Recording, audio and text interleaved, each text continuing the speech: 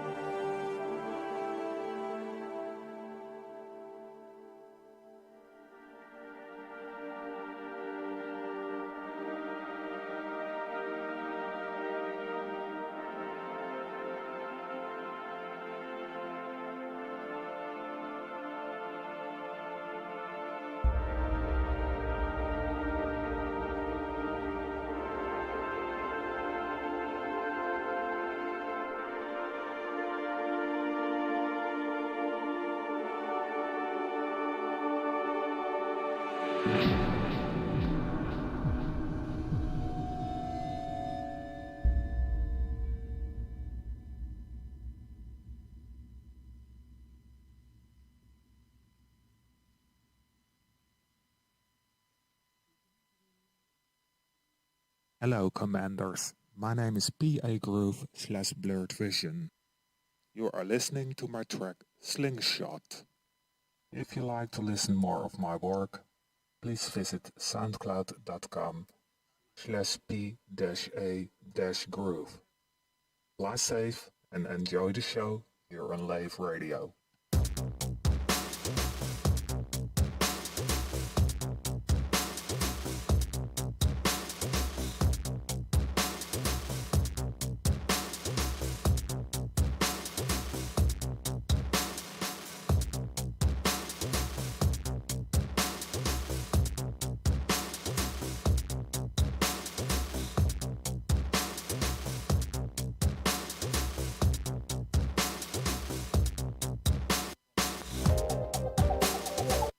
LaveCon, are you ready?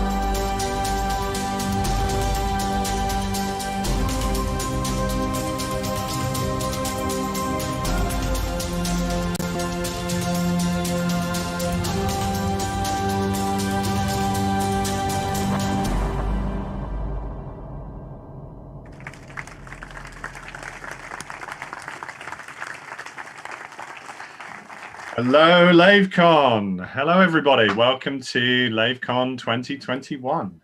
Now, for those of you in Zoom who are already pointing out that I appear to be either on pause or physical pause or anything else, it's because obviously you're in the Zoom room where we are. Most of you obviously probably listening to this on Twitch or through some of our other streams, and therefore you're seeing the mix as seamlessly and professionally put together as Grant can possibly manage to do, and therefore you're seeing everything that that we would have as an output feed. But yeah, no, we're quite happy that you're joining us on Zoom to see all the tiny little tweaks and bits and pieces of what we're doing. Welcome everybody. Anyway, whichever way you're viewing this, welcome everybody to my office upstairs in my house. Welcome to LaveCon 2021, the second year that we're hosting this online. Now, obviously, we prefer to be present and in person, and as many of you will know, that we were very close to being present and in person this year. We literally we have the hotel booking. The Sedgebrook are absolutely fantastic with us, and the booking was all confirmed and everything was all set up to go until such point as the UK government changed the restrictions. And the circumstances of that change obviously are something we support. We're not interested in spreading the coronavirus in any way, shape, or form. But at the same time, that meant we had to regretfully change our circumstances, change the situation, and go to an online convention again. So yes, we are here in some of the different locations of my house. You will probably over this coming few hours, today and tomorrow, You will probably see a few different locations in my house. You might even see some of my cats. You may well see my partner, Karen, who is downstairs behind the, or next to, behind her is all our books and some of my castle work and other bits and pieces. Yeah, so you're going to see a lot of different kind of locations. But of course, the advantage of us being online is that we get people who might not necessarily have been able to come to LaveCon. You know, people who couldn't travel to the UK get the opportunity to hang out and to socialize and to spend a bit of time with like-minded folks who are part of the Elite Dangerous community and to take part in some of the activities. And I do think that having experience now online conventions, running them, you know, organizing them, and also participating in them, that the new normal is going to be very different. You know, when we do go back to in person, I think that the kind of online element is certainly going to be a factor in every convention that is organized. So you know, it should hopefully allow people to participate in their, you know, in their own homes, to access content, to feel part of what's there, even if they're remote and they're kind of dialing in, as it were, to take part. Okay, right. So that's our starting point. Now, we've got a stellar cast this weekend. We've got all, you know, all the great and the good of the Elite Dangerous community are here, and many of them are currently lining up in the room. I do want to spend a bit of time and go around to them in a minute. One of the things that I do want to address straight out the gate is that Frontier are not here. They are not here in the professional context. They don't have a slot on the program this weekend. Now, that circumstance was at their request. We were negotiating with them until very late. You know, messages were exchanged backwards and forwards, and the decision was taken by them to not be on the program. So that is their choice, and I respect that. I'm aware of the fact that there are some circumstances at the moment in relation to the Odyssey release and everything else that are keeping them very busy. And at the same time, I'm also aware that there are some, you know, criticisms and negativity and other bits and pieces in the community in relation to that release. This weekend is not going to be about that. We will spend some time on it. I'm sure Ben and Colin and some of the others in the team will be talking about this in the Lave Radio episode for the weekend that's scheduled. And I'm sure that some of the other elements will be there. And, you know, and I welcome that. I welcome the fact that the community has a voice here. And I want the community to be able to, you know, to do that. But at the same time, I think that it's important that we also recognize that what this weekend is really about is about people seeing each other and sharing a bit of time with each other. That transcends where the current state of the game is. That transcends, you know, some of the choices that individuals make in terms of what they're doing. The fact that I get to see people is really important to me. And I hope it's really important to everybody else. We've been 9 years doing this convention, and it's incredible. And it is incredible to see what people are doing and to see what they're up to. So with no further ado, let us go through and just talk a little bit about that. So we have this weekend on the timetable, lots and lots of activities, but we've also got some faces and some voices that you're going to hear, and you're going to find out a little bit about, who are up to all sorts of different things. I see, in no particular order here, I see on my screen above me, the brilliant and great friend of mine, John Stabler, is right above me, just in my view. Hiya, John. What have you been up to? Well, I don't know if everyone knows, but I work for NHS Wales. So as you can probably imagine, my last 18 months has been very, very busy, which is, you know, good because I hate being bored. But at the same time, you know, it's taken its toll on everybody, me in particular. So I found escapism in game development. And about a month ago, I released a new game, Spin Duel, in early access. It's this kind of this video background is showing off the gameplay. And I just wanted to put it out there, it's free to download. So if you go to spinjool.online, Spinjool spelled SPINJOOL.online, you can download it. It's like a really casual game that you could play while, just have it in a window while you're watching LaveCon. It's, it doesn't require much effort on your behalf to keep things running. And I think we're going to do a competition. Yeah. There's a timer in the game, which you see during each battle, because it's a wizard dueling game with a bit of deck building in the middle. So if you can finish the game, you'll get a time on the final victory screen, and whoever has the fastest time can win a prize. I'm not sure. I'm not sure what the prize is going to be yet. I might be willing, because there's going to be an update to the game shortly, and I'm going to be increasing the number of levels. So I'm going to have to generate some narratives. So maybe the winner could name a character. They could name an opponent that you have to fight. So we shall see about that. But awesome. I think Karen's also working out some prizes in relation to Spinjool. So it is on her list for the prize packs in terms of what we're up to. I noticed as well, just picking up the chat, that Chris has managed to sort his microphone out. So he is apparently here. Hiya, Chris. What have you been up to? Hello. Yeah, I'm good. I'll shut the door. My daughter's watching really loud YouTube. Right. This is why I'm on the phone, because my daughter is monopolising the PC just at this moment. Let me see if I can sort out video. There we go. We can sort out video. Hello. How are you doing? Yeah, no, I've been good. I've just been quietly beavering away on various audiobook contracts I've been working on largely for Audible.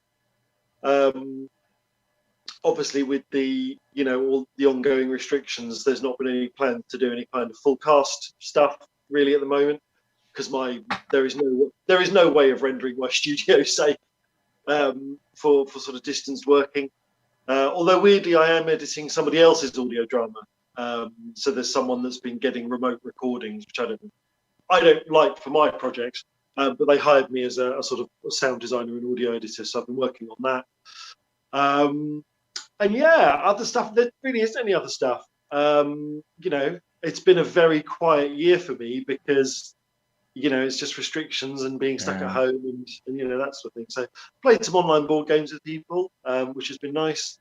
But, finally, in the last few weeks, managed to actually get out to a board game cafe and actually play a real game with some real people. So that's been cool. That's been me, really. There's no news here. Well, it's good to catch up, and I think part of this weekend is a little bit of that. It is about catching up, seeing where people are and what they're into and what they're doing, and no news is good news in some respects. In that if people are still there and just kind of on pause and waiting to press play again, then that's in some ways that's kind of good. Okay, and then. Sorry, go on. I dusted off my Twitch channel last night and did some streaming hard space shipbreaker. So if anyone's interested in cutting up ships and throwing them into furnaces instead of flying them, I'll be streaming that again tonight at 9 p.m. So you've got a list of streamers somewhere. So we'll be coming to the timetable in just a minute, and we can pick up some of that. And Chris was doing some of that last night. Then we've got Grant is obviously in the back end there somewhere. Hello, Psychic Cow, are you about? Yeah. Oh, I just realised this will make it go really weird. Hold on a second, I'll have to do this. Yeah, there we go. Hello. I just melted. Yeah, I just melted on your screen. It's one of those wonderful things that you get when you send loops of video back on itself, and it's a beautiful effect. It really is. But yeah, I've got a few things on as well. We've got the quiz later on tonight, which is going to be a lot of fun. So everyone can join in. It's not going to be restricted, and you just basically need a web browser and to be here at 7 o'clock, and you can take part. It's not going to be. It's going to be an hour. It's not going to be too bad. The questions should be reasonable. We'll find out later on. And then we've got some interesting little cut-away videos that we've that no one else has seen. And I have to apologise, actually. Do we have a little war... Oh, what was that? Cows like Thanos. Yeah, just Infinity. That's what I did. I sent Alan into the Infinity realm. So we've got some little bits and pieces to put in throughout the day. And, yeah, fingers crossed, technical-wise, everything remains as solid as it so far has been, which is great. It's been a good start. So far, Alan, going well. It's going well. What else Hey, we got? do I click my fingers so I can come back? Yeah. Then I've got click to my quickly. fingers so I can come back. Is Yeah. that what I do? You do that, and then I'm gonna have to switch things and then type in a different name. Go for it. Okay, I'm trying. Yeah, there we go. All right, seemed to work. I think I made it. Okay, so that's those of us in terms of who you may not have heard from for a little bit. We've obviously got in the room, and we're delighted that he was able to do so, because it was a little bit of a touch and go moment as to whether he was going to join us this weekend. Ben is here. I'm delighted to have you here, Ben. How's things going?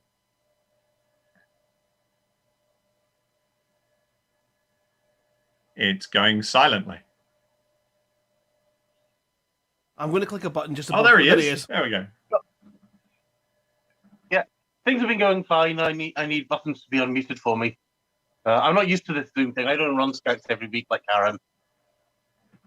But yeah, things are going fine for me. It was touch and go whether I was going to make it this week or not, but we made it. Everything sort of came together at the last second. So huzzah, I'm here. All right. I'm needing coffee, but I'm out of coffee now. So as soon as this welcome thing's gone, I'll be getting more. Coffee for the win for Ben. I believe you can trade it out of Lave. I think you can make a profit on it. So, if you're loading up, shows what I know. Yeah, swap some coffee from brandy, or maybe mix them. Or electrical machinery, I believe, when you come back from Leasty, something like that. And then also joining us, Colin is here. Hi, Colin.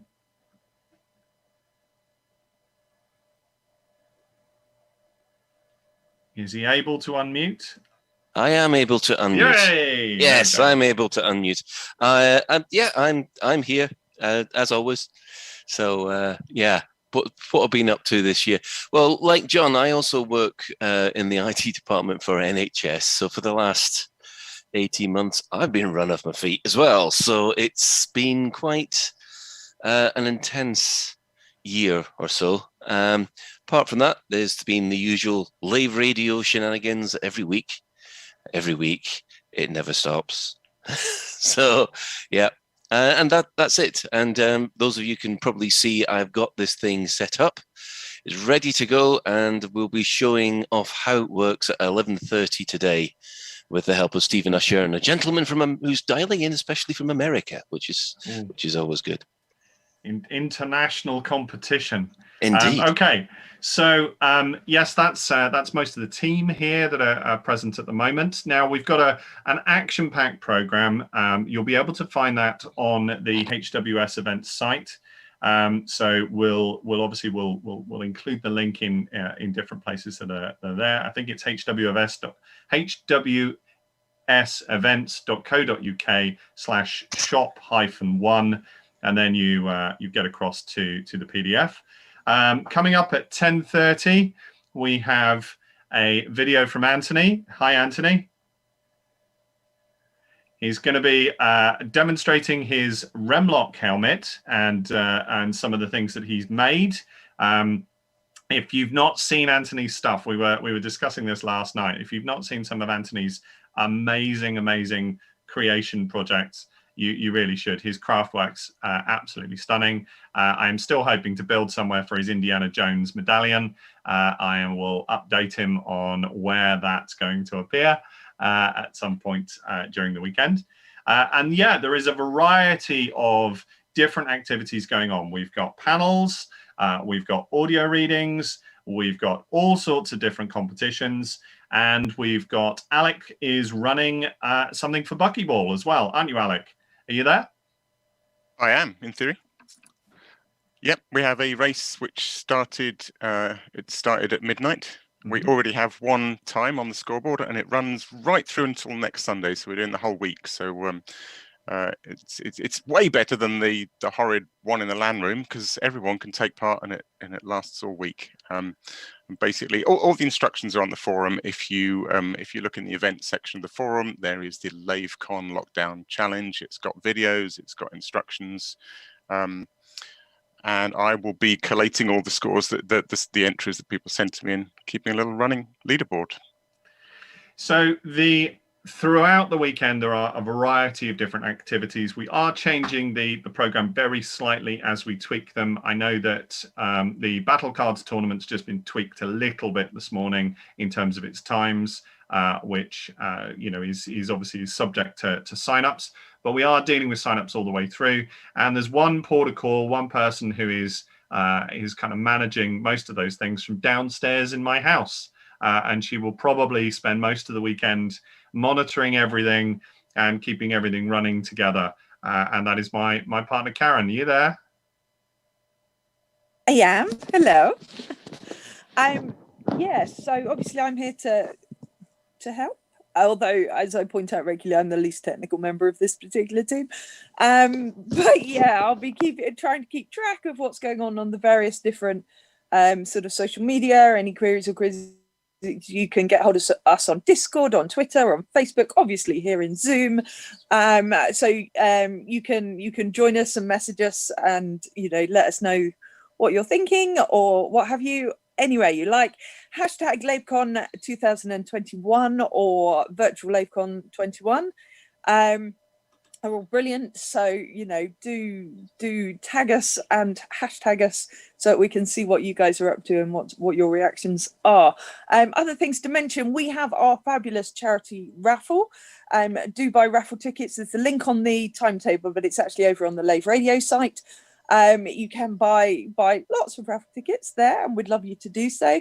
We have already, because we opened the raffle ticket sales last night, and we have already made over £1,000 for charity. So thank you so much to people who have already bought raffle tickets. We support two amazing charities.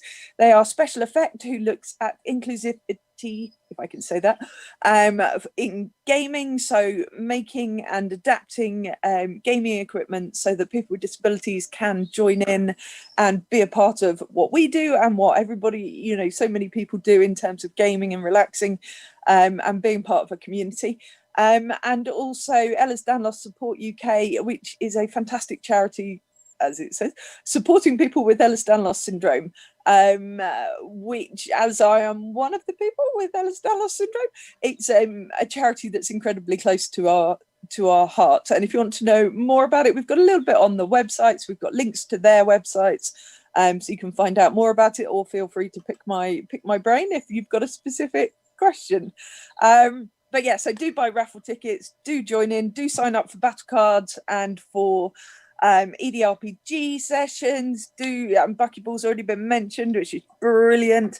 Yeah, we have games, we have talks, we have so many things going on. Please do come get involved, watch it, join us. They'll be fantastic.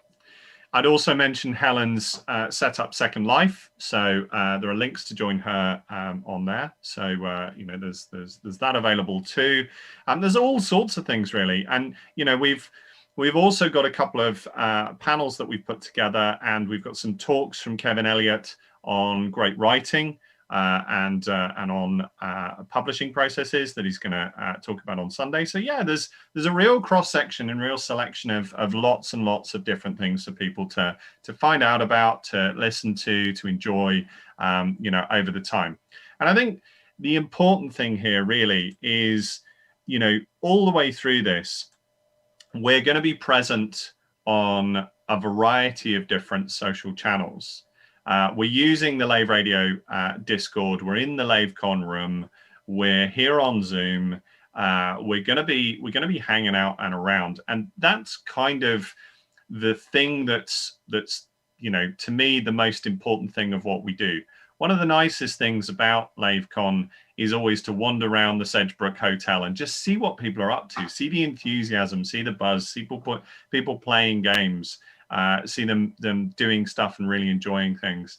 And we can't perfectly replicate that with an online facility, but we can be around, and it's just nice to hear what people are doing. It is just nice to hear what people are doing. So if a little bit like Chris Jarvis, you think that you've not been up to much, bear in mind that your friends want to know. They just want to know what you've been up to, because they want to hang out. They want to find out what you're up to, and they want to be involved and hear it. So you may not think you've been up to much, but there's lots to tell people. There's lots to give people a chance to talk about. I could witter on about DIY projects. I could witter on about other things in relation to that, but I'm just gonna highlight a couple of other activities that we have this weekend. The author readings are there. We have some great writers this evening. We have Kevin. We've got Tej Turner with his epic fantasy novel Bloodsworn. I've got a reading from something that's coming out in 2022, and also we're joined by Emily Inkpen, who is going to be reading from a prequel to her Dex Legacy saga, which at the moment is available. Some of it's available in audio drama, but it's also a series of novels that are coming out later, and she'll also be in our games writing panel. She'll be in our audio writing panel. There's lots and lots of stuff that people are gonna talk about and discuss. So yeah, it's something to find some time to drop into and enjoy. And if there is an opportunity for you to listen to it, do listen to it. And hopefully Grant, who is manning all the cables, will be able to make sure that some of that content's available later on. And if you miss something that you really enjoy, then there's a chance perhaps to pick it up at some point later. So yeah, okay. Have I missed anything out? Did anything not get mentioned? This is just like work. This is like work, right? So what happens at work is, I do all these kind of seminar things, and I get silence because the students don't get rid of their cameras, and they don't unmute or anything. So as soon as you ask a question, you get complete silence. So I'm pretty sure. Oh, okay. Sorry, I'm looking at the chat. Karen's pointing at something, and I'm looking at the Zoom chat. Sorry, Grant, did you want to say something? No. I just want to, can I go to the bathroom? To say something. Can I go to the bathroom? Okay. Did Alison want to say something? Yeah. Oh, okay. Basically, you still hear me okay? Yep. Yeah, as I'm bringing it. Yeah, as I say, a lot of the three things I'm mainly doing, say the Backyard Woman, they've got their own Discord, which is linked on the timetable. The cryptic location search is actually a treasure hunt. So I've just put a link in the chat, but it's also going to be linked onto the Discord. I'll put everything on the same Discord so it's easy to find. And there's actually some treasure to find if you actually solve it. The lovely image behind me is the map of Legendary Kingdoms. So I've done some walkthrough readings of that, like a Let's Play. That's on my YouTube channel. But yeah, so hopefully you're going to have a good weekend. And the rest of the stuff which I'm involved in, it's all on the my Discord, although I'll be on here a lot of the time as well.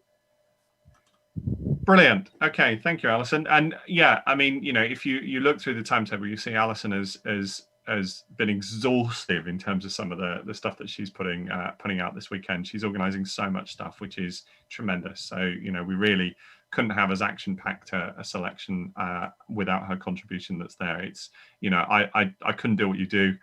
It is absolutely amazing in terms of all the different activities. All right, so I think we're about ready to go into our first instructional, I think, Grant, and this should be Anthony. And Anthony ready with showing off some of the things that he's building and giving you some ideas and tips and tricks on how you can do something similar. So over to you, Anthony. This is how you build a Remlock helmet. Hello, LaveCon, and greetings, Commanders. My name's Anthony Hunt. I'm a long-time fan of Elite and author of the Elite Dangerous blog. Earlier this year, I got myself a 3D printer. Now, there are two main types of 3D printers and resin printers. I opted to buy a resin printer. Now, after I got my printer, I did a few initial prints, the standard test print called the Rook, and then I started looking for other things I could print. I found a site called Thingiverse, which had a giant collection of models and included some elite spaceships. So, having drawn them, I thought it would be quite interesting to print them. That's a whole different project. In the case of my first major project, I wanted to see if I could make a Remlock helmet, either as a prop or better still as a wearable cosplay item. And I found a model on Thingiverse created by Commander Antonia Bradley, who's a retired physicist. She had both the model online and a YouTube video describing her build process. So I then started in on this. When I started printing the Remlock helmet, the first thing I did was print out the chin section and jaw part, and then the ear muffs, so that I could assemble the main frame of the thing to see how big it was and whether I could actually fit it in my printer, because, as I say, the print volume is 19 centimetres by 12 centimetres by 20 centimetres, so anything I print has to be smaller than that. When 3D printing with resin, the printer's print bed is submerged into a vat of photopolymer resin and positioned 5 nanometers or 0.05 of a millimeter above the bottom of the vat. A pattern is displayed, or a slice, of a model on an LCD screen. In the case of my printer, it's a 4K screen. And then a bank of UV lights under the screen is turned on. This causes the resin to solidify onto the build plate. The build plate then is raised up and dropped back down again, another 5 nanometers or 0.05 millimeters above where it was before, and then the next layer is exposed. This process repeats, each layer taking roughly 10 seconds, and 4,000 or 5,000 layers later, and 13 hours or so, you have a completed model. And once I'd got all the bits I needed for the main section around my head, I then glued them together with more resin. There's a technique called resin welding, where you simply place some of the uncured resin onto two parts of a model, and then using a UV flashlight expose it, and it bonds the two pieces together like they were one piece. Then I had to choose whether or not to print the visor in clear resin or to print a solid opaque resin mould and then vacuum form the visor over the top of that mould template. Now, I had a look at eBay to see if I could find some vacuum forming equipment, and it was hard to come by and quite expensive, so I thought I would have a go at printing clear resin. So while I waited for my bottle of clear resin to arrive in the post, I painted the Remlock that I'd done so far using the game concept art as a template. Once the clear resin has arrived, what I needed to do was test run how well I could make clear, visually clear models. So as a smaller project, I created some Resident Evil T-Virus containers, as this was a model I found on Thingiverse, and being as I'm a collector of film props, it seemed rather appropriate. What I found with experimentation was, provided you sanded in ever increasing levels of grit the surface of the model, you could get it glass smooth, and then with a small coating of varnish, transparent gloss lacquer, that would leave you with a permanent, shiny, transparent surface. When it came to printing the visor, it was almost twice as big as my available print area. So the only way I could resin print the visor would be to cut the model in half. So using Windows 3D Builder, I sliced the model and put some location pins and holes in the edge of the visor so that I could match up the two halves. I then proceeded to print the first half of one, which took a good 13 hours, and I then printed the back half so that I could get an idea of the size and fit. Unfortunately, I printed the right half of the back when I printed the left half of the front, so I couldn't even get the two halves to pinch together. I then proceeded to print the other side of the back dome, and leaving it running overnight, it ran out of resin, which means I had to abandon the print that I'd done and throw it away. And at that point I also ran out of resin, so I had to order some more and then wait a few days. Once the new resin arrived, I started printing the front half on the other side, and on completion of that I was able to compare the two halves, one having been sanded and lacquered and the other not, which is a sort of before and after view. The process for getting the visor as optically clear as I could was to wet sand, starting with 80 grit sandpaper and going up to 200 grit, 400 grit, 800 grit, 1000 grit, 2000 grit, and then 3000 grit. And that was laborious. Once the two halves were printed and sanded and varnished, I was able to then resin weld the two halves together, creating a full front section of the visor. I then mounted that to the main body, and the results were pretty impressive. It really did start to come together quite well. Now, because the visor is too large to fit into the helmet with the headband over, I hadn't glued the headband in place. So I took that out, put the visor in, checked the seating, and then put the headband on top.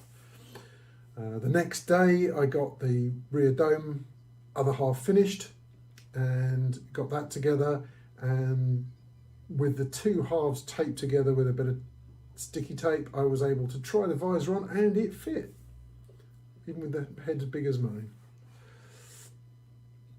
So then it was a case of resin welding the second section at the back and putting the two halves together. I had managed to obtain some fairy lights for a different project, and they were small fairy lights with a compact battery pack, and I thought they might work quite well as a lighting for the headband section of the helmet, because it's supposed to have blue lights in the earmuffs and some kind of LED strip across the headband. So I had a go at that with some success, but I think it needs a diffuser to finish it properly. To complete the helmet, it needs a foam collar and neck piece and chin piece, but unfortunately Commander Antonio Bradley hadn't posted the information on these foam templates. Unfortunately, due to a set of circumstances in lockdown, she was in one location and her templates for the foam were in a different location. So she managed to obtain a paper set of these templates for me and sent them via the mail so that I could complete the project. Obstacle number two was that apparently with lockdown, every man and his dog are making cosplay, so that cosplay style foam is almost unobtainable. It's taken almost 4 weeks for the foam to arrive, which it finally has, and I now have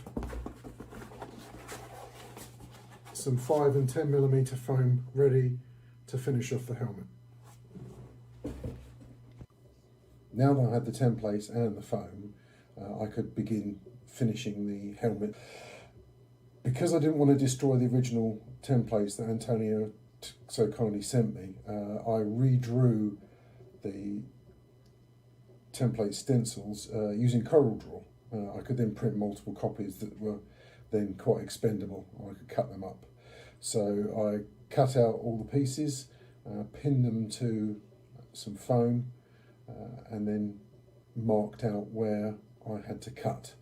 Then using a nice breadboard, cut out the foam bits and contact adhesive them to the resin helmet base.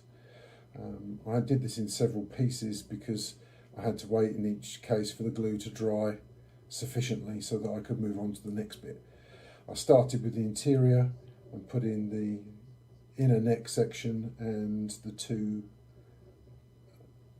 cheek pieces, and then the section under the chin which kind of flaps about. I didn't want to actually fix that in because you have to sort of push your head through that gap when you're putting the helmet on.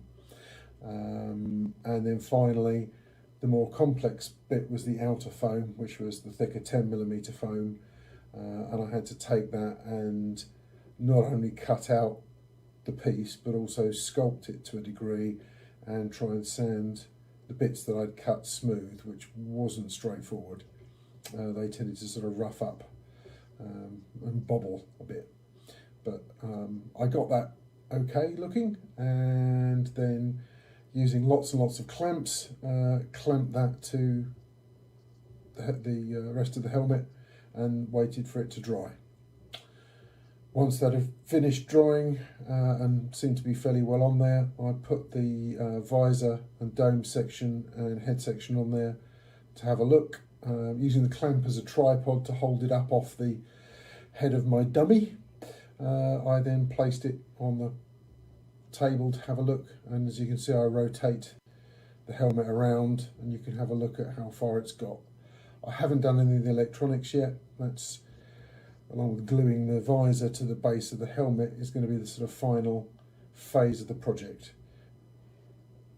Thanks for your time, LaveCon. I hope you found this a little bit interesting, my construction of the Remlock helmet. Enormous thanks to Commander Antonio Bradley for not only helping the construction but also creating the model and publishing it in the first place. So goodbye, Commanders, from me and from Brian, and see you in the void.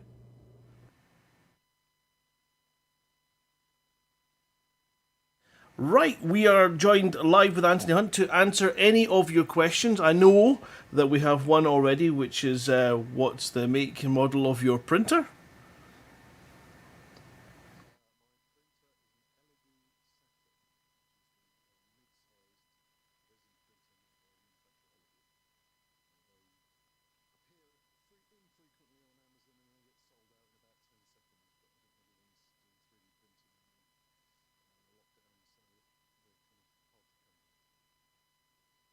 There's been a load of love and impressed people in the chat over your current model on the Remlock. A lot of people that would be looking to make some kind of orders with you in the future if they could.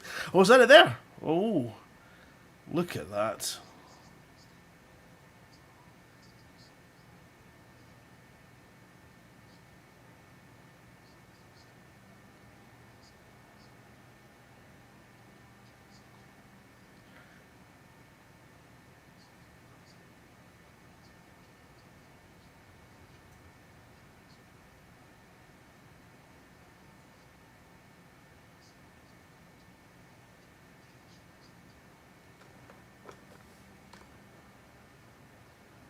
I mean, it looks amazing. That really is really super impressive. And how long has that taken you to get it to this stage? Uh-huh. Has he? Hold on. There we go. Everything he's just been saying has not been heard. Well, start again then. Right. Sorry, Anthony. That's just me being being inept with a big red button sitting next to me. Now you're broadcasting. You remember that bit where I say mics are off air? Yeah, I forgot to put it back on air. Right. If you could just explain again for everybody what the make and model of your printer is, and if you put a wee, if you type it into the chat as well, I'll copy and paste it in so that everyone that's on the various different social medias can look it up correctly, because I can't spell for toffee, that's for sure. Okay, the printer is an Elegoo Saturn, which is what's classed as a mid-sized resin printer. It has a resin tank that prints 19 centimeters by 12 centimeters, and the model can rise out of the tank 20 centimeters. So that's the total build volume. Fantastic. And yes, yeah. Well, that's the first strike today. And then I think I get 3 strikes, and then I get replaced by Simon. He has to come up here and take over, so I might just get him out of the way early. Right, and then we were just looking at this stunning Remlock helmet. That is. Yeah, I have to be careful turning it, because at the moment the visor isn't glued in place. So if I waggle it around too much, everything will fall apart. But you've got the foam at the back is sculpted, and I need to prime that and then paint it black, and then add electronics to the earmuffs so that you've got a little blue LED in there. And if I can find the right LED to go in the headband, then that'll light the visor from above. Someone asked, is it heavy? It is quite heavy because it's solid resin. I would say it probably weighs about 1 kilo, all told. I mean, even the visor parts are quite heavy because they are solid resin. So let's put that down, not drop it. And fantastic. Now, I'm aware of many people who have live streamed 3D printing, and I'm hyper aware at the time it can take. So, how many hours have you sunk into this? Ooh, crikey. Well, each of the quarters of the visor, those parts, were a print each. And I had one fail, so there's 5 prints. Each one of those took about 12 hours and was about £7 worth of resin. So that give you sort of a ballpark idea. And then most of the other parts of the Remlock printed in a single print from grey resin, and took again about sort of 12 hours. So I would say 20 to 30 pounds worth of resin there at most. Yeah, well, I mean, I'm just thinking about the timescales, and I remember when these this fad of 3D printing started, and I'm thinking, it's just a fad. I'm not really interested. I can't be bothered. I get annoyed if my print job takes more than 2 minutes for the paper to come out. So I've not got the patience for it. But however, now when you're beginning to see where that technology has gone and the quality, I mean, printing clear resin is just unbelievable. It's stunning. When you think that all of that, apart from the foam, came out of bottles of just liquid, this goo that you pour in the vat, and then it just rises out of it, and it is quite incredible to see, and the diversity of things that it creates. I'm chucking some of these into the raffle, and they are fridge magnets. They're only small, the size of a domino, but obviously you can see they are sculpted, so there really is an orange sidewinder poking out of the. Those are stunning. I see there's a question. Is there a reason you printed the transparent parts in 2 pieces with the seam down the middle rather than in 3, where you could position the seams around the edges of the front panel?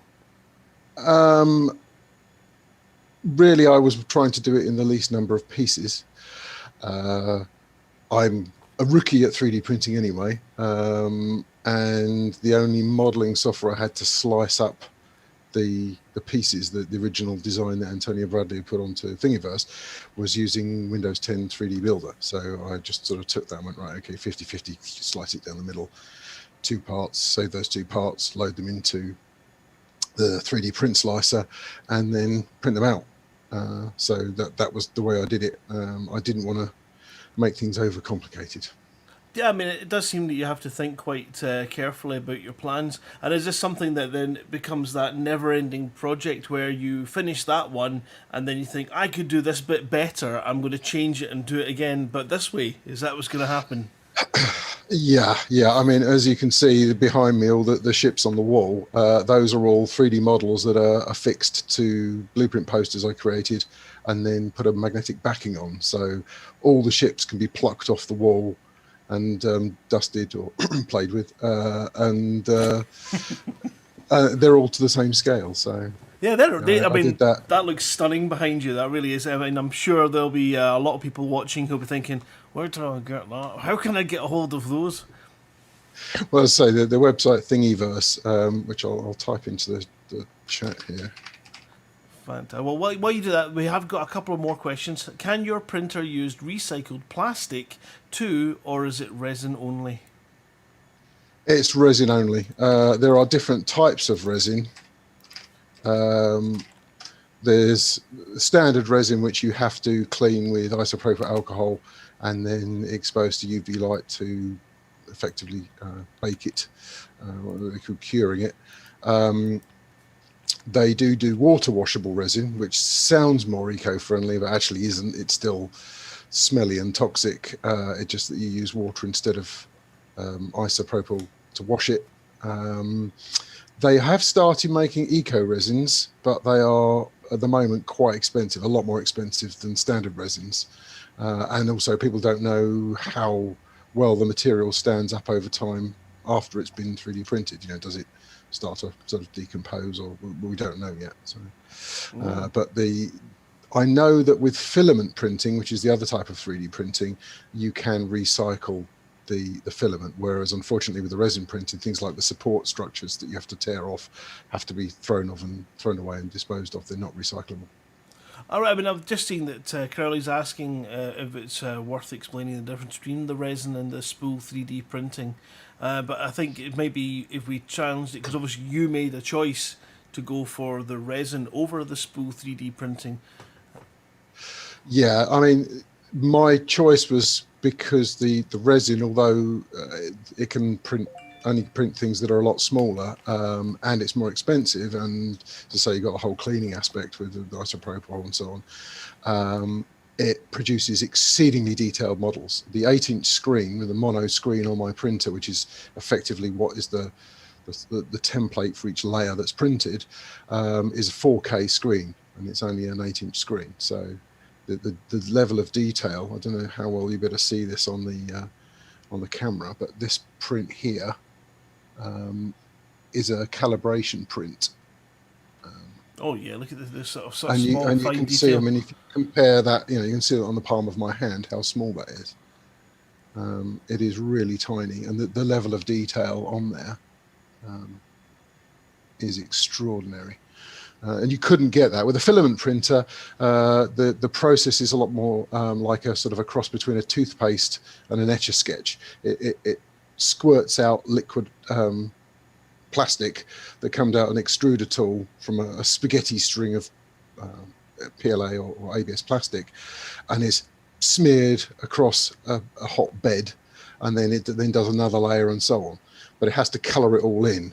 Whereas with a resin printer, you print the whole layer in one go by exposing the resin vat to light, UV light, and the print bed then goes up back down into the resin again, and you expose the next layer. So with with filament printing, the amount that you've got to print determines how long it's going to take. So it takes a very long time in some cases, especially with a big print.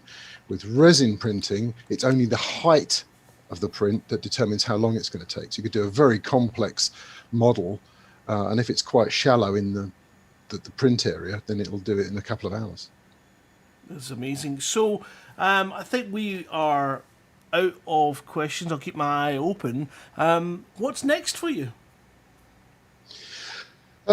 Well, I've been filling up my mantelpiece with movie props. So, I mean, as I say, I made the umbrella T-virus containers to test how transparent I could make clear resin, and I coloured the vials by using alcohol ink on the inside, so that that's a solid piece of resin.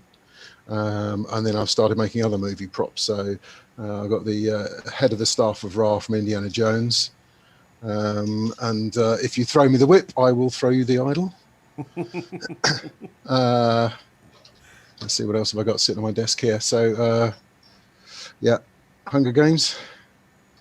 And obviously, some raffle prizes. This one's straight from Hutton, free Sidewinder. Anaconda, free Anaconda. And obviously on my stream, I introduced Brian the Terminator. I'll turn his eyes on here. Goodness. And he's life size. And when I say life size, is when I do the rest of his body, he'd be 6'3". But I'm going to quit while he's ahead. Brilliant fish.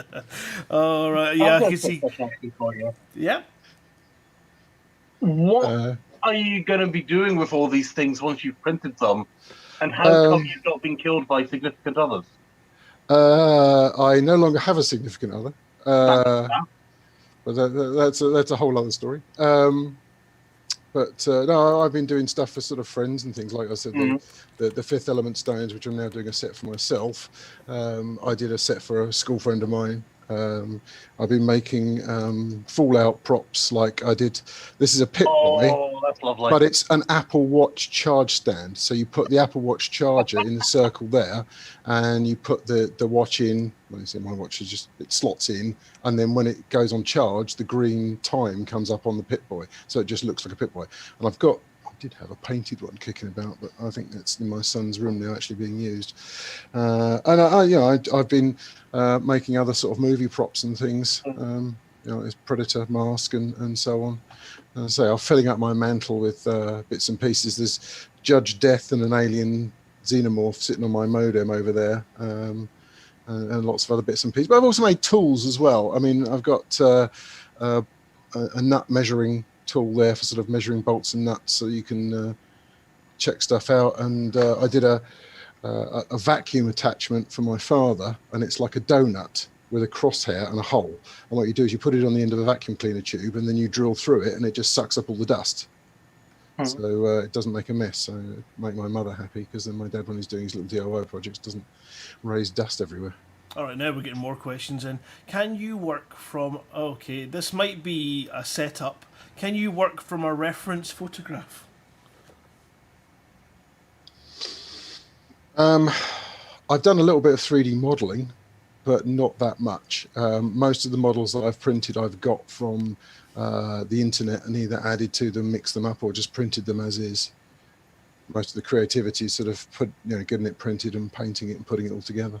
I think Yorkie Lad's asking a similar question, which you've just kind of touched on as well, which is how easy is it to get the blueprints, and how easy did you find it to get into the 3D printing?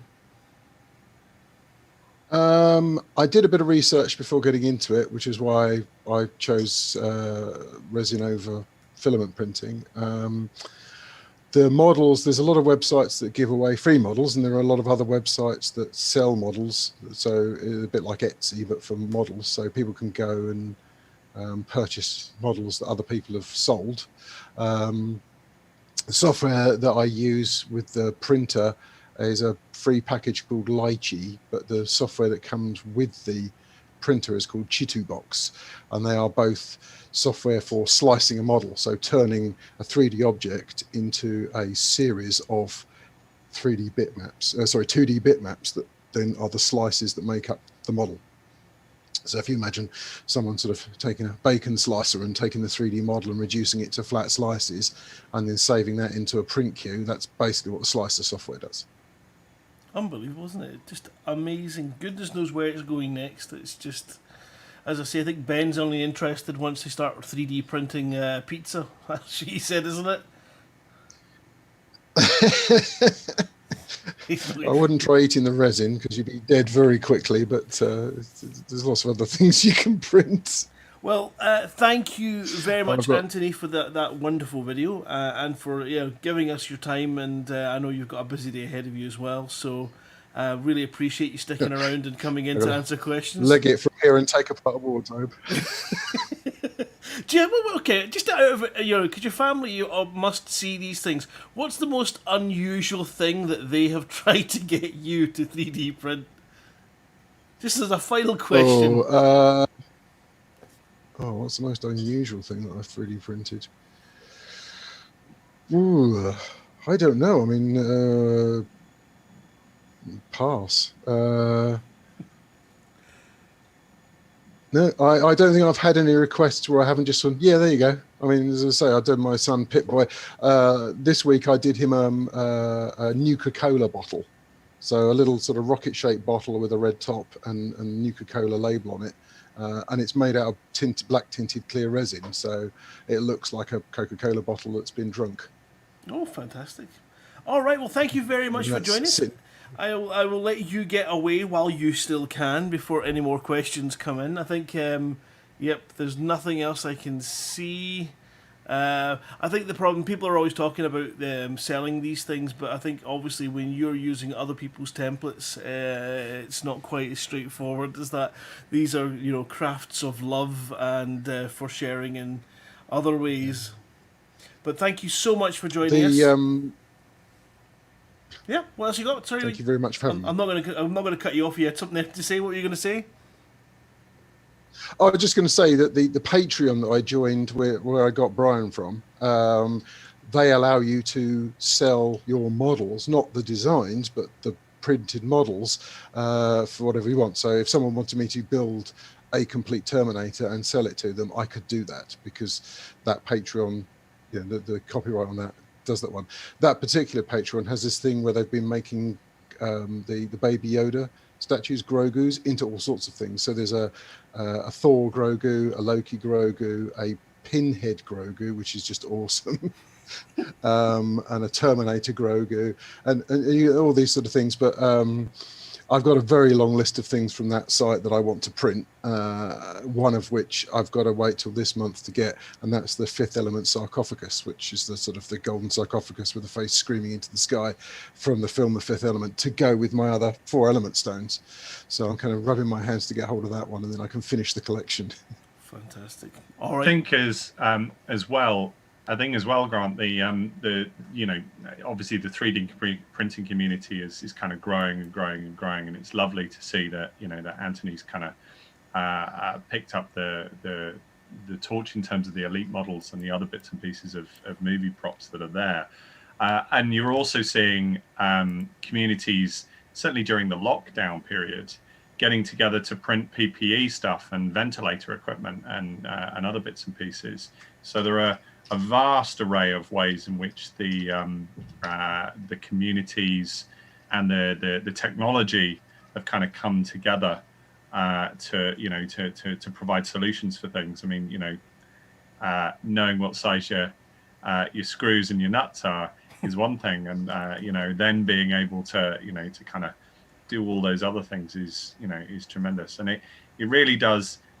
There are kind of upsides and downsides. We could probably talk for a while about the the environmental issues around plastic, but at the same time, when things can new tech can be used to create solutions that can save lives, and everything else, I think it just shows its essential quality in relation to modern living, modern needs, modern medical needs in particular, in terms of what's there. So yeah, no, I just sort to add that in. I threw the question in about reference photographs, Anthony. Sorry, it's I've got a vast array of things here that I've built that I'd love to have 3D models of, and of course I'm rubbish with Autodesk Recap, so I can't make models of them. But I'm sure other people can do far better than I can with all of this stuff.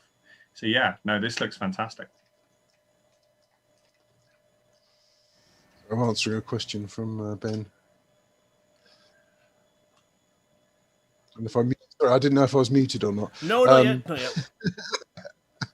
Yeah, so someone asked if I printed a multipass, and the answer to that one is yes. I've made a multipass that's exactly the right size for a UK driving license, because I did that for my friend who's got the Fifth Element stones.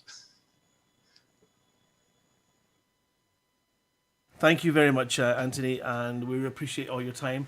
And I think we will go to some musical break just now and let you guys get ready for our next content, which I believe is going to be passing over to Phoenix to Fire for the introduction to his elite miniatures. So you've got half an hour to go and revitalize yourself, grab a cup of coffee, take a wee stretch your legs, whatever it is you want to do. We will catch you in a little bit. Thank you very much for that, and thank you very much, Anthony.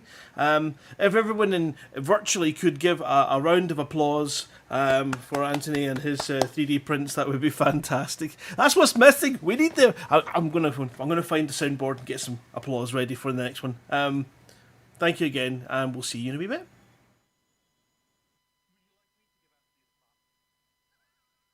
Manders. My name is PA Groove / Blurred Vision. You are listening to my track Slingshot. If you like to listen more of my work, please visit soundcloud.com/p-a-groove. Fly safe and enjoy the show here on Lave Radio.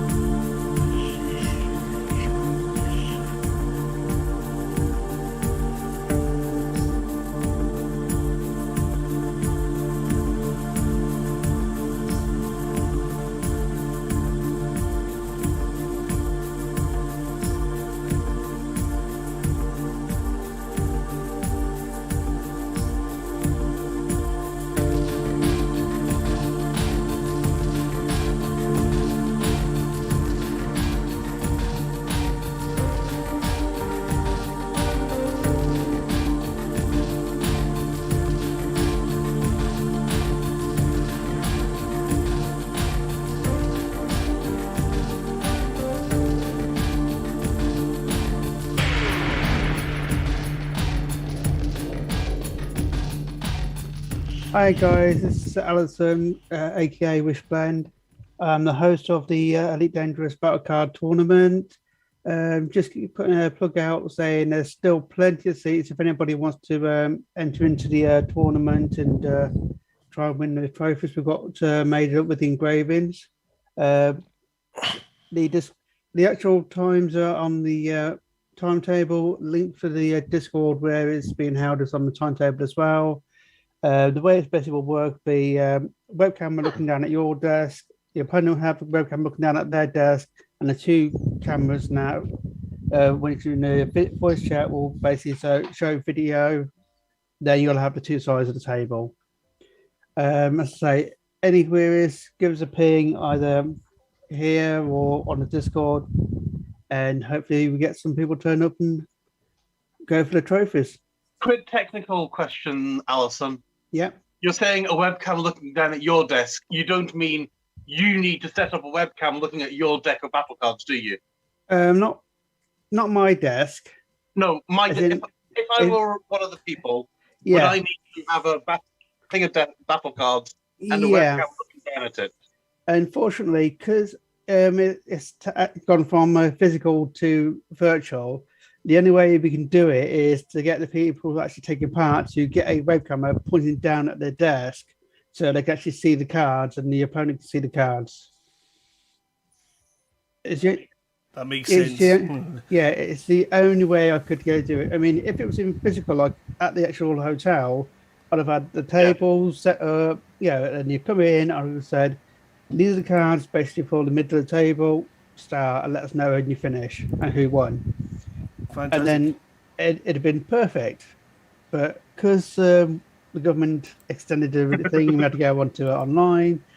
I had to modify it because the trophies are already engraved with this year's date on it.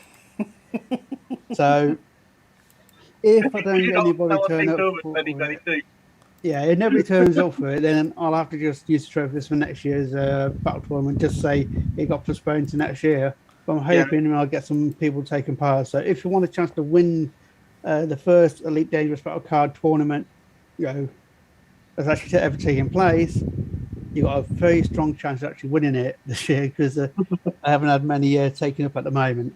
Fantastic. So get onto the planner, and if you fancy a game in this tournament of ED battle cards, then click on the link there and go to the Discord, and Wishblend will sort you out. And potential prizes on the line, so do not delay. If you've got nothing else that you want to be doing, or you've got some spare time to go and have a go at it.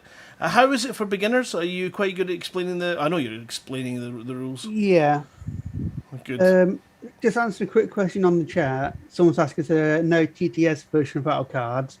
No, there's no online version. As far as I understand it, it's a licensing thing, either through Frontier or through like a online tabletop simulator. John from Spider-Man probably able to answer that a bit better than I can. Setting it up, it is pretty simple. If you've got the actual box and with the deck and everything, you've got 3 sets, and that's I call Zone 1, Zone 2, and Zone 3, going from the left to right. So you've got a token, which is like a host token, which basically says who goes first. In other words, they're really hasty. They basically put the cards out. It's easy to follow on instructions. Like 10 build points over 3, over this 3 sets, 3 rounds. And basically, the one with the highest speed, goes first. If there is a draw, the hasty player goes first. And the object of the game is to win 2 of the 3 zones. And how do you win? Basically, you have ships in your side of the zone. Your opponent doesn't have any ships in their side. End of the round, you win that zone. Excellent. So if you're interested in getting involved, please do go and have a look at the planner, hwsevents.co.uk. Click on the link to the planner, and all the instructions are there with clickable links that can help you get and be part of it. Thank you, Wishblend, and good luck. We hope that there are people that are willing to come along and have a go. But we will see you in a few minutes for the Elite miniatures. Through the gaps in my pores, I don't know if my heart's in this. I'd like to catch you with a drink in your hand, tears in your eyes and in the arms of a man that I don't know, and I'll never know. Broken hearted like we started, they know we go where everyone else goes. Lovers leaving, never easy, they know we go where everyone else goes. Please don't argue, just go back to sleep. I'm sick of waiting up for you to come home. Kiss with your father, just a thing that won't lie. Though we said it would, no it won't lie. Though we promised it would. Broken hearted like we started, they know we go where everyone else goes. Lovers leaving, never easy, they know we go where everyone else goes, where everyone else goes.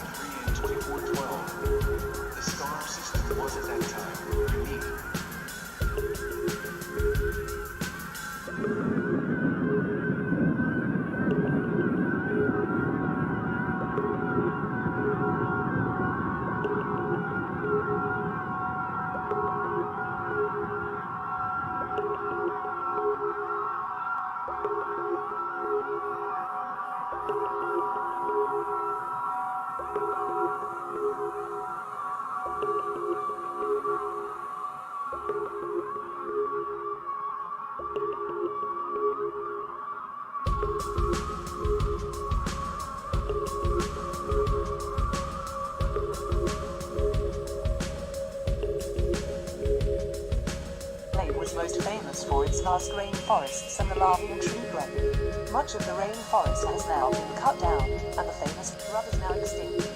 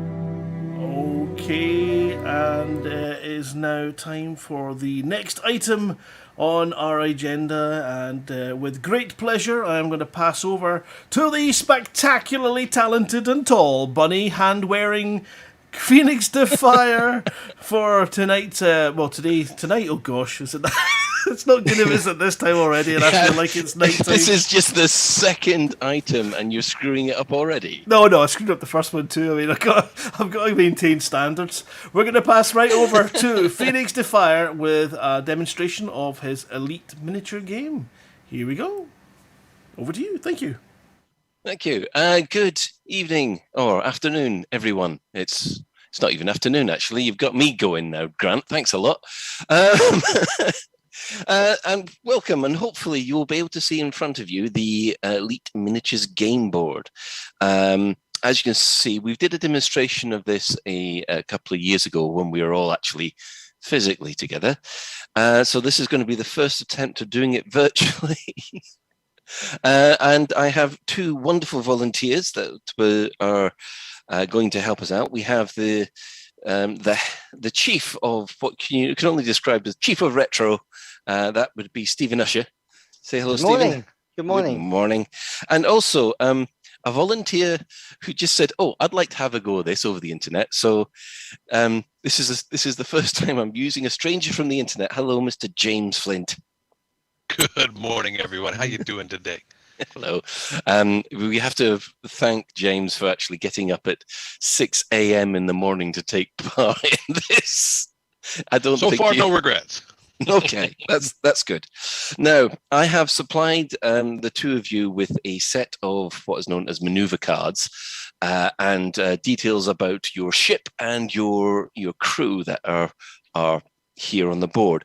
Now, just to give you a little bit of history about this game, this is actually the second edition. The first edition exists in the Elite Encounters role-playing game, which is one of the Kickstarter projects that came to fruition.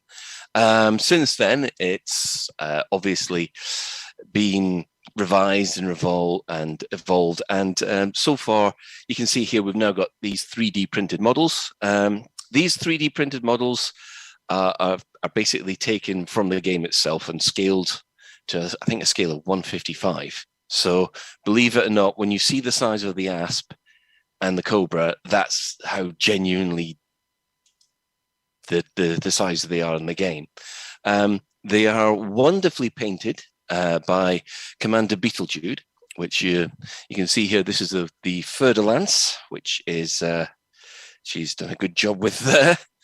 And of course, what I really enjoyed she did was the Lakon Type 6. Now, we have to give an applaud to Commander Beetlejude, if you know her, because she does these wonderful artistic paintings based on Elite Dangerous. I think also there might be some of them in the raffle later today. So the idea behind the game is originally started as an X-Wing miniatures game port, and then evolved and got more elite and more nuanced. So now it's a different beast whatsoever. So we now have, as I was saying, James and Stephen haven't played this game before. Stephen hasn't played any kind of tabletop game before, so this will be interesting. James, have you had any tabletop game experience? Sure. I was an addict of a lovely collectible called HeroClix years ago. Right.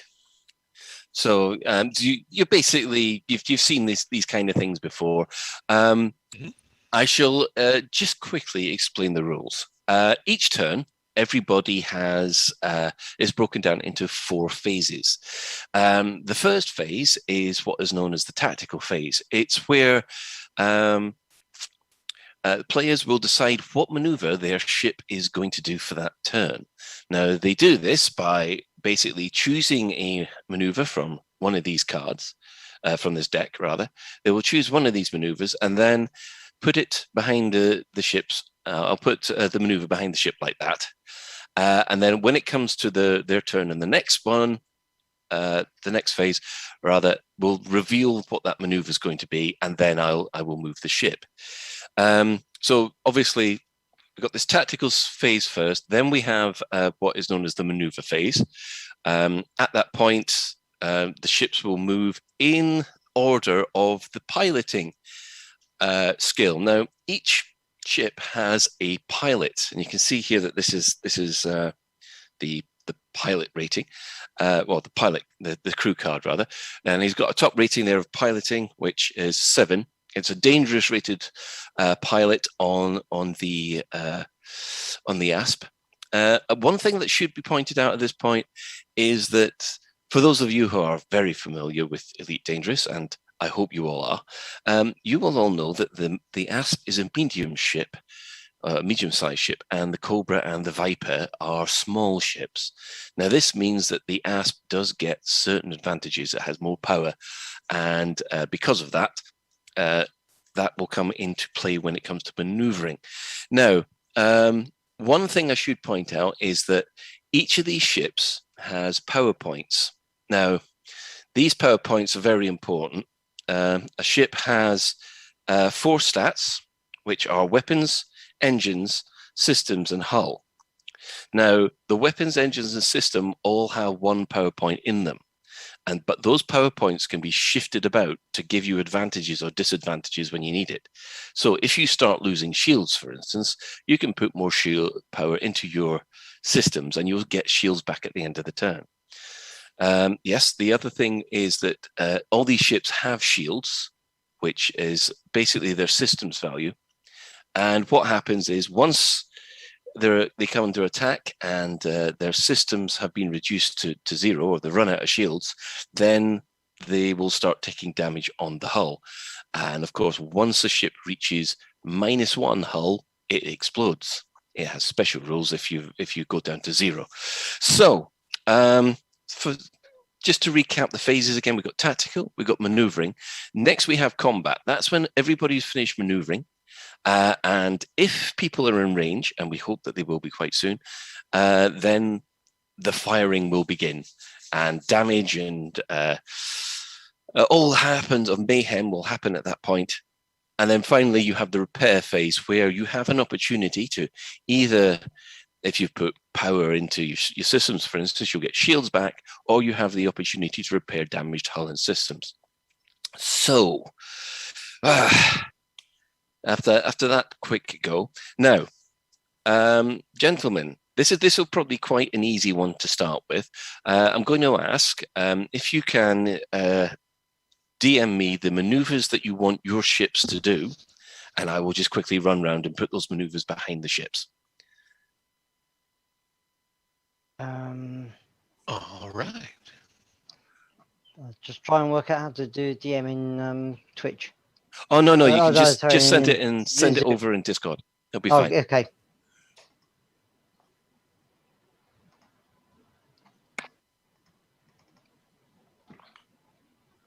And while they're doing that, the maneuverings, the maneuvers are handled with these templates here.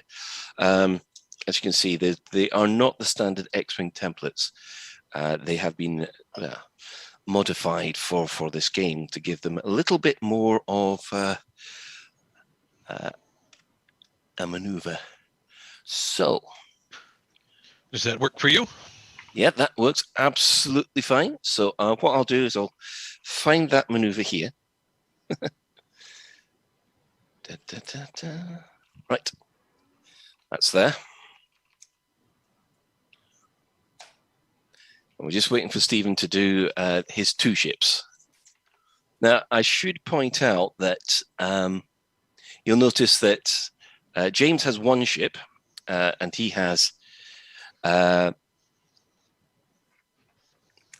dangerous pilot. However, Stephen has 2 ships, but the pilots aren't as good. Right, just bear with me a sec, and I'll put the things behind Stephen.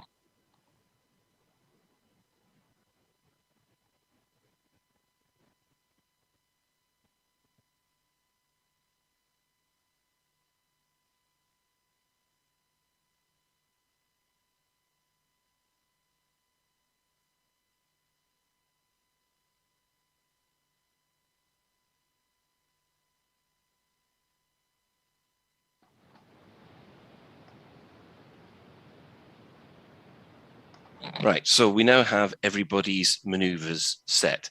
Now, what happen? How things work in maneuvering? Well, first thing I ask is, does anybody want to actually change their power levels, or are they absolutely happy with having it balanced across weapon and engines and systems?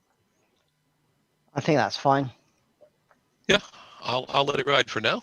Okay, right. In that case, what we do is we start with the lowest rated pilot, and then to the next rated pilot, and obviously to the best rated pilot. So we'll do it in that reverse order.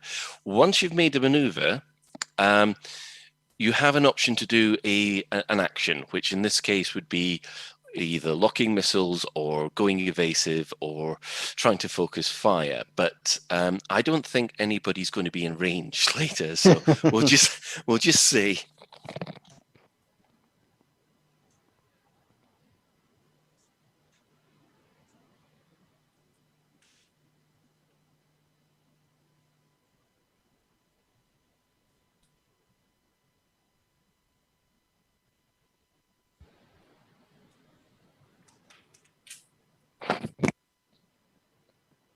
So that's Stephen done, and we have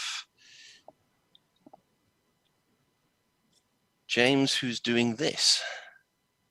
So he's moving the asp around to there. Now, I will point out that this is the firing range that people have. So we've got sort of like that range here, and nobody is able to fire anybody else. So effectively, that's that turn done, because there's no combat, and because nobody's been damaged yet, there's nothing to repair. So, gentlemen, if you could try and work out what you'd like to do next. I'll just point out that the maneuver cards, they just go straight back into the deck. You can use all the maneuvers that are available to you. Yeah, one of the things about the maneuvers is that they are restricted by your pilot rank. Now, each ship has a different set of maneuvers they can do, but that set of maneuvers is restricted by the pilot rank. So even though 2 ASP explorers can pull the same maneuvers, a dangerous pilot has got more options to them than, say, a competent pilot. So it does get quite complicated when you've got one elite pilot versus 6 or 7 harmless pilots. And the chances are that the elite pilot will still win. And so our decks are stacked accordingly, right? No, there's nothing in our deck that we cannot perform based on our rank. The decks, I've said that you can use anything on the first page that I sent you for the peer review. So okay, yeah, anything more than that is too advanced for the ship that you've got. And these maneuvers, there are a couple of green options, a couple of red, and then yellow. Are there any benefits to doing green versus? I'm glad you asked that, because what happens if you perform a red action? Your pilot, it's considered a high G action for that ship, and that means that your pilot is basically suffering from high G effects. Now, you can negate that. What happens if your pilot starts getting high G effects? He is not able to do any special actions at the end of their turn, which can be a bit of a hindrance, such as you're not going to be able to lock missiles. And one thing, of course, I completely forgot is everybody has afterburners. So you could have actually fired afterburners at the end of a maneuvering phase, which would give you a little boost further along. But we'll make sure we can put that one in. So, gentlemen, have you selected your maneuvers for the next turn? Coming in right now. Right. Okay, this will just take a second.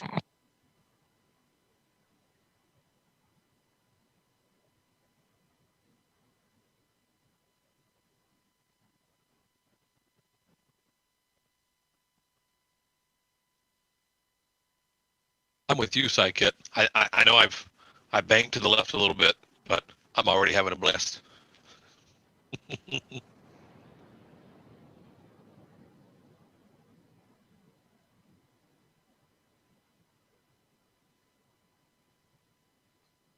And props to Colin for breaking this down so well.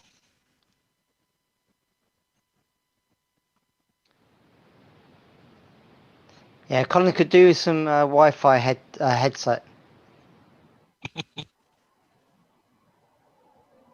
For those of you watching in black and white, the green cobra is hiding behind the pink.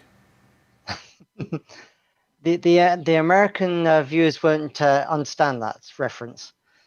It comes from an old TV snooker program that the transition between black and white and color, where the commentator basically said the green is behind the red or something similar.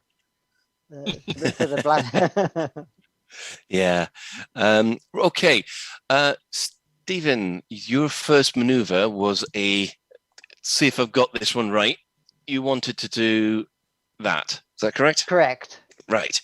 Okay. So that means that your ship will move from there to there.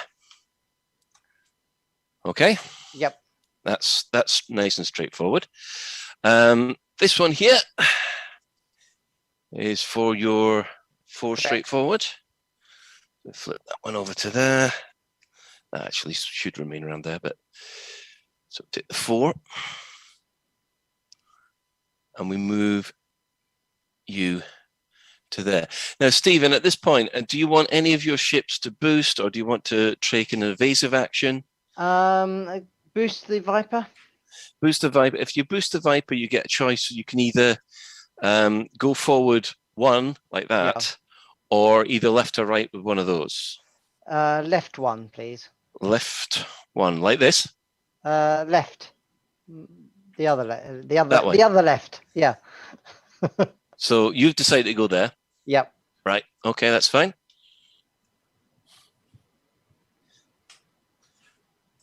And the Cobra? No, that'll. You want to leave the Cobra as it is. Okay. Right. We now move on to James. James, you're going forward 2. I do believe. Indeed. Yep. So you want to go forward 2. So that's a nice and easy one to here. Now, I'm going to explain firing arcs. Now, if this, as a ship moves into range, you'll see that these things exist on the bases of the ship. Now, what this means is that if a ship had been fitted with fixed weapons, then we'd use the inner red firing angle. But as these ships are standard, they're all assumed to have gimbaled weapons, which we use the outer arc for. So at the moment, James can fire directly onto the Viper. The Viper cannot fire onto the Asp. However, at extreme range, the Cobra can fire on the Asp. So we can actually do some combat. Okay, James, you have a... Oh, we haven't finished actually asking you what you wanted to do. Did you want to boost, or do you want to focus fire? Or focus firing gives you a bonus to hit, but I think it gives you a bonus of... It does give you a bonus of 1. Which would you prefer? Yeah, I don't see why not. Let's get into a little action. Well, okay, of course, the Cobra could do with focusing as well. Okay, then, yes, that is an option that you can do. So at this point, we resolve it in the opposite way that we do the maneuvering. So the Asp will fire first. Now, the Asp has a range of, it's in range 2, just, which is actually quite good, because that means there are no modifiers as far as the targeting is concerned. Range modifiers, rather. Now, the Asp Explorer has weapons of 5 and a gunnery skill of 7.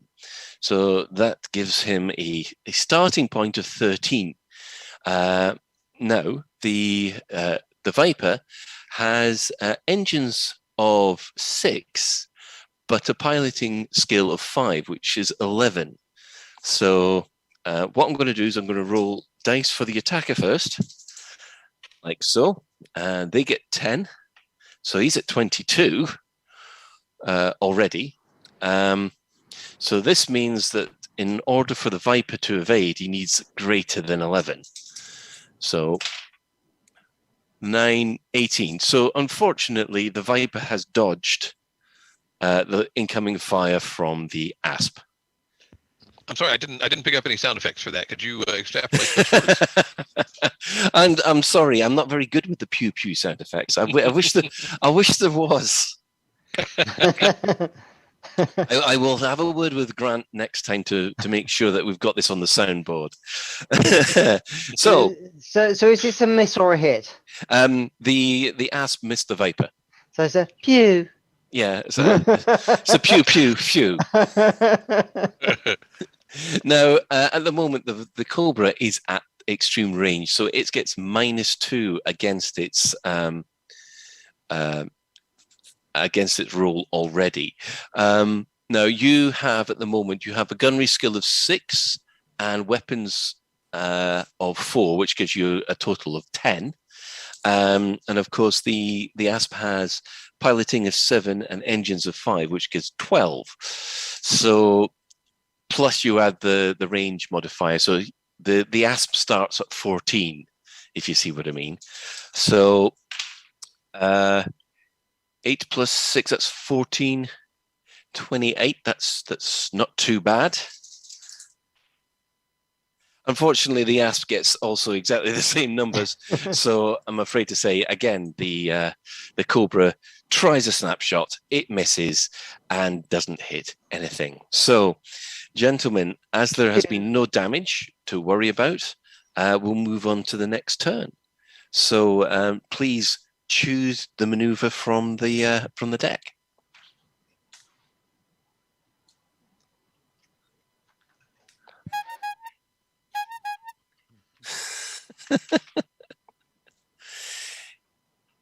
Is that supposed to be the new? There seems to be an error with the soundboard on board these ships. For some reason, the lasers now sound like comedy clown horns. I mean, maybe that's something they could actually take under advisement for the next modification of Elite Dangerous. If you get hit by and you get serious damage against your ship, then obviously it damages the sound card on it, which handles all the sound effects. So all of a sudden, all your lasers start sounding like that.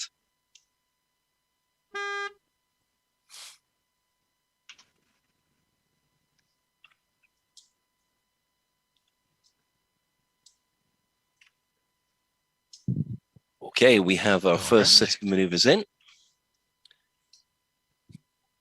And there's a second one.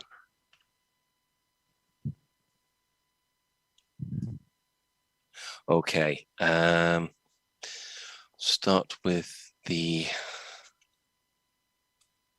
See if we can find the.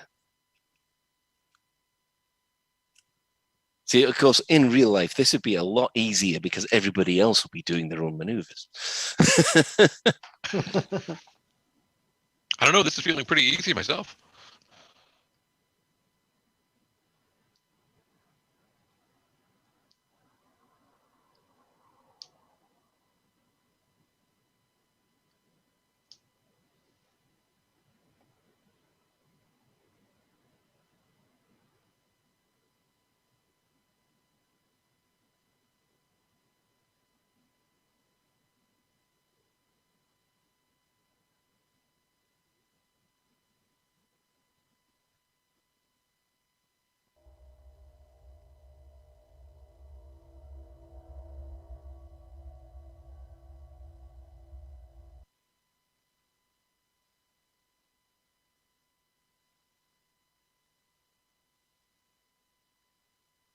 I can't hear you, Colin.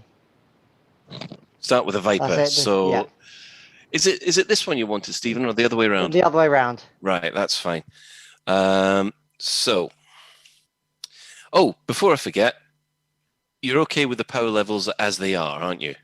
I think so, yeah. Yep, okay. Keep on forgetting to ask about that. So, we'll do a quick 2 round to here. So that's the Viper. Now, do you need to do any special actions like boost? You can focus fire, you can go evasive. I don't think I'm in firing arc, am I? You are actually in a firing arc at this point, but it all depends on what he decides to do. Yeah, so I won't do anything at the moment. Okay, this is the one point when you actually have to decide when you're doing something, but yeah. Okay, so you're going to leave that there. On the Viper, yeah. On the Viper. The next one that you're doing, I do believe, is that? Correct. Right. Good. Well, I'm glad I got something right. Now, you are moving your Cobra right to there. Thankfully, avoiding the Viper. Because if you'd collided with a Viper, we'd have to do collision rules, which can be quite complicated. Right. Now, at this point here, do you want to focus fire? Please. You want to focus fire, right? Okay, what I'm going to do here is I will just put a little icon here next to your ship to remind me that that one gets a bonus to fire. James, you have chosen that. Am I correct? I think so, yes, sir. Yes, right. Okay, so right at this moment in time, you get to flip round to there, which means that nobody's going to be able to shoot on anybody. Unless, of course, I think if you can boost, you get round a little bit more, but I don't know whether or not you get in range. Do you want to boost, or do you want to focus fire, or? If I'm to boost, it will need to continue in the right banking trajectory, right? Or will the boost send me straight on? No, you can boost a gentle one of those, which I think it might bring you round. Oh, hang on. Brings you round to there. I have to line it up directly with the edge of this. Now, actually, that has brought you round to point blank range on the Viper on its rear quarter. So, oh dear. and you get to fire. Yeah. Let's just hope there's no arming range on the tabletop like there is in game. And this one, you actually get +1 to hit because you're at close range. So you have at the moment gunnery of 7, weapons of 5, which of course gives you 12. Add 1 for the range, that's 13. Stephen, you have engines of 6 and a piloting ability of 5, so that's 11. So if I'm going to roll for the attack first, and if you get two less than the attacking roll, then I'm afraid to say your ship's been hit. So, oh, fantastic! Thank you. You got 11 there for the asp. Unfortunately, you've got 7 there. 10, I'm afraid to say. So, yeah. I'm afraid you have just taken 5 points of damage, Stephen. Which means, right now, at the moment, a Viper has shields or systems of 4. So you've got 4 shields, which are basically wiped out in one go, and you've taken 1 hull point of damage. So unfortunately, you've taken a bit of a hit. Right. And there is nothing else that you can do to fire. No. No, because he's managed to outmaneuver your arcs, which is a bit of a shame. Right. So in that case, I want you guys to think about your next set of maneuvers, because we have to. That's the end of that game turn. You'll be able to start repairing next game turn, Stephen. If your Viper manages to survive that one. What about to managing power? Yes. What you can do is if you decide, you can move either 1 or 2 power points into your shields, and at the end of the turn, you'll get either 1 or 2 shields back. The problem is that you'll lose 1 point from your engines and 1 point from your weapons, which could mean that you might be easier to hit. Okay.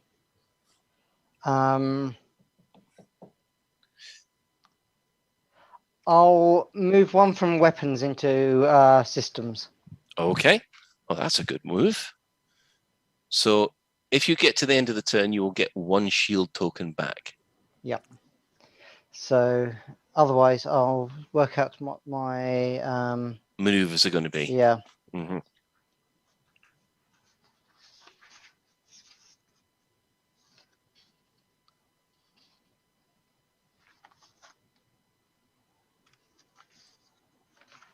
Let's see what happens here. There you go. Right. Interesting. Very interesting.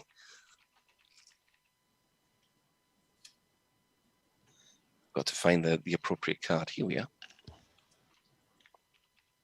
That's your card put there.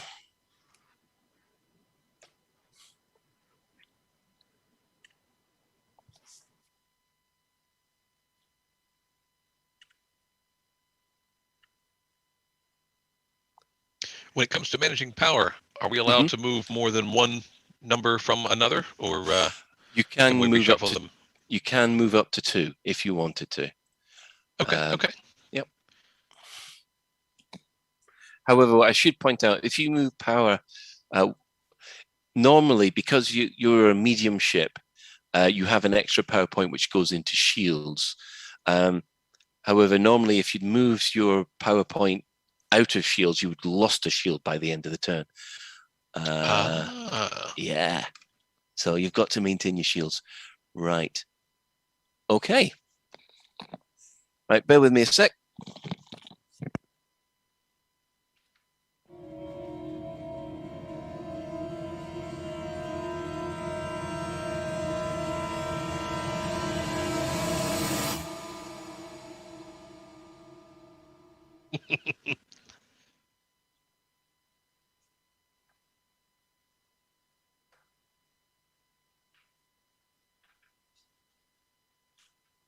Don't throw those cards around. I need them. I feel like there's a little sabotage at play there.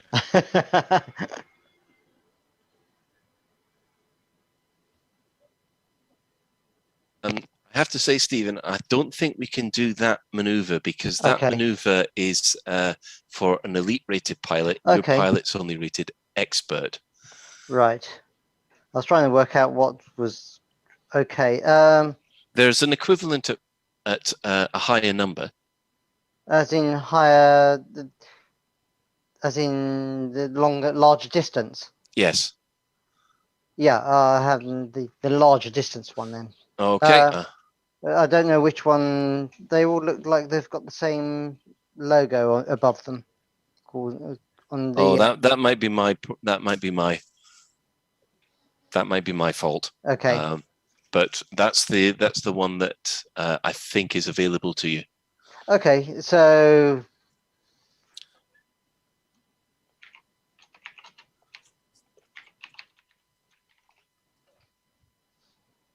That's the one.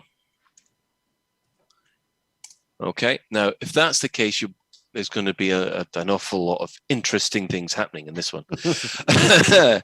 Right. Now, at this moment, you have moved, Stephen, you've moved power into your shields. James, you wanting to do anything with your power? No, I'm gonna let it ride. You're going to let it ride. That's absolutely fine. Okay, so we start off here with Stephen. Now, Stephen's going to do a 5 forward and a backflip, which is effectively a high G maneuver. So you will move to there, like so. And that also means that you are not able to do any special actions this turn. And I will just add next to you a little token, which indicates that your pilot is suffering from high G effects. So that's what you've done. Next up is the Cobra. Now the Cobra, that's what you wanted, Stephen? Yeah. Yeah, okay. That flips round like so. So as we can see, we've had some spectacular maneuvers so far. Right, that's that one there. James, this is yours here, which is the same as the Viper, surprisingly enough. So you have gone all the way to there, and this means, I think, that you cannot hit anything because you're just slightly out of range of the Cobra, and the Viper can take a shot at you at extreme range.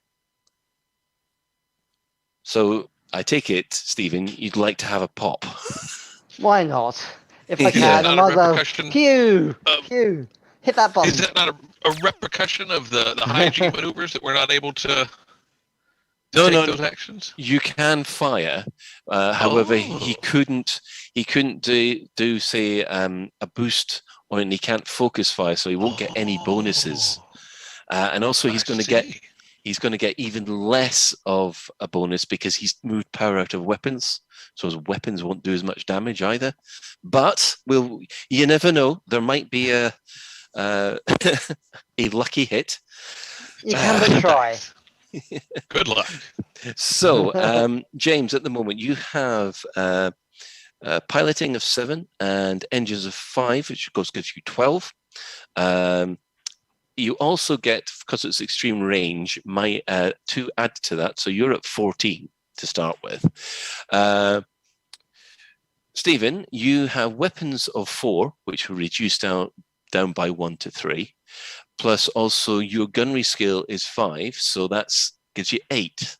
So you've got to get something like 6 higher than James in order to even hit him. So you managed to get 9. 9 plus 8 is 17. James will need something like 3 or 4 to avoid this, and he manages it with ease. So optimistic at best. Just a shot across the bows. Just something to remind you that he's there. Now, as we said earlier, you now get a shield back because you've had your power shoved into systems, extra power shoved into systems. Now, you also have a chance to repair that 1 point of hull damage. What we do is we basically roll a d10. Yeah. And if you get higher than 7, then you get it back. Unfortunately, not. You got a 5 there, I'm afraid. Right. So, gentlemen, if you would like to have a think of where you would like your power and what maneuvers you'd like to do for the next turn.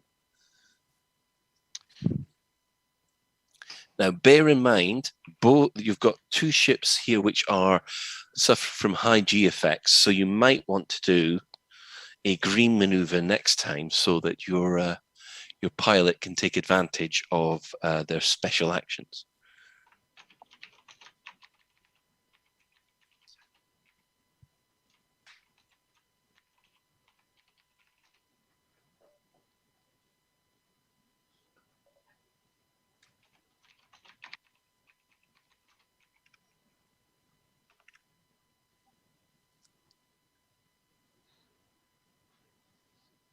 Right.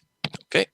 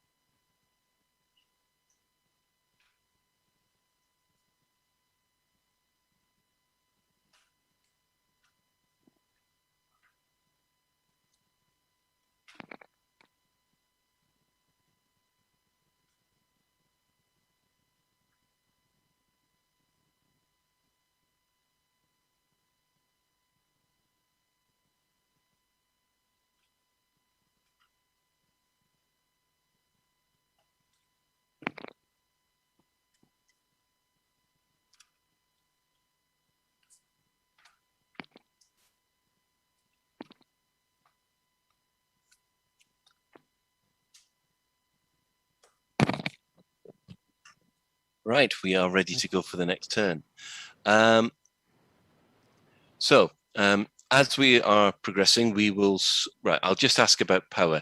At the moment, Stephen, you've still got 2 points into your systems. Do you want to keep it that way? Yes, or please. Do you want to change it back? Okay. James, are you okay with your power levels? Let's move 1 from engines and drop it over into systems as well. Because you have a medium ship, you've got a spare power point you can take out of systems and put it into weapons if you want. That way you can keep your ship without any disadvantages. I see. Okay. All right. I'll take the expert's recommendation. Sorry, Stephen. Okay. Right. If that's the case, we'll start with Stephen's maneuvers, which he has decided to do a straightforward 3. So that is there. Now this means that you can get rid of your high G effect, and that means that you can now do a special action, which could be boost, focus fire, or evasive maneuvers. Which would you like? Focus fire, assuming that it's going to be in angle, but I'm guessing it will be by the time. But anyway. Okay, so you're going for focus fire. Yeah. Okay, your next one is, I take it, it's Right. that one? Yeah, that's correct. Yeah, right. Okay, so that will move you round to here. Now, at this moment in time, I don't think you're going to be in any firing arc. However, if you boost round a little bit more, you could probably get a better angle on him. Yeah, might as well boost. Right, okay. So we take one of these and we just boost round like that. It's very, very useful, the boost.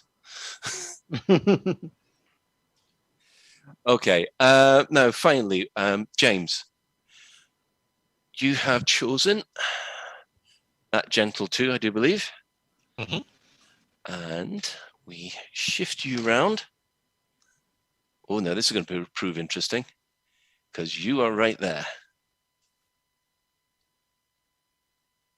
Okay.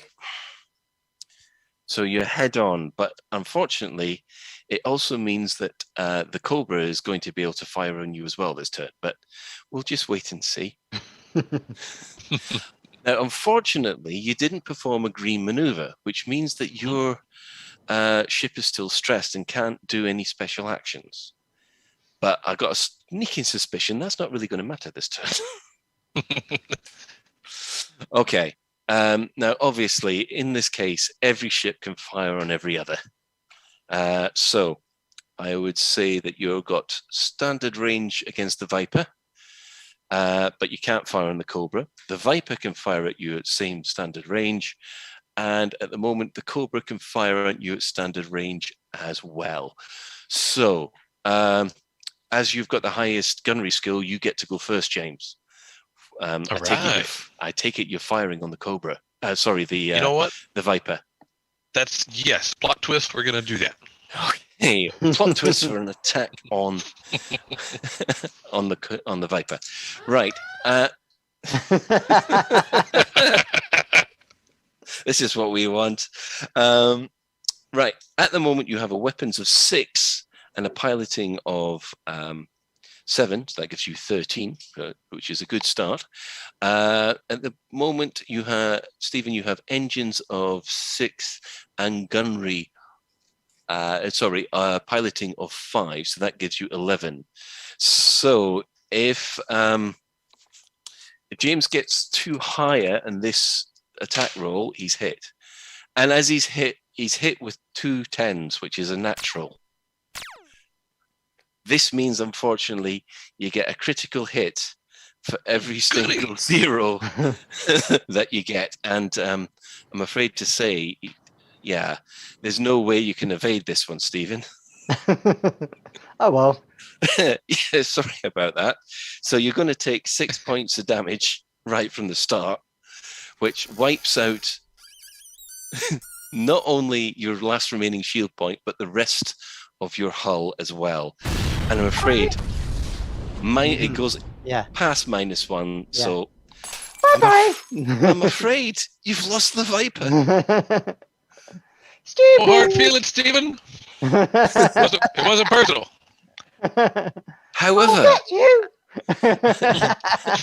However, there's a slight problem because you've been outflanked by the Cobra.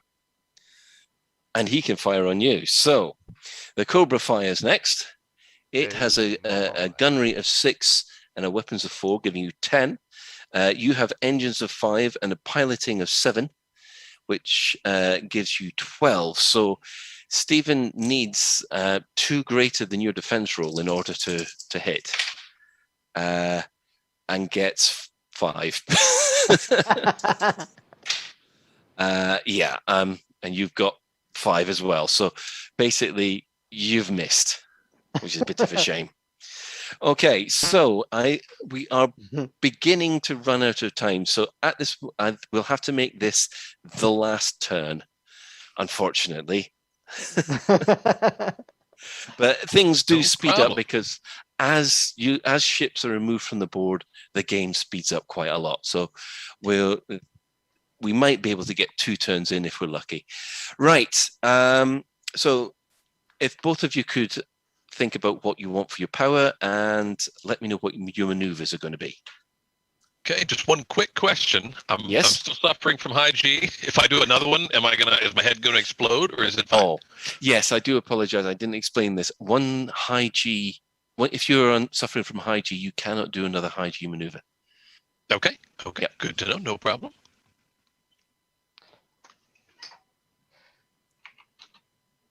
Put this into overdrive then.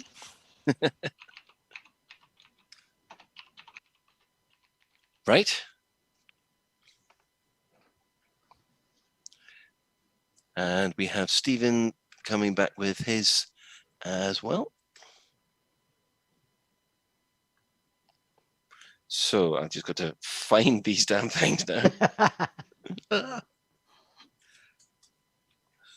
Yours. Okay. I must admit this this game is certainly showing off my receding hairline a lot worse. So. Mine receded a long time ago. Right. Okay. So we now have that. What about power levels? Are you guys all happy with your power levels? For time's sake, sure. Yeah. Okay. Yeah, why not? Right. Okay. We start with Stephen first, and you've decided. Is that the side you wanted to go? No, the other way around. Other way around. Okay, that's fine. So we'll just put that there. So you move from there to there. Are you quite sure you wanted to do that, Stephen? I was hoping for ramming speed, but you kind of missed him. Oh man, James. Yeah. I think that can only be described as superb piloting, because that just takes you right the way up to there. It takes away your stress or your stress token or your high G. You're at a range of 1. Extra power into weapons. Do you want to focus fire, perhaps? I don't know. I think so. Okay, right. Stephen, I'm going to give you up. Do you want to try to evade? Gives you a +1 to your engines. Yeah, why not? Why not? Okay, yeah. So they'll just cancel each other out. But I just felt so sorry for Stephen. I'd let him off that one. Right. You have piloting of 6, engines of 6, so that gives you 12. You have weapons of 5 and piloting of 7, which also gives you 12, but you have a +1 for range. Sorry, you've got weapons of 6, so it's 13 because you've got that extra power point in. So you have a +2 advantage. You managed to get 11 there, and you managed to hit Stephen quite easily for a massive 6 points of damage. So again, Stephen, you've lost all your shields from the Cobra because it had systems of 4, and you've also lost 2 of your hull, leaving it in a precarious state already.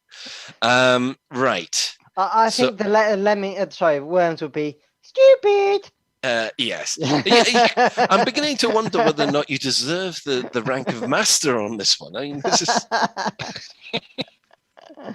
this sounds like a mostly harmless problem pilot rookie error. But the thing is, I was expecting him to move first, so I'd basically slam into him. But hey. You were going for going out in the blaze of glory. That's right. the one. Yeah. Well, I think we've got enough time just for one last turn. So if you two guys could try and work out what you're going to do. I have a sneaking suspicion, but, we'll just wait and see. You never know. Gonna have a little fun, hopefully.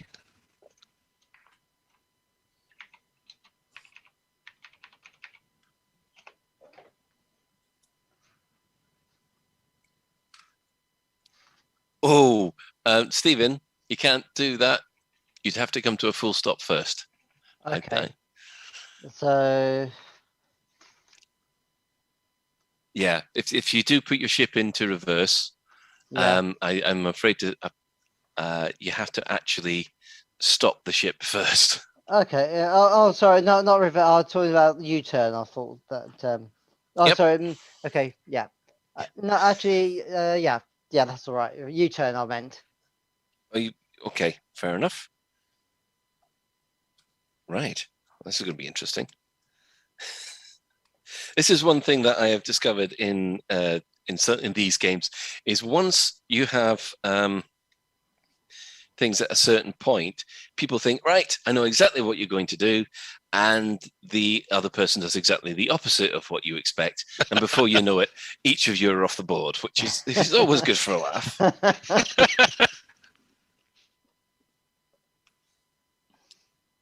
Okay, so we'll put that there.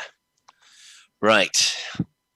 For the final turn in the match, we have Stephen, who's going to do a 4 forward and flip, which puts him into a high G position. So his pilot goes like that. Oh, by the way, I take it that you're wanting to leave the power levels as they are.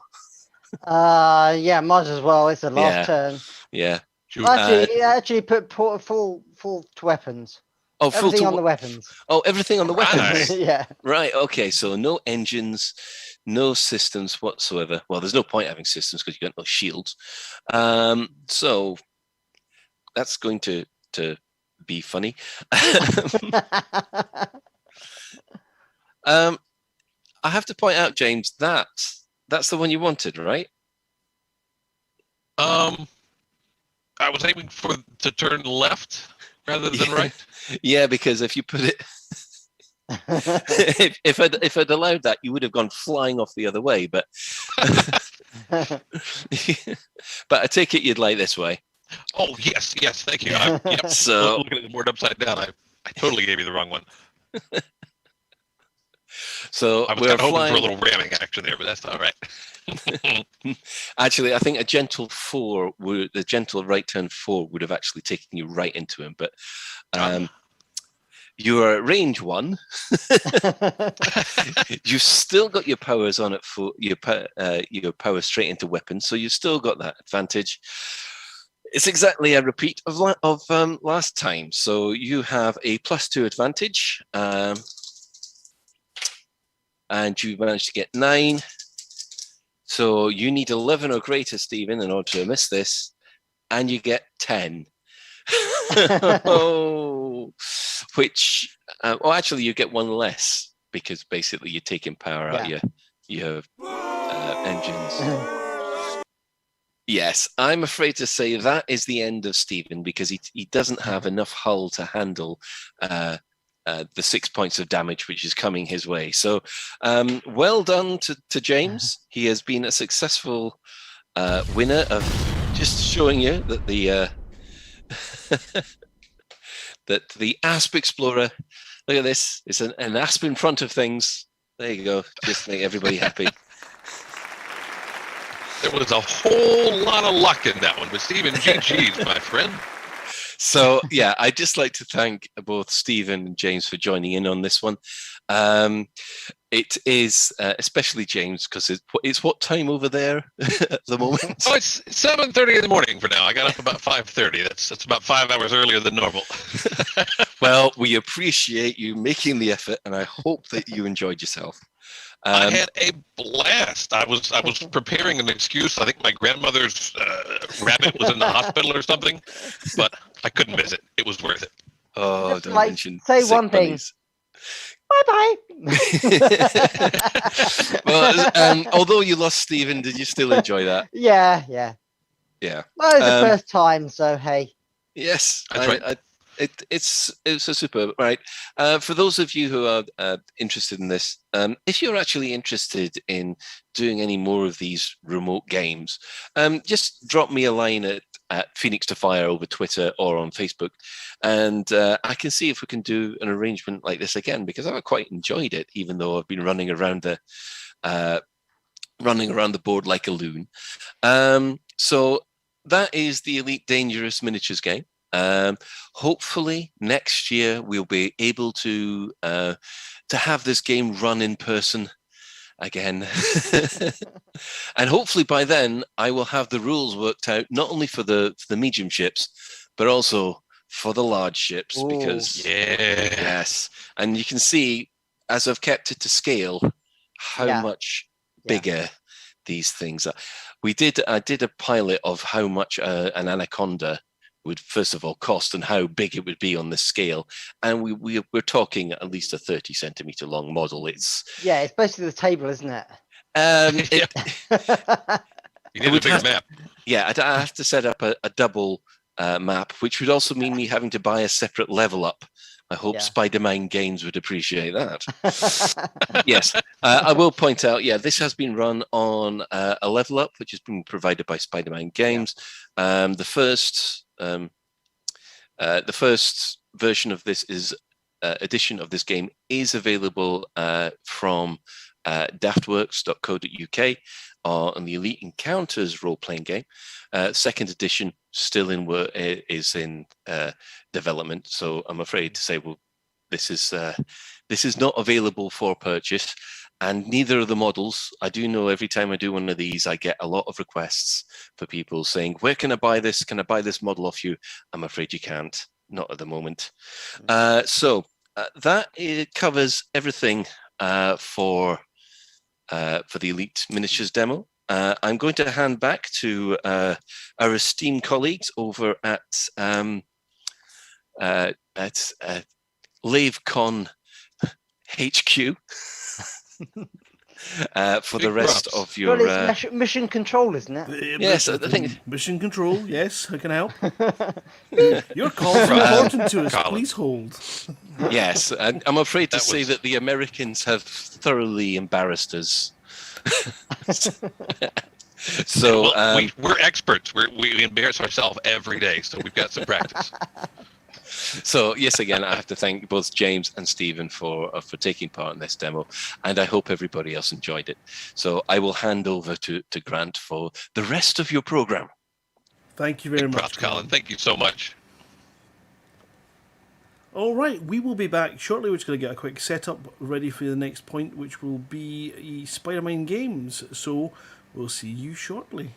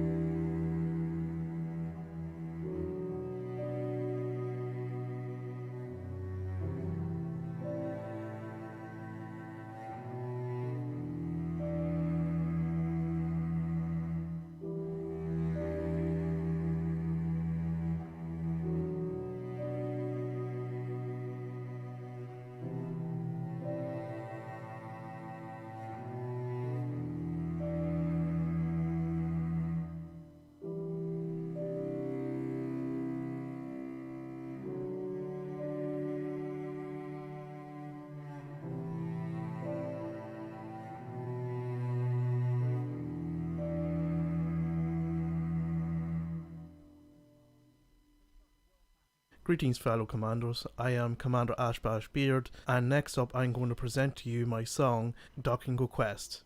Basie's asking for a quest in a station that is having a party. So, if you want to listen to more of my music, you can visit my SoundCloud, which is soundcloud.com/ashbashbeard, and follow me and listen to my other stuff from there.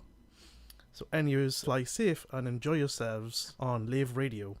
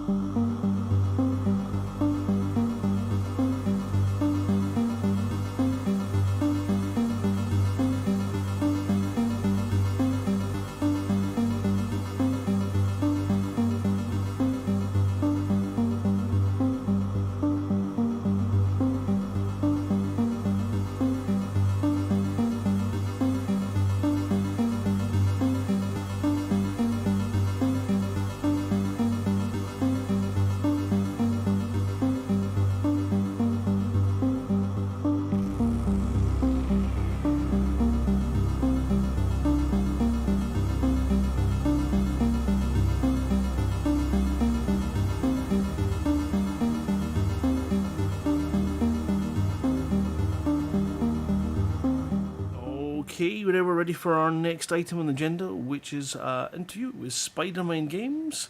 And I'm going to pass you straight over to your host, the spectacularly colourful and bright Jonathan Stabler. Oh, thank you, Grant. The only reason I'm wearing this shirt is because I haven't done any washing. So it's all I could find in the wardrobe this morning.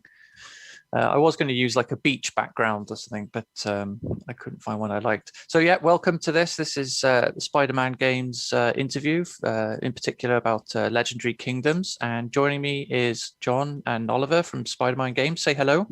Hello. How are you guys? Yeah. Well, we're good. We're a little confined. We're quite disappointed we're not actually at LaveCon, because we've been kind of pining for it, but happy to be here in this capacity, as it were. And also really, bowled over by just how much organisational pivot had to happen last minute. So well done, Karen Allen and Grant and Psycho and everyone else who's behind the scenes, because it can't have been easy. No, totally. Okay, so I mean, what's Spider-Man Games been up to? 2020 and 2021?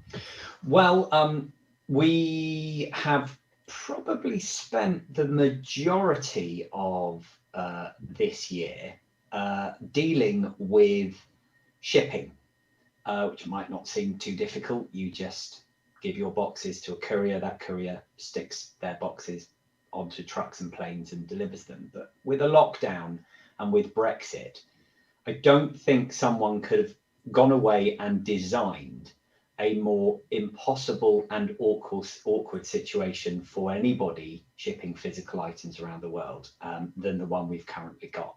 So that has taken up quite a lot of our time. But in the background, we've been plotting and planning. We ran Kickstarter for Legendary Kingdoms Book 2 earlier this year. I think Oliver's going to explain a bit more about the goings on behind the LK series. We are also in the very tentative early stages of running our next Kickstarter campaign for Dragon Eye Dice. which is basically we've designed a new way of making dice for those who like role-playing games. We've managed to develop a new process by which we can place nice-looking items like dragon eyes into the middle of dice and have them staring out to you through the top number. So every time you roll a critical roll, there's the dragon eye looking back at you. So that's a new Kickstarter we're about to launch, probably beginning of August. Also very exciting, we've got a new e-commerce site, beginnings of which are starting to trade in the US, which means that our biggest audience now have local postage rates to get stuff over to them, which has always been a bit of a nightmare. You know, it's not brilliant buying a board game from us for 50 quid and then having to spend 60 quid on shipping it over to the US. That was never a good thing. So yeah, it's been a busy year and quite a lot of challenges, but you know, we've been managing them like everybody else has, and really looking forward to everybody getting their upgrades, their Windows upgrades. I just had mine second, so I'm now completely lurgy free and direct line to Bill Gates, which is great. And yeah, hopefully next year we can all meet up and actually have a beer together. Cool. Okay, well we'll jump into Legendary Kingdoms. That's why we're there. For those who haven't heard about it, could you tell us a bit about it at all? Yeah, so Legendary Kingdoms is it's a game book. Those are the books like in Fighting Fantasy or Choose Your Own Adventure, where instead of reading it in order, you make choices and kind of turn to the right page. It's quite a big and ambitious game book though, because it's a multi-party game book. So rather than just having one person, you have lots of people. Who are in your party. You got kind of 4 party members who you get to choose, or you can create your own party members. It's set in a very big sandbox world, so you can do quests in any order that you want to. You can actually also play the books in any order that you want to.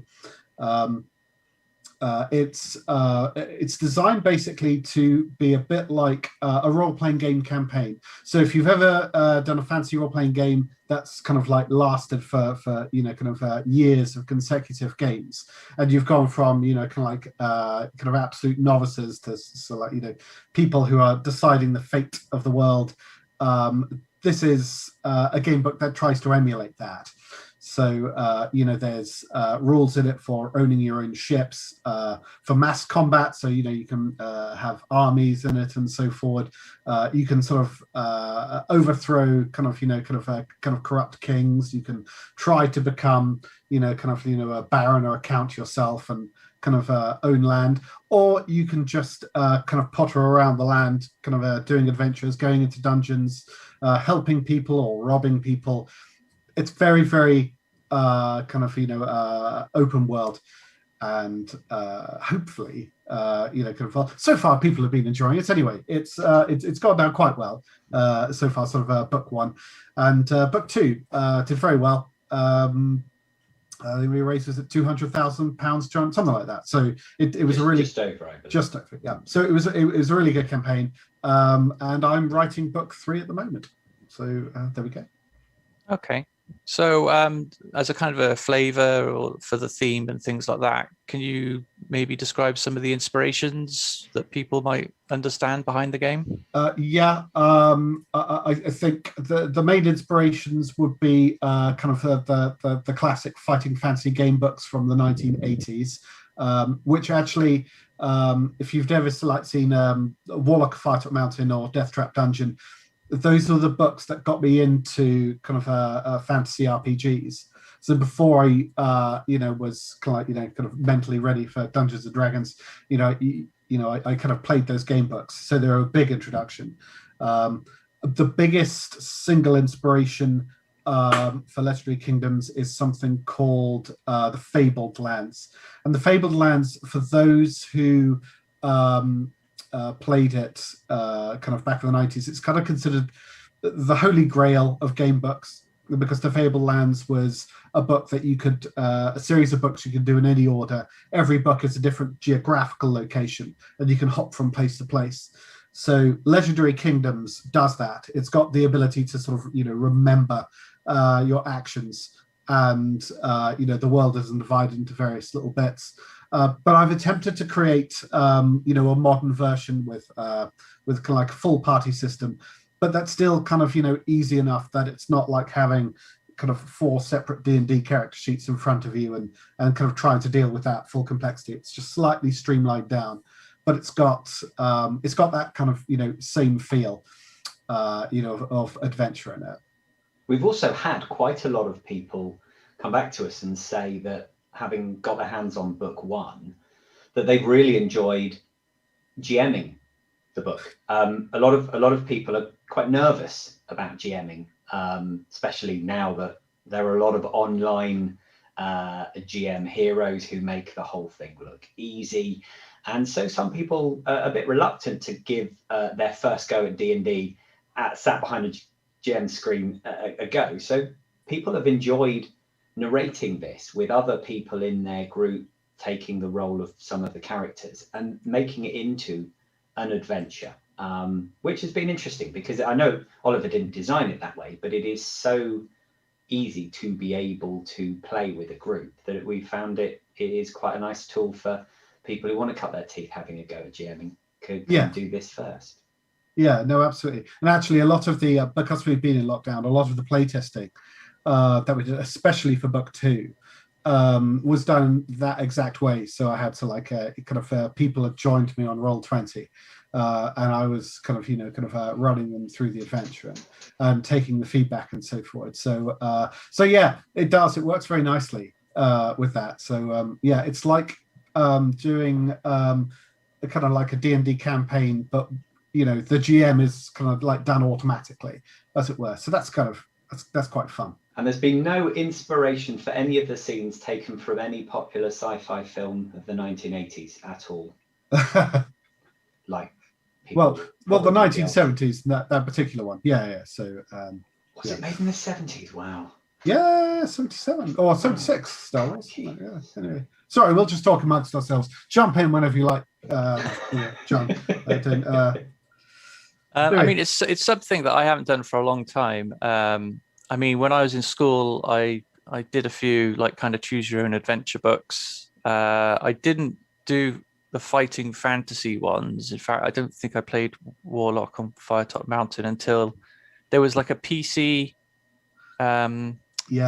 desktop version of it with like animations and stuff, and Chris Jarvis. Yeah, I'd go on that. Brilliant. So like, how much is this like going to be to like choose your own adventure? Because obviously you've made allusions to like D&D and GMing and stuff like that. Yeah. But how similar is it to that basic kind of choose your own adventure? So structurally, it's the same. So the basic core of choose your own adventure books is that you read what's happening and you're given a bunch of choices to choose from. Legendary Kingdoms is just like that. So if sometimes the choices are very easy. So if you're in a dungeon corridor and you can go west, east or south, and there's a door in the wall, I'd say, do you want to go through the door? Do you want to go west, east or south? Other times, for instance, you can come into a city, and cities, of course, are absolutely enormous. And instead of 4 choices, you have like 18 choices. So you might want to go to the marketplace, visit the governor, kind of explore the city generally, find the thieves guild. If there's people you already know in the city, you can go and visit them, go to temples. There's all sorts of kind of, different choices. And Legendary Kingdoms is one of the main kind of design points around it is that, because I play as well as GM games, is that I try to imagine all the realistic ideas that people would do. So normally, if there's an interaction, I'll give you hopefully about 3 or 4 choices to choose from in each case. I won't normally choose stupid things. So, for instance, if you're kind of, one of those disruptive players, for instance, who there's a bomb is about to go off, you go, I'll shoot the bomb with my gun. You probably won't find that option in Legendary Kingdoms. It'd be What kind of more an along the lines idiot would do that? I mean, yeah. I mean, no, I'm not thinking of anyone specifically, but if it's more likely, most people want to disarm the bomb, try and get away as far as possible, or maybe they'd like ring a friend.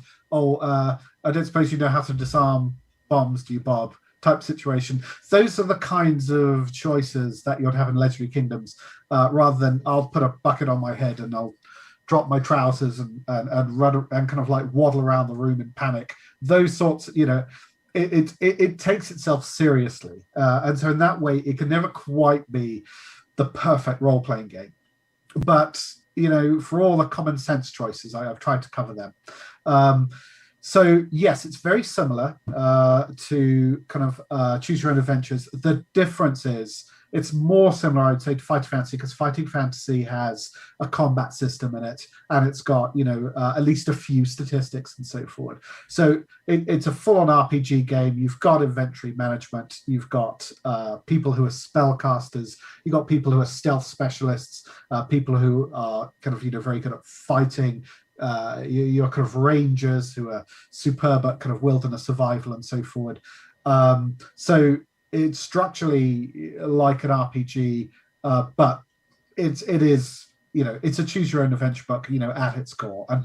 But the first one of the first things you are asked when you begin the game is to choose your 4 characters that you will control. Yeah. As Oliver mentioned, there are different classes of character you can take, but you control a party, not just a single adventurer. Yeah, absolutely. And just to say, a lot of thought has gone into the preset characters. So the preset characters, there are 6 books in the Legendary Kingdom series. So there will be. We're on books. I'm writing book 3 at the moment, and book 2 is about to be released. Every book, every one of the 6 characters you can choose from is from that kind of land. So Akiro is from the Valley of Bones. And he was a former kind of a Kensai kind of a sword saint, or at least he tried to be. He tried to become a Kensai but failed his tests. Then you get to decide whether you want to try and bring him through the trials again. You don't have to. You can go, well, I don't want to be a Kensai, so I'm just going to go and do other things. But there is that kind of quest in the book. Amelia, who's just flashed up now, she's from the Savage Lands. She is the bastard sister of another player character who is a knight. And so kind of one sister got all the love and affection, and the other was, for all intents and purposes, outcast. And that kind of creates a bit of a tension in the relationships kind of between them. So every character has got their own background story, but they've also got their own kind of like active quest in the books. They're, for the most part, all optional. So you don't have to, if you don't want to do Brash's kind of, subquest, you don't have to. But the option is there if you want to kind of like round the character out. And there's normally sound kind of like statistical reasons for doing it, because if you can get a character through their personal quest, their stats boost up, and they become sort of happier and more settled within themselves. So there's a lot kind of going on with the player characters, but you can just make your own player characters if you like. If you don't like any of the characters in the book, you just go, no, I'll make my own, and that's also completely fine.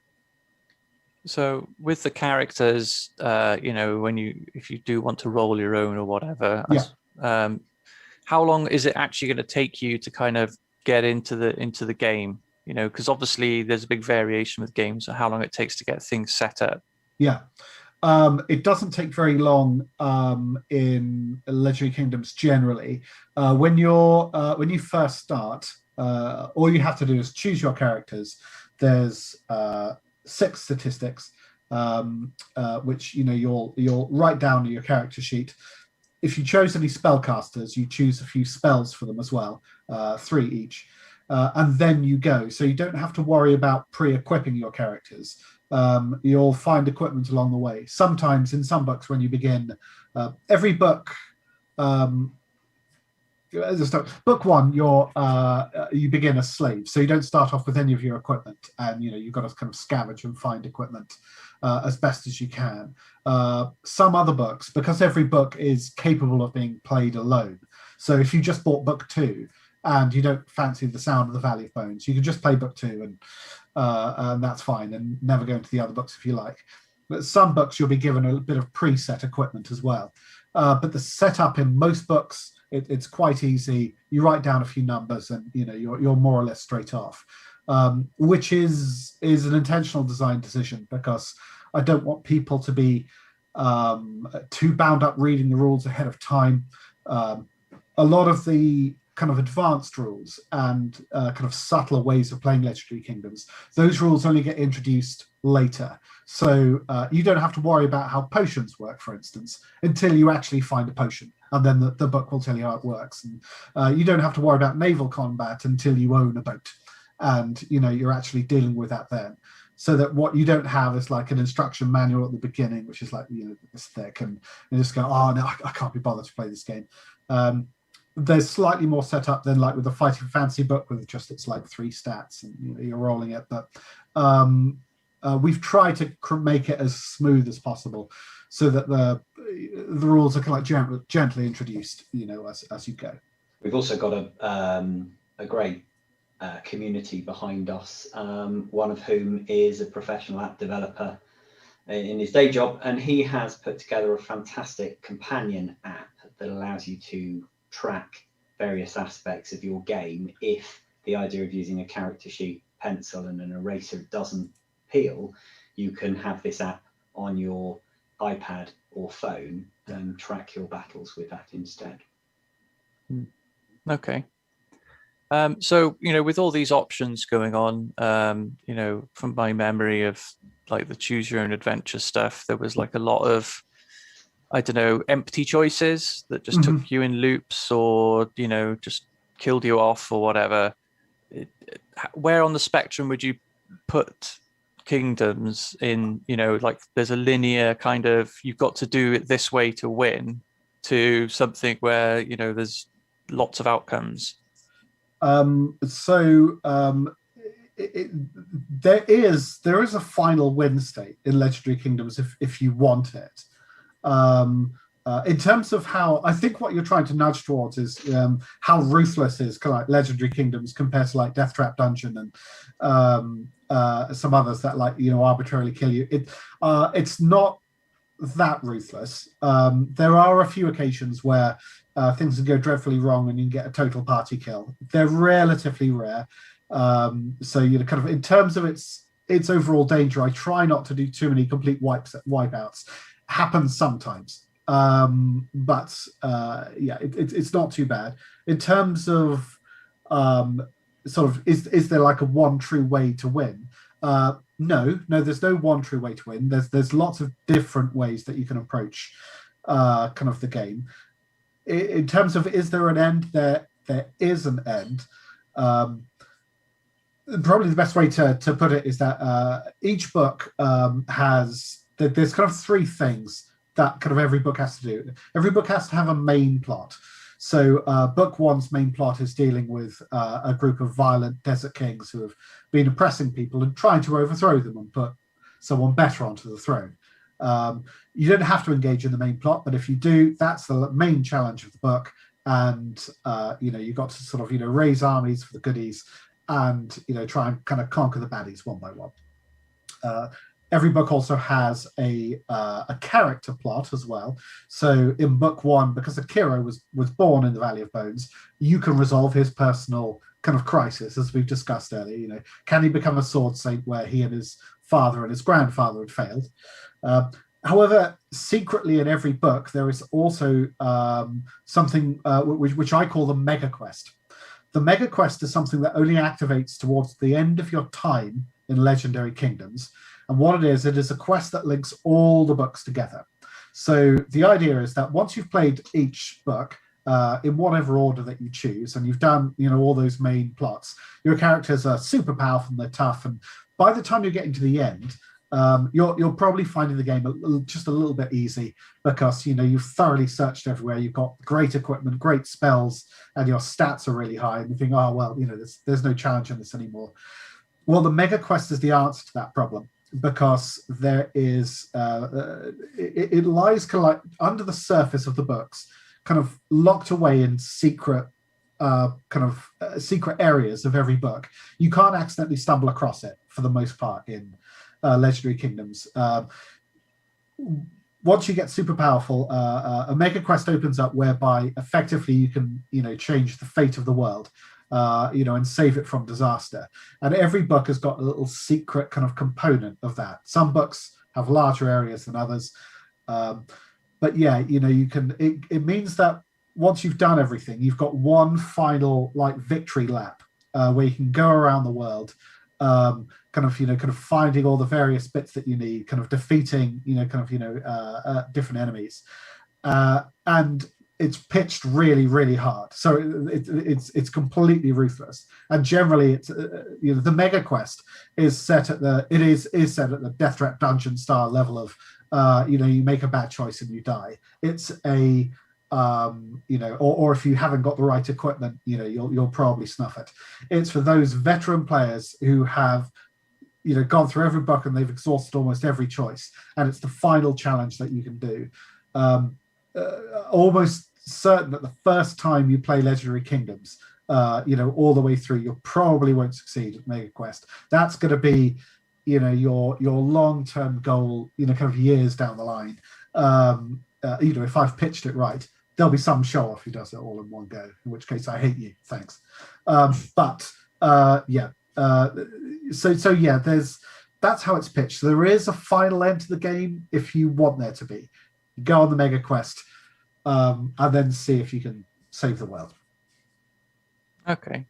You've already said that the books could be played in any sequence, but is there actually a benefit to playing them in order? Yeah.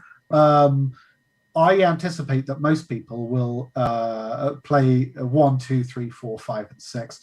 There is a benefit. Some people, when they saw book 2, they saw that the characters in book 2, if you choose to start in book 2, then your stats are higher. And so they leap to the erroneous conclusion of, well, all I need to do then is just wait till book 6. I'll take the characters from that, and then I'll go back to book 1. It's not as easy as that. There's all kinds of things that are will hold you back. Generally speaking, if you start from the beginning and you're really, really thorough with Legendary Kingdoms, rather than just I'll just tick off the main quest bits and then I'll go away. If you're searching every nook and cranny, and if you're finding all the little bits and pieces, you will have an easier time in the following books than someone who starts in book 2 and just does book 2 first. And you'll also be able to unlock secret areas that only you know about because you've done book 1. I don't want to go into too many details because I don't want to spoil too much. But yes, it rewards people who have sort of gone through it the long way, who've started off at 0 and made their way to the top. However, as I've said, you absolutely can play in the order that you choose. So because I don't know, as a publisher, what book someone's going to pick up, they might start with book 4, in which case book 4 has to be able to stand on its own, as a fun product, or no one's ever going to play any of the other books. So every book can be completed, just unto itself. But the game is a bit more fun when you've got lots of books to play with, and you can swap between, and you borrow armies from kind of one area to another, or you find the super special ship in book 3 and use it to sink the pirates in book 6 or whatever. There's lots of things that reward your patience and your searching. So yeah, starting at book 1 is probably the most rewarding way to play, but it's your choice. Knock yourself out. Yeah, because I seem to remember when I was doing Choose Your Own Adventures that I'd keep a finger in the page when I jump. Yes. And effectively cheat. So how can you fix that? And have you managed to do that? So everyone does it. Knock yourself out. I mean, there's little things I've done to stop it. First of all, I don't object to people playing the game how they want. So there will be people who'll buy Legendary Kingdoms and think, this looks fun, but I don't want to bother with all the dice and writing down and stuff. And you know, that's fine. And so they will read it and they'll just go, I'll just pass, you know, every skill check, and you know, I'll just remember things as I go along. The main defenses against Finger in the book, not that it really needs one, but the main defenses are, first of all, the book is complex, so it needs, if you're not writing down kind of the special kind of code numbers as you go along. Just to talk about codes. Codes are the way that the book remembers what you do. So let's say you save, you know, a peasant from, you know, a group of thieves as you're like wandering the countryside. Well, what happens? You'll get a code, something like B7, and you'll write that down. And that means that when you next wander that bit of the countryside, you don't find another peasant who is, you know, being sort of, you know, beaten up by, you know, the same thugs. B7 is remembered. It'll ask you, do you have the code B7? If you do, then the event, you know, with the peasant won't happen. It remembers that, you know, that's happened. And likewise, you know, if you save the peasant, you might get a code B8. Then you might bump into the peasant later, you know, at his house, and they'll go, oh, I remember you. You know, my grandfather had this amazing magic cloak. I think, you know, you saved me. I think you should have it, type situation. The book remembers through the codes.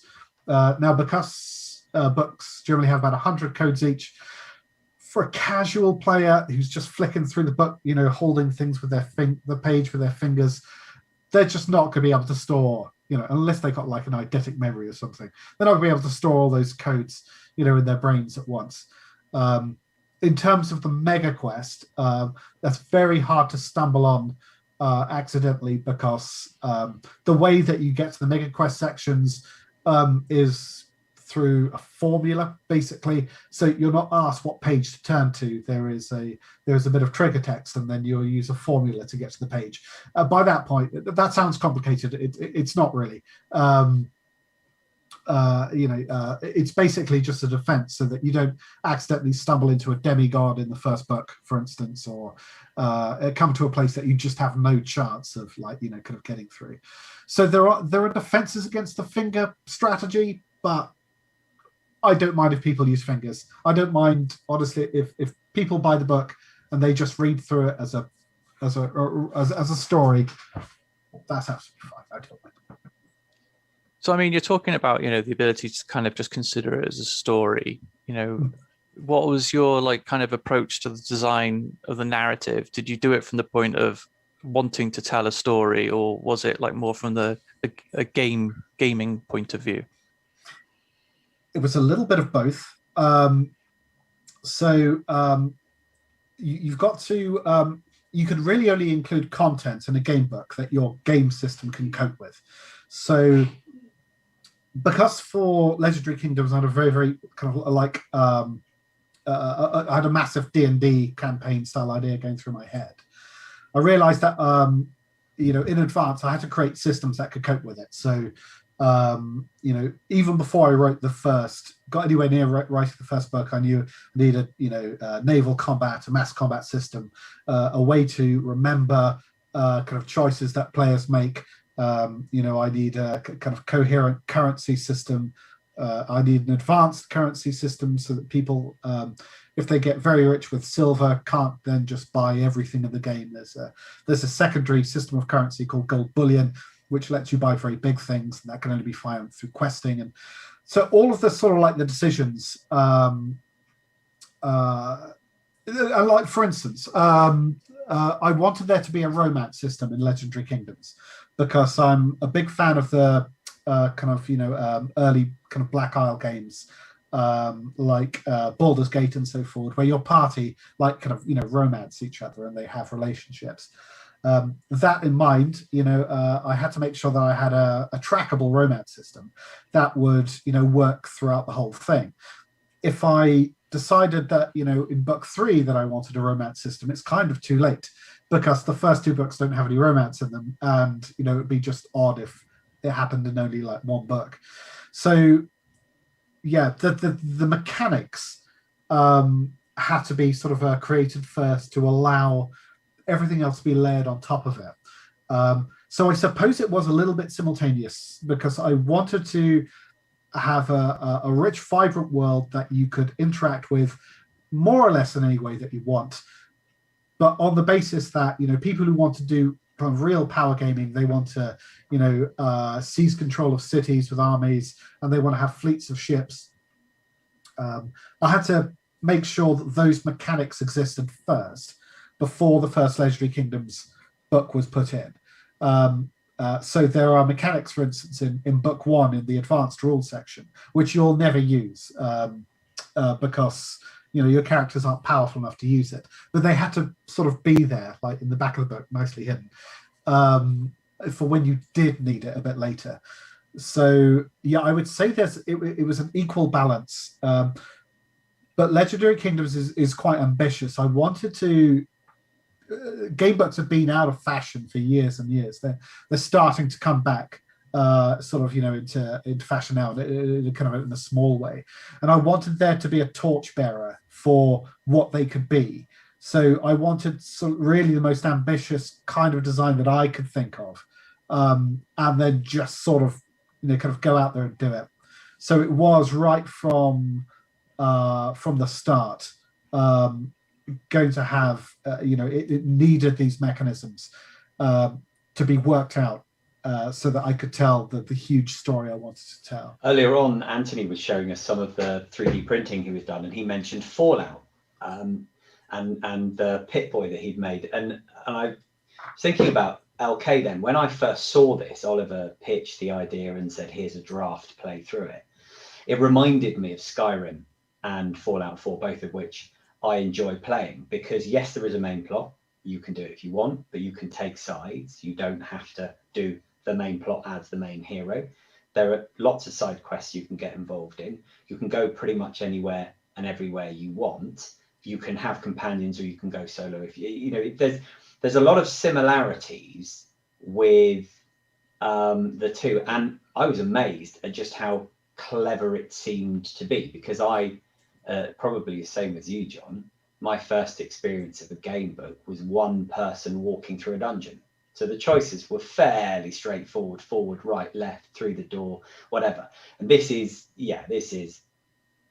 I of course I'd say it, I'm the producer of the game, but this is absolutely miles apart from those very basic. And it was ambitious, and thankfully we're now starting to get a fan base who agree that it's worked, because there was no idea that this would be received when it was first launched. It was a brave thing for Oliver to just go, no, I've invented a new system and here it is, and to just throw it out there. But thankfully it seems to be working.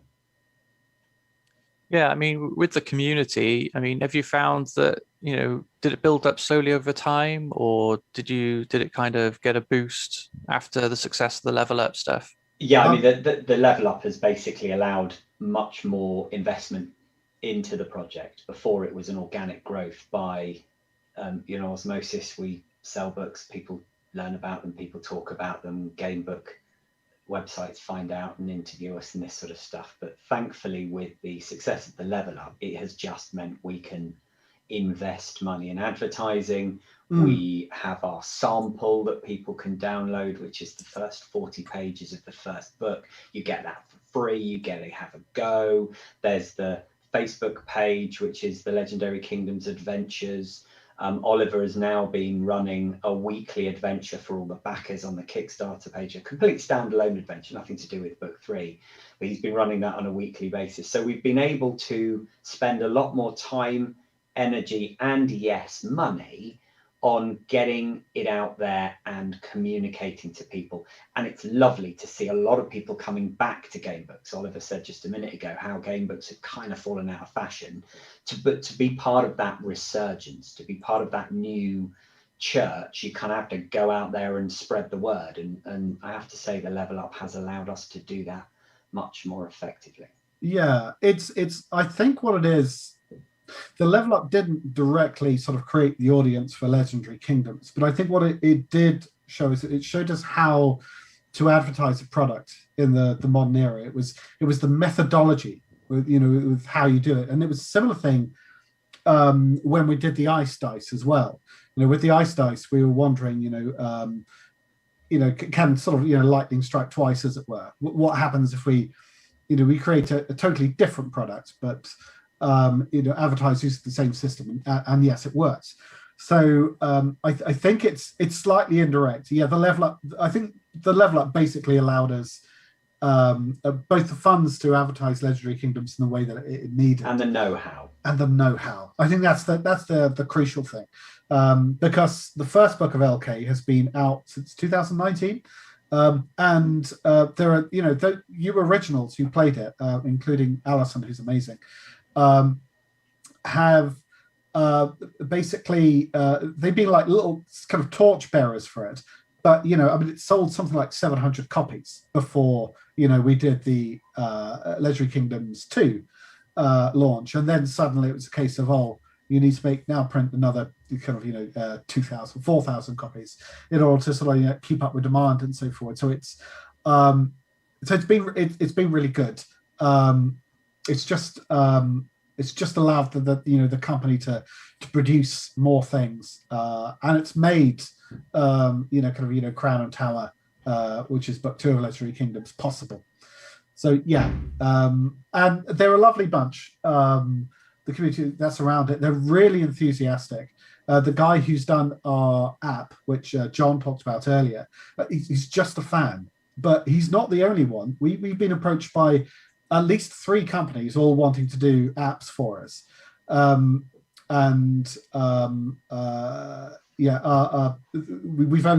We've gone with this chap because he sort of like did the best pitch, and he'd already put so much work into it.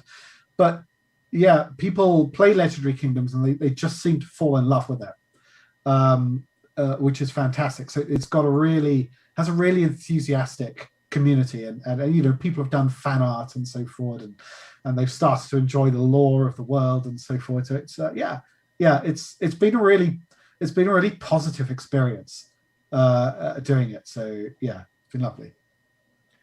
Just going back to something you mentioned before, you were talking about in the second or third book it was that you started to have things like romance. From the first book. From the first. Yeah. So has anything actually changed, through the series at all? Have you introduced new stuff in any way? Yeah, to an extent. Book 2, for instance, is bigger than book 1. There are 2.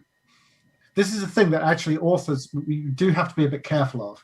And I've completely fallen afoul of it. So book 1 is 903 references, which is enormous for a game book. They normally sit around 400, is like the Fighting Fantasy level, choose your own adventures, 250, 300, something like that. And that's considered, the sexy point of game books. 903, it was always going to be quite big.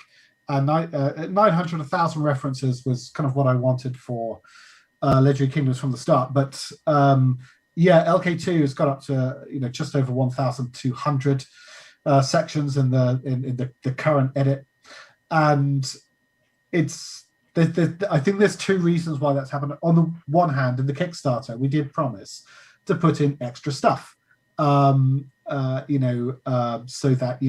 you got a bigger, better book, in exchange for funding it in advance, which is is a nice thing you can do with Kickstarters. But I think it's probably a bit bigger because I think the tone is more serious in book 2. So book 1's story is kind of quite buccaneering. And this is actually a thing with Legendary Kingdoms. The odd numbered books, 1, 3, and 5, are the freewheeling buccaneering ones, and the even numbered ones tend to be a little bit more serious. They're a bit more kind of political, a bit more sort of physical interaction, an emotional interaction, and so they've required more work on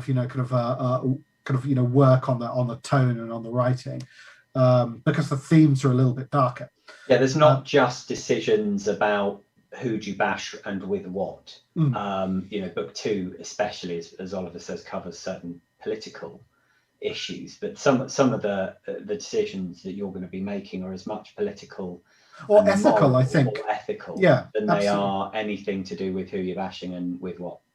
Yeah, absolutely. And so if ever you're doing anything kind of with an intense social focus in a game book, rather than just a mechanistic thing like, you know, oh, you beat up the orc, you get the gold. It requires more pages, it requires more time. So I was slightly surprised with book 2. I mean, if I hadn't have edited bits out of it, it would have been like 2,000 references long, and that's just too long for a book. It would be like too cumbersome to use kind of easily. But it is, it's gotten longer. I'm trying to do a bit of discipline. I'm going to try and get back book 3 back down to about 900 or so, simply because I think it flows a bit better. But in terms of extra things, there are new things that crop up in the books, which aren't in the original book. So book 3, for instance, there's Armada combat. But it's not quite fair to say that that's a new thing that I've introduced. I did plan it from the start. So when I was setting up the world, I knew that in book 3, because it was so ship heavy, I wanted the ability for the players to have multiple ships, you know, in a squadron or an armada, as I called them. It's completely incorrect, but I just like the sound of armada. So that you can have like kind of mass boat battles, because that's the theme of book 3. And likewise, there are adjustments to the magic system. In book 1 and 2, you're quite constrained on the number of spells that you can know. That starts to open up about sort of book 3, book 4, as there are additional mechanisms for learning and kind of swapping out new spells and so forth. So there are new mechanics to find in the other books. I've just designed them in advance, that's all. So, which is not to say that I know everything that's going to happen when I write a book. There's still like, book 3 that I'm writing at the moment. I didn't know that Mortlock Mine, for instance, which is one of the locations, was going to exist before I wrote it in book 3. But I did know that there was, an evil demon captain called August Pryor in book 3, because that's the main plot. And so the main plots, and all the important bits are pre-written. The minor encounters and the minor dungeon areas, they come out organically in the book to kind of suit the flow. So you got a nice kind of varied experience as you go along. Okay. I mean, right at the beginning, you were talking about how with the pandemic and Brexit and stuff, that shipping stuff's been a bit of a pain. But has there been any challenges with producing games within a pandemic? Yeah, I think there are two things. It's mostly personal, because when you're writing, one of the nice things about Spider-Man games, first of all, is it's a very new company. It's less old than LaveCon is, because going to LaveCon inspired us to create Spider-Man games. But it's as a consequence, we're very digital, and we always have been. I didn't write EDRPG, the Elite Dangerous role-playing game, using a typewriter. Of course, it was all done sort of digitally. Our artists use kind of digital methodology, and so it didn't bother us that some artists are from the States, others from Germany, or wherever. All of that is no problem because of the interconnected nature of the internet. I think the biggest effect, outside of John's experience, because John actually has to get products out to people, and he's had a nightmare with that. But I think it's psychological, because with book 1, when I wanted to playtest that and check sections were all right and things weren't too hard, I could do it face to face with people, and I would get people of all ages to play, and we'll all have a jolly good time, and we'd eat pizza and chuckle. They'd drink a bit of alcohol. I'm teetotal because I'm pure. But it was a lovely social experience creating it. But 2 is very different. You're writing a lot in isolation, and that does have a bit of an impact on it. I think I don't think book 2 is like hugely morose, but I think there are factors of it. Some of its serious nature, comes from the fact that we're kind of from a time where friends were dropping dead, We didn't know what was going to sort of happen in the future, and you're constrained about where you can go. And I think I was very lucky that I was writing a book about kind of essentially, book 2 is set in an area of Western Europe, and so it's the surroundings are the same as where I live. I think that was hugely advantageous to writing it, because a lot of Valley of Bones, is an amalgamation of places I've been, and kind of things I've seen and experienced. Well, your experiences are hugely constrained, when you're in lockdown, and so I think it was lucky that I was writing a book about a largely insular Western European style culture, because where peasants aren't really allowed to leave their villages and so forth, because that was the kind of experience I was going through. But it's hard not playing with people and doing things digitally. I love Roll20, and I've run a continual Dungeons and Dragons campaign throughout. But I'm so desperate to have people come back around the table again to see them, because sometimes you can have a laugh in Roll20, but it's just not as much as you like. Not quite the same. It's not quite the same, is it? And so I think that psychological impact makes it harder to write, I think. But it's first world problems, isn't it? I'm still alive, and I got the book out, and our company is very lucky that we're games producers, and for the most part, games producers haven't gone out of business in lockdown. They've been enormously well supported, and so yes. Does that answer the question? I've got no idea. No, that's fine. It was a pretty open-ended question. Right, I think I got one more before we wrap up. But before I do that, I was going to say you guys are going to be around this weekend. So if anybody's got any more questions, they can grab hold of you somewhere, or can they reach out to you on Twitter or something like that?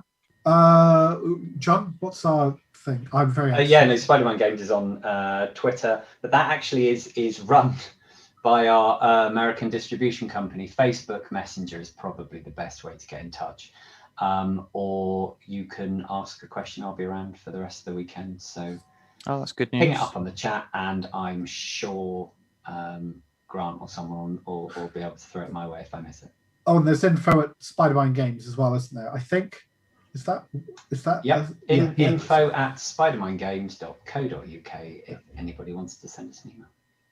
Okay, excellent. So just the last question is, what are the plans for the future of the series? Okay, so it's a big question. I know. It's a big question. No, it's all right. It's all laid out. Legendary Kingdoms has 6 books. We're hoping that in spring of next year, as long as I can produce and I'm not stupid, we can start kickstarting book 3, which is called Pirates of the Splintered Isles.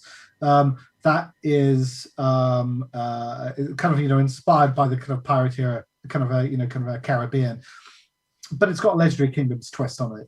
It's not quite the same, but yeah, get on your ship, explore strange new islands with kind of various bizarre things on them, and go and thwart some pirates and find some buried treasure. It's one of the jolly Legendary Kingdoms titles, what I mentioned earlier. Book 4 is called The Gilded Throne, which is set in Pendrelor, which is the kind of a duchy in the Kingdom of Royce. That's the same kingdom that book 2 is based in. It's just like the northern part of it, and that is a book where there is a corrupt king who has outstayed his welcome, and you've got to try and unseat him by finding out all the dreadful things that he's done, and trying to get him ousted for all intents and purposes, or just wander around the place and have fun.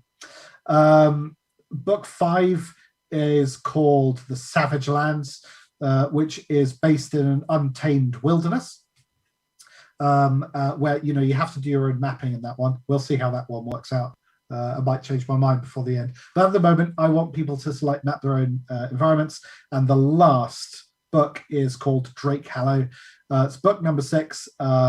It's the toughest of them all, and it's set sort of in a kind of it's kind of a steampunk China in a way. So it's very it's a place where kind of like industry and magical industry have started to overwhelm the kind of the countryside, and you've kind of got to save people from an apocalypse, as it were, of their own making. That's actually more details that we've given out about book 6, but there we are. That's roughly what it's about. There's just 6 books because I think that's the optimum number of titles in my head anyway. And then if we want any more, we'd have to do a new series, basically. Okay. Right. Well, thanks very much for that, Oliver and John. No problem. It's always good to speak to you guys because it's not like pulling teeth. You guys can talk for hours. Which bless you. It's a Yes, compliment. It's a compliment. That's kind. No, I mean, just to say, LaveCon has always been hugely important to us, to me and John. It's where it all started.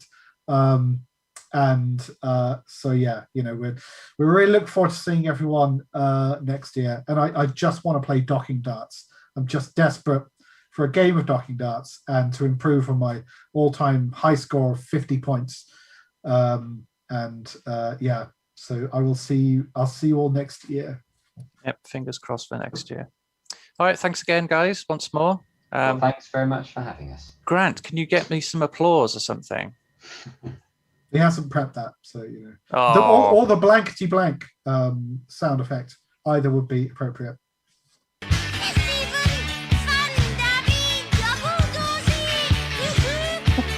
Oh, there you go. You get a fan dabby dozy instead. Well, even better. Thank you very much. Thanks very much, guys, and I'll see more of you this weekend, hopefully. So thanks a lot. Catch you later. Bye. Bye. Right, I get to hand back over to Lave HQ, Grant. So thanks very much for joining us this panel. A wee bitty preemptive there on that mix out. Oh, that's fine. Thank Don't worry. you very much, John. And we will be back. I think the next wee break of lunch, we'll have some video content playing over the SCAP anyway. We've got some videos that have been prepared to fill the hole. Hopefully you enjoy them and they give you a bit of a giggle. And we also have a video from HCS voice packs as well. So yeah, don't necessarily tune out, but it's a good time to go get some lunch, stretch your legs, and come back and join us from 3 p.m. for the rest of the program. And a busy night ahead we have. And again, by all means, anybody who wants to, tinyurl.com/LaveCon 2021, and you can come and have a chat with everybody in the Zoom call. I'm not a furry. What? Who's calling me a furry now? What's the word you say? It's something like run VT or something like that, isn't it? It makes you sound like you know what you're doing. Run VT! Docking request granted.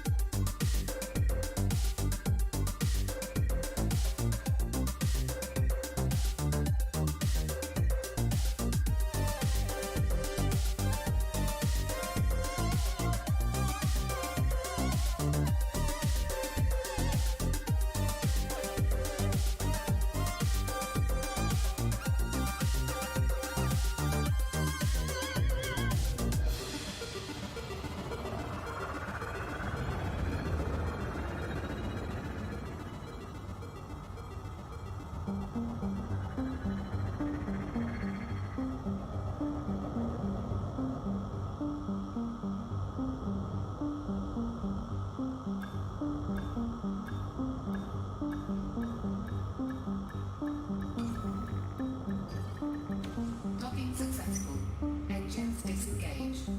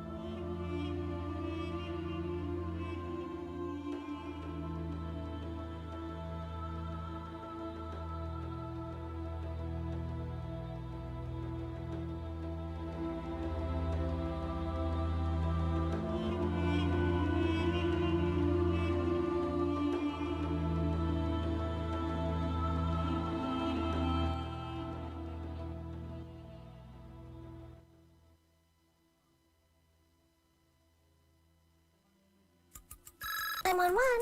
How can I connect your call? Okay, patching your screwdriver bomb disposal experts now. Please hold. If you can.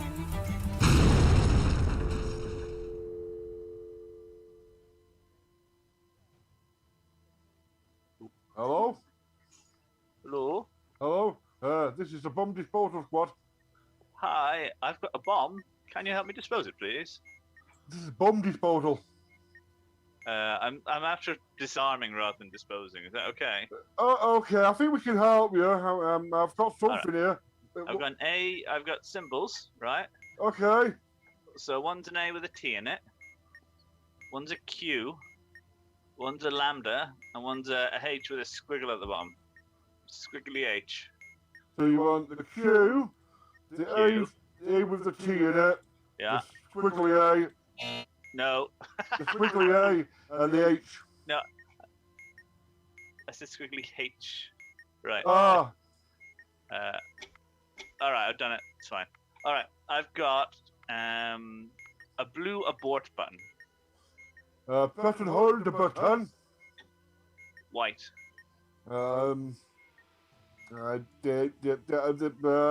This bomb manual is very, very large. One in any position. You can release it and it shouldn't go off. Okay, good. I've got. I'm Simon very confident in that. Simon Okay. says flashing a green light. I've got one strike. Does the serial number on that bomb have a vowel in it by any chance? Stupid person. Gah! It has. I'm looking sideways. No vowels. Okay. So what colour was flashing again? Green.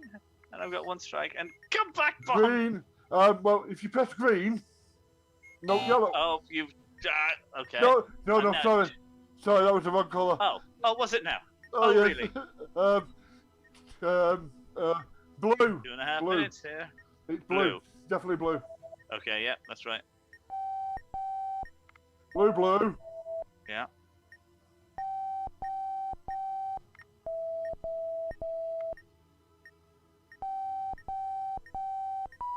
Green, yellow.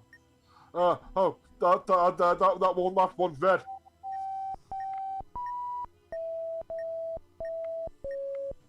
Good. All right, lovely. I've got a 1 with a set of numbers underneath.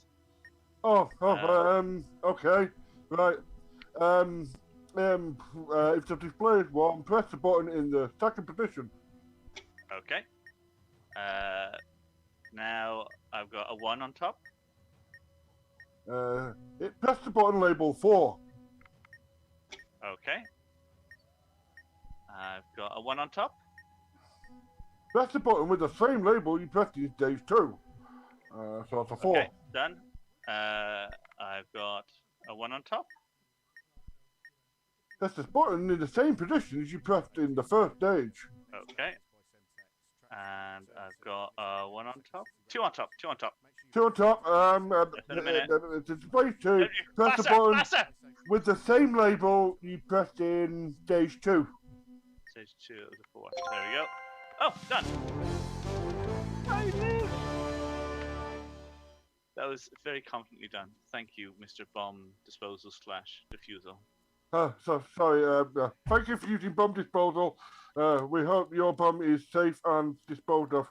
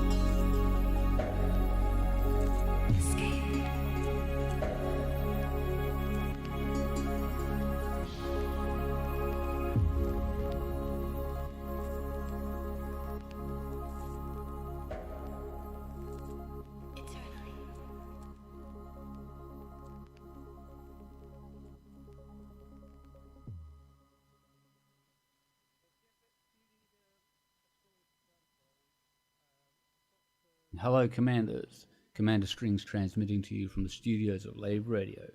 Up next is a tune for all you freight jockeys out there traveling, available on SoundCloud at 12 Strings Inc.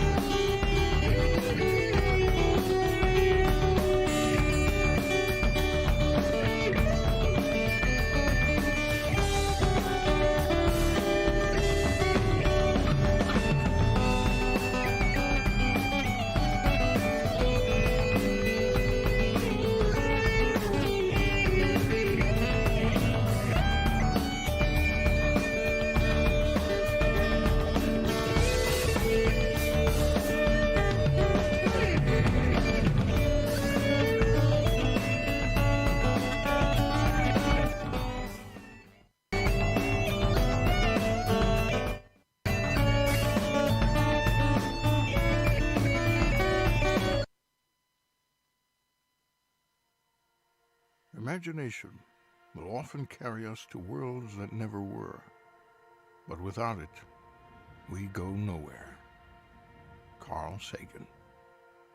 Many of us find ourselves looking up at the stars, wondering if our solar system holds any clue about the origins of life, where it all began.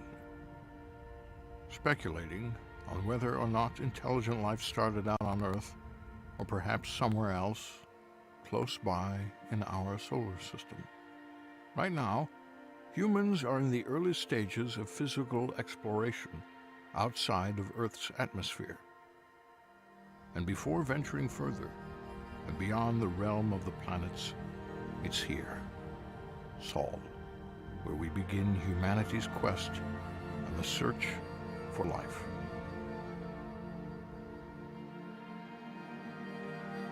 The star we orbit, along with the rest of the planets, is just one of billions and billions of stars here in the Milky Way galaxy.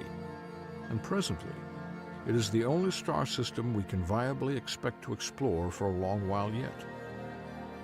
Unlocking new and exciting discoveries on Mars, the other planets, or at the edge of our solar system is a certainty now, given the technological advances made in the last few decades. But that is not where exploration should end. Of course not.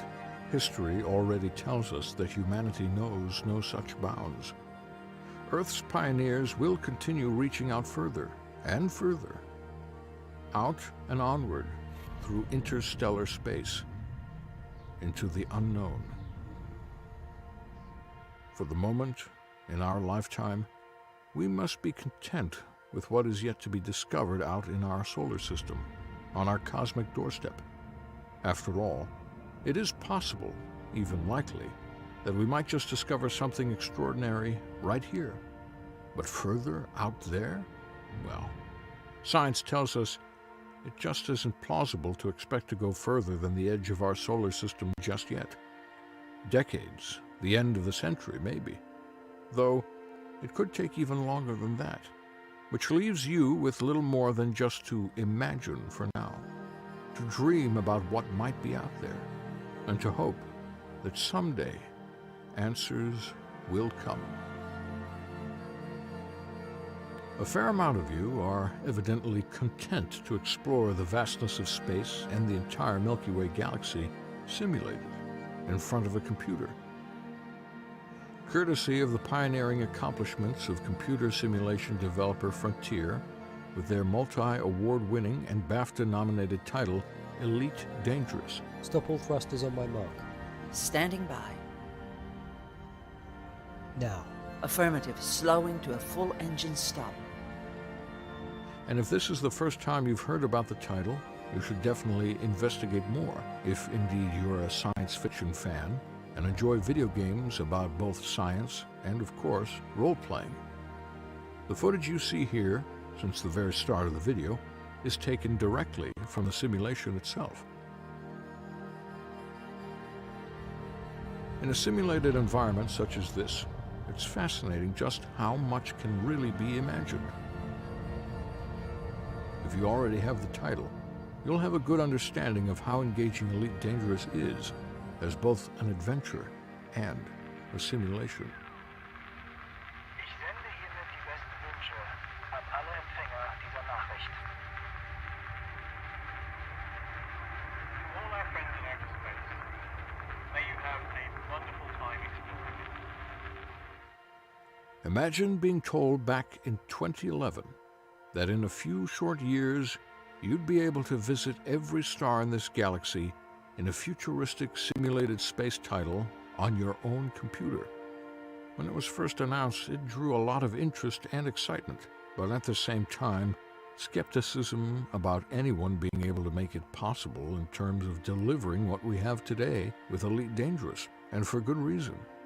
Something unprecedented like a computer simulation of an entire galaxy in a futuristic sci-fi setting would be a massive undertaking. Almost 4 decades ago, the game Elite was created. Wireframe ships, 256 planets in 8 galaxies. Our imagination was fired as to what could be. Turn time forward to 2012, and Frontier's dream of bringing a simulation of the entire Milky Way to the masses was launched. 400 billion star systems, the night sky as you see it looking up and beyond, through science to an accurate simulation of the entire galaxy. The crowdfunder was a huge success, and a few years later, in 2014, Elite Dangerous became a reality for the backers and sci-fi gamers on the whole.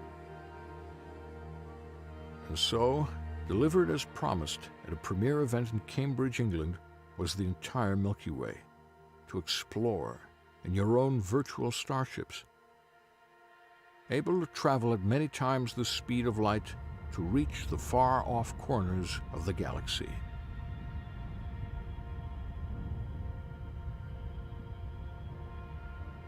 Navigation. Navigation.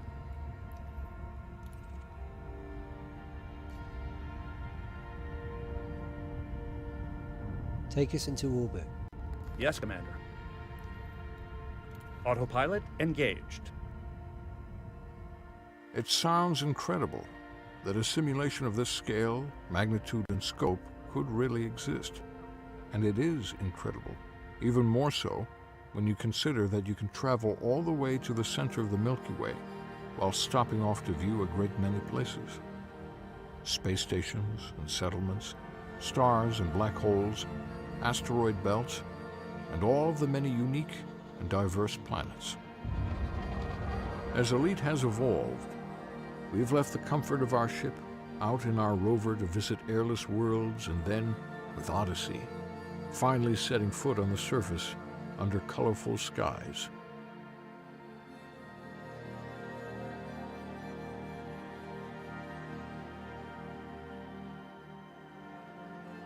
Request docking, please. Stand by. Docking request confirmed. When you hear "Blaze Your Own Trail" echoing from the trailers and video demonstrations, just remember, it is left entirely up to you what you do and where you go in the Elite Dangerous universe. Total freedom. There's nothing linear. There's nothing telling you where or how to do much once you set off. And that's what makes the title and the gameplay so cool. Total freedom for you to set your own course and adventure on. With your friends, flying solo, or with the ever-growing global community player groups, all of which thrive on the wonder and amazement that Elite Dangerous delivers.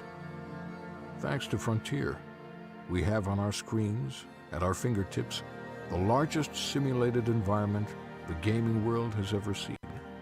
The entirety of the Milky Way.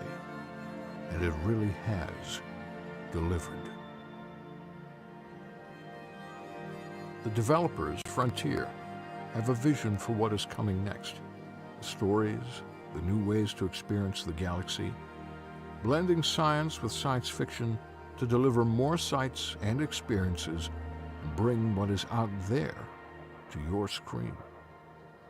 It is a monumental undertaking, but HCS, along with the community, are here to share the entire journey. It doesn't matter if you've played since 2014, 2020, or since the 1980s with the first iteration of Elite.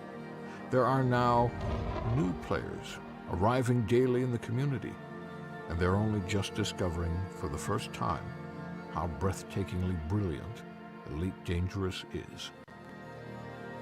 Veteran players will undoubtedly envy the newcomers for what they're about to experience for the first time, but they should also salute and welcome them to the community and to the awesome and ever-expanding game that Elite Dangerous is. When you power down your ship for the night, wherever you may be in the galaxy, imagine what is coming next in the years to come.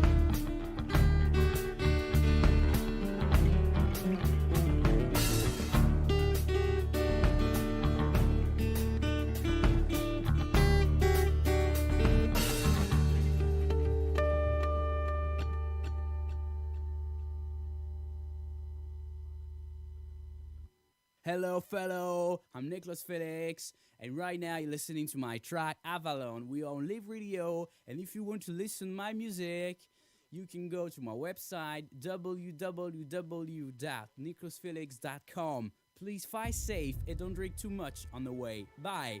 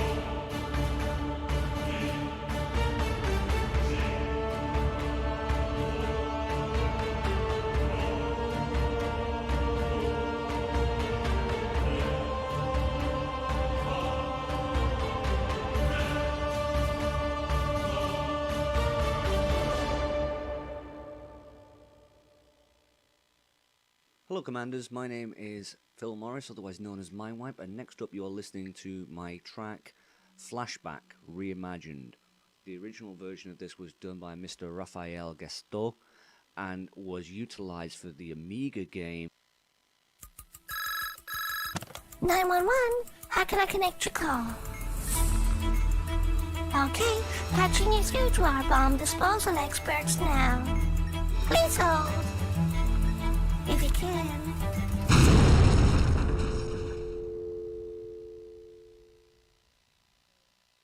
Hello. Thank you for calling Bomb Disposal Squad. Your call is important to us. Please hold while we try and connect you to an operator.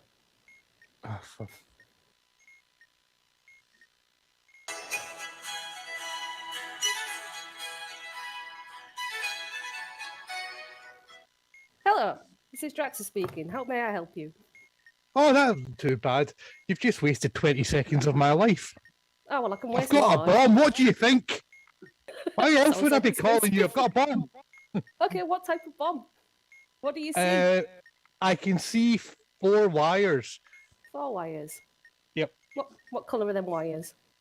I don't know. I'm colorblind. Oh, I think it's 2 green, 1 yellow, a black one, and a white one. I think that's how colorblindness works. But you said 4 wires, so how does it make more than 4? I also can't count. How many wires have you got? 5. 5 Oh, I can see them now. 2 red, 1 blue, 1 black, and a white one. 2 red, 1 blue, 1 black. Is there exactly 1 red? No, 2 red. Well, there's 2 red. No black white. No black. There's black wires, isn't there? Yeah. Cut the first wire. Is that a question or? Might be. I'd try it. Okay, I have got some funny symbols. Oh, funny symbols. I like funny Yeah. symbols. I've got CQ, I've got a lollipop, I've got a drunken question mark, and I've got 2 eyes looking over kind of like somebody's bottom. Kind of like a backwards V, maybe? No, it's definitely 2 eyes peeking over somebody's bottom. Right. Right. Can you go through them again? I've got a CQ, CQ, drunken question mark, a lollipop, and the 2 eyes. Right. So it's the 2 eyes, the lollipop, the CQ, and the backwards question mark. Ooh, that's correct. I have a flashing red light. And I think is there any other? it's just the flashing red light one. Okay. Do you have any strikes? No. Do you have? Does the serial number contain a vowel? This belongs to Bob. Why is it here? Right, okay. No vowels, I don't think. You don't think? Yeah, we'll go with no vowels. Okay. Well, in that case, press the blue one.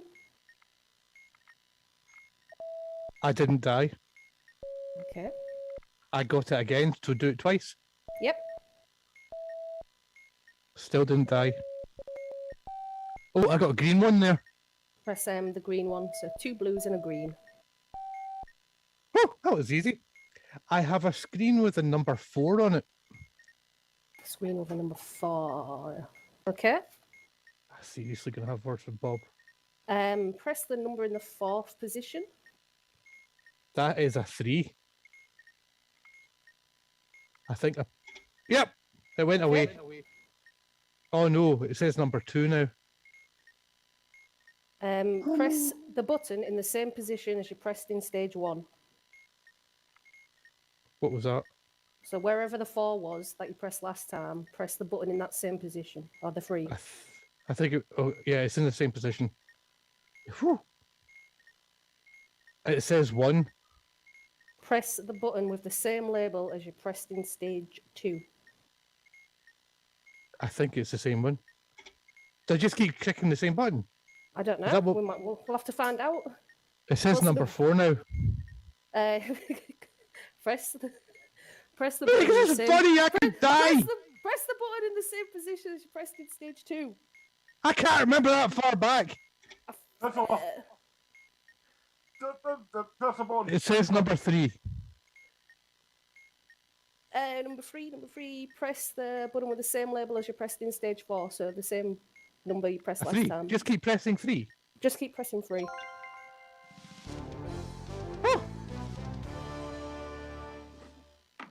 Okay, I'm I assuming promised to that was a delete the success. review I put up.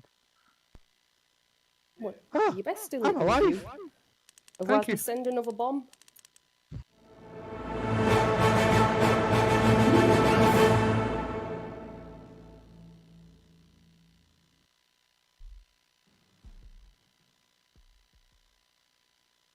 Right now, you're listening to the Lave Radio Music Medley. The next track is called Light Curve and is brought to you by Two Quiet Sons. Check them out on soundcloud.com/Two Quiet Sons.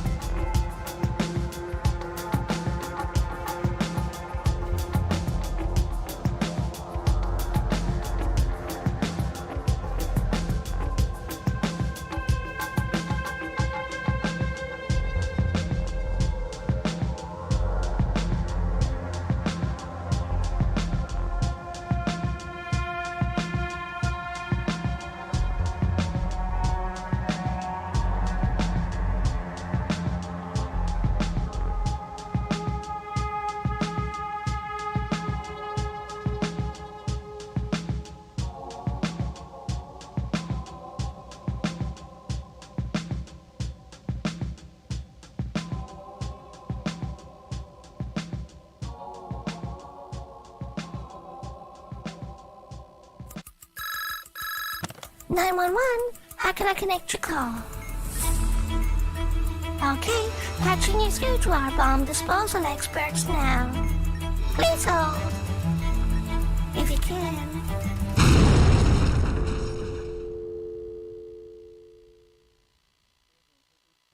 Hello, bombs and stuff like that. Is that the Samaritans? What's up? Well, I've just walked into this room and I found this bomb lying on a table. There's a clock ticking down. I don't know if that means anything. It's at 1 minute 48 at the 2 minutes 48. Yeah. Oh no, that's that. What that means is in about 2 minutes 40, you're going to be dead. Okay. Right. Can I help you with anything else? Yeah. I've got these wires. Yeah, they're next to the clock, and I wonder what they do. So one's black, one's white, one's red. I've got another white one, and then a yellow one. Is the last wire? Is the last wire black? No, it's yellow. Said that. How many red wires? One red wire. All right, that's good. And is there more than one yellow? No, only one yellow. I said this. No black wires, though. Yeah, yes, one black wire. The start. Just cut the first wire then. Okay. Oh, yeah, well, that actually worked. That's surprising. Really? Yeah. Wow.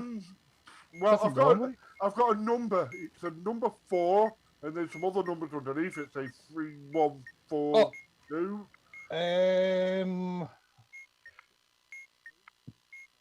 Press the button in the 4th position. That's a 2. That was a number 2. Hello, are you still there? Hello? Hello? Hello? Hello? Sorry, I'm getting sorry. Yeah, I can hear you. You're fine. Yeah, I've got you back. It's got a number 2 now, and it's saying 2341. Well, you press the same position that you pressed the last time. I can't remember which one that was. I think it was this one. No, it wasn't that one. Oh, do you want to try another one? You get most of these bombs. You get a couple of chances. It's fine. Oh, okay. No, it wasn't that one either. I've got 50, number 50. 2. I've got number 2 and 4231. That doesn't mean anything to me. Yeah, have you got anything else on it? Like, it says the word "you." Oh, that's another thing. Okay, listen to this carefully. You. Yeah. Are. Yeah. About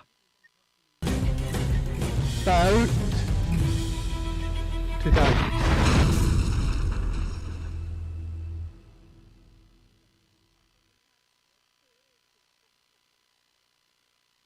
This is Second Technician Fozzer Forrester, and you're listening to the Lave Radio Music Medley.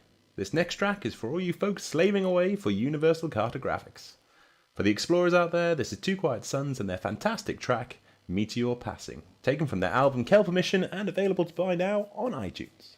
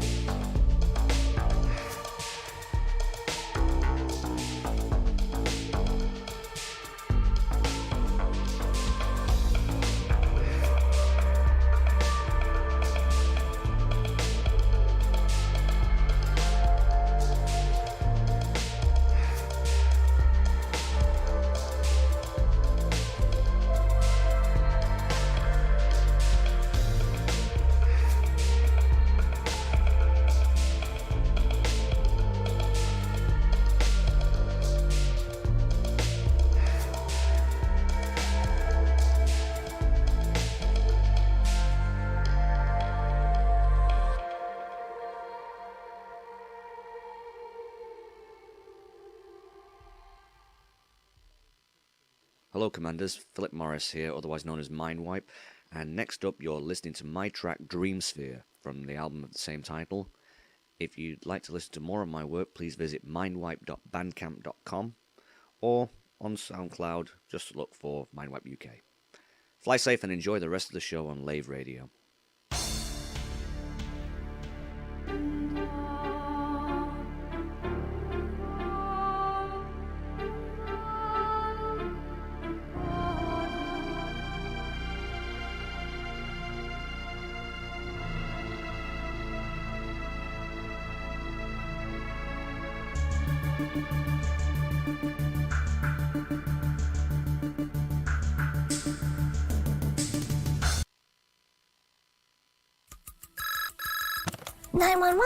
How can I connect your call? Okay, patching your screwdriver bomb disposal experts now. Please hold. If you can.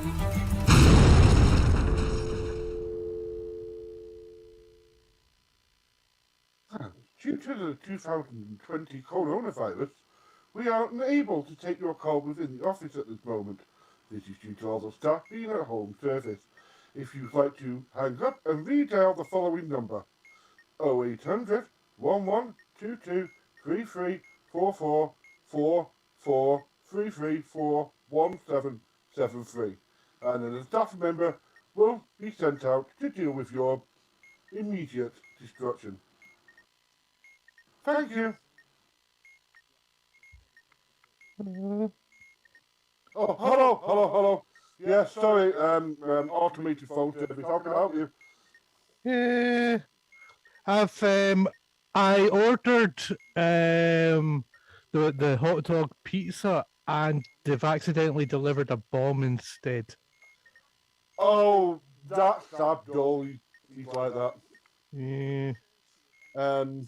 Don't worry about it. It's happened before.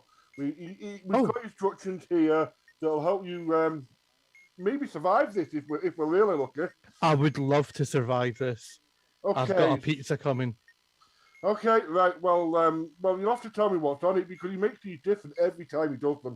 All right. Okay. I've got some wires, like four of them, and like the top one's like kind of blue, like, and then it's like a white one, and then another blue one that's different from the top blue one, and then a black one. Well, I think if you cut the second wire, it should be fine. Should be? Yeah, I'm pretty sure. Oh, you're good. Okay. Right. Hold. Okay, I'm holding. No, the button says hold. Hello? Oh, there's a button. Oh, okay. Sorry. I thought you just wanted me to hold on for a bit. Right, No. Blue button says hold. Well, hold it down. Just hold it down because it said hold on it. I mean, why wouldn't you? It's got a red flashing light next to it. Well, if you let it go at one, it should be okay. At one? I just missed that one. One in any position. It doesn't really matter where it is. Whew. Thank you. I've got a screen with a number on it. Oh no. Yeah. Well, yeah. You like to put the takeaway numbers on these, so it's fine. Yeah. So if you can remember the number to the takeaway, that's the code. Right. I don't know. It says 4. Right. Well, if you press the button in the fourth position. Fourth. Fourth position, yeah. Oh yeah, that was a number 2. Okay, yeah. Okay, well that's the first number, and then what's now? What we got? 4. A 4. Same position as you pressed in the last time. So I don't know what you pressed last time. That worked. It's got a 4 again though. It says if it said a 4, press the number 4. Oh, okay. Yeah, that's working. It says 1. If it says 1, you press this button in the same place that we was in when we first started this, but the first one. But I think the first one was the last. It's now our last one. I'll try it. Try it. What's the worst can happen? I die. Right. Oh, it's all in order now. It goes 1, 2, 3, 4, and it says 2. It said press the button with the same label you pressed in stage 2. Well, I think it's the number. I think it's the last number. I'll just press 4. Yeah. If it's not that, I'll press 1. Okay. Oh, it's playing music. That means it's not going to blow up.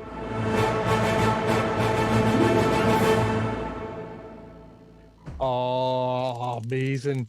Right. Well, I'm now- sorry about that. I can give you 50% off your next pizza. Oh, that would be great.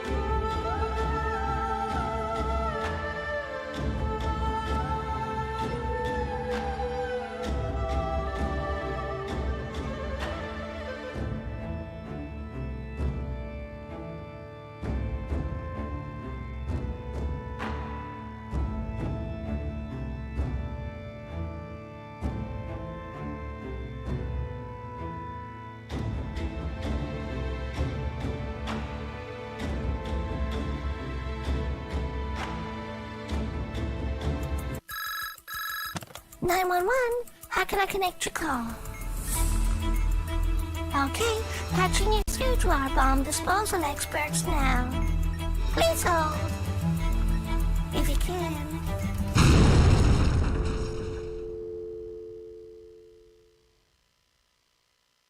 Ring, ring. Hello? Ring, ring. Oh, hello. I have a Hello? bomb. Anyone Hello? there? Hello? Hi? Can you hear me? Fine. Let's help you defuse this then. Sweet. Right. It has a white button that says detonate on it. Right. Are there more than one batteries on the bomb? More than one battery. Look around all Oh, sides. Check we've every got a bit. big battery. Oh, we've got two batteries.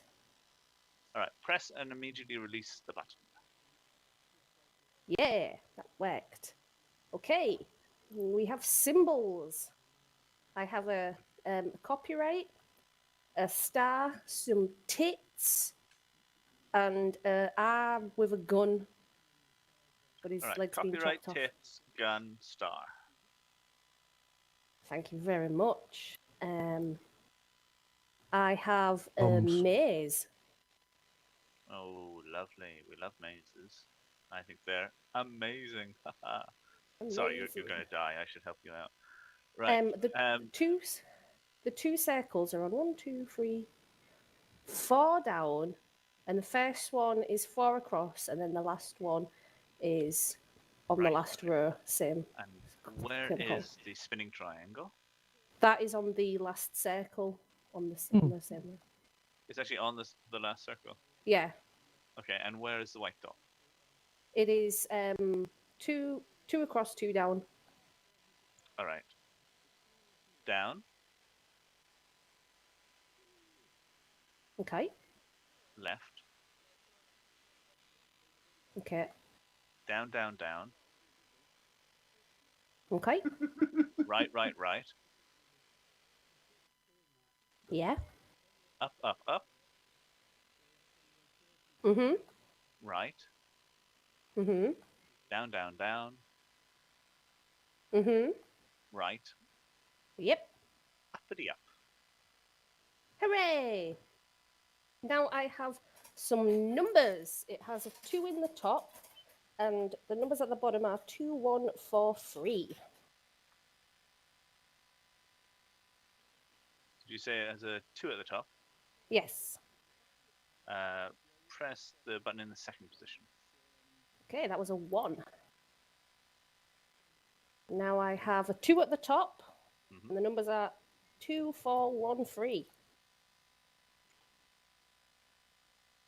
Press the 4. Okay.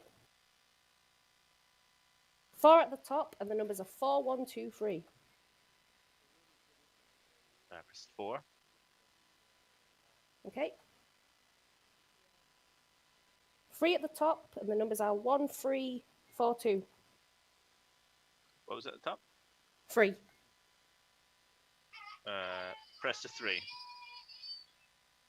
Okay. It's a 3 at the top, and the numbers are 3, 2, 4, 1. 3 at the top. Yep. Press the 3, please. Hooray! Is that it? Yep, you helped me defuse the bomb.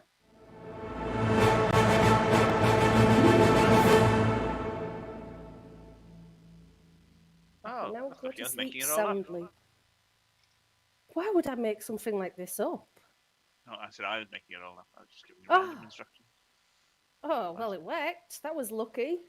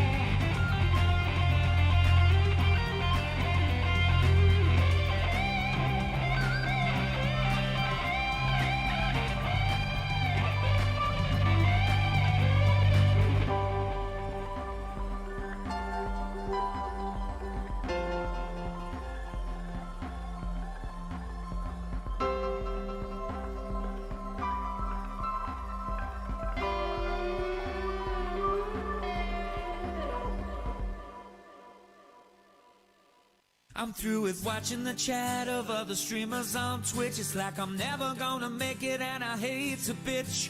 My channel hasn't turned out quite the way I want it to be. I want some cool emotes and a ton of awesome mods. 1,000 people. A huge land room that's big enough for 10 plus me. I need 1,000 follows in every stream. A HD camera with a big green screen. Gonna join the 60 FPS club in 1080p. I want the best connection I can possibly get. The kind of PC rig that makes the nerds get wet. Running quad SLI and lots of SSDs. I'm never gonna sleep, I'll always be online. I got a ton of coffee, so I'll just be fine. Well, we all just wanna be big Twitch stars, hanging out at conventions with the VIP bars. The games come easy and the merch comes cheap. We're jacked on caffeine, so we just won't sleep. And we'll hang out with the coolest dudes. Gonna play multiplayer, killing all the noobs. Every PC fanboy's gonna end up there. All the cosplay girlies with their colored hair. And hey, hey, I wanna be a Twitch star. Hey, hey, I wanna be a Twitch star. I'm gonna play all of the latest games. My Steam friends list will have some famous names. The publishers will give me all the latest DLC. I'm gonna pimp my rig with the latest graphics. Do a retro stream where I can play the classics.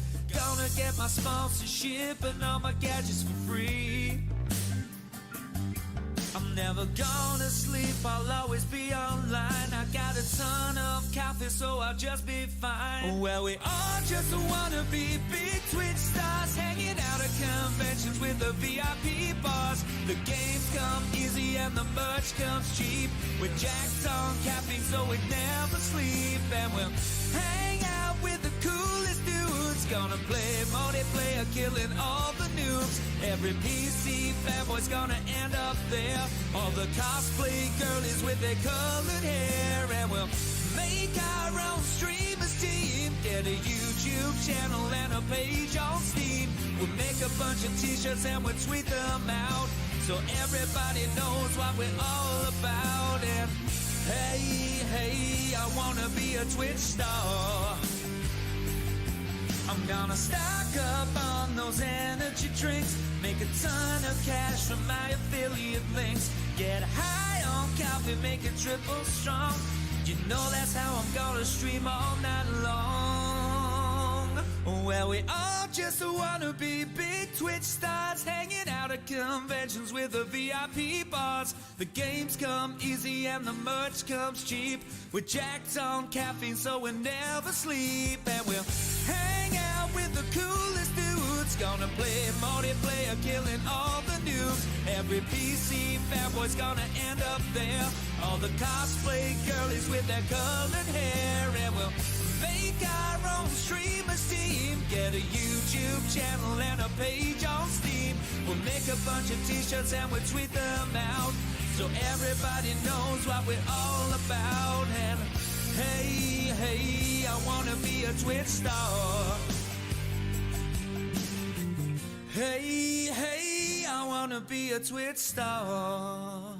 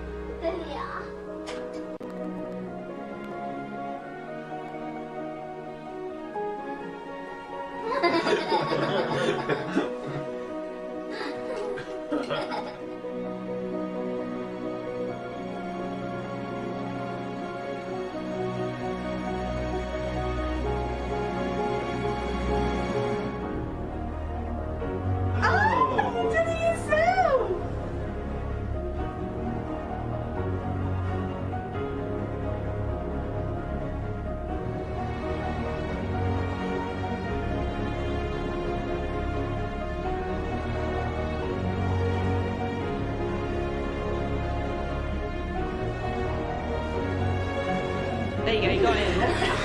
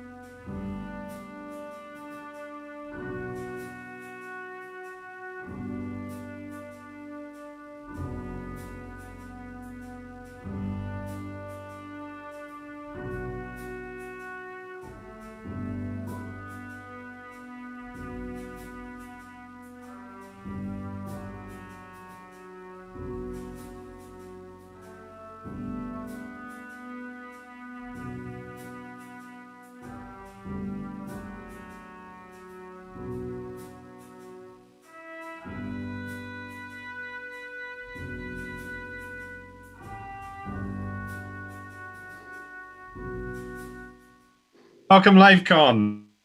Okay, hopefully you've made it back and you've managed to have a little bit of lunch. We are currently in game. Now, I won't be in game, unfortunately. There is a bit of a PC issue going on here. The machine that I usually play Elite on is, I don't know if it's quite going to be up to much, needing a new CPU fan at the moment. However, the rest of the gang are registering in. They are either standing around in Lave Station, as I can see them on Zoom at the moment, in the shared screen, or inside the station in their ships, or just outside the station. So the idea for the next half hour is, usually at LaveCon, what we do is we take a big group photo outside the Sedgebrook. Now, we don't have that opportunity, obviously. So what we're going to do instead is we're asking everybody who's attending, people who are playing the game, to take a few shots and to either send them to us via email, which we can obviously pick up, info@laveradio.com, or at admin@hwsevents.com. You know, we can pull them together from there, or to post them up on social media and hashtag them with LaveCon 2021. You can also include the LaveCon Twitter account. You can include my account if you want to, or the HWS Events and Projects account. You might want to tag Elite Dangerous. You may want to tag other people as well. It'd be really nice to see, you know, a nice kind of visual record of this weekend, you know, and our lovely event. Now, currently, what we can see in the Zoom chat at the moment, which is a shared screen, and you may well be interested to come and have a look, is we have Commander Psycho Cow is glowering at the front window, I believe in front of docking pad 27, it looks like, and the letterbox entrance. He appears to be quite frowny. I've got to say, you know, I've not been able to see many people managing to crack a smile this year, which I'm a little bit disturbed about. But I guess, you know, it's been hard, and, you know, it's been tough on people. So that's clearly why they're frowning a bit. But that said, Edelweiss has managed to appropriate a very nice pair of shades. And Psycho Cow has just given him a stare that I think indicates he's going to murder him at some point. I hope that that will be after the weekend. Yeah, so please do come and join us. You can find us in the station. I'm sure some of the others can also give you some directions to the area of the bar as to where they're at. We can coordinate in the Zoom chat if needed. And also, you know, come and fly your ship. Come and see some people. Some of the time when we've done this in the past at different Lave Radio episodes, it ends up as a bit of a game of bumper cars. So do watch out for that. Hopefully, people can be nice and behave and not be too bad about it. But there are a lot of lovely people just congregating in the bar, and isn't it nice? You know, this is the first year we've been able to do this, to actually have people inside the station having a walk around, you know, being able to stand next to each other, even if they do look grumpy, and kind of hang out and see each other in game, which is great, rather than just in their ships. So yeah, do come and join us. Do come and find us. Okay. So a little bit of other news, other stuff in relation to the afternoon. So we're going to be moving into the Games Writing Experiences panel in about 25 minutes.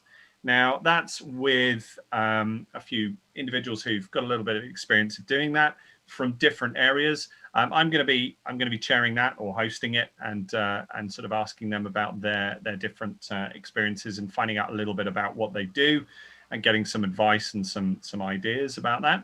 Then at 4:30 we've got Kevin Elliott delivering Secrets Behind Great Writing, so he'll be in here for that. And then at 5:30 we've got Great Games of the Past, which is really a bit of a conversation about all the best games that we all enjoyed, and kind of finding some of those hidden gems and hidden treasures that we remember. So, you know, do join us for all of those. Those are the afternoon activities, and they're kind of ready for you, and we'll be looking forward to getting our teeth into those bits and pieces. In other news, surprisingly, and I guarantee this is without any coordination whatsoever, my publisher, Flame Tree Press, have decided for the Independence Day weekend to discount all their paperbacks to £5. So currently my science fiction novel from 2020, Fearless, is available for £5 from the Flame Tree website. So if you want to go and have a look, it's flametreepress.com. I'm doing an author reading from the sequel later this evening. So, if you can read really fast, then obviously you could, you can pick that up and you'd be able to, to read it and find out what happens next immediately after, after the fact that you've managed to read it. But don't worry, the reading from this evening doesn't have any spoilers in it, so you'll be all right in terms of the stuff that's there. So looking forward to all the screenshots that we can get in from this. We're going to download and coordinate the ones that are coming in on Zoom, which they are already. My poor little laptop is just crawling trying to keep up, but it is coping. The frame rate is pretty poor, so I can imagine that for anybody that's actually in a game experience, it might be a bit tricky with everybody that's around. But it's great to see people. It's great to see what they're doing as well in terms of what's there. So yeah, other things that are going on this afternoon. Battle Cards is continuing. We have later on this evening, Chris Jarvis is doing Hard Space Shipbreaker. The Bapstar Arcade is continuing on Twitch TV. You can go and take a look at what they're up to there. And then later tonight, we have the big quiz with Grant. We've got Phasmophobia, the EDRPG dungeon run. We've got at 4 p.m. There's then another EDRPG dungeon run at 8 p.m. If you haven't signed up for that, I think the signups are available, so you'll be able to do that. And then, as I mentioned, the author readings. Then we have Art in Space with Beetlejude and Orange Phoenix. Now, if you've not seen their work, it is really worth checking that out at 10 p.m. tonight. Orange Phoenix, I work with Orange Phoenix a certain amount on Sagittarius Eye, and one of the great things about writing articles for Sagittarius Eye was that you got to see what other people could do with the visuals. And Orange Phoenix is amazing at that. So having him and Jude working on her artwork in a little bit of a presentation and a kind of an insight into what they're doing, I think would be incredible. It'd be really amazing to take a look at. So in other news as well, as Karen has mentioned on Zoom, and I was just coming to, the charity raffle. So far, tickets have been available since yesterday. We've raised nearly £2,000. So that means that Special Effect and EDS, Ellis Danlos UK, will be equal beneficiaries of that. Hopefully, we're going to push over the top. We're going to get over that £2,000. I'm sure that will happen in the next few hours. And that's a testimony to everybody in the community. The fact that people are prepared to give and prepared to support those charities is incredible. And the work that they do with that money is also incredible. People with mobility conditions and people with, wanting access to gaming. You've got two charities who are doing incredible work to try and support people who really, really need that support. And the fact that the Elite Dangerous community is prepared to be a part of that and to pledge to that is wonderful. And of course, there are some raffle prizes, which will be drawing the raffle at some point tomorrow. So, there's plenty of time still in terms of what we're doing. All right, so looking around here, what's with the crouch, people? I've got like it's like a ready crouch. Is that a thing? Yeah. It's like a whole gang of ready crouch going on down here. 10, 12 people, and then someone's managed a chair. I think whoever's managed a chair might be kind of thinking about LaveCon 2013. Some people may remember the one person who stayed in a chair in the hotel and fell asleep. Now, you may not know, but we were in Chippenham for that, and there were pillows or cushions on every other seat in the bar. And the fact that that poor person, Graham, if I remember rightly, fell asleep, he ended up with all the cushions on his head. So yeah, it was great fun. As I recall, the hotel barman wanted us to go even further. He was offering us a permanent marker and to do all sorts of things. But we were nice. We stuck to cushions. We wanted to be polite. So yeah, lovely to see so many people here, and the fact that we can have a ship just outside the window and people gathered around in the bar area is really, really cool. So do come and join us if you're online, you're playing the game. Drop into Lave Station. Hopefully you can get into the same instance, and then people will be able to see stuff as things go on. So yeah, so the next 20 minutes or so is going to be all about trying to coordinate that and all about trying to get some great photos. So yeah, do hashtag them up, put them onto Twitter, and we will retweet them. We will promote them, and we will also be putting them out after the event as well when all the dust has settled. Okay, so Grant, I was tasked with kind of pulling this all together and herding it all up. How did I do? Well, we're all here, I think. Well, there's a lot of us here. Who have we got? We've got Stephen Usher, Noplius, we've got Mindwipe, Commander Ixla, we've got Edelweiss, Raxla, we've got Blank. How did you get a blank name? Unless it turns out that I've got you blacklisted, in which case, how did you get into my instance? Rampage 737, I've got nobody blacklisted. I wouldn't even know how to. And we have got Gimme here up at the end. Some random person in blue with dreadlocks, and outside in bits and pieces currently scattered all over the internals of this station is Pom. I don't know if you might. There's a bit of him there. Did you see it there floating down? Oh no, that's actually a ship landing. Oh. Did he fall apart? No, he brought the special effects Sidewinder out and outdid his allotted time slot, and therefore he was politely evicted by the station. Which of course means that he's no longer even in the system. He is currently serving time in a detainment centre somewhere in the near locale, and that'll take him a wee bit of time to get back here. But yes, if you are in game and you are trying to get into these instancing, is there any way to get to comms through standing up, or is that another key I've got to set? Does anyone else have a... Press and hold Q. Whoop. No, that's... Oh yeah, I see, there's a wee insight hub. Thank you. You can tell I've played lots of this. And what I'm going to do is I'm going to turn off Alan, because apparently it's behind his head. There's there. Okay, so contacts, transactions, navigation, contacts it is. Just whether or not you can see the chat and people can send a message to us to offer them a position on a team so that they can get into the system, into the session. But yes, try and message us. I'm not sure if we get a notification or not. Commander Wheeler Towers has just arrived. So yeah, back in.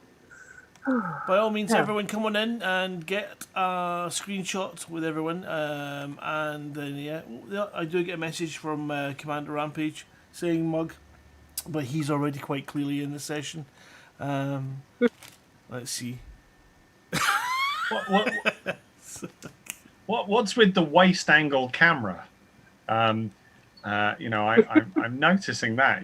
We're kind of seem to get shots of people quite close up. I see. It's probably because someone's crouched. Yeah, the crouch is definitely a factor there. It isn't too bad at all. Oh, someone is 10,000. Karumba's a bit far away. He's going to be by the time he gets here, it will be next year.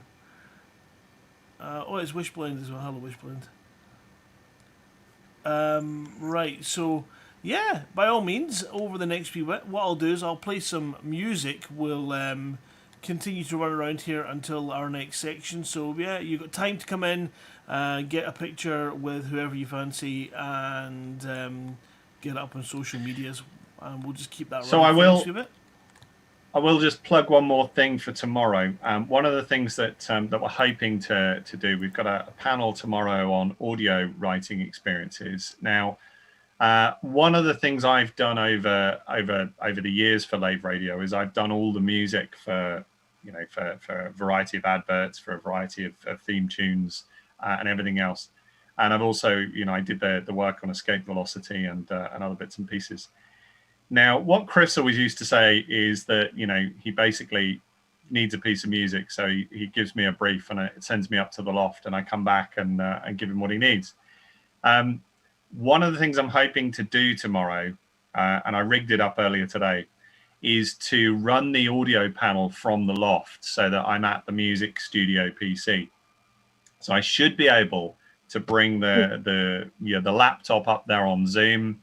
And so what hopefully we'll be able to do, we've obviously got some great guests who are going to talk about their experiences as well, but we should be able to give you a bit of an insight into another room in my house, a different room in my house. You'll be able to see the music studio. So hopefully I'll be able to show you a little bit about how I compose some stuff. And I'll be using the brand new spanking LaveCon theme that Grant asked me to compose this week. So hopefully I can show you a little bit about how I do it.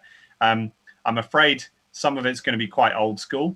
And some of it, if there are any composers who are around, they're probably going to point and laugh at some of the software that I use because it's a little bit old. But every composer has their own method, so it's the way in which that's going to work. But yeah, hopefully it should be a treat for people, and they should be able to see that tomorrow when we have the audio writing experiences panel. Okay, fantastic. Hold on, I'm just trying to put information on the screen so that people can get there. Have I spelled Odyssey wrong? It looks wrong. I'm sure Odysseus doesn't mind. He's not going to complain, is he? It's not like he can email in. No. Although, I've got Aristotle on Twitter, so, I've got God on Facebook. That's another matter. All right, we'll be hanging around here for a wee while. Do come and join us, and then we'll be back for the next segment at 3:30. Yeah, so it's the games writing experiences panel at 3:30. We'll see you then. Brilliant.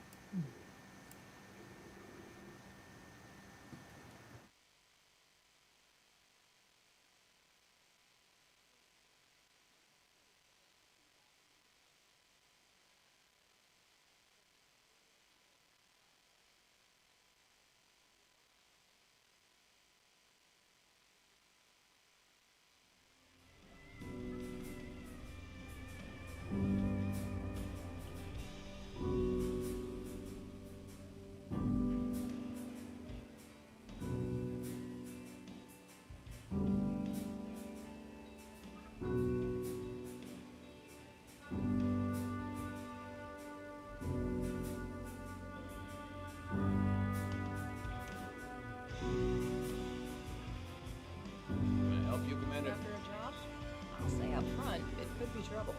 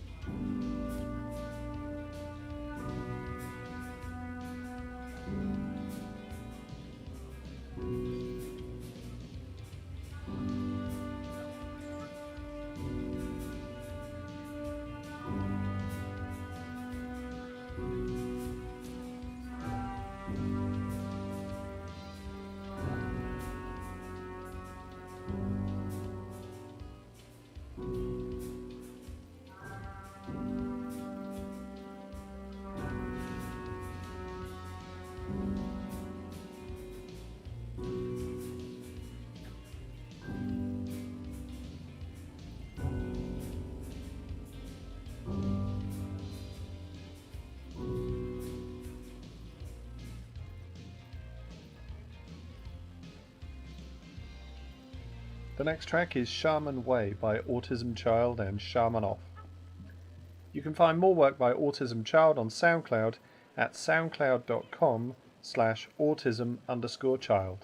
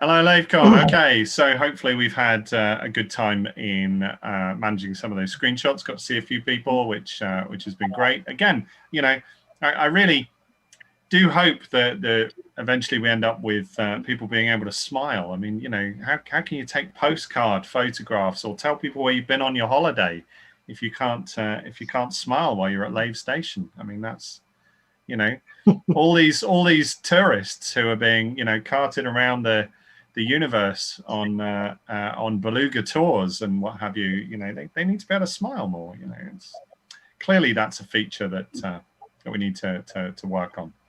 Anyhow, so this panel, the next hour, is devoted to games writing experiences. Now, I've got a great setup of people here who are much more knowledgeable than I am, but I'll try and contribute where I can too, in terms of what we're looking at. So joining us for this particular panel are, and in no particular order, only in the order that they suddenly appear on my screen, the estimable Chris Jarvis, who has just giggled, bless him.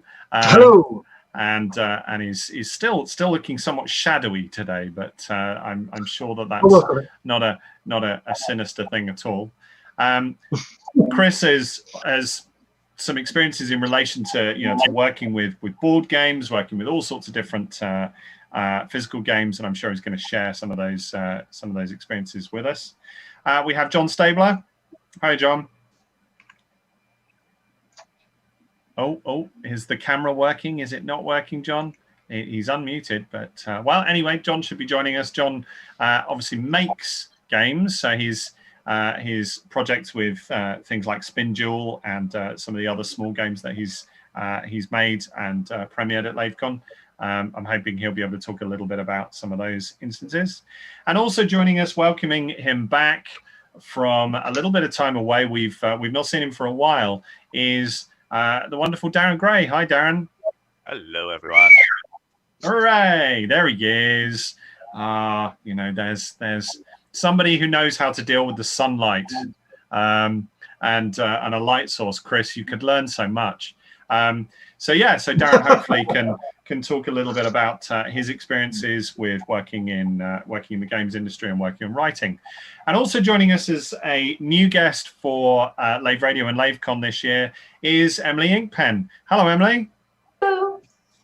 So Emily works in the games industry, works on a variety of different products. I'm sure she's going to be talking a little bit about that, and she'll give you a little bit of an idea about what she does. And she also writes.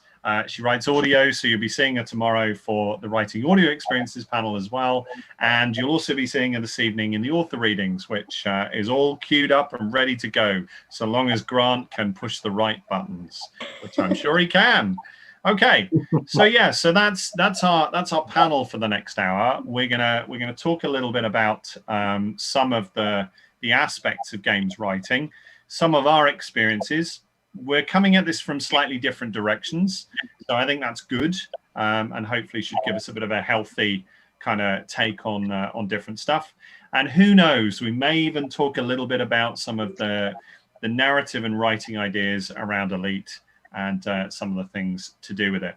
So I'm going to go to the first question in relation to this, and I'm going to ask this to be open. So whoever wants to dive in first, let me know that they want to dive in first. So we'll do that. Sorry, I'm hesitating because suddenly something popped up. There we go. I have the window on my screen suddenly changed. There we go. So I'm asking this openly to our panel. What were your first and formative experiences getting behind the curtain with games, and how did those experiences shape your thinking about them? Who wants to start off? I mean, I can go back really early to, I guess, the ZX Spectrum days, because when I first learned to code and I learned a little bit of BASIC, I'd say the first and most obvious thing for me to try writing was a text adventure. So in a sense, my sort of earliest experiments with coding and game design and that sort of thing were were very text-based experiences. Particularly since I didn't really have the programming skill to create these kind of graphical, these full screen graphical things.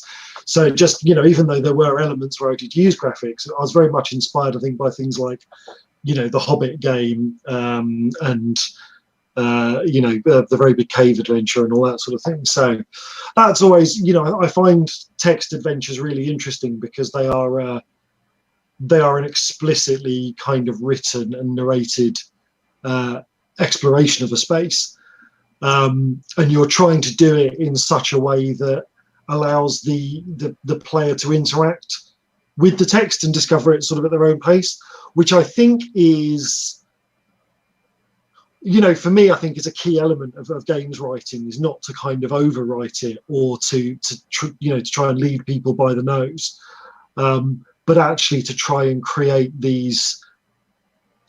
a narrative, whether that's with words or with whatever kind of narrative you're constructing in the story, and actually having things in that sort of narrative that gives the player an idea of where they need to go next and what they need to look at next, without necessarily a big thing that says go this way kind of thing. Okay, anybody else? I could go? Yeah, of course. Okay, so basically, I came at it as a writer, and as a writer, like, there's not too many sort of it's not like being a developer where a step into gaming is really, really obvious. Like when you're coming at it as a writer, normally people don't talk about writers in games at all, and I felt like, so I came across a couple of panels that were being held at BAFTA. And I went and I listened to those, and it was mostly narrative designers, and they were being really open and honest about their experiences, which were not necessarily brilliant. But I worked in tech, and I understood that because there are certain similarities between like tech companies and gaming development companies specifically.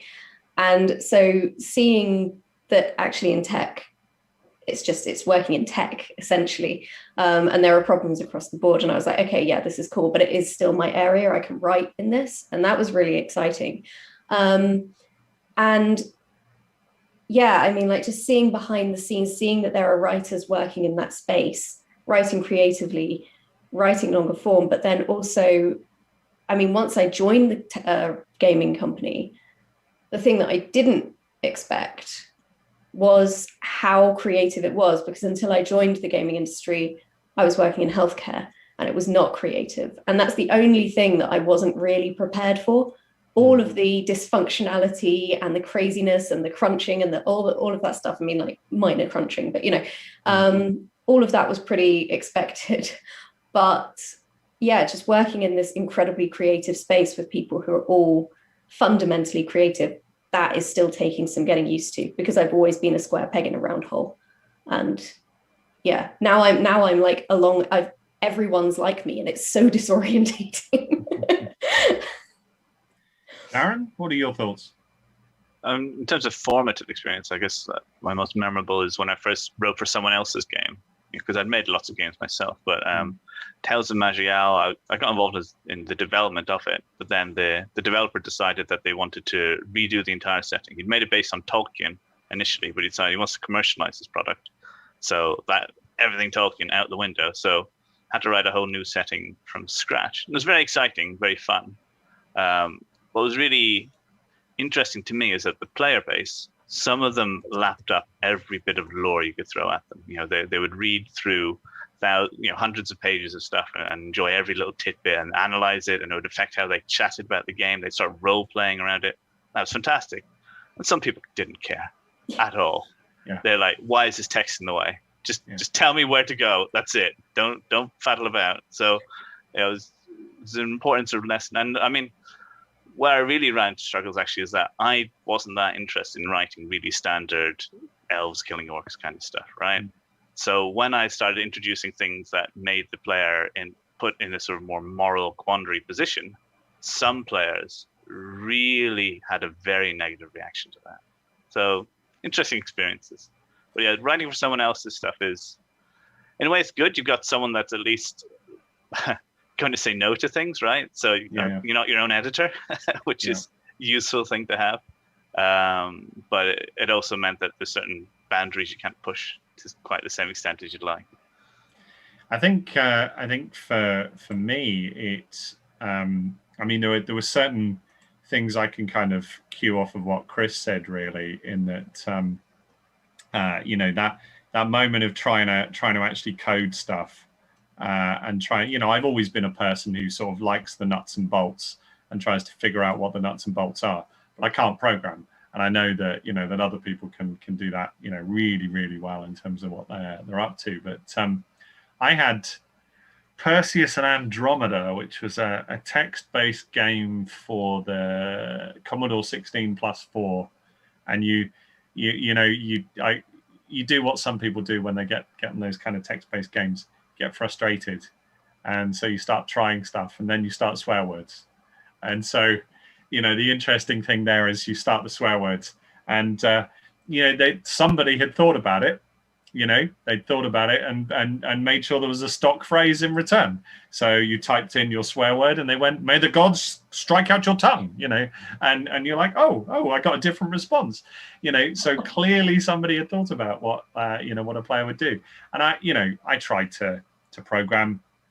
I got as far as being able to make my computer.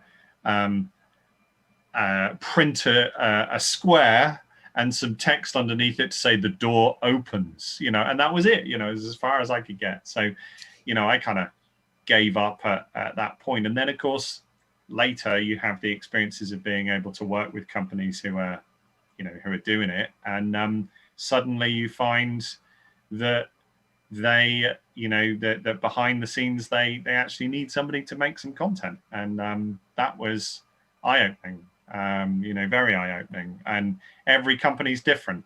To pick up on what Emily was saying, just this, you know, the narrative designer role. I mean, I was very fortunate to listen to Rhianna Pratchett talk about narrative designers and how they work and explain the difference between them and writers.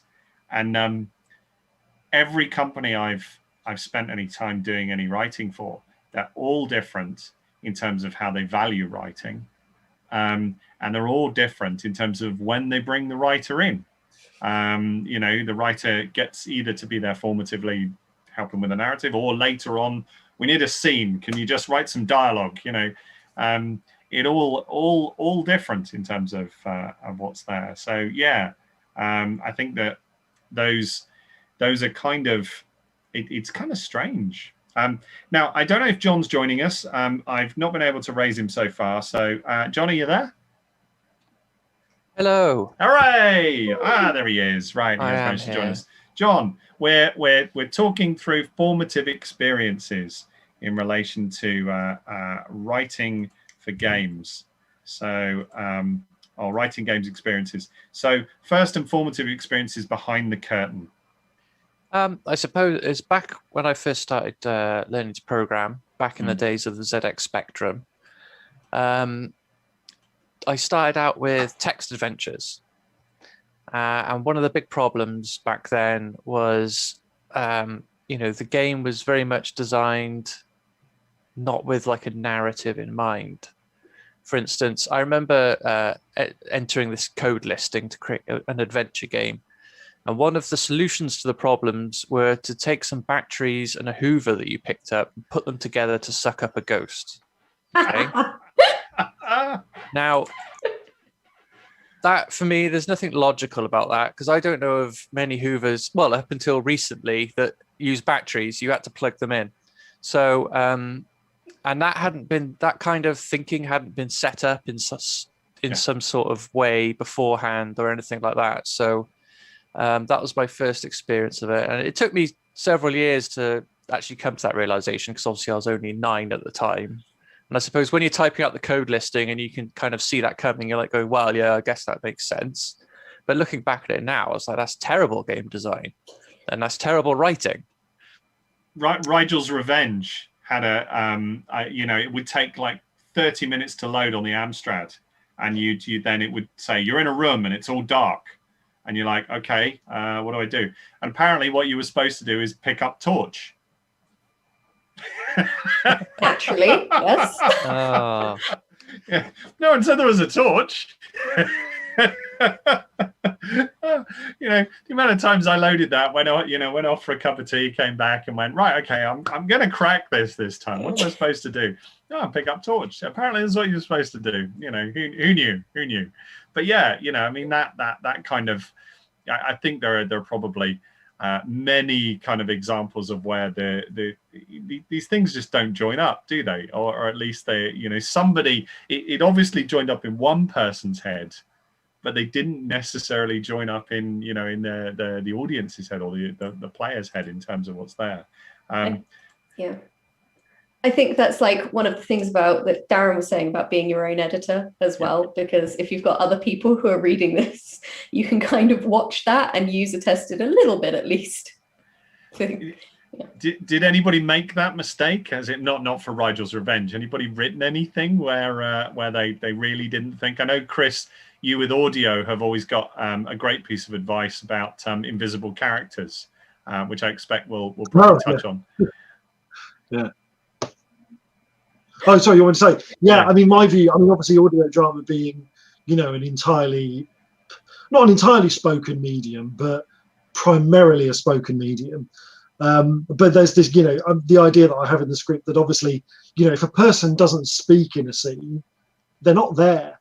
Yeah. You can't ask your audience to assume that someone's there if they don't have any dialogue. And I had it, I mentioned earlier that I'm working on somebody else's audio drama, and they're obviously very new, coming to it and haven't necessarily learned what things to avoid. And yeah, I was editing away, and then suddenly this character piped up, and this was, a good couple of minutes into the scene. I was like, I had no idea this person was there. Yeah. It transfers with different mediums, doesn't it? Because of course, if you're in a text-based adventure, it's probably the same.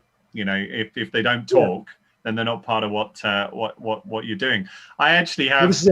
There is a book that shall remain nameless, but I've used as examples in teaching, where, and Karen, if she's listening, will probably start laughing downstairs, where there is a dog throughout this book that appears and disappears. And at one point, in one particular chapter, which I used to use as an example with students, the writer wrote it in such a way as that his friend, the main character, and then he turns to his friend, or rather his friend is, he's mentioned who his friend is. And he turns to his friend, or turns around and then describes his friend as panting. And you realize that he's actually talking about the dog, not his friend, and you're like, his panting friend, this is very strange.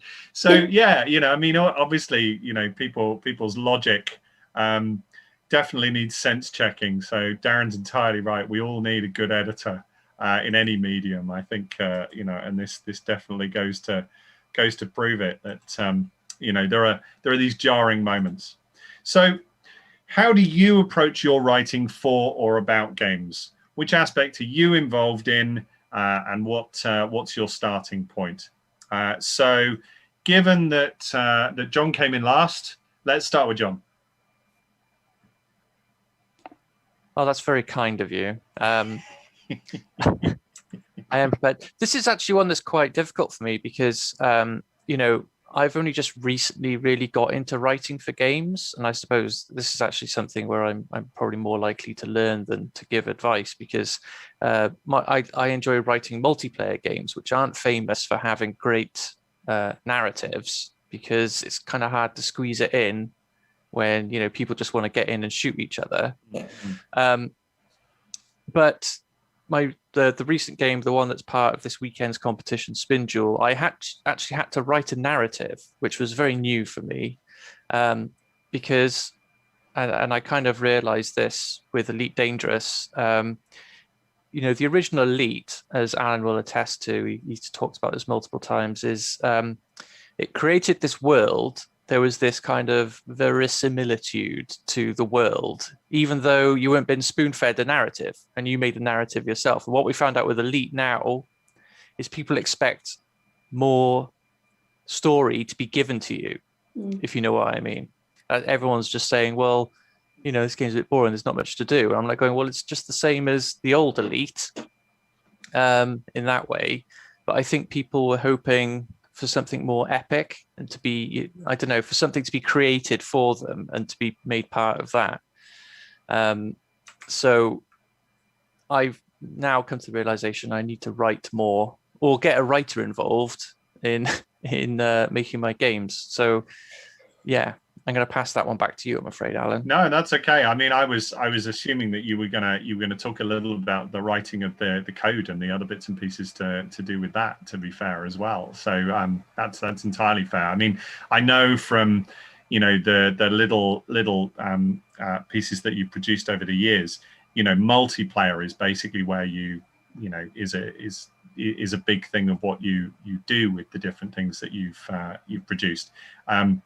We remember while we were waiting for Elite to drop in terms of the alpha, the little Frontier trade thing that you put together that people just sat and played because they just wanted to trade goods, in a kind of reminiscent way from a 1990s computer game, which is just crazy. But there was 20 or 30 of us hanging out in a chat room doing that for weeks. I mean, that was kind of cheeky in that it relied on people having a knowledge of like an existing kind of, the existing Frontier, stock market trading. But I suppose in a way there was a design there in that I tried to, completely mimic, the UI and everything that went into that original game. So people were able to literally open the page and start trading straight away. I didn't actually have to provide any instructions. So that's just one of the things about making games is you've always got to think about the user and how are they going to understand it. You can't just assume that because you wrote it and you understand it, then everyone else will. So there's two ways to do that. Either you mimic something that exists, an existing kind of, language that people are used to, or you're going to have to explain it via tutorials or, readmes, things like that. Chris, what about you? Yeah, I was just thinking that, we were talking about this comparison with something like Elite and perhaps other kinds of adventures. But if you've got a sort of open free world that you're exploring, the kind of writing that you do for it and then the other stuff that writing leads to is really important.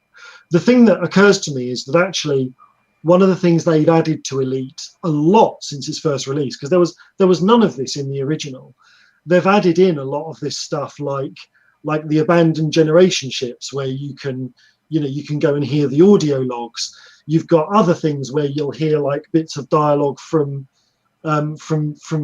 ships, like you'll hear a ship say, oh, there's going to be some trouble over in wherever.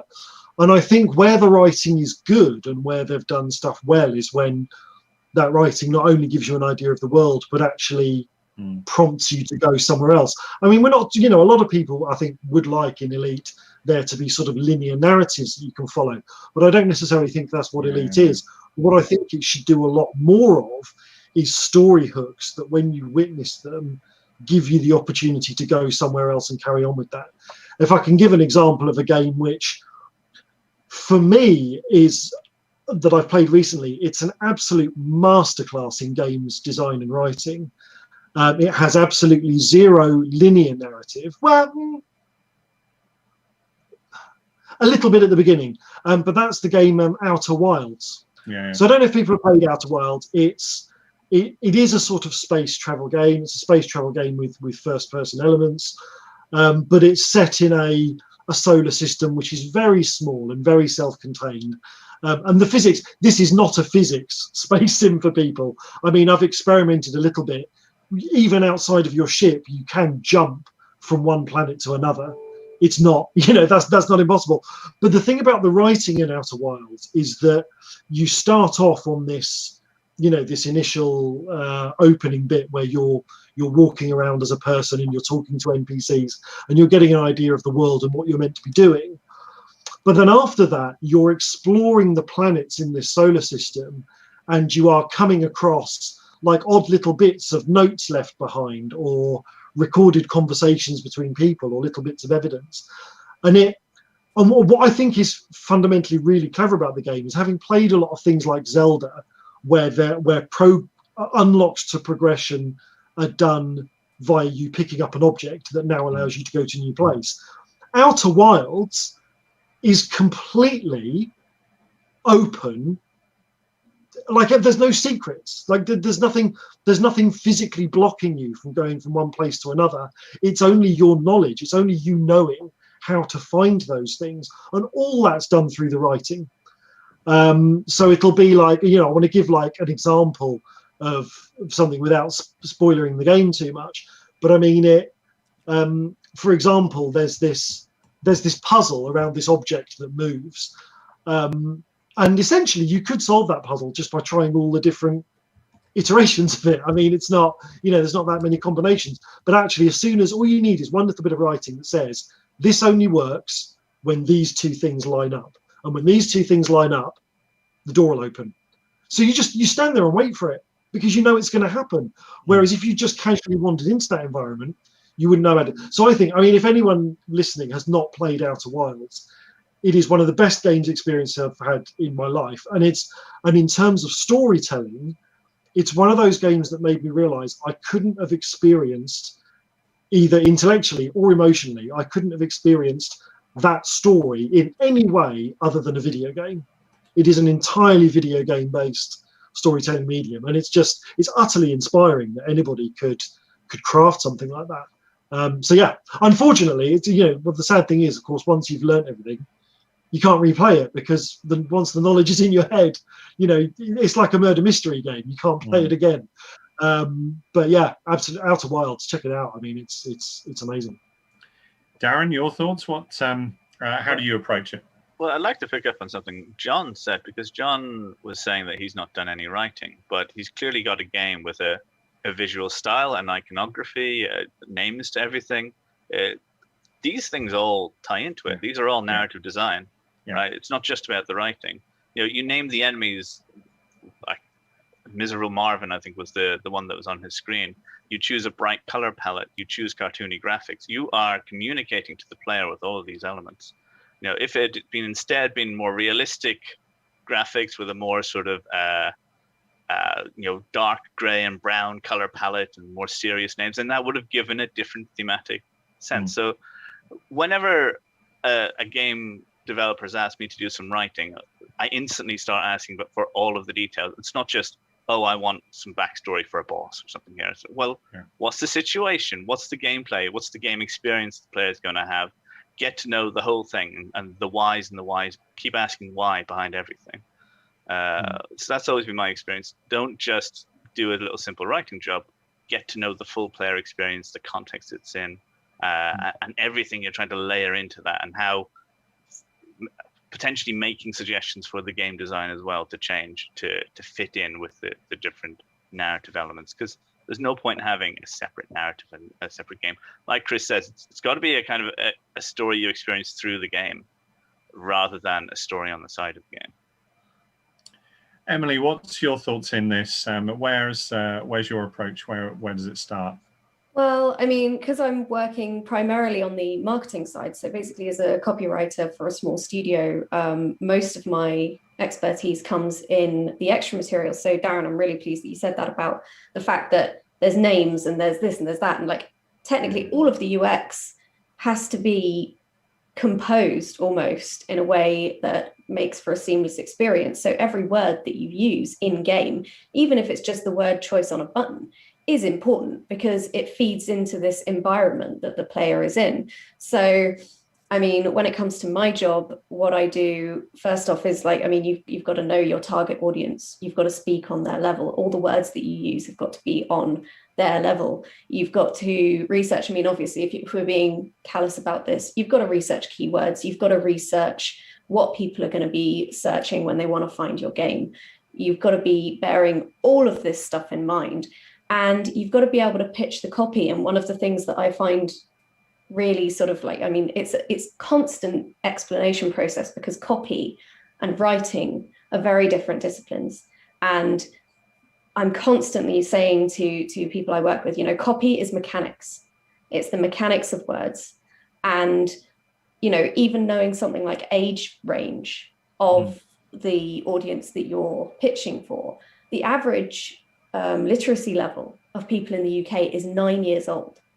Now, the Sun newspaper writes at a reading age of 8 because that's the most accessible reading age of anyone. And, and that means shorter sentences. That means words of one syllable. That means being simple. And one of the quotes that I live by basically is, God, this is just too easy to read, said no one ever. It's always the easier it is to read, the better. And it's all of those mechanics that really, really feed into these things.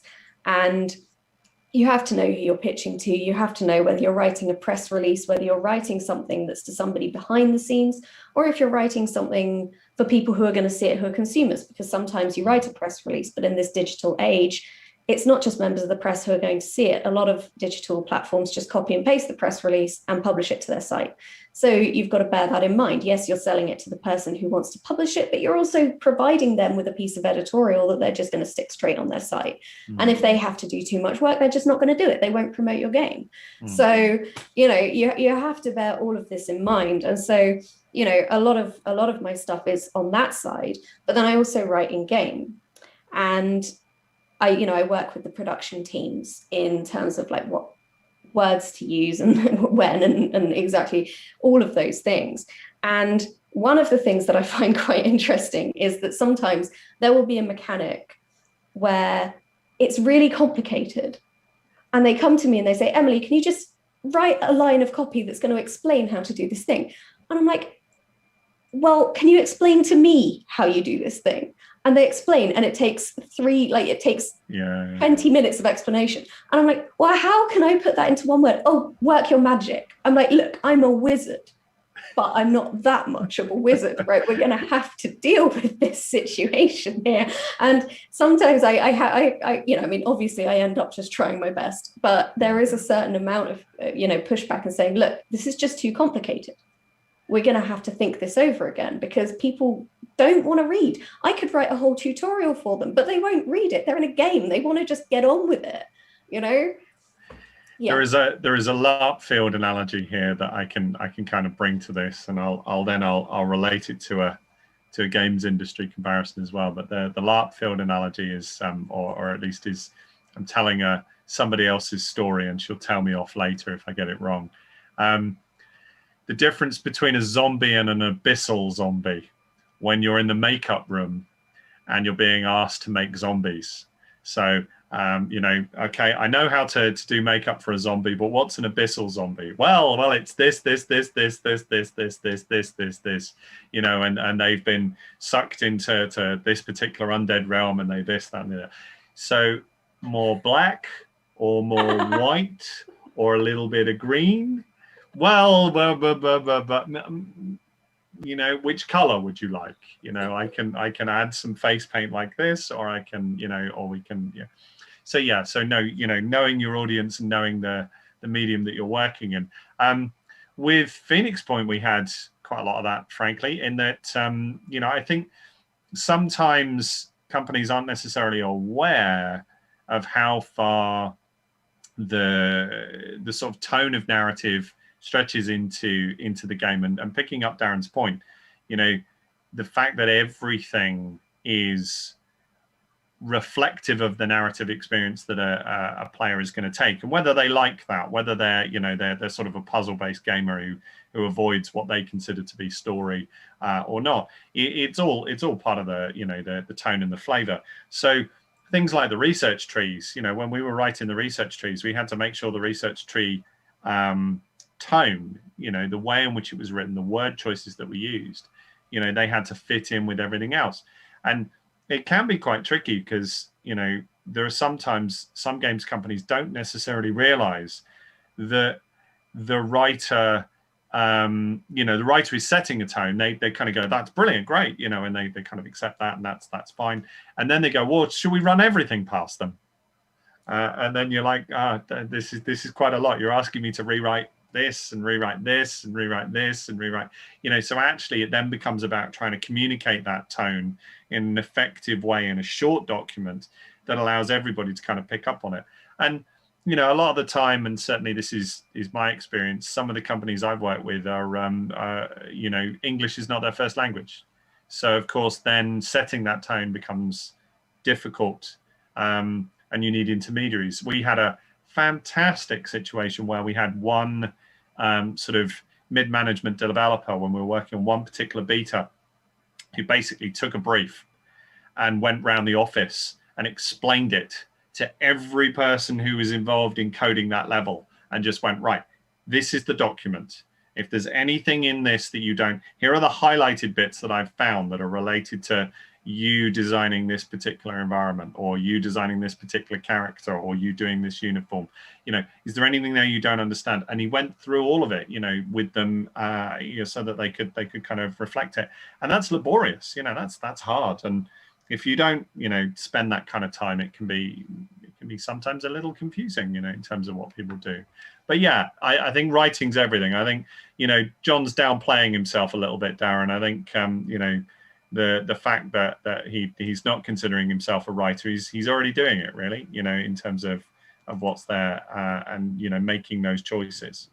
Yeah, I apologize for my imposter syndrome. No, well, it happens to all of us, and I think we'll all be found out at different points, I'm sure, along the way. So this one's a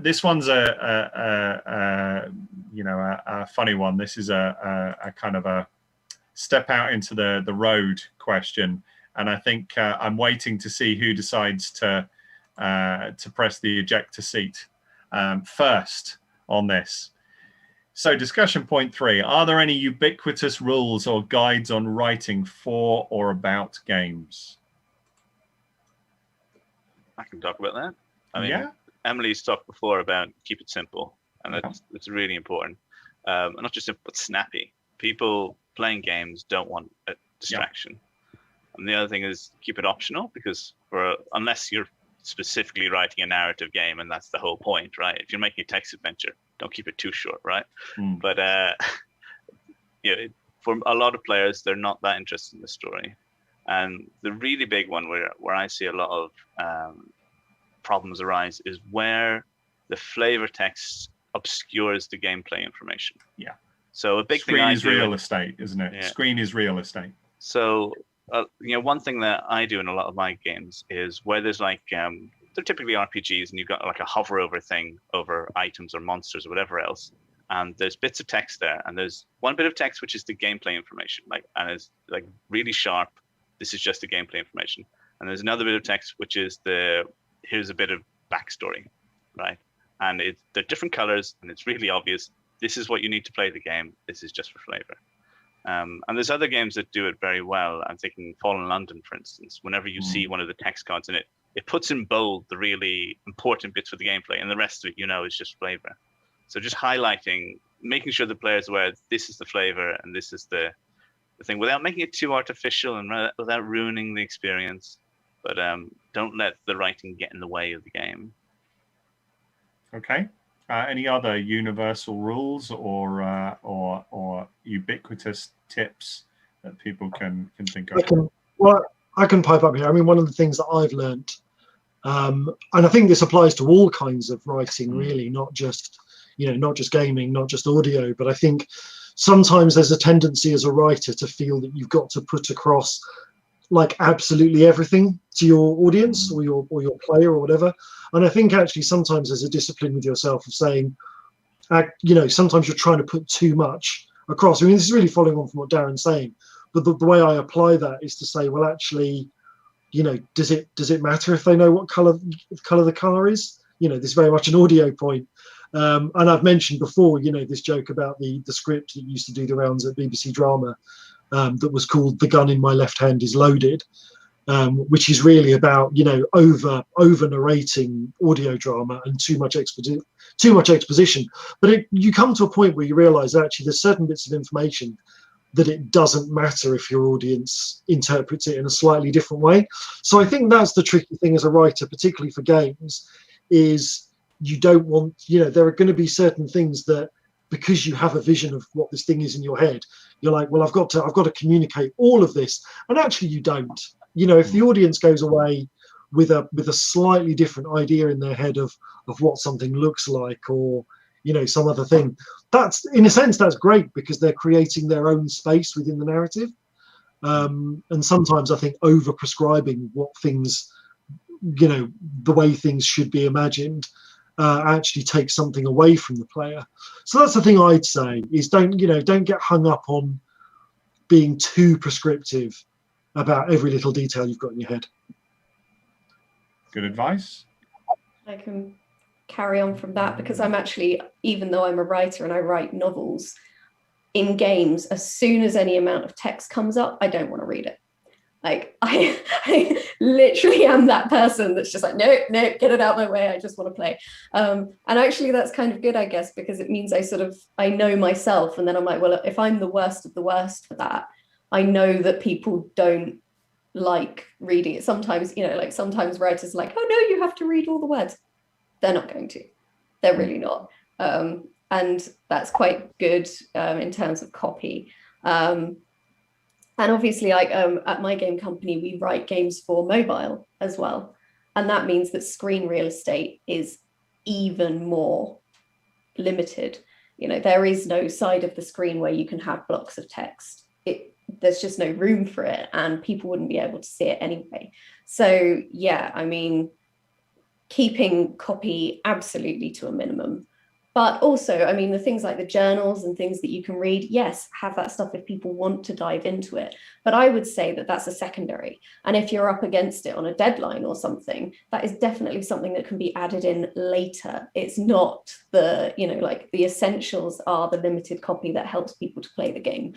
The extra stuff, I would say, is very much a nice to have, as we would say it at, you know, where I work. It's nice to haves. And yeah, I mean, from what you should do, universal rules, one of the things that I find really useful is, it's a classic copywriting thing, but write a key message at the very beginning and the outset of the project. And that key message is like your elevator pitch. It's what's going to form the basis of your store descriptions. It's going to encapsulate key phrases that you're going to use to describe certain parts of the game. And the best and most efficient thing you can do is write a key message early and get it signed off at the highest level, and then work from there. And obviously that can go to pot, because I've worked on projects before where 2 weeks before launch, it's been decided that we're pitching at a completely different audience 2 weeks before launch. And then we've got to completely rewrite the game. And, you know, and that can be horrendous. But at the same time, if you keep to that, like, okay, fine, we're rewriting it, rewrite the key message, get that signed off again. Everything else, reinterpretation of that, you're sorted. So yeah, like key message is about a paragraph. I'm holding this up. This means nothing. This is like 12 space Arial on A4 on a screen. Okay, that much copy. on this screen, it's about 40-point font, but it's only because I've maxed up my my window. But I'm sure that's fine. John, Yeah. any ubiquitous kind of advice or rules that you've encountered when you've put together games? Consistency of communication. For instance, tooltips. And I'll use Spindule as the example on this. You've got spells and you've got items, and when people click on them, it gives them information. So it helps that you know what information you want to give them, and as other people have said, you want to keep it short and to the point. But you also in terms of formatting and in what order that information is given to the player, it's consistent, so that when they open up a tooltip, they can look at it and they know straight away which numbers that they care about. They don't necessarily have to process all of the words. They could just look at it and get the information they want from it. So I'm gonna throw something in here. I kind of anticipated that somebody would press the ejector seat button and say, "There's no ubiquitous rules. It's all depends on the context." And you all didn't, which was great. Because that's much more meaningful as as a set of advice and answers from our experiences. Yeah, I'm going to throw something in that kind of takes this a little bit.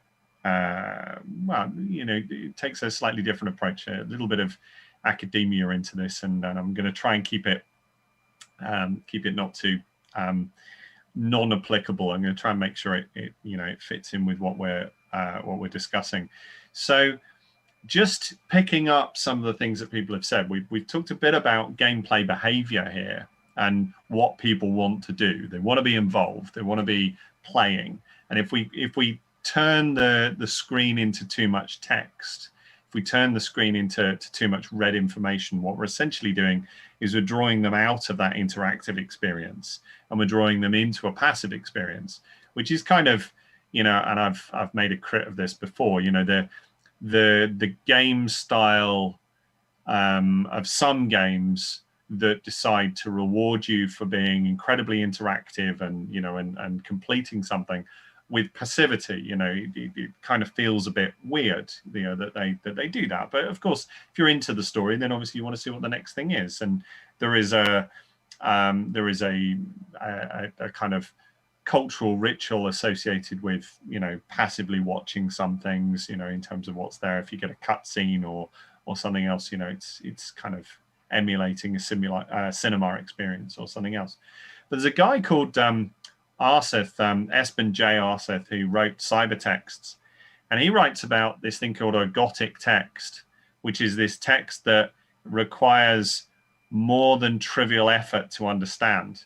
So puzzle writing, writing things that are coded, writing things that require you to put a mirror up against the screen to read it, or having it in some sort of way you've got to solve it, and so on and so forth. And his assertion is that if you make your reader have to do some work, then actually they value what they read, a little bit more in terms of what's there, whatever the purpose of it is. I think they might feel a bit cheated if, as we've kind of said, the thing that you learned to read was not then relevant to the story, or it didn't have some kind of pivotal plot element to it in terms of what you were doing. But I do think it's interesting to think about the way in which we can change the behavior of the player, or use the player's instinct towards wanting to be active in terms of acquiring knowledge of the game. And we can maybe use that to our advantage in terms of what's there. So puzzles, and finding ways to write things that are embedded in the puzzles that can then, come back later. All right, and I think this kind of brings us nicely on to point 4. What are some of the most innovative and influential things you've seen or experienced in games? I'm going to start with Chris, if that's okay. I'll drop over to Chris, because that means he's got to come up with a different example from the one he had before. I know you need to spend longer coming back to me. Yeah, I mean, I've sort of given the best example, really. Yeah, come back to me, because I've got to think, because right. Outer Wilds is clearly the best example of that, but I'll think of something else. Yeah, okay. So I'll start then. I'll give one. Legacy for me. I think Legacy as an innovation in board games has been fabulous. And the specific example here I'm thinking of is Betrayal, which I love as a game. Betrayal at the House on the Hill is a game that was incredibly, the board game is incredibly influential on things that I was doing, because I loved the way in which it attempted to create a flip and a random scenario. But the legacy mechanic of it, allowing you to then continually replay the game with new characters who would find their grandfather's old items, creates another resonance to the game. So if you've not played Betrayal Legacy has this ability of you going back to the haunted house over generations and generations of characters, and in the different instances when you find items, you get the chance to name them. You write on the cards as to what the item is. And then, of course, if that item re-emerges in the next playthrough, you have your grandfather's Bible, or your grandmother's sword, or your great uncle's revolver. and so on and so forth. And it creates just this completely different set of mechanics, which kind of makes you think that you're part of this incredible story experience that is spanning more than one generation and more than one play. All right, Chris is going to take some time. Anybody want to take a stab of most influential or resonant experiences in games? I can jump in here actually, because I've got like 3 points that I want to hit with it. So going back in time with the original games, like the arcades and the 8-bit era, you had platformers and things, and not a lot of thought went into story. It usually felt tacked on. And then you had things where somebody, through good decisions, good writing, would create a world where there might not necessarily be a story, but it made people think and develop their own story. And obviously, we're always going to go back to Elite on that one. But then there was the kind of move to actually trying to tell stories properly. I mean, we always joke about how players love jumping cutscenes. But there are actually games out there where the story was so good that people didn't jump the cutscenes. They were actually moved by the story. Thinking of things like The Last of Us.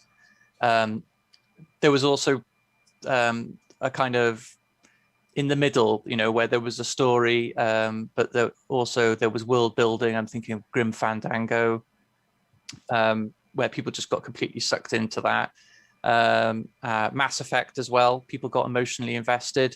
But I think recently, for me, something that kind of changed the way people think about it was Her Story. Okay. I don't know if you've played that, where player decisions kind of dictate how you explore the game itself and how you discover it. I mean, in a sense, the game is linear because there's a set amount of content and there is a kind of story underlying there. But it's not a story you kind of experience in a linear fashion. You experience it as you understand it and search for more information. Then you get that information given to you and it starts making more sense. So, I think in a world where people are now getting heavily into binge watching stuff on Netflix, people are really keen on story, and games are finally catching up with that. Because it used to be a joke that games were terrible at telling story. Okay, Chris says he's ready, but I'm gonna be nefarious and ask Darren and Emily if they want to jump in before. I can go. Go. Okay, so I mean, I think one of the things about telling stories in games is that obviously you are playing this character. And you get a certain amount of control over what they do, but the control isn't yours and it's all programmed. And one of the moments that I experienced where this was really kind of cruel, what they did, was in Final Fantasy Crisis Core, where you're playing as Zack Fair. And at the end, I mean, this is not really a spoiler because in Final Fantasy VII, Zack Fair is dead. So this and you'd be playing Crisis Core afterwards, so you already know he has to die, but it gets up to this point, and basically it's really interesting. They could have made it a cutscene, but they didn't. They made you play it out, and it didn't matter how much you leveled up. It didn't matter how much you trained. You were going to lose at this point, and the people just keep coming. The attack just keeps coming until you die. And you are just there fighting, getting really desperate. And then you try and replay and you level up. But you got to die at the end because obviously that's, you've already played 7, he doesn't make it. But there's this desperation when you've got to know this character and when you feel like you're not in control and they make you play it through and they make you feel that lack of control in that moment. And it was so powerful. It was like, properly emotional stuff. You're just like, no, he can't die. This is really but it doesn't matter. It doesn't matter what you do in that moment. It's programmed that way. And you, at some point, you've got to just face that and let it happen. And that moment of the sort of interplay between player and really mean. Like that was it felt mean. It felt vindictive at the time. And yeah. At least it was, you know, it wasn't personal vindictiveness. Every player obviously had the same vindictiveness placed upon them, although it felt personal, you know, because obviously it was your experience. Darren, your thoughts?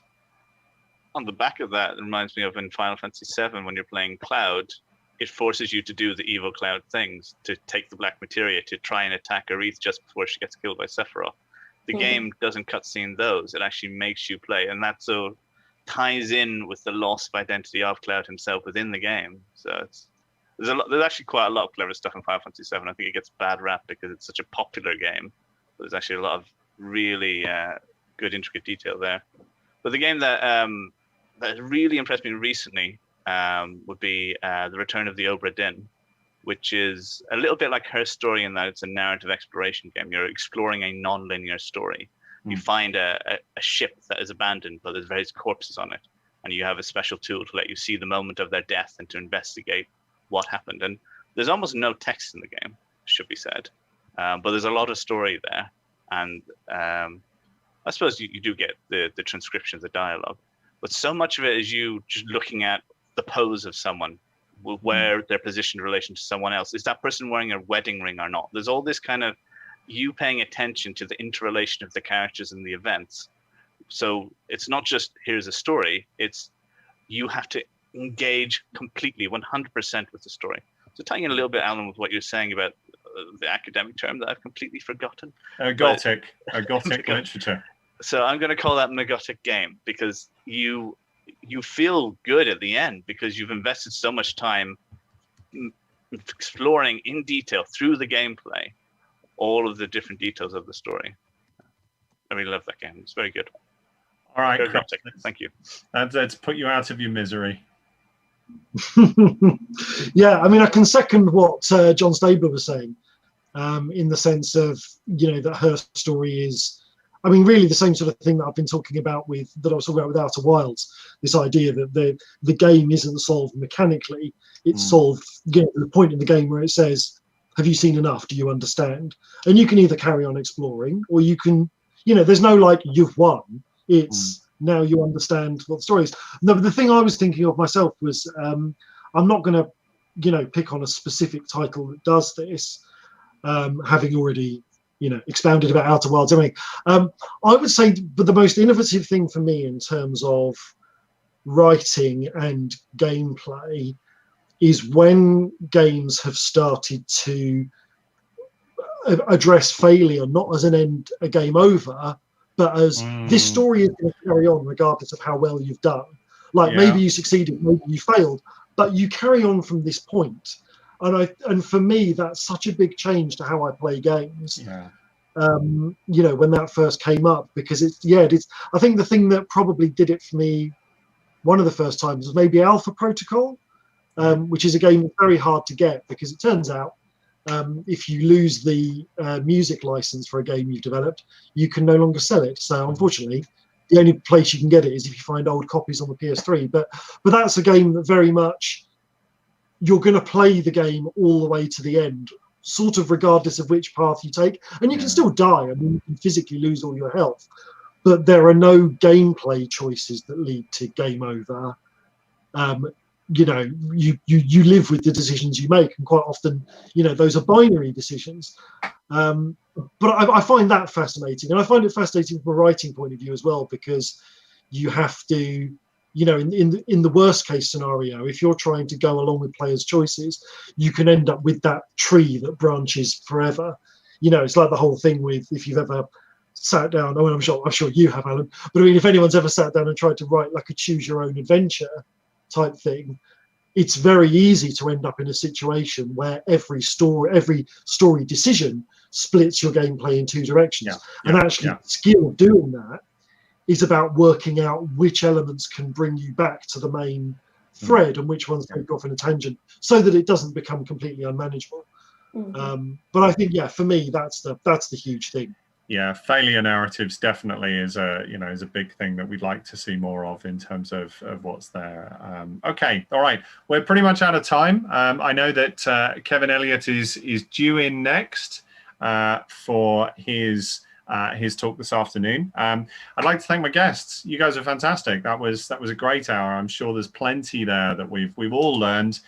Frankly, I learned a load from everything that everybody was said, and I'm sure everybody has felt the same in terms of what's there. So in the delightfully awkward way in which Zoom works, give yourself a round of applause. You were fantastic in terms of what you've done, and hopefully we can pick this up more on Lave Radio in the coming episodes in terms of what we're doing as well. Okay, that was excellent. Yeah.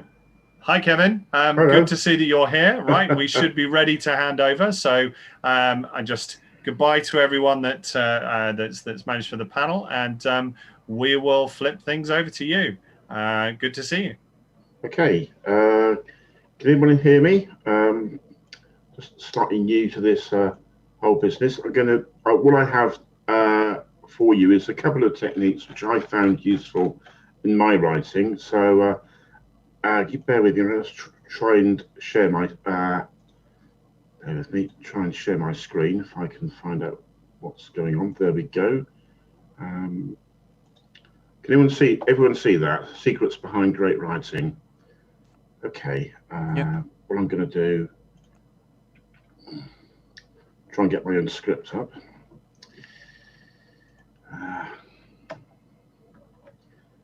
Of course, I'm completely. Finger tied now. Can you hang on.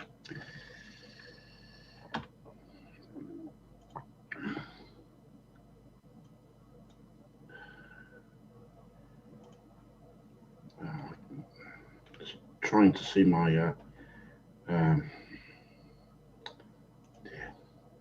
okay, can you still see the picture, the script, the PowerPoint display? Is that showing up? Yeah, I can still see it. Is the whole screen? That's good. Yeah. Okay, so well, I have a couple of techniques here I wanted to run past you. So, right. A lot of writing, I think, comes from the heart. So your emotions and thoughts colour the story. There's techniques to learn too. This talk covers a couple I've come across as a learner writer. Now, these aren't formulas or guarantees. They're not going to turn a poor story into anything wonderful. They can add a little polish. They'll take you from competent to dangerous, maybe deadly. Maybe there'll be enough to get you published. So I'll take, can you see the second screen of the introduction? Is that all right? Is that coming up? Yeah, I can see that. Okay, that's good. I'll take questions at the end of the show, and I'll hand up my email address if you've got the complex questions which won't fit into a session. So the first technique is going to be talking about editing tools. I'm blessed with a fabulous writing group that covers fiction and non-fiction. People bring work for critique, and group members provide friendly and constructive feedback. It's all great fun. There's one member that keeps on harping on about automatic editing tools all the time, every single session. Okay, that's me. A friend of mine, actually, it was Alan, a few Lave cons ago, recommended tools. I tried them. I found them absolutely wonderful. It took me some time to work out how to use them, but I got there in the end. And I've set down my thinking here. Now, I use something called Pro Writing Aid. There are other tools out there like Grammarly, AutoCrit, Hemingway. Google has some reviews for you. I won't run that past you. The best software is one you know, so I'll avoid recommendations. Most offer a free tester version or a trial period, so try them out. Tools are easy to use. You write your piece, click a button to analyze words. I have I think there's a Google Docs add-in and a Word add-in as well. The application will analyze your words, you correct the red ink, you revise. So Pro Writing Aid offers a range of reports from grammar checkers to readability scores. It'll check if you've repeated any phrases, which is handy because your eye will often skip over words you've repeated. So each tool spews out enough numbers to fill a telephone directory, but those numbers only suggest you might have a problem. This blog post covers the thinking needed to see what you can do about it. So the pandemic has shunted our feedback sessions online, and links to Google Docs have replaced photocopied sheets. Now I've sneakily run my editing tool on people's work, and one issue keeps coming up. The contributors write well, but their compositions are often stuffed with what the editing tools call glue words. They're filler words, scaffolding words like and, or, was, that. They're essential, but they can be overused. So have a Google search for glue words, you'll find references. I've got a short list for you there. There's too many glue words will dilute your meaning. I'm as guilty as anyone of overusing these. First draft, I wrote my first novel, Lightmaker. First draft, I actually kept hold of the first draft, looked at that, and the glue word percentage was 52%. Over half the words were glue words. You recommended not to let the glue word percentage get over 40. So I had a diagnosis for the problem, but what was the treatment? I could go through highlighting all the glue words, but just cutting them out left the sentence meaningless. So I scrawled the most common glue words on a card and searched for all the the's and ands in my work. You cut them out, you just leave nonsense behind, but I could make progress. So there we go. Bear with me. Right. So I had a phrase like the leaves that were falling. A bit of work on this. I got the falling leaves. Going forward, I had another phrase. There was something dripping onto her face. I changed that to something dripped onto her face. I think we can agree the second version's just snappier and clearer. Has the same meaning, but less glue words. Each of these experiences became for each experience. So plurals can also cause trouble. Okay, bear with me. So it took some time before cutting glue came naturally, and I still needed to edit my work, but I think I'm improving. My writing now starts around 40. My first draft, it starts around 44% glue. Still need some polish, but not too much. So weeding out glue words helped, but too many remains. So I stepped back. Some of my sentences did 3 or 4 jobs, and the joins between jobs needed scaffolding, which meant glue words. So rewriting gave I rewrote it so each sentence had just one job, and I ditched even more glue. So here's another example for you. As Paul was running to try to catch the train that would take him to his new home in Bristol, he remembered that he had forgotten to say goodbye to Jenny, and he knew that her feelings would be very hurt. That's a little pudgy there. Bear with me. Hang on. I'm not skilled at this. Bear with me. Okay, so I'm just going to move forward to the next slide.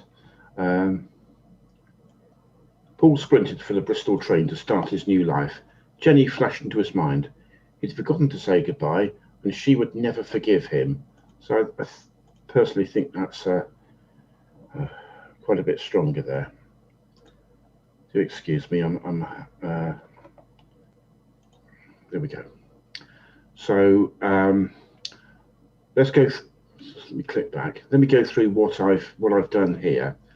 I've taken out he remembered that and he knew that. And to be honest, I've lost nothing. It's clear Paul is doing the remembering and the knowing. I think my other cuts help too.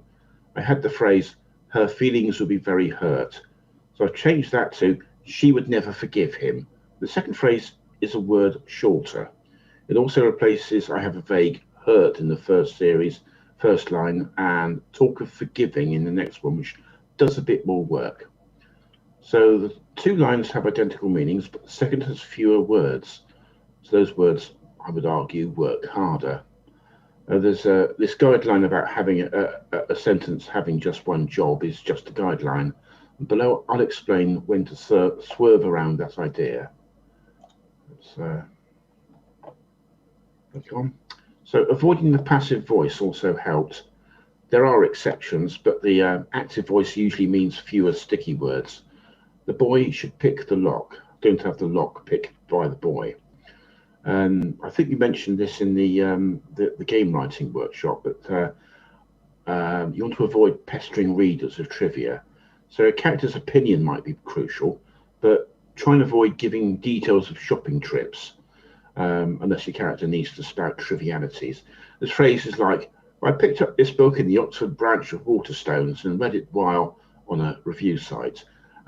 We don't really need to know where you bought the book. The review is going to be the same even if you bought the book from Oxfam in Weston-super-Mare. Use of thesauruses. Some people frown on thesauri, but my thesaurus would be dog-eared if it wasn't virtual. I'm always hunting for strong verb. They bring extra meaning. For instance, looking over something is a bit vague, but I could say stare, which suggests hostility. Gaze suggests calm. Scan suggests analysis. I'd always argue you should go for simple words. I mentioned the Pro Writing Aid reports. There's one that covers readability. I think Emily mentioned this in the talk on copy. Most readers have an average age of 9, and when you're writing copy, that's important to keep that in mind. I worked hard to make my novel easy to read. I don't quite get down to the 9-year-old status, but the editing tool has said a 10-year-old should be able to follow the text, which I don't think is too bad. Do try to replace adverbs. They can work in dialogue and they can't always be avoided. I can't think of a replacement that whispered seductively, but most automatic editing tools flag adverbs as errors. Don't slavishly follow the tool's recommendations. I tend to use the phrase, treat these editing tools like a wonky sat-nav, but do search for a stronger verb. There's no silver bullet, but these techniques can give you some lead bullets, and together they can see you winning. So I stepped back a bit. These tricks can take you so far in improving your text, but there's more to do. So I got some professional feedback on Lightmaker from a book editor. He said, well, your writing's competent, but maybe lacking the strength to grab an agent's attention. So I struggled for some time to understand what he meant by strength, but reading lots of published novels, reading books on creative writing, uncovered a few techniques. The heart of it is that good writing never wastes a word. Even the spaces between words go to work. So be clear on what you say. Make each point once and be brief. Know your characters. I wrote these 2 sentences. One's, I grew up in rural Somerset, but had the peculiar goal of wanting to be an astronaut. I personally think that's better as I dreamt of being an astronaut, strange for a Somerset boy. So how did I make this journey? What was the travel that I went through, my voyage? So I listed the essential points my sentence should make. A, I wanted to be an astronaut when I was a boy. B, I grew up in Somerset. And C, an astronaut's an unusual career choice for someone growing up in Somerset. So it's best to start with the key point, and that's my distinctive ambition, point A. And I use the phrase dreamt of becoming. It's shorter than I wanted to be an astronaut. It suggests an emotional goal, and I've also shed some glue words. So my new sentence starts, I dreamt of becoming an astronaut. I still need to say I had this dream when I was a boy, but I'll do that in a bit. So I've started the sentence at the main point. I've reduced the glue word scaffolding, but it's also important to make sure there's variety in your sentence types. It avoids things being monotonous. The point B deals with origins. I can replace the original I grew up in rural Somerset with Somerset boy. and this handles the point I made earlier for point A. Readers are bright. Give them 2 + 2 and they'll make 4, and they'll even enjoy the task. They know that boys grow up. The word rural has vanished. I think you could add that without harm, but the key point is the ambition's strangeness. Point C talks about the unusual career goal with the phrase peculiar goal. Peculiar goal isn't bad, but I needed glue words to gum the phrase onto the sentence's start. The second version starts with the boy's goal. He's making a choice, so I don't need the word choice again. Strange is a simpler word than peculiar, so it might be more vivid. Some glue can't be avoided. I needed a 4A to link the strangeness of the boy's situation.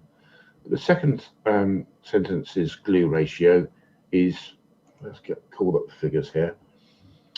First sentence was 52.9 glue words. Second was 36.4. Someone told me once that most published writing has a glue word percentage of under 40. It's difficult to get there, but you can do it. So just keep rewriting, keep trying stuff out. I'm going to argue there's another reason to prefer that second sentence. And there's a narrator that's describing the dreaming youth as a Somerset boy. He describes his thoughts as strange, and there's a little hint of opinion here, which suggests a bit of personality in the narrator. I think the third sentence doesn't quite show that hint of character. It's a bit more neutral. I would argue that there's voice in the second sentence. There's that combination of personality and distinctiveness that agents are always looking for. These techniques help me reach that voice, but I also need to understand my narrator's personality to make everything tie together.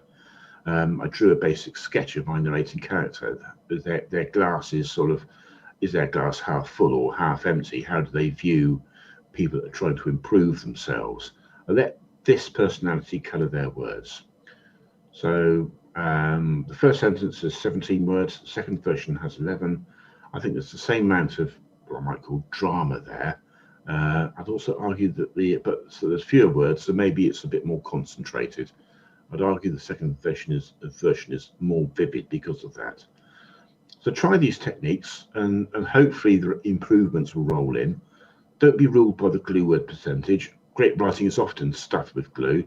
As I say, treat the writing tools as a wonky sat-nav, but do scrutinise each word, especially when the tools suggest there's an issue. So I want to tie this session together by mentioning my favourite author of all time, George Orwell. Says 6 guidelines for writers there. I have these printed out on the wall. We didn't sort of cover points 1 and 4, which is about freshness and avoiding cliches and jargon words.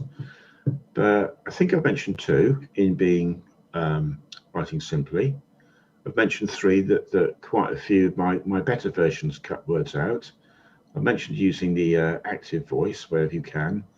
And I think the last point just stands by itself. I think it's quite wonderful. Writing's a really open-ended thing. If you think a phrase works, keep it in, even if all the editing tools are screaming at you.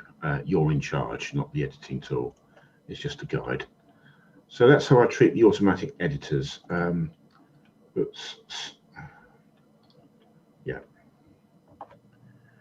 Keep yourself in charge.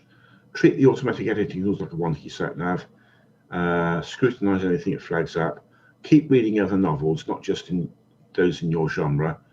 Write every day. Join your writing group and have fun. Okay, that's halfway through my presentation. Is anyone still with me? Are you enjoying yourselves? So to move on to the second technique now. Okay. So this technique is called narrative distance, also called psychic distance. But what actually is it? It's a way of dealing with. I want to take an example from film. Filmmakers often want to establish where a story is happening. They'll start with a long shot and move to a medium shot to show who's involved, and they'll use a close-up. Later on, move into a close-up shot to show some emotions. So we've got a long shot here. It sort of gives us a fairly gritty, urban, isolated feel. We see a person, but not many details. Maybe it's not something you'd want to spend too long. Second shot, medium shot. Now that's giving us a little more information about the woman, a young female, decently dressed, city grassland. She's looking around her. Maybe she's unfamiliar with the area. We're not quite sure. Third shot zooms in on the person. She's wearing, I think she's wearing a bit of makeup, not much. She's young. Maybe we sense she's looking or waiting for something. So these shots set the scene. Someone's gone to somewhere fairly she's not familiar with. She's fairly well dressed. So maybe she's going to meet someone we don't know. But it puts a hook in for us to want to find out. So there's other techniques that filmmakers can use, but this one is a useful start. And there's a useful technique in creative writing. You could vary the distance between your story and your character's mind. You could think of this as having 5 levels, but it's more of a spectrum. The technique is called narrative distance, sometimes psychic distance. You might be writing from inside the character's mind or monitoring it from afar. So I'm going to use the phrase ND, which means narrative distance, and they come in various levels. ND1 is a long shot, like a long shot in film. It's a matter of fact, bare bones, gives us the details, little or no personality, all tell, no show. An example might be a country lane snaked between 2 15-foot high hedges. Everything is remote and objective and passive. It's a once upon a time way to narrate a story. Let's have a look at ND2. This is mostly tell with a little show. You're sprinkling in personality. We're edging towards the character's mind and opinions. Here's an example. He wasn't a fan of these winding Somerset lanes. Let's move to MD3. This is sort of the medium shot. It's a mixture of show and tell, halfway house. The personalities are beginning to come to the surface. For example, he hated being snared between these hedges and their scratching branches. He hated crawling along. Personalities coming to the fore now. With ND4, like a close-up, they're much closer to the character. Opinions take the lead. There's more show, less tell. Example, he cursed and slammed on the brake. Precious seconds lost. ND5, this is where the film metaphor breaks down a bit. You can't do this in film. You cannot put a camera inside someone's head. You could, but it wouldn't be dramatic. Imagine it like an X-ray of thinking. All show, very little tell. A deep close-up on the personality, uncensored thoughts, all passion and guts. What's it like to be in their head? Here's an example. Oh, sorry, that's in the wrong slide there. Damn country roads. Why don't they grub up these filthy hedges? Let me drive like I want. The writer and the character can show how the character experiences the world. We're staying inside the character's mind all the time. You probably won't want to go from ND1 to ND5 in just 5 chained together sentences, but this is an example, so I'm allowed to do that. See these levels as a spectrum. Increase the number and you dial up the showing and get closer to your character's thoughts and emotions. Low numbers mean more telling, higher ones mean more showing. So slide 35. So using these levels, which is the right one? The answer is all of them. As long as they're used in the right place, the right order and the right way. So when do you use, when would you use these levels? One example is if you're starting a new scene, a new location, you're often, you can often help yourself and your reader by using ND1 or 2 for these few sentences to tell us what's happening. This will help your readers orient themselves in the new space and let them concoct an image. You can do this early in the scene. Tell us where we are. But don't stay there forever. You'll bore the reader. There was this thing and there was this other thing and there's this third thing over there and well, you need more than that. Your enthralling characters deserve airtime, and we should care what happens to them. Show us their personalities. So is ND 4 and 5 better? We're in this character's head. His perceptions come ours, and his character is revealed. We're being shown. But the ND5 sentence above says nothing about where we are. This guy driving on those country roads might be having that thought while walking his dog. We don't know. If you stay at the highest levels, you'll just confuse your reader. So use all 5 levels, but start low to let your readers know where they are and what's happening. Climb higher as your story requires characterization, and lower when you need to tell readers. Explore your characters. That's where much of your conflict will appear. Move around the ND levels to let your story breathe. You'll often find your writing nestling around levels 2, 3, or 4, and that's fine, but don't forget the possibilities of intense telling or intense showing. Telling at ND1 is an efficient way of giving the reader information. You can show us character A having lots of exciting adventures, ND 4 and 5, whatever. But if she later meets character B, you might just want to say, Jenny told Angus what had happened. So a character wrestling with a moral dilemma or undergoing extreme physical distress or similar might benefit from dipping their toe into a pool of ND5. Show us what it's like in their head. Bring their fears and imagination to life. So avoid jumping from ND1 to ND5 or vice versa. Imagine you're changing gears while driving. Sneaking a shift from 4 to 2 might work, but going from 5 to 1 could give everyone a jolt. Bending the rules is fun, but make sure you know what you're doing. Try something out and see. There's also value in flitting back to a low ND level to refresh your scenes. Reminders help a passage location stay in the reader's mind and let you add local flavour. You can introduce a greasy spoon cafe with formica tables in your first sentence. Let your characters chat inside the cafe. Let's hear their personalities, but don't stay in the higher ND levels forever.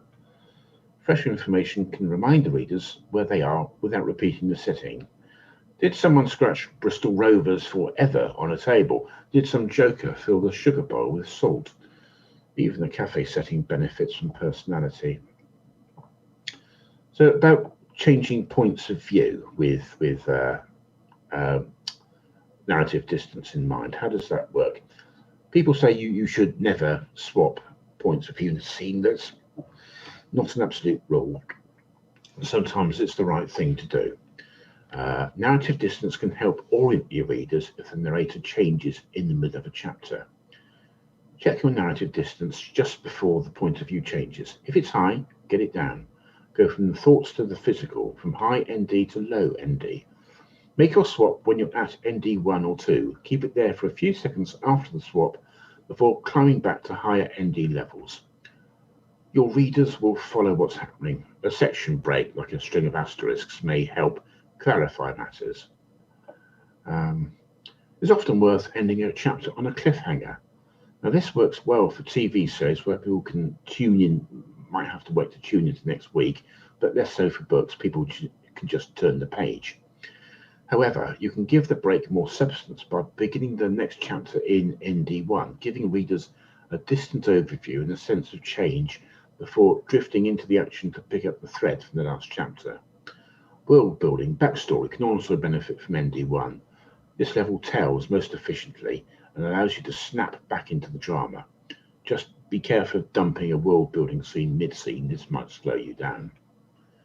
So, narrative distance works well for first person as well. You can move from telling the facts to showing the moods. So here's an adult giving a dry but efficient telling of the setting at ND2.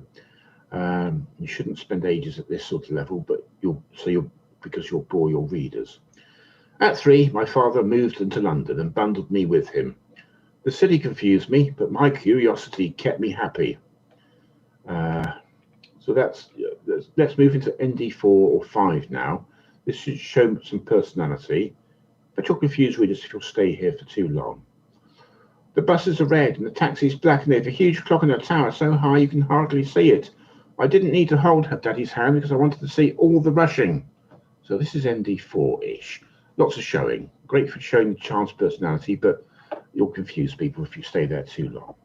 So I'm coming to the end now. So a few takeaways for you. Have a look at a piece you've written where the character's thoughts are critical. Are their emotions strong? Do they face hard choices? Do they face extreme danger? Rewrite this in ND5 style. See how the super close narrative affects your story's flow. This can breathe life into your characters, though it can take time to master ND5. Common traits of ND5 writing, what do they look like? Sentence fragments, chains of association, repetition, characters interrogating themselves, heightened use of senses, flavoured opinions. Keep those verbs vivid. So rewrite scenes of there's some tasks you might want to take on, see how you get on. Try rewriting a scene with a particular ND level in mind, see which works best. See how published authors use those levels. I've got to say, most authors won't be familiar with these terms, but they'll probably understand the concept and just instinctively know how to use each level. You might not want to write with narrative distance in your first draft, but rewrites can get it in there. Stretch yourself later on. Add some 4 or 5 now and again to show personality. So I think this can elevate a novel from competent to excellent. This can add voice to your character, something that agents are always after. Just a final conclusion. I'm still learning the trade, but if you want to chat to me about these techniques, that's fine. If you want to email me, treaclecustard@gmail.com, on my webpage, kevinelliott.space, my blog called Where's My Flipping Tea. If you email me at that address, I'll send you this presentation, the talk and slides, and a list of references, reading materials. If you go to my blog, click on the young girl there, you'll work through a process, which I'll cover tomorrow, where you can get some short stories that I've written. That's free. It's a gift to you. If you're being really hardcore, you could download my novel, Lightmaker, and reviews would be wonderful. There's a web address for you there. So that's me. I'll sort of stop sharing. I hope that was straightforward, but useful to you. Okay. Everyone shocked and horrified. Thank you very. Oh dear! I just realised I've made a little faux pas there by jumping to me when I've got the wrong camera on. Give me a second while I flip it. There we go. We'll get it back to normal. Thank you, Kevin. That was great, and I'm sure it was very interesting. I'm not sure. Do you want an opportunity for some questions? If there's any questions, I'm happy to answer questions now if people have time. No problem. So if you have any questions, then do by all means chuck them into chat, and we will put to Kevin. I was thinking the short questions in chat, longer questions you can email me, and yeah, absolutely. If you want a copy of that presentation, slides and text, email me. There we go. There was certainly a few people that were acknowledging the advice suddenly made sense to them, and like, I keep doing that wrong all the time. So I think you hopefully have helped an awful lot of people with little tips, and certainly the ND factors. That was really quite fascinating. Really quite interesting in the concept of that. The utilising of it. So fantastic. Thank you very much. I think everyone is kind of just absorbing that and. Get in touch. We'll make sure that the details are, I think they're on the programme anyway, and make sure people can get in touch with you, Kevin. Thank you once again. That was really good. Okay, so let's see, what have we got coming up next? We've got great games of the past at 5:30, so you've got about 25 minutes to go and refresh your glasses, take a wee walk, grab something to eat, and then join us back for a look at some of those great games. And then, see what... I think it's Alan and John are back for that, but we'll find out. And, in fact, Stephen Usher as well for the Retro Factor. But until then, we'll send you back to the wonderful programming page. And he said, spitting all over himself. And we will catch you back here in a little bit. Enjoy.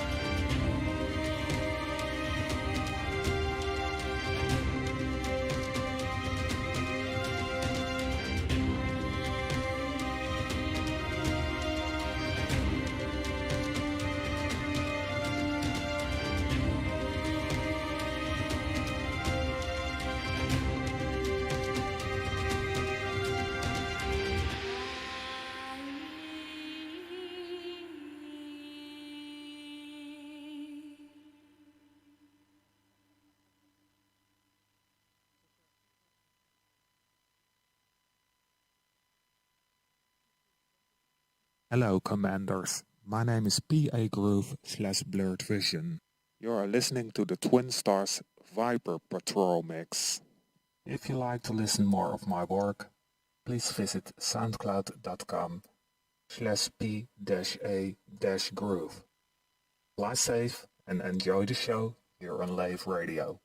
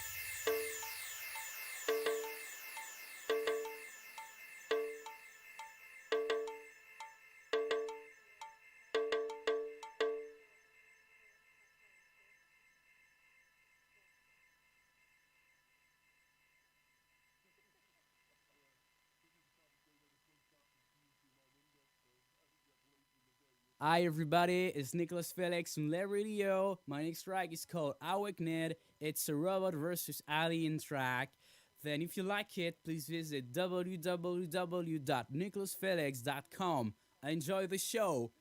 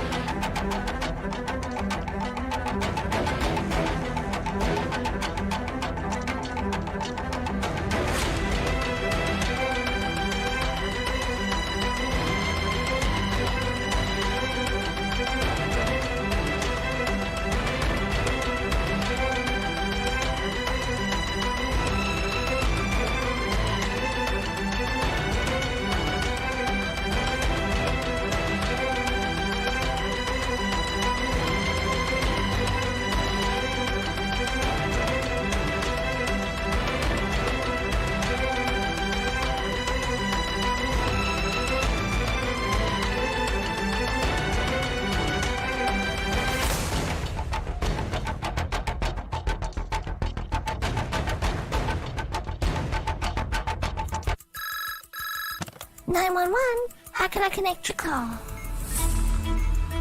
Okay, patching you through to our bomb disposal experts now. Please hold. If you can.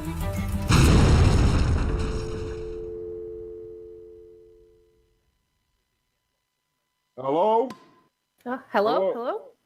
Hello, welcome to Bombs Direct. How Hi. may I help? Right. Well, as you may have gathered, I've got a bomb, and it's only got 3 minutes. Well, it had 3 minutes on it. It's got 2 minutes and 40 on it now. Oh, well then you best hurry up and tell me what the bomb looks like, so I can help you Well, survive, hopefully. Well, it's got 3 wires on it. One's blue, and one's red. So I've got blue, red, red. Oh, blue, red, red. Cut the last wire. Okay. Oh, that worked. Brilliant. Right, I've got a number 3 with some other numbers underneath it. 3, 4, 1, 2. Okay, give me a second. A number 3, and you've got 3, 4, 1, 2. You would need to push the button in the third position. So, number 1. Oh, that worked. Great. I've got a number 4 now. Okay, what are the numbers? 4, 3, 1, 2. Number 4, push the same position as you did in stage 1. Oh, So that'd be your third one across. That was a number 1 again. Sweet. What number I've got a number 3, and it says 4, 2, 3, 1. Press the button in the third position. Number 3. I've got a number 4 now. It says 1, 3, 4, 2 underneath. Display reads 4. Press the button in the same position as you pressed in stage 2. So that'd be the third one across. Okay. Right. I've got number 4, and I've got 3, 2, 4, 1. Oh, I've got less than a minute. Oh, okay. Hurry You've got number 4. Press the button with the same label as you pressed in stage 3. So that'd be number 3. Yeah. Oh, right. I've got a maze. Oh no, not a maze. I've got I'm a little white dot on B7, I think it is. It's 1, 2, 3, 4, 5. I don't know where I am. Don't panic. Right, where are the circles? Well, I've got one circle on the first row, and it's one up from the bottom. And I've got another circle on the third row, and it's 2 down from the top. And then there's a little spinny triangle inside that circle as well. And I'm a white dot to the right of the first circle. And I've got... Hello? Oh, that didn't sound too good. There goes my promotion. Never mind. Max, when you get a second, could you call up to the manager's office, please? Oh, fuck.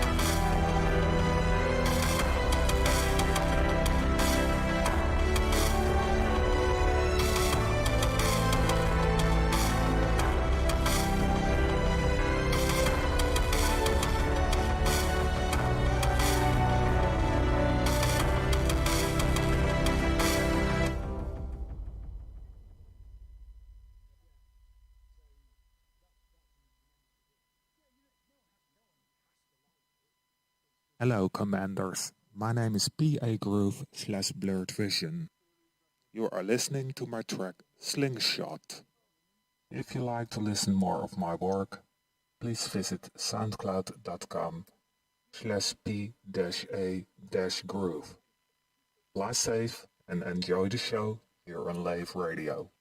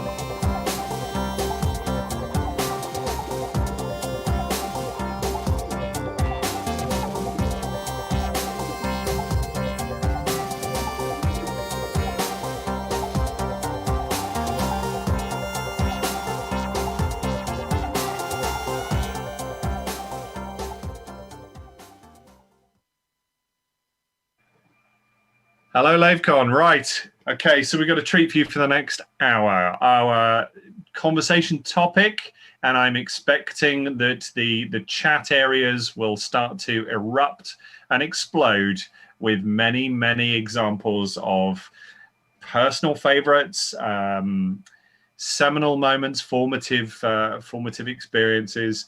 We are looking at great games of the past. So part of what we're going to be doing essentially with today's little topic is to discuss some of the great games and experiences that we've had. Those of us that are here are going to be talking about the particular great games that we've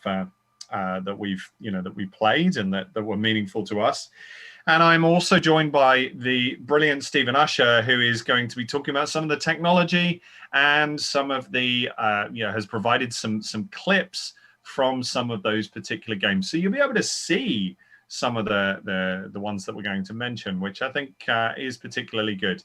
As I do think that, sometimes the experience that we've all had sort of seminally of particular games, it's kind of different for each of us, even though, there were great games, as in there were ones that everybody knew about and everybody kind of talked about and kind of went, oh yeah, that everyone played that.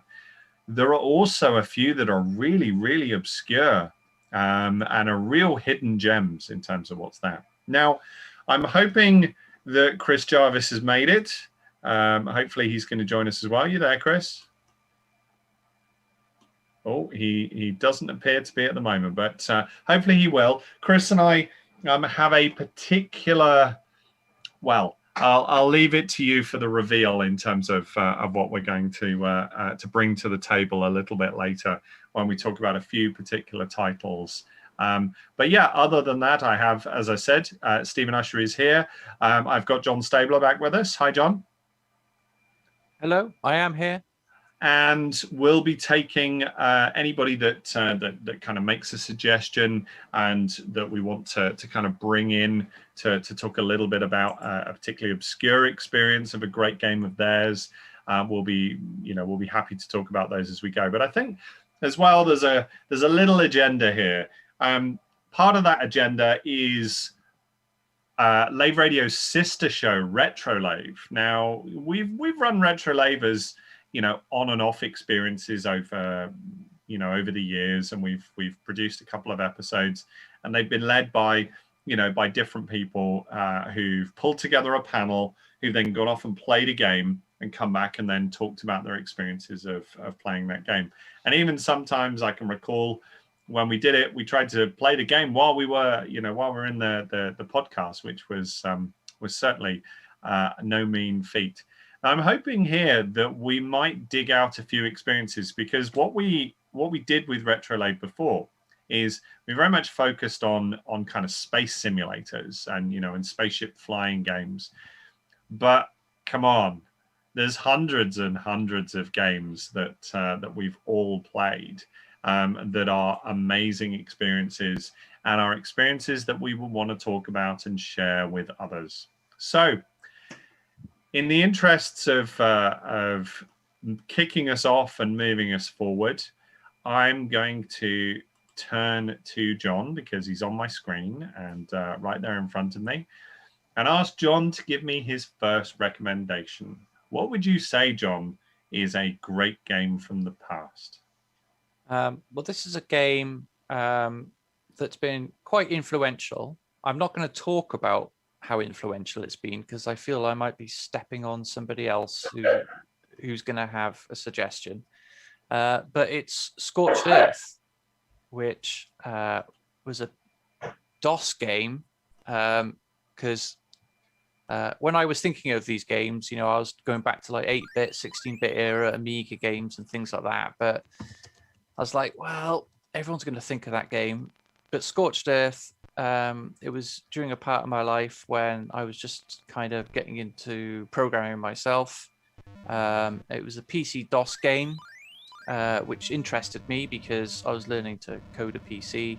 And I was like, oh, how are they doing this? How are they achieving this? So it was basically like a tank game where you all have a tank, and you can have AI tanks, or you can have friends, and it was like a hot seat kind of party game, as we'd call it now.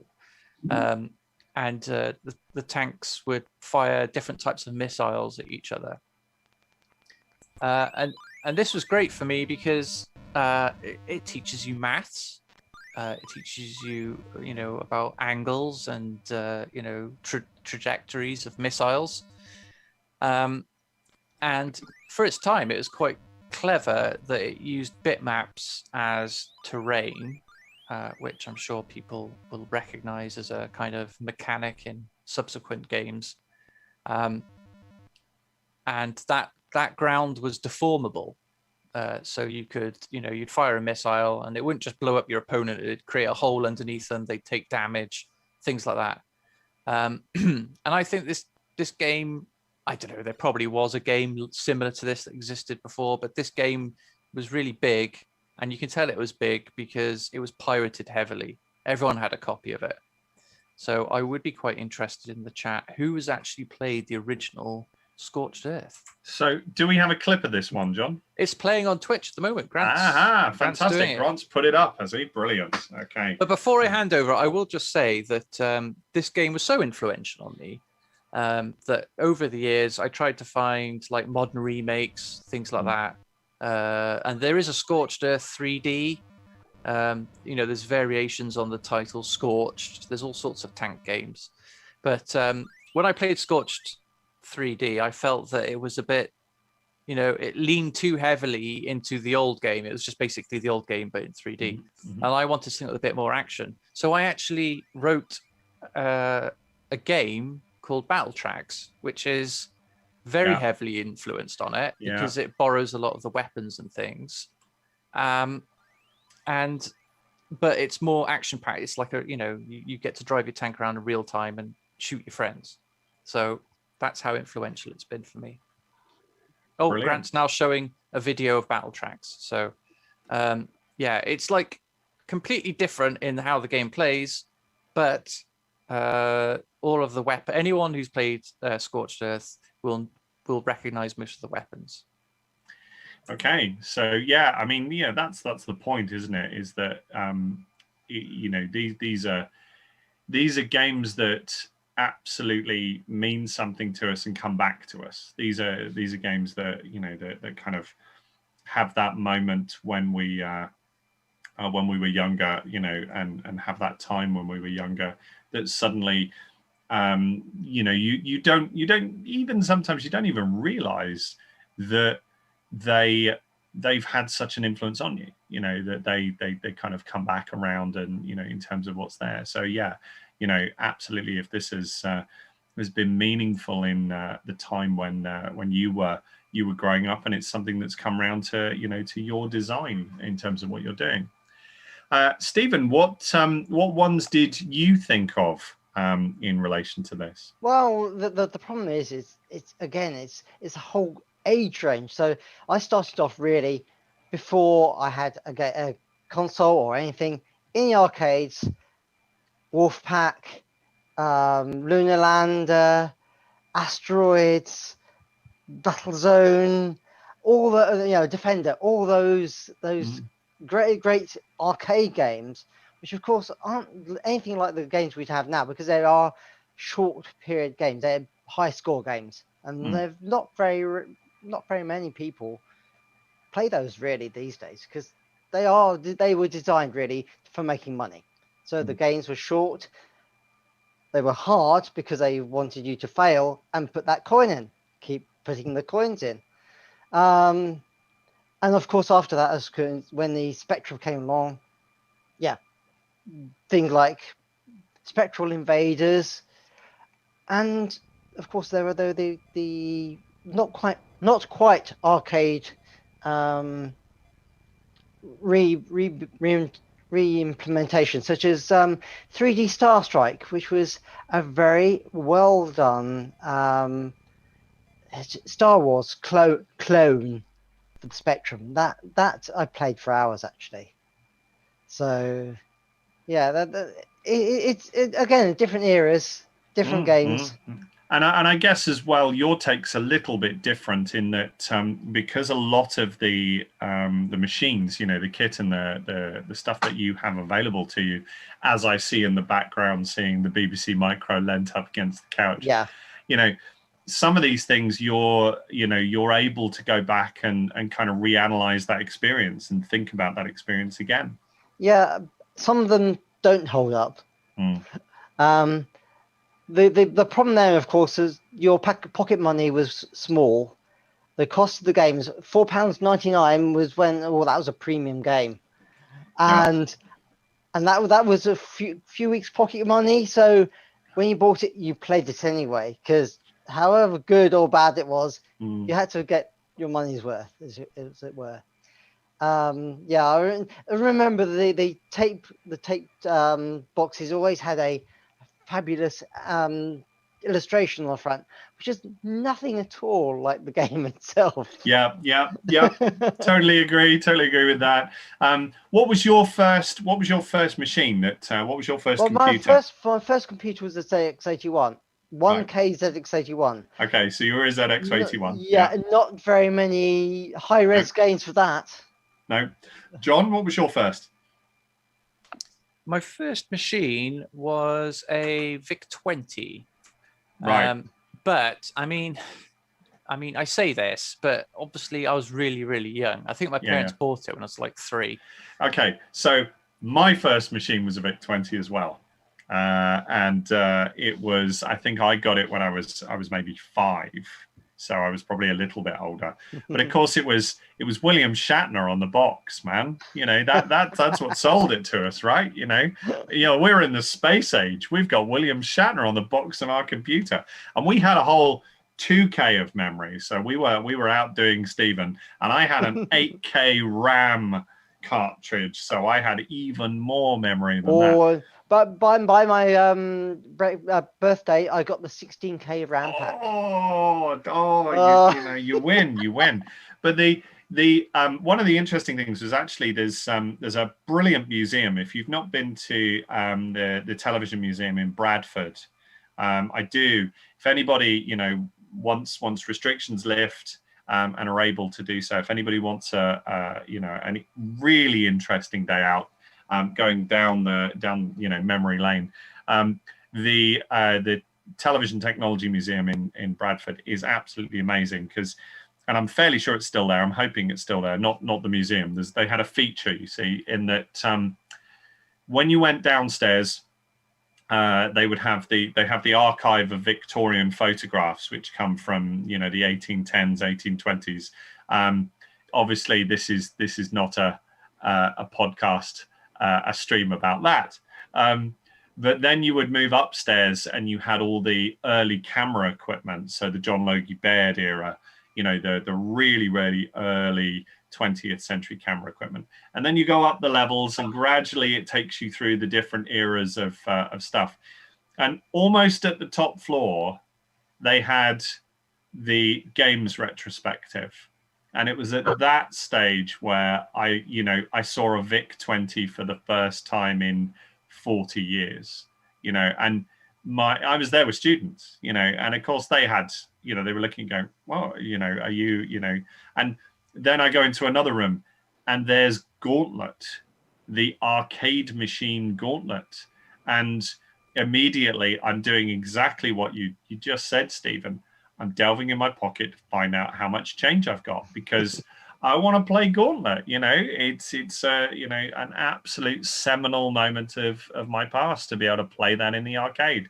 I didn't own it because I had a VIC-20 and then I had a Commodore 16+4, and then only later, much later, and this is in my teenage years, did I graduate to an Amstrad. So an Amstrad CPC, but Gauntlet was just the game. The fact that you could wander around and play co-op with friends. You were kind of talking. Player. 4 people on an arcade machine was amazing. And of course, they did a conversion for the Spectrum, because I had a friend who had a Spectrum. I went to his birthday party, and this was when I was about 7 or 8, or and went to his birthday party, and of course you could play 2-player on there, but you're both on the keyboard, so you've got to, and you remember the Spectrum keyboard. You've got to you got 4 keys over here. He's got 4 keys over there in terms of what you're doing, and all the digitized speech that you had in the arcade. It wasn't one. Oh, I've got the food. It really didn't come across. But it didn't matter because it was our suspension of disbelief was there. We had nothing better. In terms of what we had available to us. And, you look at Gauntlet and I see it's being played now on the setup. Gauntlet essentially is an attrition game. You are only going to, go on so long as you can in terms of being able to, to destroy the enemies. You can, there are some tactics in terms of walking away, getting around a corner, using the terrain a little bit, but it's a top-down attrition game. You're ultimately going to run out of health, and at that point, your game ends. So can you survive long enough? Can you manage through? Can you get the power-ups to keep you going? And of course, that model, much as the graphics changed, that model essentially was the same for a variety of games that followed it in terms of what it was doing. So, quite a lot of the early games console kind of beat 'em ups and scroll throughs. You're looking at a version of Gauntlet, and when death turns up, the deaths, then obviously you run away, you try and find a potion, blah blah blah, because that's going to take you out, blah blah blah. I loved Gauntlet. It was incredible. And actually, very recently, last year, I bought Karen a Raspberry Pi, and we set it up with RetroPie and everything. And one of the immediate go-tos was, Karen's never played Gauntlet. I have to make sure that we have a game of Gauntlet. So, and there was, when I did eventually get it on the Amstrad, you had, there was this massive set of extra levels and other things. What a great game. What a great game. Okay. Imagine how more brutal Gauntlet would have been if it had proper pathfinding for the enemies, though. yeah, would have been horrendous. Would have been absolutely horrendous. Surely there were unplayable. There were clones. there was Spore on the 16+4. That was essentially a Gauntlet clone. The nice thing with Spore is it came with a level designer, so you could basically build. And I used to build, level after level after level of Spore. Very much simpler graphics, but essentially, you're trying to do the same thing, and the spores are trying to basically drain your life away, and they're generating out of generators and blah blah blah blah blah. So yeah, I loved Gauntlet. I thought Gauntlet was, it had that kind of, and where you were talking about, Stephen, you were saying, the graphics of the presentation didn't match the graphics of it didn't, but the representations did connect. So you could see these, these posing kind of characters on the cover, and then you did actually get to play something that was representative of them. Yeah, because of course the graphics by that point were good enough. Yeah. The important thing is the gameplay, and graphics that are good enough. And that had it. And you had, of course, with the 4-player, and not being able to have the players going out of the screen. So you had to work together to move around the levels. Yeah. You couldn't go off the screen. I think Colin's managed to join us. Colin, are you there? He does appear to be in the room. I see him on mute and on camera off. So I'll hold on that and see if he manages to join us in a minute. But we'll continue on. So yeah, just to pick up the points in relation to pocket money. So I had a VIC-20 to start with, and we just got the standard start games. John, did you play Blue Meanies? Probably not. Okay, too young maybe. I don't know. As I said, VIC-20 was my first, but I think my first proper computer was the ZX Spectrum 128K. Blue Meanies was basically it was an invader, a Space Invader clone, so it wasn't anything amazing. Colin is here. Good, welcome, Colin. You made it. Well done. Yes, sorry, I'm late. No worries. No fleshing worries about. at all. No worries at all. So we are just delving into our choices at the moment, and we're just getting into to some of those early ones. And I was just talking about Gauntlet. Do you want to give us your first choice of a classic great game from the past? Oh, right. Well, the one that kicked it all off for me would have been Star Raiders on the 2600. Right. Oh, wow. Now, that is going back a long time. And it was the first, basically, game where you felt you were in the cockpit of a spaceship. And how shall I put this? They had to give you a special controller to plug into the Atari. It was that early you could use copyrighted images like TIE fighters or Xylons and things like that. In fact, the bad guys were called the Xylons. Okay. So nobody from Universal or Disney or Lucasfilm would come after you for using them, much to Atari's relief, I think. And that is the first time you felt you could fly a spaceship, and which then will take me on to the hidden. Are we talking about the hidden ones? Are they the hidden gems? It's up to you. I mean, it's great games of the past. You know, whether they're ones that everybody recognized or ones that that only a few people recognized. I mean, I've got some really obscure ones coming up, so I'm quite happy for you to. That is my earliest video game, which outside the arcades, which made me think, right, this I'm enjoying this. Yeah. All the rest of them were Twitch based, but this one you had to think as well. So what I'd also say is to our audience here, do feel free in the LaveCon Discord, on Twitch, and also on Zoom, if you've got a particular great game that was your game, let us know. We'd like to hear about them. They're ones that we can obviously see if we've got some experiences of them too.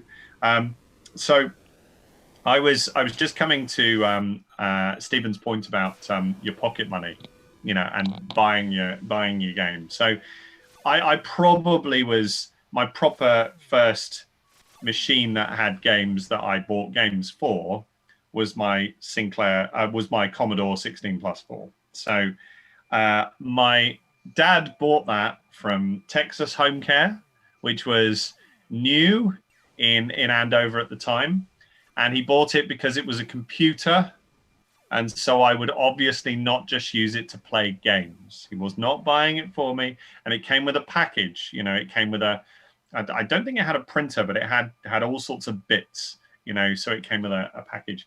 Now, interestingly, this is ridiculous. This is a very, very silly thing. So I was of, sort of no game experience, or at least very limited game experience. I had this machine, I would play these different games. I'd obviously, press play on the tape deck, go off, come back, and the game would load. And it came with 100 free games. So I had games to play to start with, which was, was cool. So I had lots of games. But some of them were, it came with a joystick. So some of them needed the joystick. Great. Some of them didn't. Okay, fine. But it took me, I think, maybe 4 or 5 years to realize I had the joystick the wrong way around. I was using the joystick because I looked at the joystick and I thought it needed to be, facing towards me with the fire button over the top, not, leaning away from me. I had the joystick the wrong way around. So I would, go right to go left. And it had become so natural to do it. I, absolutely didn't realize. So it was hilarious when I eventually, realized. Of course, I was incredibly embarrassed and I never told anybody. But now you all know.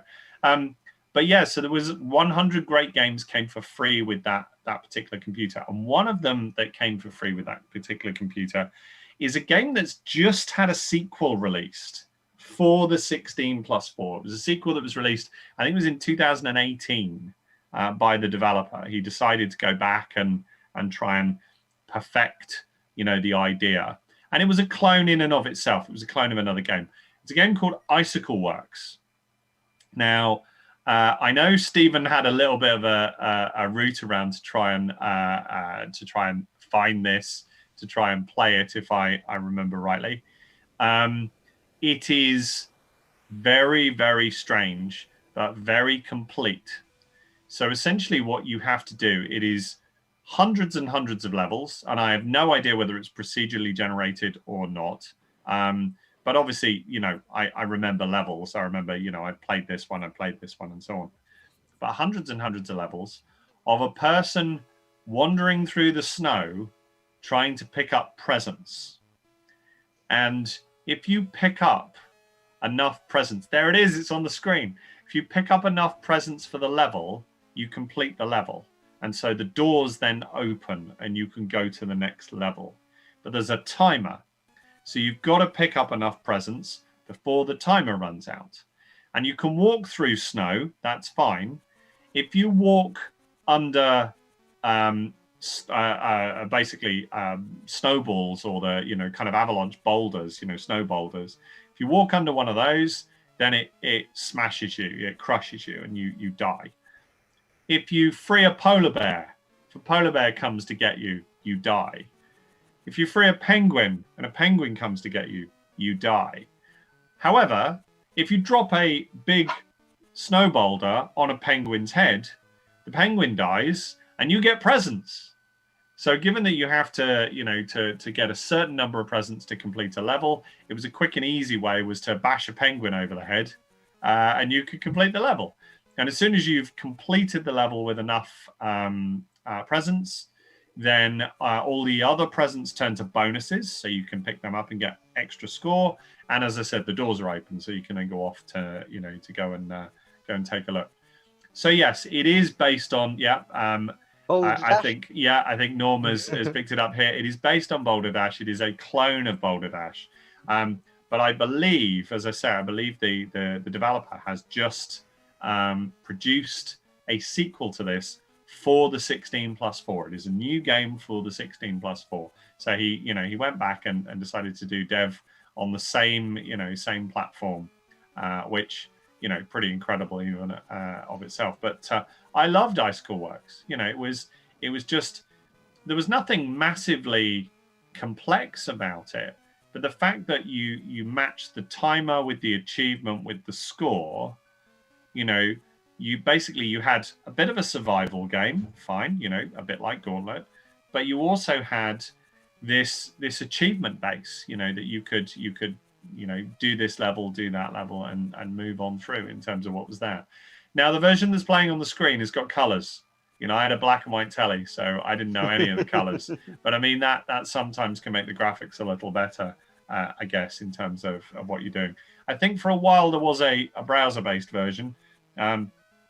Somebody may be able to find it, but certainly Icicle Works was, it was a game. It was a game that whiled away time when I was a kid, and also a game that frustrated, because some of the best games frustrate you as well.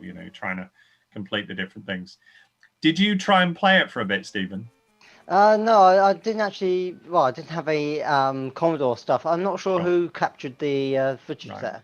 Right, fantastic. But anyway, it obviously it's something that that was certainly, and it introduced me to ASPL as my keys, because other people had got ZX, and I don't know what the up and down was for ZX, but Icicle Works was ASPL, which was the first time and actually I preferred ASPL. They were easier on the Commodore 16 keyboard to get your hands over. Yeah, they're further in the keyboard, so you've got something to rest upon. Yeah, exactly.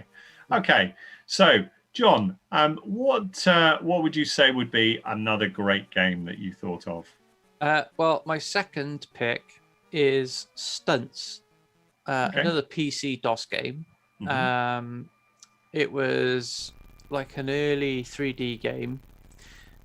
So I picked the previous game because even though it was really old, you could see it inspiring modern games. But this one again does the same thing.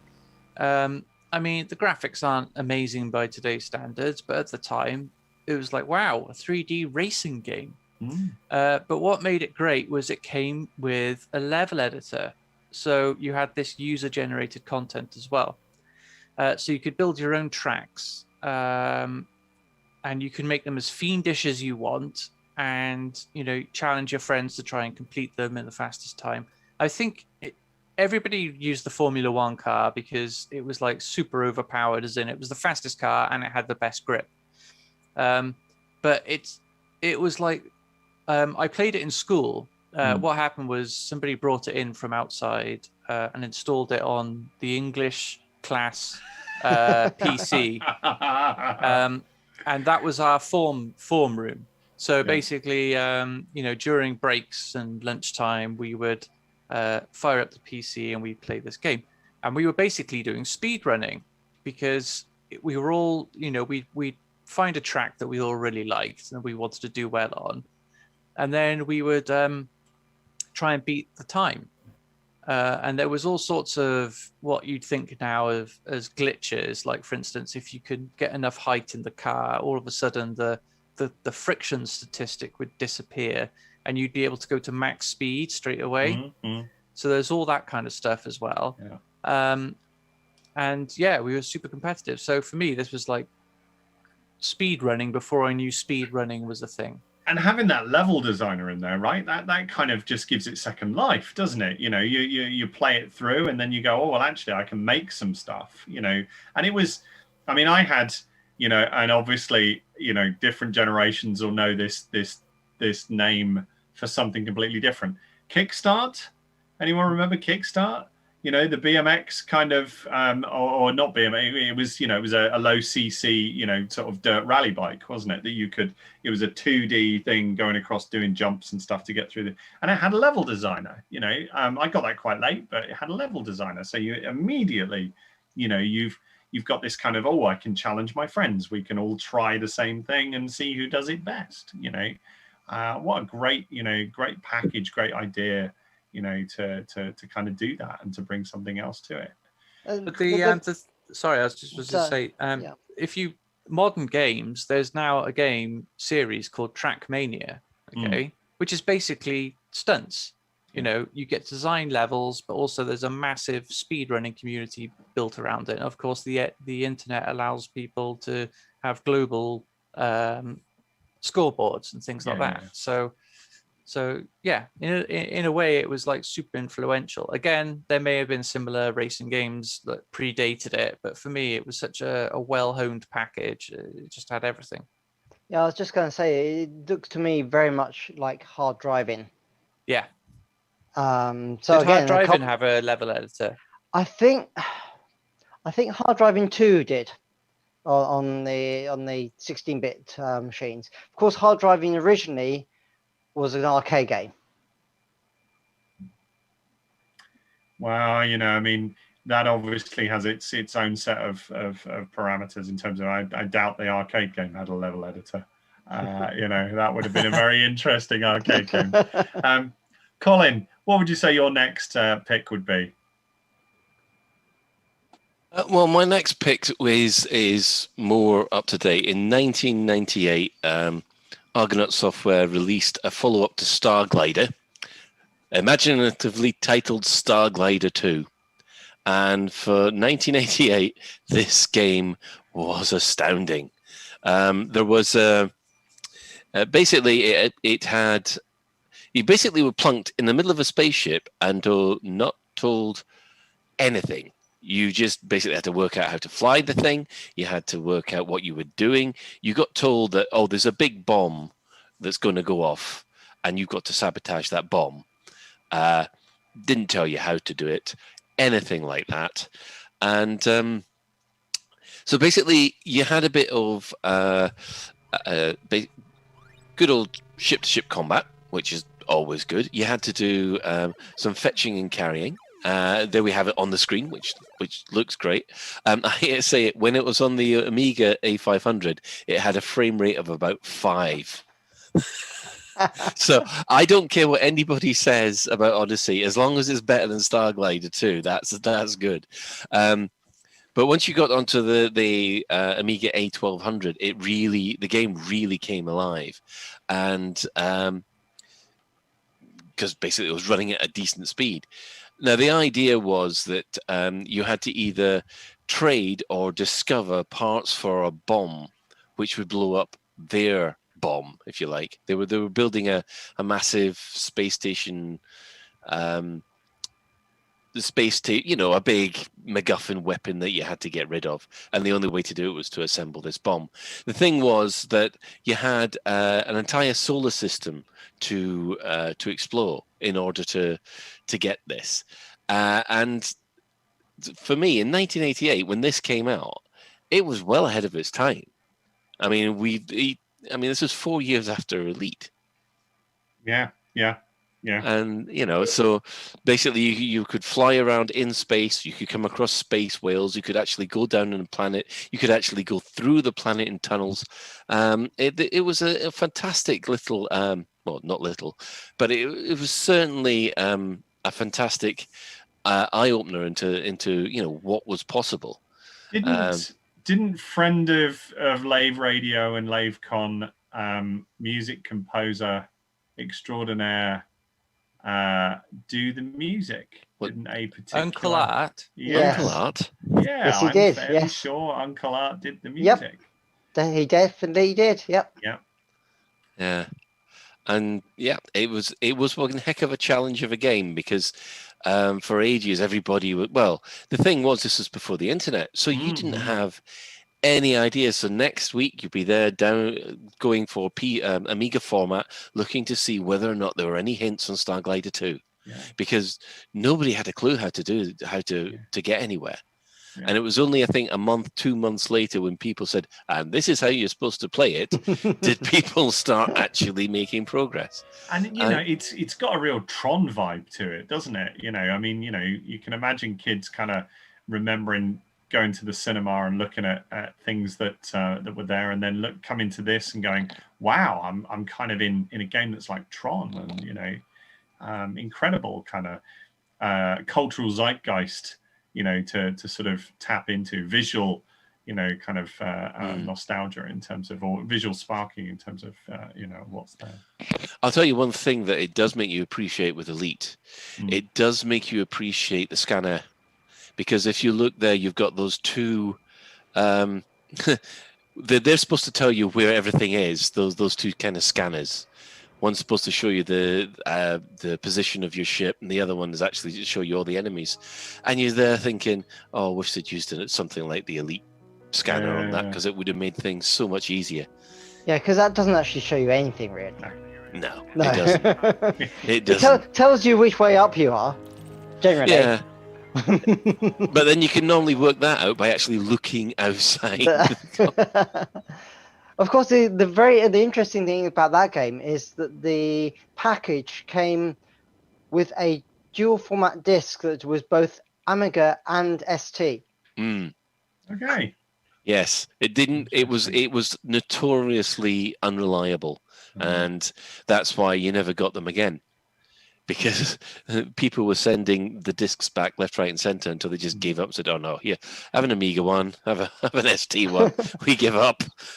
So if we're at sort of 1988 here, 1989, this was a kind of formative period where, for me, I was going to W.H. Smith's to buy my games. I don't know if anybody else was going to W.H. Smith's to buy their games, and my pocket money at this point was probably about £2, and I could just about get a Mastertronic, discounted title for the Plus for $1.99 occasionally. So that would determine what I got, rather than anything else. And of course, the Plus 4 wasn't a really popular machine, so there are very few games anyway. Yeah, and then.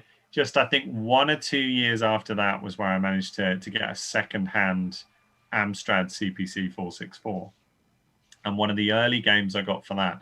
And this was interesting because I went to the shop, went to Smith's with one of my long-time childhood friends who still good friend, and we occasionally role play together, Richard, and we wanted to to both go and buy a game, and we had about £10 each to buy a game. And I saw something just a split second before he did. And there were two games we wanted, but he didn't want to buy the other one because it had a plastic case. Whereas the game that I picked up had a cardboard case, and they were nicer. So I think the game he picked up was Turok, if I remember rightly. It might have been, it might have not been Turok. I can't remember. But the game I picked up was Lords of Chaos. And Lords of Chaos, I didn't realize to begin with was the next game from Julian Gollop after Laser Squad, and then gradually discovered that. As I started to read into the manual, read into the titles and everything else, I realized, and now most people, who've listened to the show for a while will know my involvement with Julian and Julian's work and my involvement with his later games. This did it for me. This is what basically switched me on to what he could do. I loved Laser Squad. Don't get me wrong, played Laser Squad a lot. It was one of those games that you played in your home, and your friend played the other team, and so you went out the room while they did their turn, and then you came back and did your turn, and then you worked out who won. So of course it was our earliest way of being able to multiplayer. But with Lords of Chaos, you were wandering these environments, and you had experience and progression, which wasn't there in Laser Squad. You've got a wizard who can go through these scenarios and can get better and learn better spells and learn more stuff. And the more points you got from completing one scenario, the better you were equipped to go into the next one. And the thing for me with this was that there was so much story, and this kind of picks up on Starglider here. There was so much story that was left unexplained. You knew you had a brief for each of these scenarios. There were 3 scenarios packaged with the main game. So The Many Colored Land, which I assumed was based on a book by Julian May. Turns out it wasn't based on a book by Julian May at all. It was totally different. The Many Colored Land was the first scenario, and you fought a guy called Torquemada. And then there was a dungeon where you fought a guy called Elbow Smog. And then there was Regarel's domain where you fought Regarel, right? And that was basically a set of houses. Now, the thing was that we got a little paragraph on Torquemada about who he was. And then later we got a paragraph on Elbow Smog about who he was. And then we got a paragraph on Regarel. But we didn't really get anything more than that. And there wasn't any context. And I'd never played Chaos, which I know John played and other people here have played, played lots. I had no experience of Chaos. So I didn't know the Battle of Wizards in and of itself. All I knew was this, this thing. And, the fact that I could get an apple and I could put it in a cauldron and that made a healing potion, or I got a special thing and then I could summon a dragon, blah, blah, blah. I knew what the spells were and stuff. And it was amazing because you would play it and play it and play it just to try and get that little bit more, those few more points to get that higher level spell. And you couldn't, once your character had leveled out, because you complete a scenario, you level out of that scenario. You can't go back. You can't replay Torquemada. You can't replay, Elbow Smog. That was it. You were stuck. So that character ends, and then you go back and you have to create a new character, and set them up in a different way. And what was lovely with this, it was a great game, a wonderful experience for me. What was lovely was that later on in my life, I got the opportunity to write the backstory for those characters because they were written into the Chaos Reborn mythos. So I was able to go back and revisit that instruction manual that I'd read all those years before and actually extemporize on who these characters were. And, whoever wrote it, and I'm assuming Julian did, the kind of double paragraph introduction in the instruction manual, it's so dense. There is so much material that talks about this amazing war and destruction of the world, and then this this rise of wizards, blah blah blah blah blah. Yeah, it was just absolutely incredible. Wonderful game. Yeah, unfortunately, I didn't have the manual when I was doing the capture, so I had no idea what I was doing. So, click, click, click, click. Oh, how would I work this? Turn-based. So, plenty of time if you take your time. But, yeah, no, I understand. So, do you have another recommendation, Stephen? Another one that you would thought of? Well, going into the 90s now, of course, Lemmings. Yeah. You can't have it without have this without Lemmings. Yeah, there's no Worms without Lemmings, right? No. Well, actually, that tank the game you were talking about. John was talking about.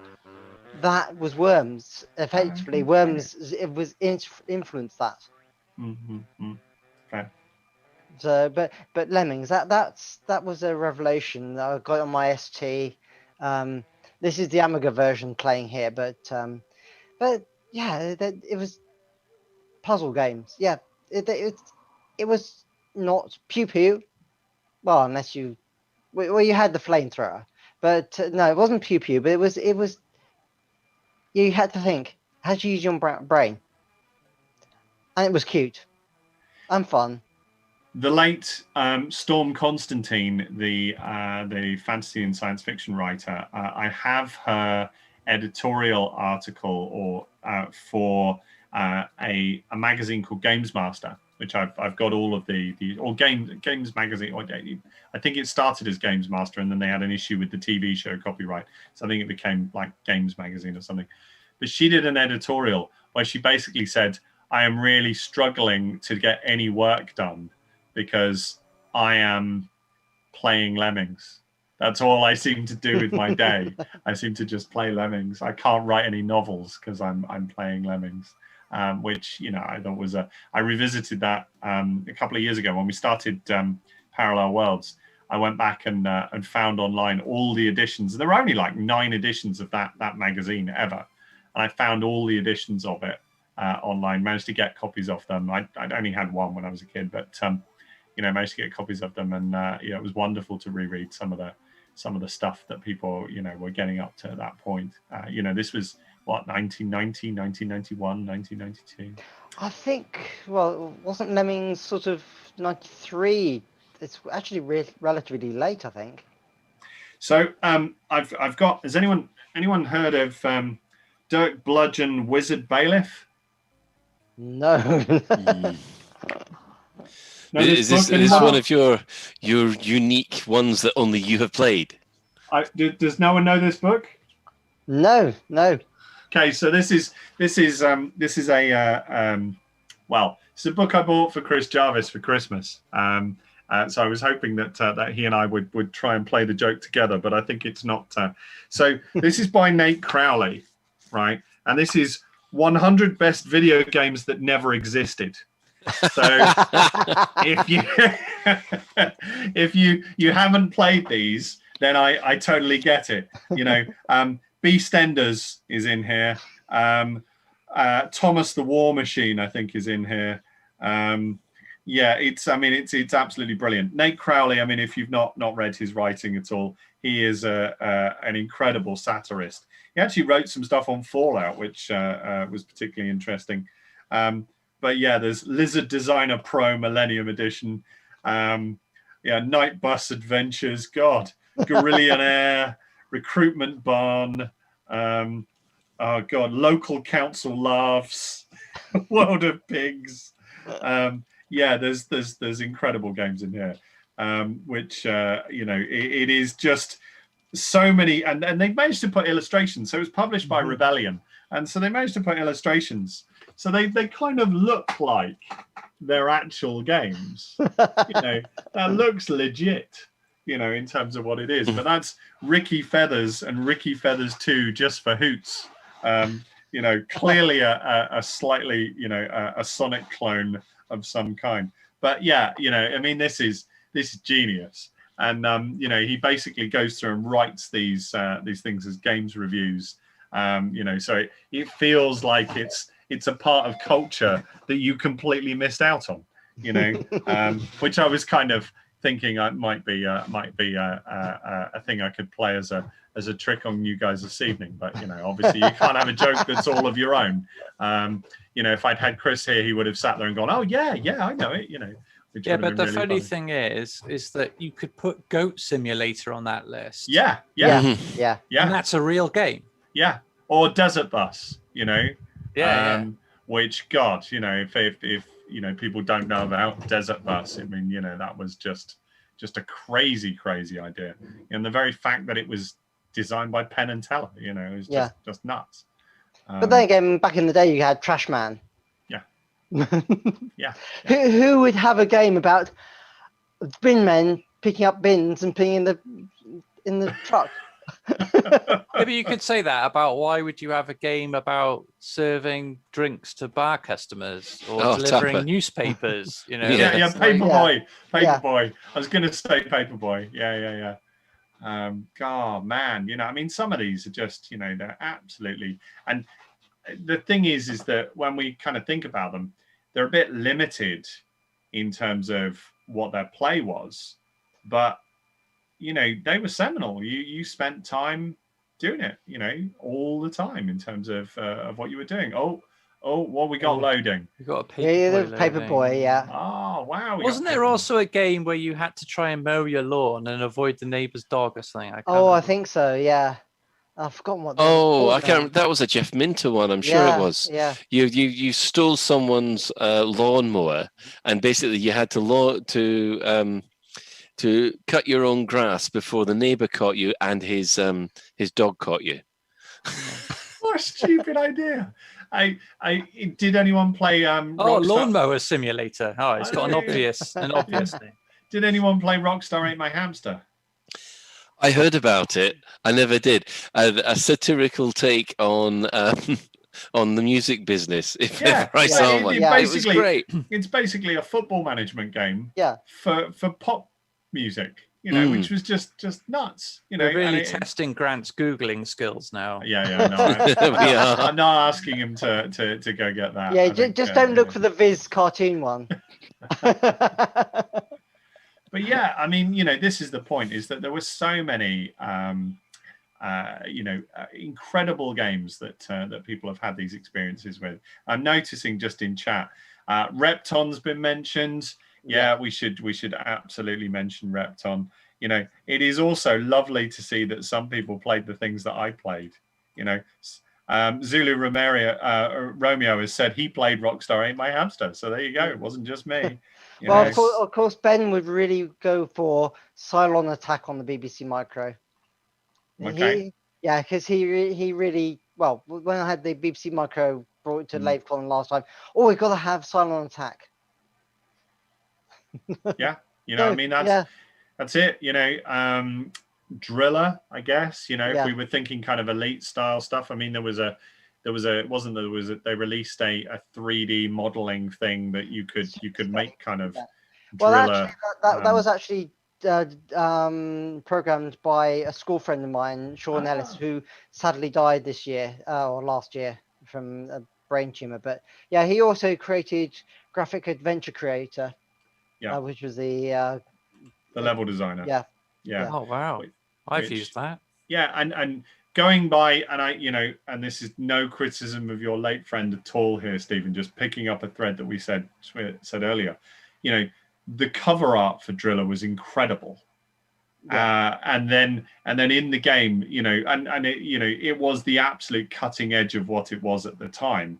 But in the game was different to the cover art. Although, going back to my 100 games, I think that I had on the Plus 4, Star Trader was the elite clone that we had, and there was no graphics. It was basically travel to a different planet. Oh, you died, or you didn't die. Okay, now you can trade your goods. So it was basically the trade screens with some sort of dice roll, in the middle on text, So, but of course, what graphics could you do on the Plus 4? Not a lot, So yeah, no, I mean, there's loads, and I do think, it's an untapped topic that we probably should cover more on Lave Radio. So hopefully we'll over this next year, if everybody gets more time in their busy lives, we can go back and explore some of these incredible examples of different games.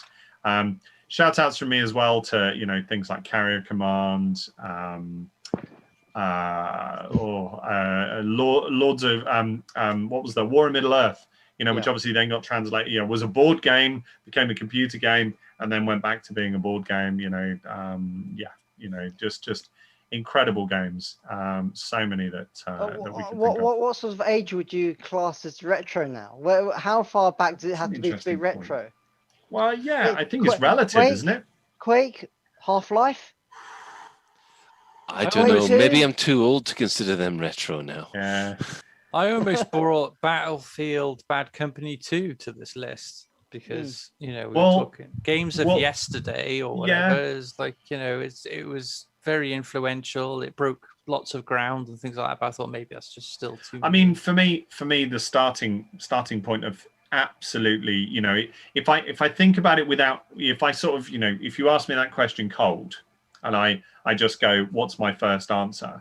Wolfenstein 3D was the moment where that was the last, as it were, retro game, or first of the new for me, for new experiences. It was the first experience where I went, yeah, this isn't like the previous experiences that I'd had. I guess FPS made things not necessarily retro for me, but then again, things like Driller obviously are FPS, but different kind of FPS, I guess, in terms of I've got a mantra for this, which is that it's like pornography.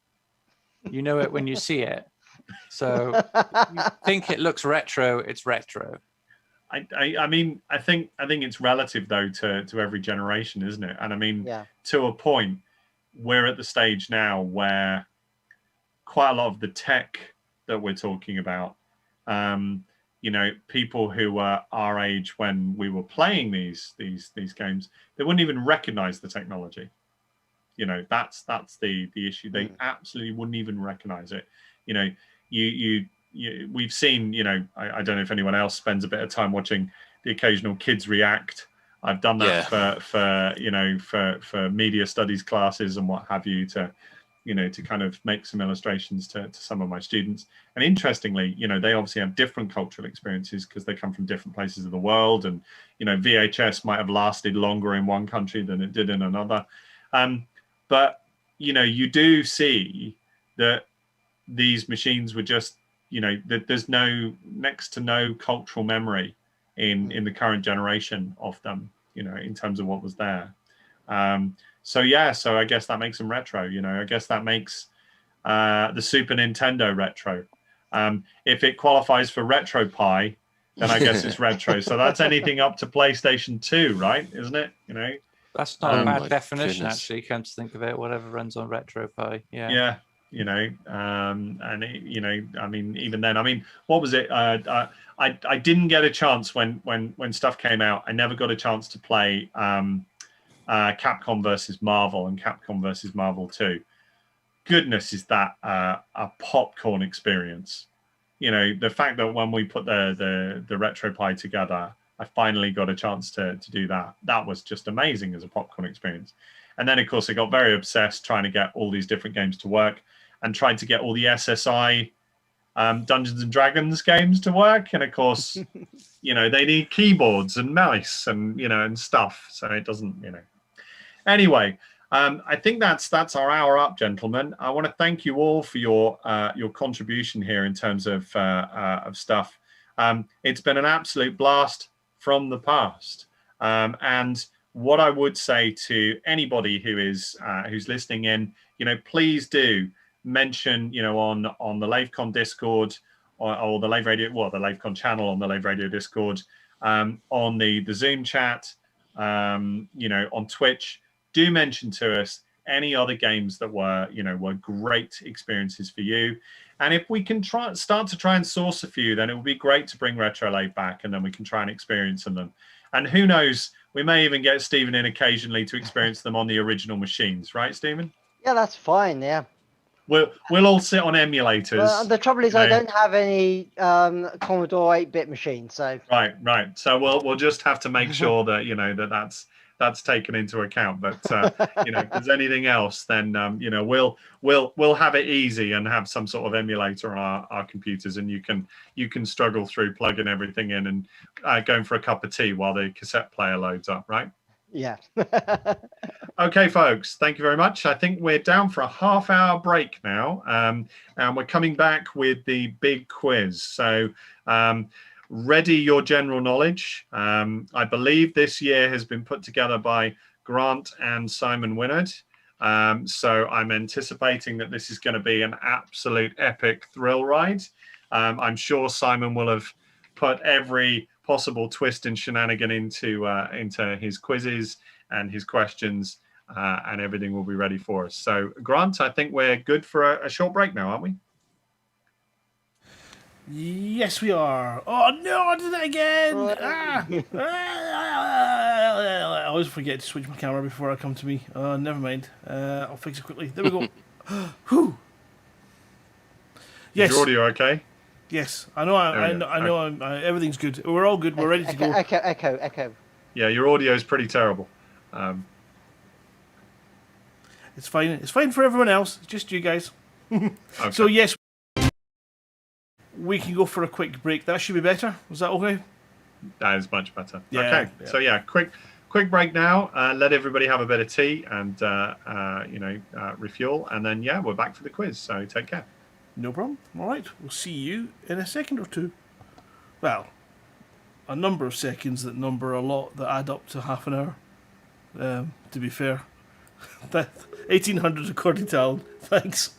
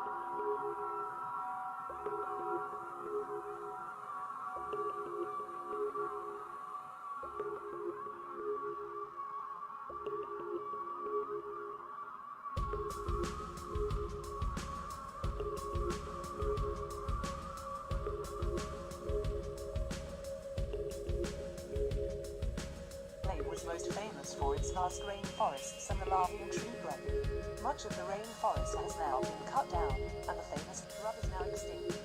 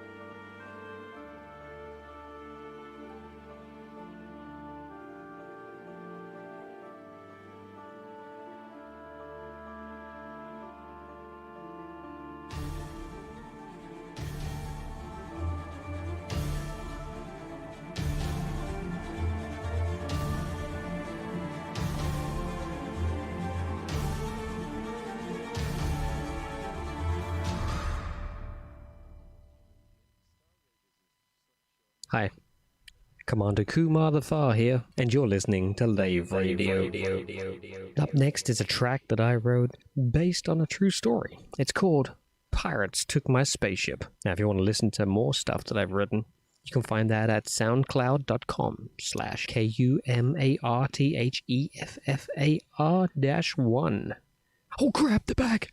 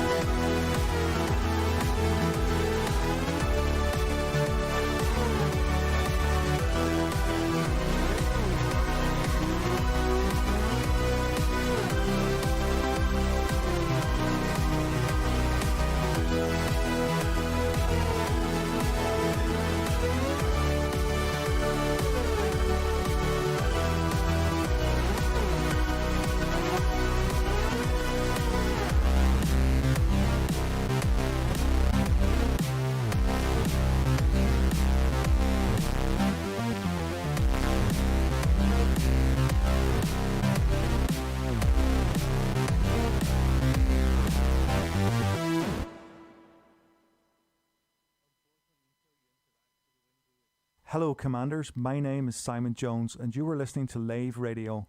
This next track is called Something Wonderful. To hear more of my music, visit soundcloud.com/Simon Jones UK. Fly safe, Commanders.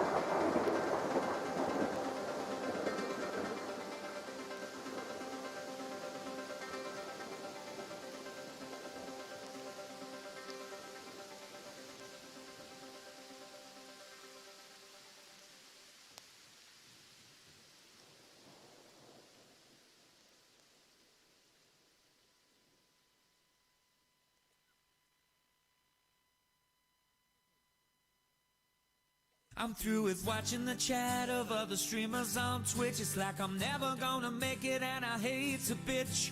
My channel hasn't turned out quite the way I want it to be. I want some cool emotes and a ton of awesome mods. 1,000 people watching me play card. A huge land room that's big enough for 10 plus me. I need 1,000 follows in every stream. A HD camera with a big green screen. Gonna join the 60 FPS club in 1080p.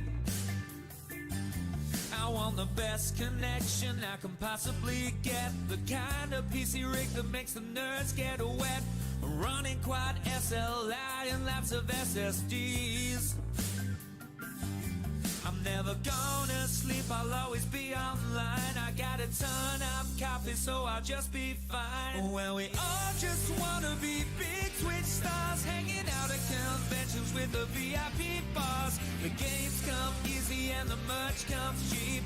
With Jacks on caffeine, so we just won't sleep. And we'll hang out with the coolest dudes. Gonna play multiplayer, killing all the noobs. Every PC fanboy's gonna end up there. All the cosplay girlies with their colored hair. And hey, hey, I wanna be a Twitch star. Hey, hey, I wanna be a Twitch star. I'm gonna play all of the latest games. My Steam friends list will have some famous names. The publishers will give me all the latest DLC. I'm gonna pimp my rig with the latest graphics. Do a retro stream where I can play the classics. Gonna get my sponsorship and all my gadgets for free. I'm never gonna sleep, I'll always be online. I got a ton of coffee, so I'll just be fine. Well, we all just wanna be big Twitch stars, hanging out at conventions with the VIP bars. The games come easy and the merch comes cheap. With Jacks on caffeine, so we never sleep. And we'll hang out with the coolest dudes. Gonna play multiplayer, killing all the noobs. Every PC fanboy's gonna end up there. All the cosplay girlies with their colored hair. And we'll make our own streamers team. Get a YouTube channel and a page on Steam. We'll make a bunch of t-shirts and we'll tweet them out, so everybody knows what we're all about. And hey, hey, I wanna be a Twitch star. I'm gonna stock up on those energy drinks. Make a ton of cash from my affiliate links. Get high on coffee, make it triple strong. You know that's how I'm gonna stream all night long. Well, we all just wanna be big Twitch stars, hanging out at conventions with the VIP bars. The games come easy and the merch comes cheap. With Jacks on caffeine, so we never sleep. And we'll hang out with the coolest dudes. Gonna play multiplayer, killing all the noobs. Every PC fanboy's gonna end up there. All the cosplay girlies with their colored hair. And we'll make our own streamers team. Get a YouTube channel and a page on Steam. We'll make a bunch of t-shirts and we'll tweet them out, so everybody knows what we're all about. And hey, hey, I wanna be a Twitch star. Hey, hey, I wanna be a Twitch star.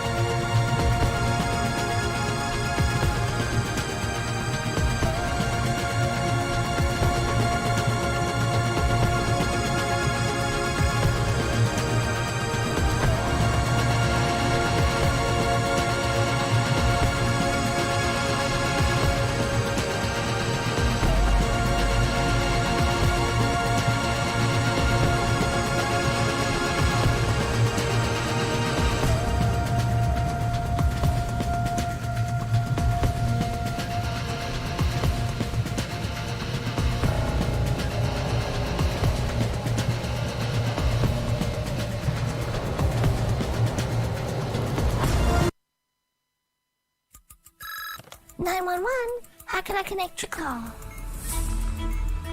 Okay, patching your screwdriver bomb disposal experts now. Please hold. If you can.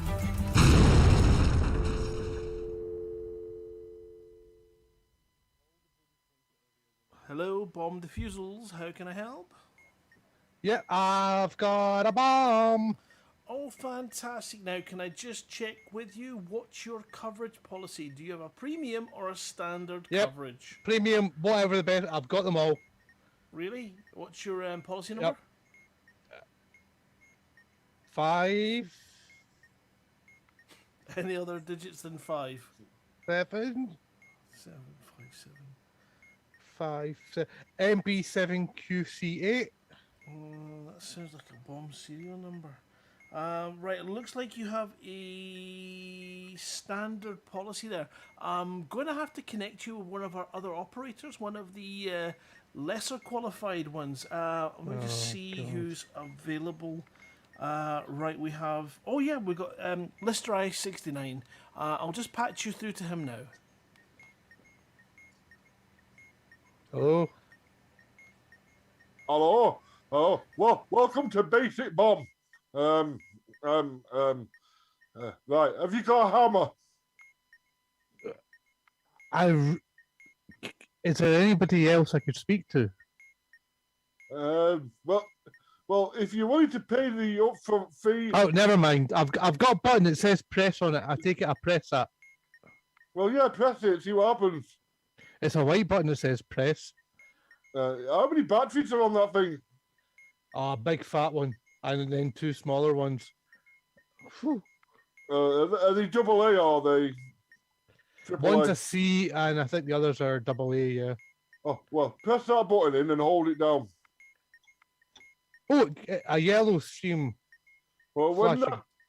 when it let it go, when it says 5. Oh. In any position, doesn't matter where it is. Whew. Okay, there's another button. You seem to be good with your buttons. It says abort. Is it blue? It's white. Should it be blue? Yeah, it will make my job a lot easier. It's just white. Who writes this manual? I'm sorry. I'm just looking at Bombs for Dummies and... Again, just the same thing. Yeah, just hold it down. Yellow, is that 5 again? Yeah, that's 5. 5. Yeah, if you do it at a 5. I'll end up getting your job. Okay, that was good. That was good. Oh, right, is that done then? No, I've got cymbals. Not the well- kind that you hit. I'm not a drummer. Well, your policy only covers you for 2 panels. Okay, you put me through to someone else then that can cover me. Thanks. Yeah, so you're gonna have to go with double basic. Yeah, I'll just pass you through to, I think we'll go with Drax she's called. She's a very nice lady. She'll help you with the next stage of your bomb. Thank you. I hope we did very well so far. Yeah. Please patch me through. Right, Your tip's getting awfully small. Right. Patch you through now. Thanks. Hello. Hello.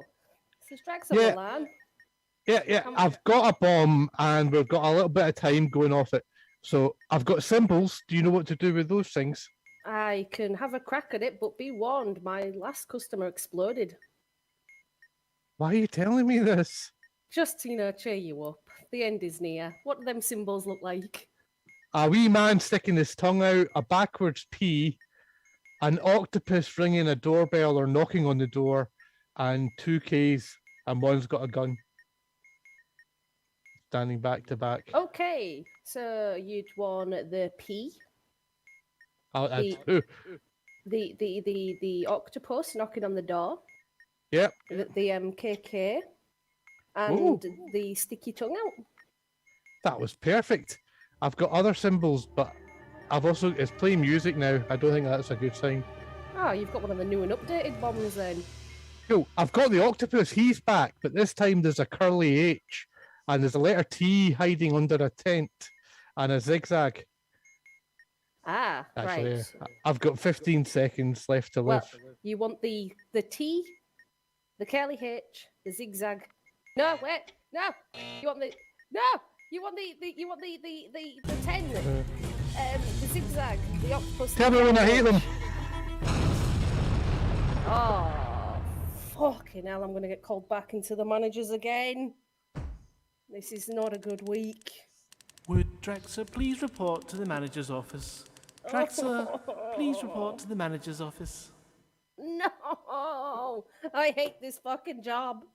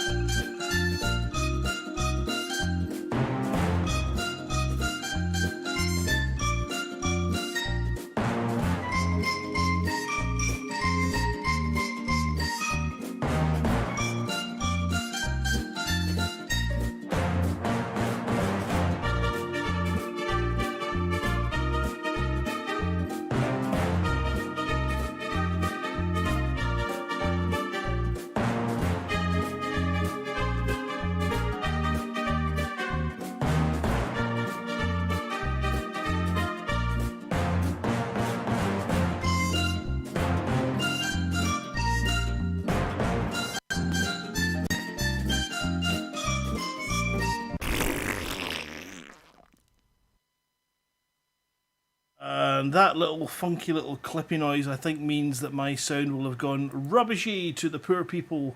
Let me just double check and see. 1, 2. No, it's good. Hey, woohoo!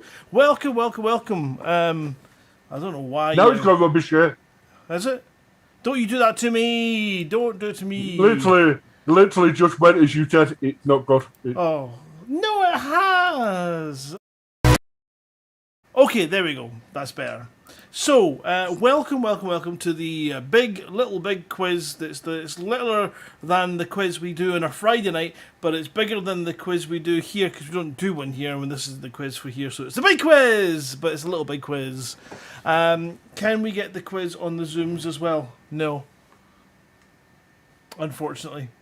Because that's where I'm taking my camera feed from. I could do it, but it's a lot of work of undoing what I've done. So if you go to gorge.me/play or gorge.me/quiz, thank you to Lennon and John Lund for putting the links in.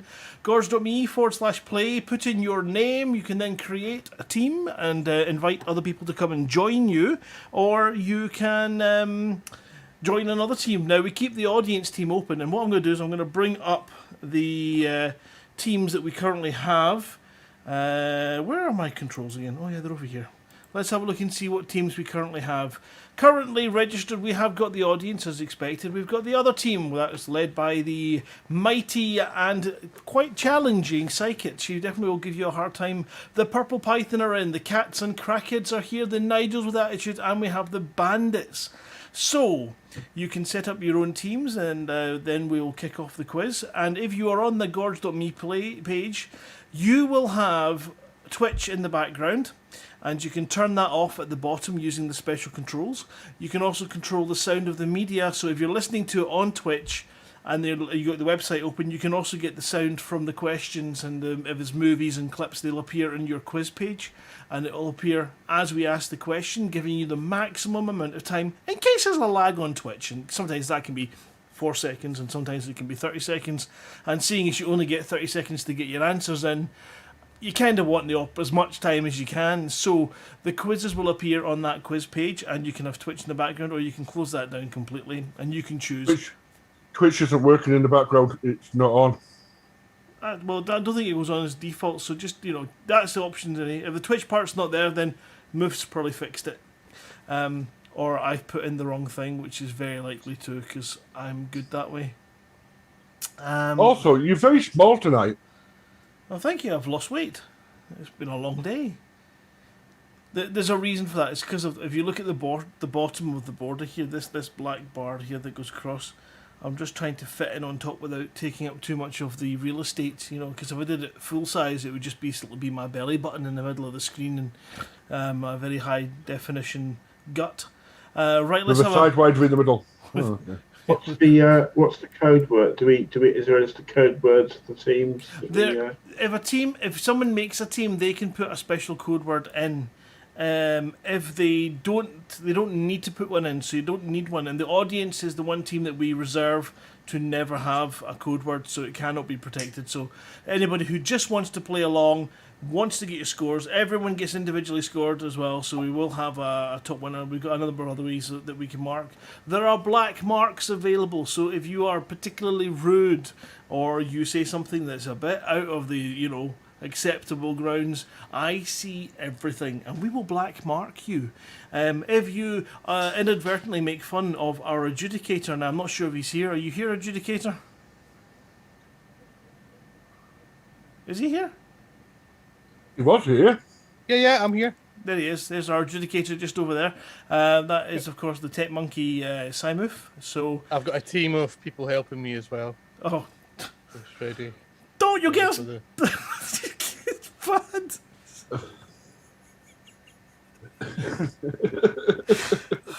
That gets you banned off Facebook. That gets you a 30-day binning. That picture. At least it wasn't Trump. Right, so yeah, don't worry about it. If you leave a team, it should close down, and if not, Moof will fix it when he's in amongst doing all the other stuff. So we've got a few more teams appearing there. We can see we've got For the Doggos, Wishblend is Ace, Treaty of Algeron, Orphans of Morgor. That's a great name as well. And your scores, the way the scoring works is you score individually, but the team only gets the maximum points as if one person answered correctly. So if it's a 2-point question and one of your team members gets one of those bits correct and gets a point for that, and the other one gets the other bit correct, your team will score 2 points and individually you will score 1. There are bonus points as well. If it's a really good answer, we'll give you a bonus point. If you are close, but just outside the realms of correctness, and I don't mean as in socially acceptableness, I mean as in close to the right answer, then you might get a wee pity point, just to prop up your team a little bit. And if you happen to have answered the question, and this is to try and dissuade all you Googlers out there, and I'm particularly looking for Mindwipe, where are you? All you little people that cannot help but Google to get the answers, the time taken to Google may well put you so far down the list that you are not going to get the fastest answer bonuses.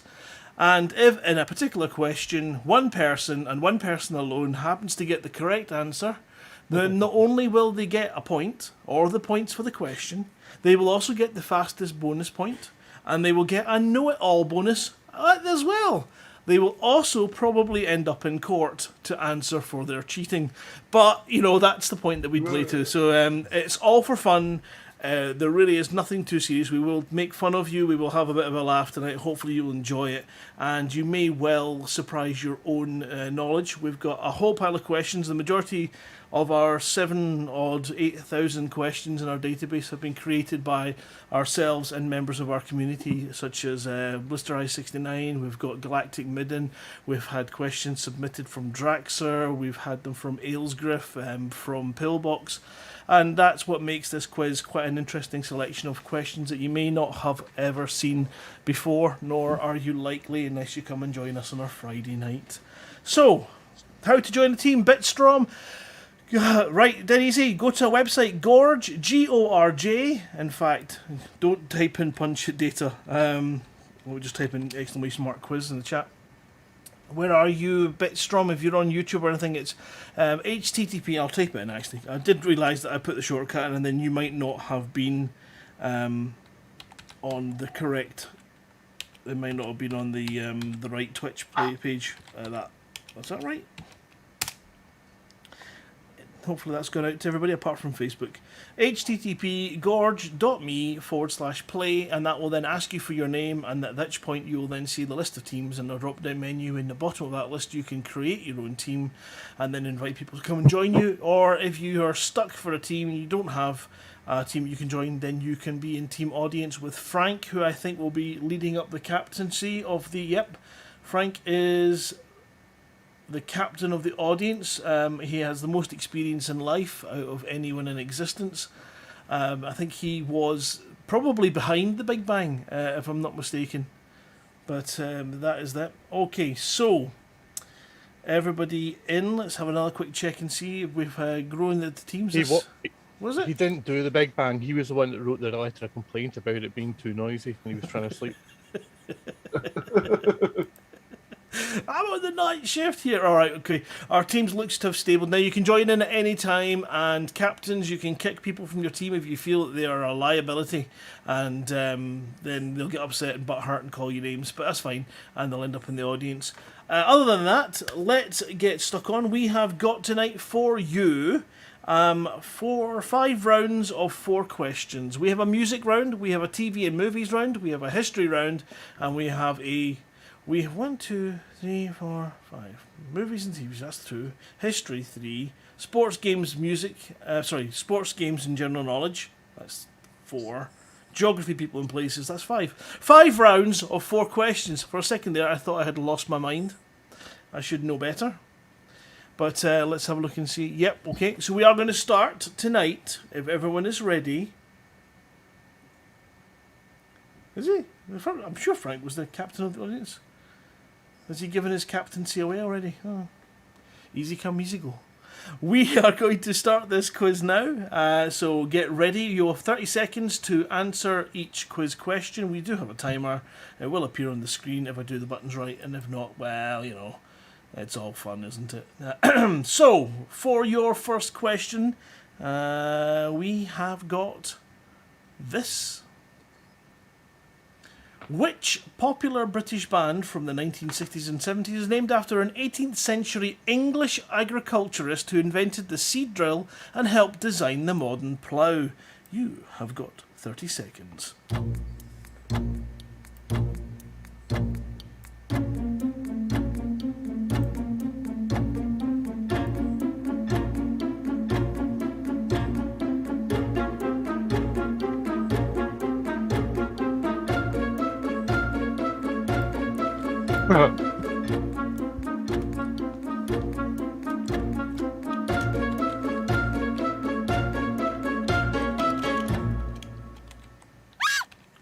Okay, your answers will be locked in. Something I forgot to mention is that you can change your answer as many times as you want by just simply resubmitting an answer. And until I say your answers are locked in, they can be changed. So I'm going to say it now for the final time, just in case anyone tried it and tested it, made their answer wrong. You now have a couple of seconds to make your answer recorrect, and they are now locked in and forever shall be associated with you and your response to this particular question. Let's go to question 2. Question 2, which shapes up, looks like this. Identify the original artist and song title from this alternative version. We are going to play you a clip of a song. It is a slightly different song. Who's guessing already? Ed Sheeran, Bad Habits. A second. I think we can check that one for you before we press the timer. I'm just going to check and see. Ed. Nice guitar skills. Hey, it's Ed here, and I heard that at the pub quiz, everyone always tries to guess its shape of you, and apparently it's a pain in the bum. So please, I just want to state this very, very clearly. It's not Ed, it's not the shape of you, so please, can you stop it? There we go. So it's definitely not Ed Sheeran, and it's definitely not Shape of You, but it could possibly be what you've suggested. No, it's not Frank. Frank, it's not Shape. The man himself, just told you it's not Ed. It's not Shape of You. Let's play it and see if you can work it out. Here we go.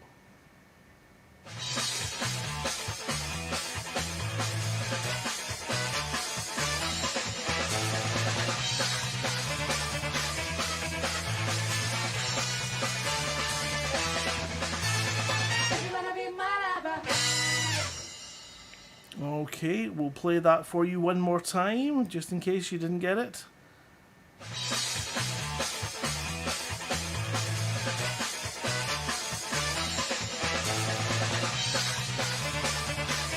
I'm surprised. I'm not sure whether I'm surprised or shocked that so many of you know this. I think it's a mixture of surprise and a little bit of vomit in my throat, I think, to be honest. Alright, we are going to lock your answers in. I can see that David's not got a clue. Zulu Romeo is keeping his dignity intact by refusing. Oh, you just broke it, Zulu Romeo. I was about to give you your dignity intact and you smashed it. Answers locked in. No dignity anywhere to be. Oh my goodness, David, you had an opportunity to walk away proud with no points, just taking it for dignity everywhere. But no. Nope. He had to go for the points. Answers are locked in. Let's go on to question 3. Here it is. Question 3. Identify the 2 bands and song titles in this mixed up video mix-mash. So we have got, again, 2 bands and 2 song titles. Maximum of 4 points. So it will be a slightly longer than usual clip with song and bits of video jumping between each and switching both about. So try not to get too caught up in the video. It'll be different music. Oh, you'll see. Two bands, 2 song titles. I want this to last forever, you know? Well, I mean, no matter what, we've always had this and had each other, and nothing can change that. But just what you know, no matter what, you always have somebody here for you. Always. I'm never gonna leave you. I'm never gonna leave you. I love you.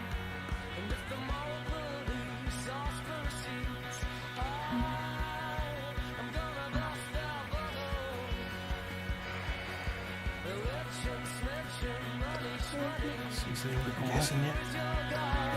Nope. I'm not the type to pray except when I fall. I'm only human after all. Summer has come and passed. The innocent can never last. I played the devil's advocate. I played into his hands. I played the fool. I played the fire. I played the victim's hand. And if you bump into the devil, tell him I understand. Rather the devil you know than the devil you don't. I hope you can understand. Like my father's come to pass. Might have been a wee subtle clue in that last bit of video there. I think that was the band's name in lights. There we go. If you don't recognise it, don't worry about it. I can see that the majority of you have got the hang of it already. You managed to catch at least one of them. Nickel, if you're... Is that Massey? Oh, he's cruising for a black mark, he is. Him and his dodgy internets. We're locking your answers in 10 seconds. 10, 9, 8, 7, 6. Okay. Almost there. Last chance to get an answer in. and we are locked in. No more changing your answers. Let's go on to question number 4, final one in this music round, and then we will go through the answers and give you some points. Question 4. Yep, identify the song and artist from this outro clip. This is the outro of a wonderfully classical song. We want you to identify the artist and song title, please. 2 points.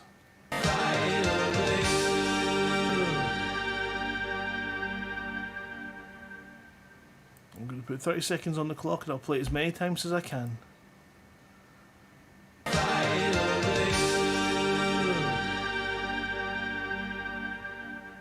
Ooh, someone was super fast there.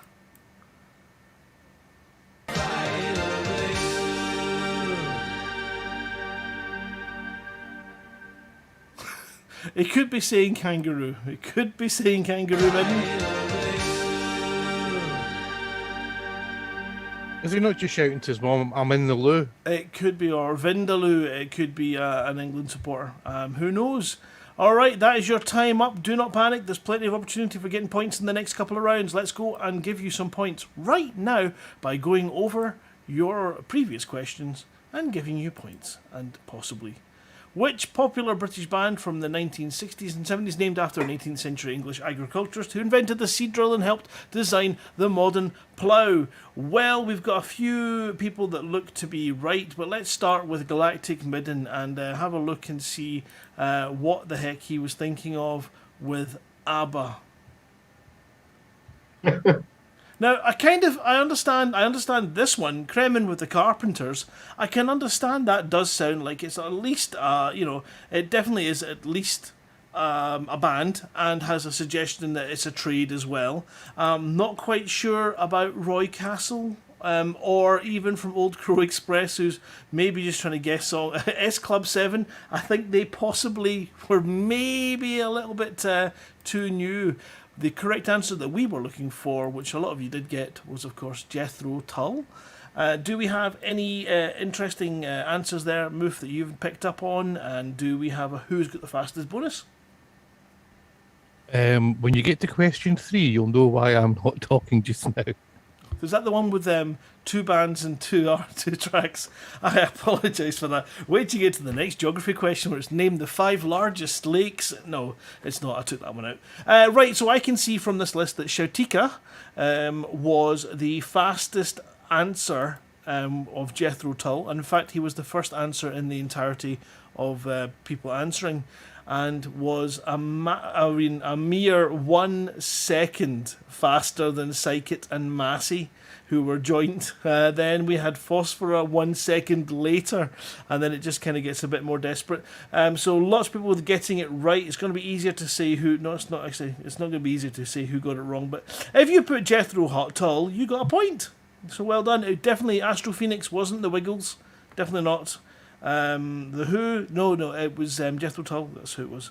Not Queen. And what else we got? The Alan Parson Project. I see, kind of. Is it Alan Parson? Was it Alan Parson? What was the TV? Who's the TV gardener? Is it Parson? Alan Titchmarsh. Titchmarsh. Okay, thank you. David Bellamy. David Bellamy. Yeah, that's what it is. It's the David Bellamy Project. Thanks, Moof. It's otherwise known as Muse. He's the lead singer. No, he's the lead singer's dad. Right, okay, so all the points are there. Let's go and have a look at question 2, which was that alternative version that sounded like this. So it should have sounded a bit more like this. Just time, get your act together, we could be just fine. I'll tell you what I want, what I really, really want. So tell me what you want, what you really, really want. If you wanna be my lover, you gotta get with my plans. Make it last forever. Friendship never ends. If you wanna be. Okay, that's enough of that. So I can see that Psychit was our fastest answer on that round by a mile. Old Crow Express was really quick. How unfortunately went with Def Leppard and Pyromania. Close, but just not quite right. Again, with Roy Castle, if you're hoping, and I'm going to be kind to you, if you're hoping that at some point tonight Roy Castle's going to get you a point, Tell you what, if you submit it for every answer, there's a very small possibility that just out of admiration of sticking power that you might just get a point, but it's not likely. Any other good answers in there? Specky Girls, do you want to go to Specsavers? Oh, that's really close midden. Oh. The Potato Song by Bob Marley? No. Wannabe by Spice Cupboard? Yeah, we'll give you that. Alright, okay, all those points are there. Let's go on to our next question, which is this one. It was the Mix Match horrible video. Let's have a look and just put you right out your miseries. It was Green Day and Wake Me Up When September Ends and the Parlotones and I'm Only Human. Here's it in a little bit more context while I bring up the points.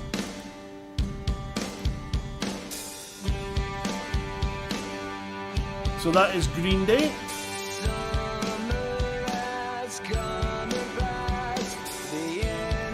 So a very strange music video, that one.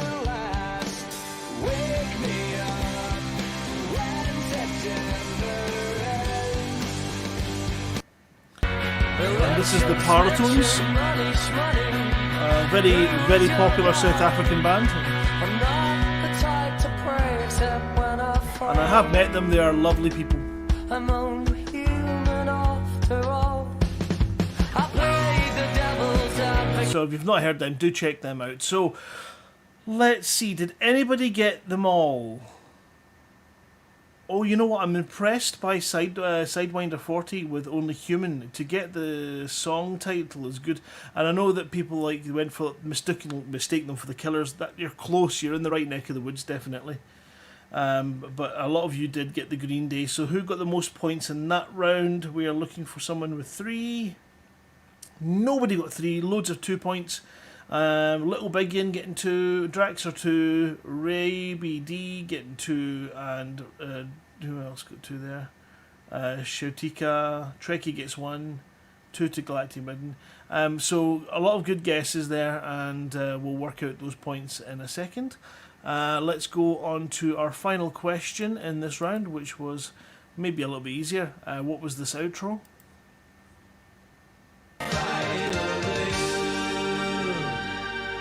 Well, if I was to tell you that there was a tree in the middle and also a hole in the ground, would that help? Because the answer is, of course, Nick Kershaw and the riddle.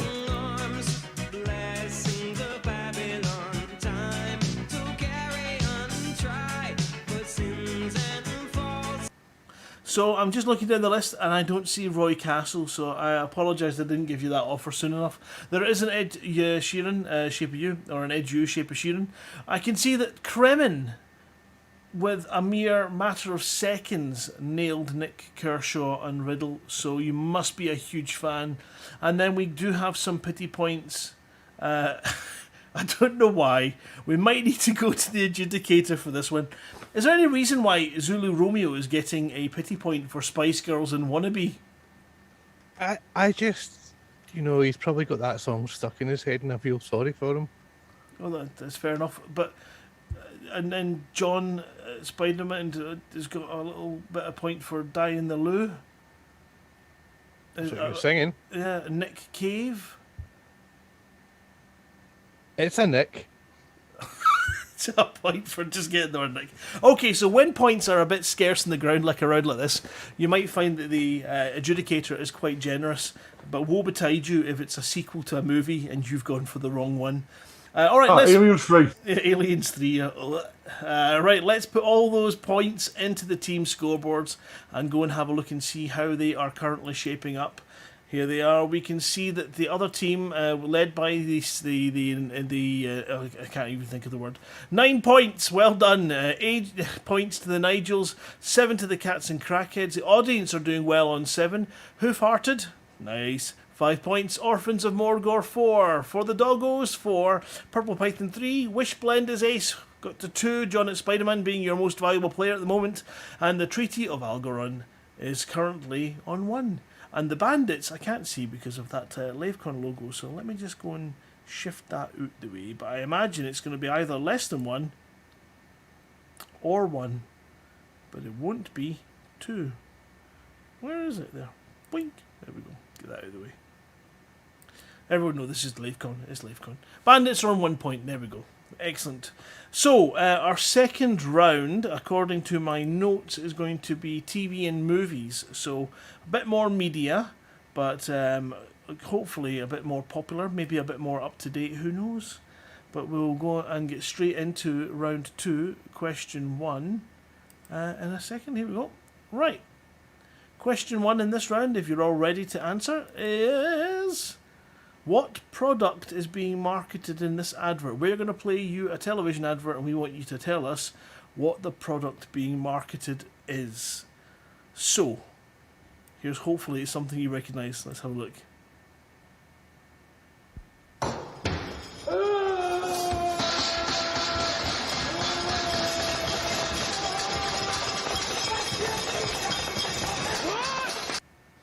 Do you recognise the advert? Shall I play that again? It's for a product, but what product is it for? It's not for sexual harassment, Timmy. Why would they advertise for that?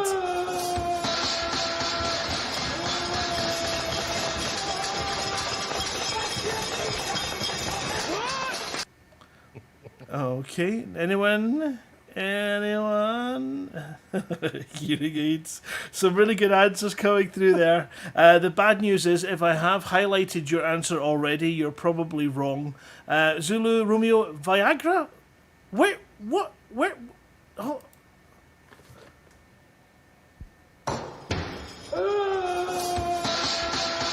No, I'm not seeing where you might be getting any kind of indication of that. Yeah. Oh well, I'm surprised. I know this ad well, because I know this advert will happen in. Right, let's lock your answers in. We'll move on to our next question. Question number 2 is coming at you now, and it looks like this. What character is voiced by Eddie Murphy in the Shrek films? 30 seconds. Well, what is full name?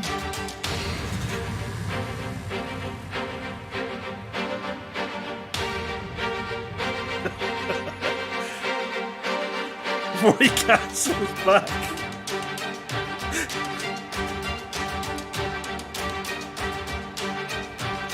Okay. Thank you, Litho. That's a very, very good full answer there. Right, okay, let's lock your answers in.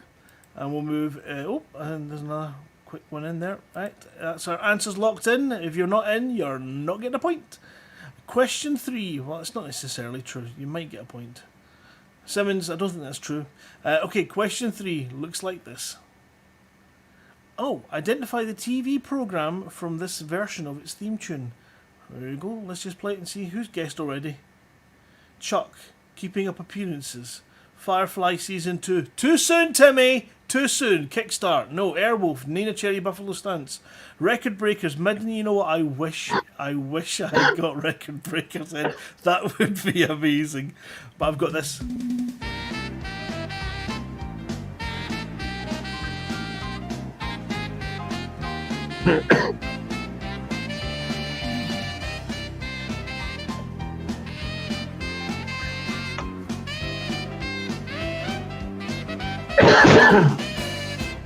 Okay, right, loads of answers in. We'll give you 10 seconds on the clock before we press the lock. It almost sounded like I was trying to go for a catchphrase. I really wasn't. Okay, we've got a couple seconds left. Everyone getting answers in. 3, 2, 1. And we're going to lock them in place. The answers are locked. Our final question for you in this TV round and movies is this. A place on Earth more awesome than anywhere in space. This is the tagline to which film? I'll try and see if I can put it into a context for you. A place on Earth. No, nothing more masculine. A place on Earth more awesome than anywhere in space. A place on Earth. My first, my last, my everything. A place on Earth more awesome than anywhere in space. Okay, everyone. It's not. Why are you putting Roy Castle? Why are you putting Roy Castle over that, John? Right, locking your answers in. People going for easy points. Locking your answers in. And where? Everyone in? Everyone? Nope, still some more coming in. Pop, pop, pop, pop, pop. I think that's us. Alison, you got one coming in, or are you no idea? Good answer. It's not right, but you know, it'll do. It's words. Right, let's go and have a look and see what points we did on this round. Question 1. What product was being marketed? I mean, I'm surprised, and I don't think anyone got this. Did they, Move? I don't know. No, they did not. No. It's one from probably... Oh, no, some of you must recognise it. You'll probably kick yourselves when you see the answer. It was for Kit Kat. And it was a bit more... This is the end of the advert. Morning!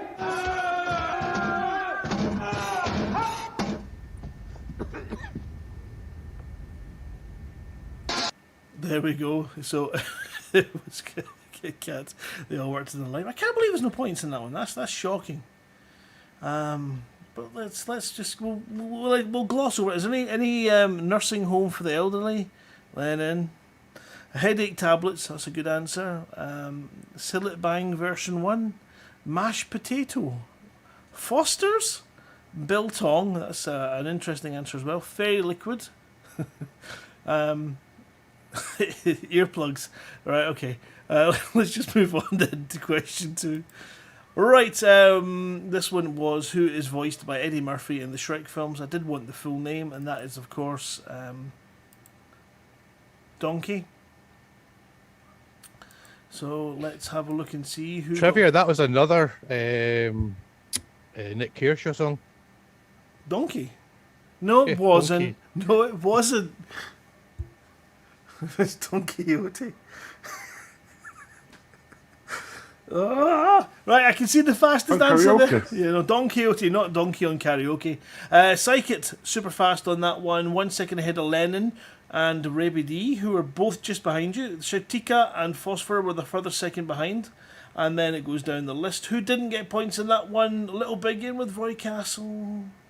Noplios went with Ass. Trekkie Ezel, which is a German version. I don't know what that is. Seth thought it might be Shrek. And Roger Oldbean thought it was Armadillo. Move, have you checked Essel for German? Not yet. Give me a second. I'm just checking to see. We do have a multilingual quiz, but it does take a little bit more effort. Oh, actually, Ass technically as well, but it isn't its proper name. So, yeah. Donkey. Yep, it has been passed by the adjudicator, it looks. Essel is okay. Okay. On to question 3 then, which looks like this one, which is the theme tune, which a lot of you did get. Sounded like this. If it was driving you mad, it was Whose Line Is It Anyway? Record breaker. That is not it! If you're the tallest, the smallest, if you beat them all. If you're the fattest, the thinnest, if you... It was not Record Breakers, it was Whose Line Is It Anyway? Just for the record there. So a lot of points going out on that one. We have got Men Behaving Badly. I can understand why you think that. Steptoe and Son, I don't know why you think that. Manimal, that is just clutching at straws. I mean, we know that that's a different one altogether. So Litho gets a point. Psychic, you are the fastest bonus answer there as well. So, and you're 1 second ahead of Shoutika. It's close between those guys. They are battling hard. Letho, Vulture, Trekkie, Massey, Kremen all getting points. Sidewinder getting points. Raby D getting the points. Draxer. Oh, for goodness sake. Draxler getting points. Phosphor getting points. Bitstorm, Galactic Midden, Dog's Body, whoever. Timmy, Mia, Zulu, John, Mark Xanthus, Simmons, Frank Boggart, Hales, Hawker, Nickel, Little Big, and doesn't get one for Record Breakers, although I think he should because the blooming theme tune. Flossie gets a point. David with Taxi, which is incorrect. Morpheus and My Arch. Alan, Allison, all getting points on that one. Nice, easy one, but that bonus going to Psych It. Okay, and then the final question in that round was the tagline of Place on Earth, more awesome than anywhere in space, and it was from that amazing science fiction film, The Abyss. With that wonderful line when he's talking about his wife and describing her quite unpleasantly. They said probably shouldn't have married her. Right, so we have got a fastest answer from Alan in the audience. Well done, Alan. Sidewinder also getting this. Litho correct. Vulture, Timmy, and Little Biggin all getting points. Phosphor getting points. Non, says Rebby D. Record Breakers, Tomorrowland, Record Breakers, Future World, Moon, Star Trek, Return of the... No, just stop that. Deep Blue. Close. Westworld, Boo, Deep Impact. Roadhouse, Roy Castle. London, Achtermachty, the movie. Good answer. Bottom's End, Moomin Heaven. Jaws 2. Debbie Does Dallas, maybe not. Definitely not Schindler's List. Not Alien 3. And Weekend at Bernie's, no, or The Core. Right, that's all those answers dealt with. Let's calculate the scores for the teams, I think is a good point to do that. And we'll have a look and see what the scoreboard looks like now. Right, well, the other team are holding that lead. Where are the Cats? Oh, they're down to 9. So they're... did that calculate properly? Should have done. 14 points to the other team. The audience are in second place with 11. The Nigels with 10. Cats and Crackheads on 9. Hoofhearted on 6. Orphans of Morgor 6. For the Doggos 6. Purple Python 6. Wishblend 4. Treaty of Algeron 2. And the Bandits on 2. Keeping that bottom section really, really warm. Now we move away from the popular sensible and questions when we move into history, art and literature. So, polish off your brains and get ready to answer this. Question 1. Jack be nimble, Jack be quick. Jack, jump over the candlestick. Jumping over the candlesticks was actually a pastime in the 19th century. Some people believed that by doing so, they were doing what? 30 seconds on the clock. What? This question could really do with Kevin helping out. You think so? Definitely. Jack be nimble, Jack be quick. Jack, jump over the candlestick. Jumping over candlesticks is a pastime from the 19th century that people did because they thought they were doing what? It definitely could do with some rewording. Shouty, I think that's what the subsequent outcome might have been, not necessarily what they were trying to aim for. Okay, yes, okay, Alison, I think you might be right in that one. Let's lock those answers in, and we'll move on to our second question. But I think some of them are quite close, other than, setting their balls on fire. Question 2. What happened? What nursery rhyme does this old, creepy drawing represent? I'm going to move our mugs out of the way in a second. Here we go. Have a look and see. Do you recognise it? Do you recognise this nursery rhyme?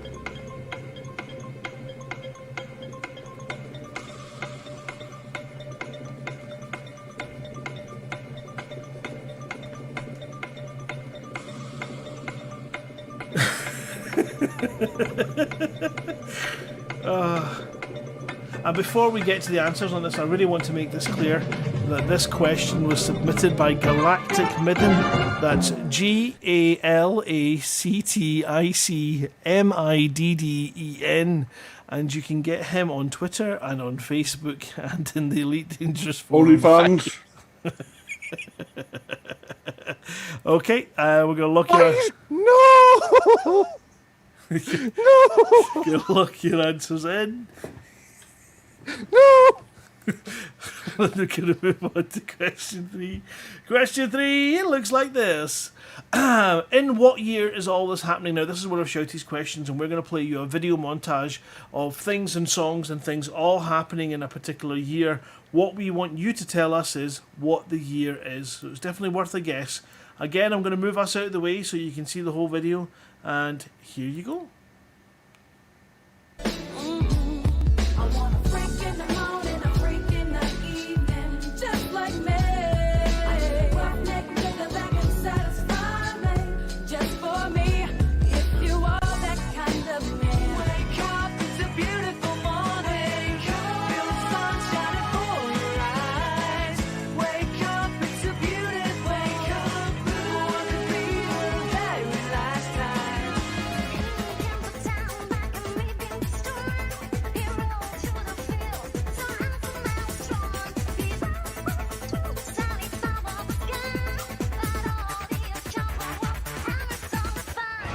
You gotta roll with it, you gotta take it time, you gotta say what you say, don't let anybody get in your way, 'cause it's all too much for me to take. And what it all comes down to, my friends, yeah, is that everything is just fine, fine, fine. 'Cause I've got one hand in my pocket and the other one.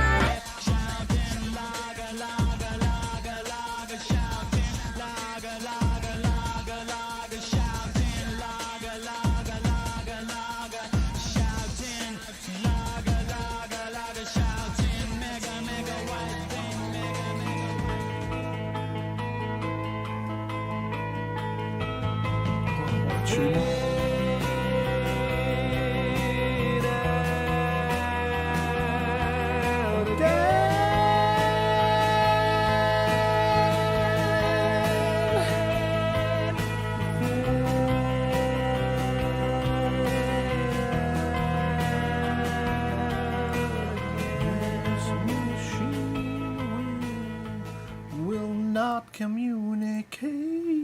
Right, has everyone got a year in for that montage? Yep. Looks like most people have got an answer, and that's good. Let's lock those answers in place, and we shall move on to our next question, which is number 4. Final one in this round. In which of the ex-canon official Elite fiction does the luxury liner President Lindsay Lohan, Space Station Jim Bergerac, and Floating Pig Plants appear? I'll let you put a timer on for this one. It's my favourite book. In which of the ex-canon official Elite fictions does the luxury liner President Lindsay Lohan, Space Station Jim Bergerac, and Floating Pig Plants appear?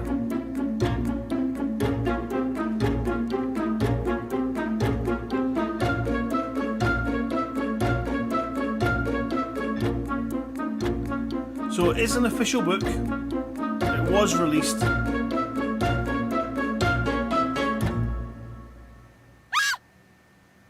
It is out there, and you can get it, and you can read it, and you can get it. Was it released before the game? Yes, it was. It was. It was done by... Oh, crikey, who was it? Who's the publisher? Oh, I can't remember. Oh yes, not one of the community groups. It was a professional outfit. I can't remember what they're called now. Never mind. Let's lock your answers in. You stop smiling over there. You shut up. Lock your answers in. He's not handing me a shovel tonight. Okay, let's go and give you some points. Always deep enough on it. So Question 1. Jack be nimble, Jack be quick, Jack, oh dear, looks like you set fire to your dick. What was jumping over the candlestick actually believed to be doing? I did not know this, but it's telling fortunes. People believed that if you jumped over a candlestick without extinguishing the flame, it was a sign of future good luck. Whereas, most of us would probably be able to tell the fortune, you're about to singe your arse. So, yeah. I think potentially, yeah, it's to do with fortune telling. How did you manage with the marking on this one? Sorry, I'm still going through your messy one. If 2 people put good luck, which was the absolute closest we could get. We've got all kinds of ones. Increasing fertility, evading death, curing syphilis, cleaning their spirit, summoning the internet. That's a great answer as well. Good luck, yeah, from Sidewinder 40 and from Vulture, so you both get points. And the fastest of the two of you was Vulture. Dispelling the devil, heating their arseholes. Definitely was doing that. Nickel 101 thinks that potentially by jumping over a candlestick, that he believes that they were just merely being a prick. But my favourite answer out of all of them was Trekkies. Like, nothing really. Nothing really. Let me just see if I can find Trekkies here. There we are. There's Trekkies. Yeah, nothing really at all. Yeah, that's a good answer. So yeah, we've got points there. That's all. Not many points going out in that round, but that's good. It could be a difference in the scoreboard. Let's go on to question 2, which looked like these. What nursery rhyme? It is, of course, Itsy Bitsy Spider. Itsy Bitsy Spider climbed up the water spout, so Daddy got the flamethrower and burned the place to the ground. That wonderful ancient childhood nursery rhyme that you all love and know well. It's quite good, isn't it? We're not in TeamSpeak, so we're not actually hearing all the groans and the abuse. It's quite. This is quite. Dad! I can't even see the chat. Is the chat kicked off? Is everyone okay? Are we having any issues here? No, Itsy Bitsy. Yeah, it's not how you remember it, Simmons. No, it's not Incy Wincy. And it's not Itsy Witsy. it's It is Incy Wincy, but I put both because I knew we'd. Okay, yeah, so Flossie's used to our carry-on. We have given points to anyone who was in the rough neighbourhood. Let's have a look and see. Incy Weenie, Teeny Weenie, Fluffball's not getting a point though. Fiddle-dee-dum, fiddle-dee-dee, the nice small spider is smiling at thee. It's nice to have you back in our place. Right, who else we got? Spider Cannon, the second coming. Good answer, Old Crow. Drown the spider with rain. Spider in the drain. No, not quite, but good there. Itsy Bitsy Back from Spider. where? Back from where? Oh no, just back with the old grey lady. Any other good answers amongst that? Like, there's not bad answers, but yeah, is there any unusual ones? No, they're all quite good. Perfect. Right. Question 3. What year was this all happening? Now, I know that this is going to be interesting. We had a couple of things in there, including, was it Frontier, Shouty? What was the gameplay from Frontier there? It was not Elite. First Encounters says... it was 13 counters. So that was the year that First Encounters was released. I can reveal that the answer we were looking for was 1995. And our fastest correct answer in is from Kremen. And Remedy gets a point. Apoc V gets a point. Sidewinder gets a point. Hales, Vulture get points. Phosphora, Timmy, Mia, Lennon, Hoofhearted, Litho, Zulu Romeo, and Midden get points. And Raven 74656. So immature, but it makes me laugh every time. Which one? Hoof-hearted. Hoof-hearted. Yeah. It's our kind of immature. Thank you. And then the final question in this round, which was, in which of the ex-canon official Elite fiction does the luxury liner President Liz Lohan, Space Station Jim Bergerac, and Floating Pig Plants appear? It is in the Gideon Defoe's Docking is Difficult.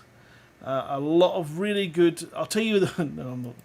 The thing that annoys me most, I've got to get off my chest. The thing that annoys me most about this book is it's the first Elite fiction that I read, and albeit if all of the main characters had done nothing, not moved, not done a thing, not read a thing, not picked up a paper, if they had just stood still, the end of the book would still have happened exactly as it was. But to be honest, it was Floating Pig Plants I had the biggest problem with. And then, yeah, Jim Bergerac Station, and shortly followed by the luxury liner, Lindsay Lohan, which just got me annoyed. So, yeah, but it's actually the interplay between characters in that book is fantastic and really funny. So it's not all bad, it's just that those things were particularly stuck in my side. Indiana Jones and the Lost Raiders of the Lost Ark. No, it's not. What are you talking about, Astro Phoenix? Are you okay? Is that a call for help? You need medication. Yeah. It is elite, but it is... My favourite answer there was from Vulture. Yeah? Which one was Yeah. What we've got? Oops, I looped it again. Oh, that's got to get points. That has got to get points. Docking is difficult, and he's talking about the loop of shame. Perfect. All right, let's go on then and put those points into the scoreboard, and we'll have a look and see if that has changed our leaders, or whether the psychic to the other team have held strong at the front. Who knows? Let's find out now. Look at that. The audience has snuck ahead by a point. 18 points to 17. Nigel's up into third with 14. The Cats and Crackheads are up to 14. So they're joint third. Dogs are in fourth on 5th and 10. Hoof-Hearted 8. Purple Python 8. Orphans of Morgor 7. Wishblend 7. Treaty of Algorand 4. And the Bandits on 2. I don't think they're going to grow any further on that because I think they've disconnected. So they're not going to go any further than 2. So good news is Treaty of Algorand, you're not going to be last. That's the good news I've got for you. As we go into our next round, which might be the week round for you all, it's sport, games, and general knowledge, all those kind of things. But you never know. You might just pick up some points. I'm confident. I'm confident. There's a dingbat in this next round, and if you've never done a dingbat, this is the one you're going to get, and you're going to love it. Question 1. When was the first joystick invented? 30 seconds on the clock. In which year?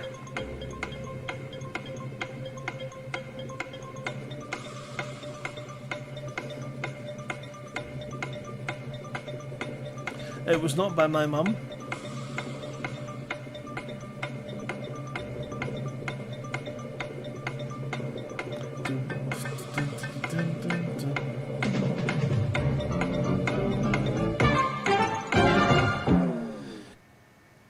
Okay, we're going to lock your answers in. We're going to move on to question number 2.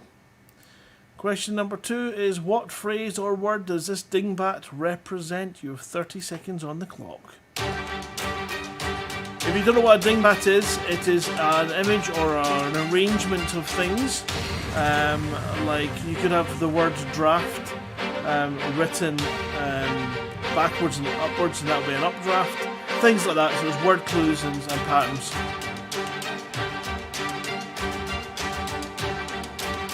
Little Biggin, dingbats is nonsense. Definitely nonsense. 8th Dragons, they're not bad. Hoof-Hearted, you're still in the race. Did most people get this one? It looks good. It looks good. Locking your answers in. And they are locked in place as we go to question 3.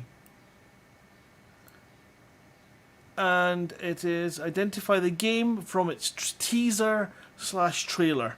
We're going to play a little video of a teaser trailer. We want to identify the game that is being depicted here. Here we go. Again, I can move us out the way.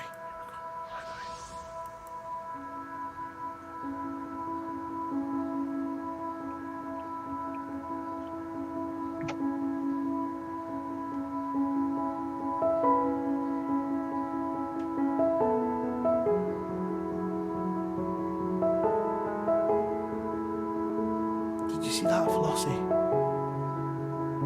He had a smile on his face.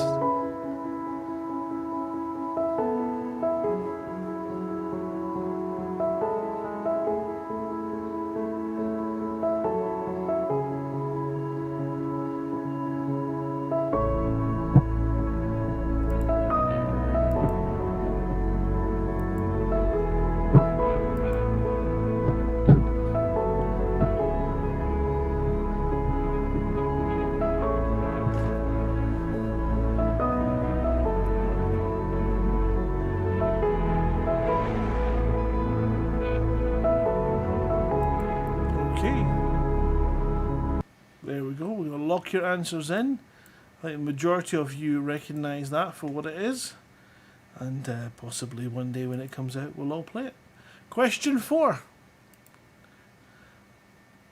Identify the elite dangerous streamer from the computerized catchphrase. We have taken a known, well-known, well-loved... we've taken a known elite dangerous streamer. We've taken an elite dangerous streamer and we've computerized his we've taken a computerized... Who's this?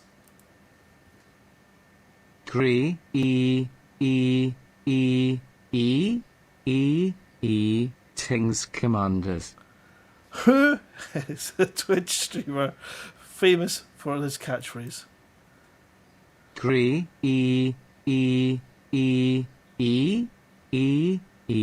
Tings Commanders. Okay. We'll give you 10 seconds on the clock. Just extend them all together. You know that computers cannot do sustained noises on invoices, so we'll play it one more time.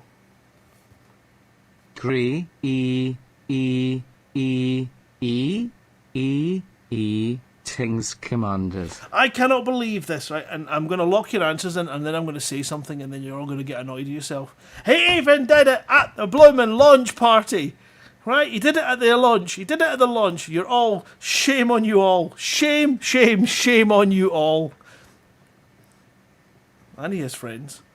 Okay, let's go and give you some points in this round. Question 1, which was, when was the first joystick invented? It was in 1972. The first video game joystick was invented by Ralph H. Baer, inventor of TV video games, to simply control a spot on a screen horizontally and vertically. Boop. Boop. Was that Pong? I have no idea. Could have been Pong. Anyway, Psykit, super fast, in you are, right at the top. 4 seconds it took you to answer that. Sounds like a Pong. Shouty was another 3 seconds after you, and then it wasn't until Timmy, far, far, far down the list, that we got another correct answer. So well done to you 3. Everyone else, close. And yeah, Lennon, no, 1973 by my mum is not correct. Just saying. Just saying. Question 2 was, of course, to identify what this dingbat is, and it was quite clearly Sidewinder! And I don't think there's many people who didn't get this one, which is really good. Right hand winder, says Simmons.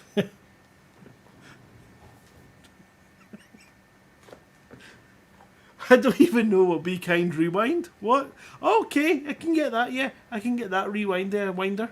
And then Sidewinder says me, so you get the point as well. Cobra Mark III. What, Frank? You're so close. You're just so close. Winder on the right. You're not getting a point for that, old crow. Rewind. Nope. Snidewinder. Yeah, okay. Upright, red, down, win. What the heck's that meant to mean? Okay. Anyway, you all got the gist of that one, which is good. Well done. Thank you. And let's move on. It was the word read upwards and the word went downwards at the side. But it wasn't really wind because it was... Yeah, winder. You call shenanigans on joysticks. Joysticks originated as controls for aircrafts. Well, you can call that. Hold on. That's nice. We'll just check That's that. nice. Yeah, that's a lovely story, Ben. Thanks. Thanks for Yeah, sharing. thank you for that, Ben. Yeah, we don't do facts on this quiz. Yeah. Fuck off. And you didn't say gaming. Did it not? Is this the... are we in the games round here? Let me just go back. Somebody's Google wanking. Oh, that's too far. Well, if you want to do that, then the first joystick was in the Garden of Eden. No, that's yeah. Well, maybe not go back that far. Now I'm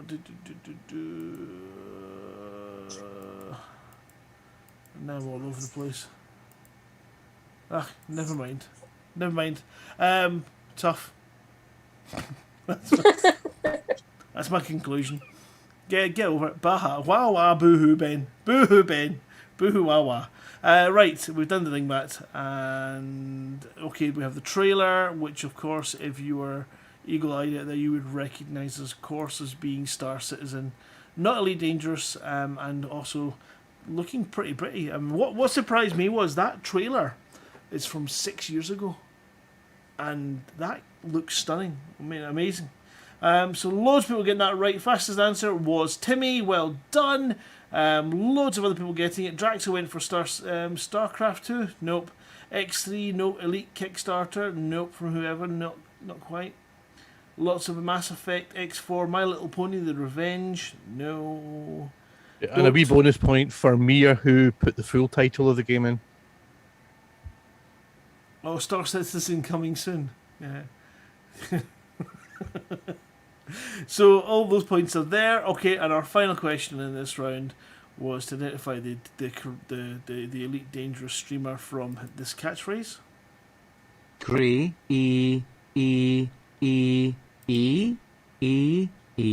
Tings Commanders. It was, of course, Crash Landing, and should have sounded like this. Greetings, Commanders. Welcome to Crash Landing. There we go. In case you weren't sure, that was his. It's always greetings wherever he went. So I don't think anyone's going to call foul on that one, is it? We did have another option for that one, but we figured that Obsidian Ants would have been too easy to guess. But we can see that ReeBD nailed it, gets the fastest bonus on that one. And then everyone else later on, not Pilosh, Midget Dancer, sorry Mia, and not the Ghost of Stephen Hawking's, and not... Who put hashtag PP Scar? Fantastic. Okay, and then we need to... I just realised we're running a wee bitty behind, so I'll get my finger out and move on. Right, we're going to put those points into the scoreboards, and we'll have a quick look and see how the scores are shaping up. We can see that the audience are holding their lead on 23 points. Other team are on 21. And look at all those other teams. Anyone still in closing distance? I think probably For the Doggos and Purple Python might be out of the running. But we'll hopefully get you guys back into this next round. The final round we have for you coming up now. And this round is Geography, People and Places. So let's see if we're playing to your new strengths. Our first question is, I'm used all over San Marino, Italy and Switzerland and the Holy City, but only in some parts of Slovenia and Croatia. What am I? 30 seconds.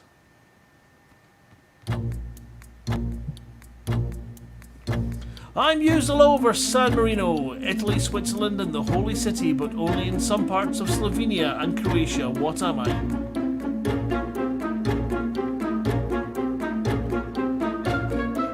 I just realised this was a little bit... Who's put... Oh, okay. Ben! I see that, Ben. He's put soap.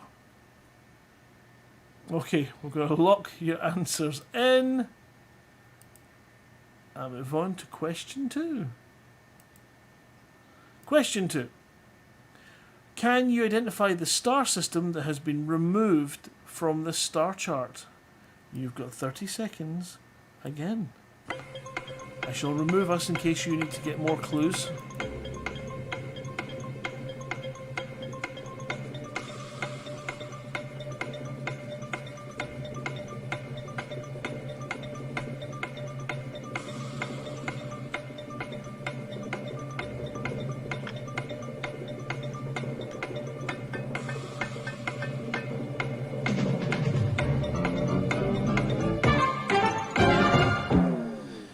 Okay. Quite surprisingly, a lot of you did really well on that one. Apart from Drax, who says, I don't know, I'm not a nerd. There you go, Drax. I just outed you live on air. Right, question 3 looks like this. Where in the world is all this happening? This is another video montage, and this time we are looking for a location. We want you to guess the location of where all these things are happening. Be as precise, as specific as you can. There may be red herrings in there.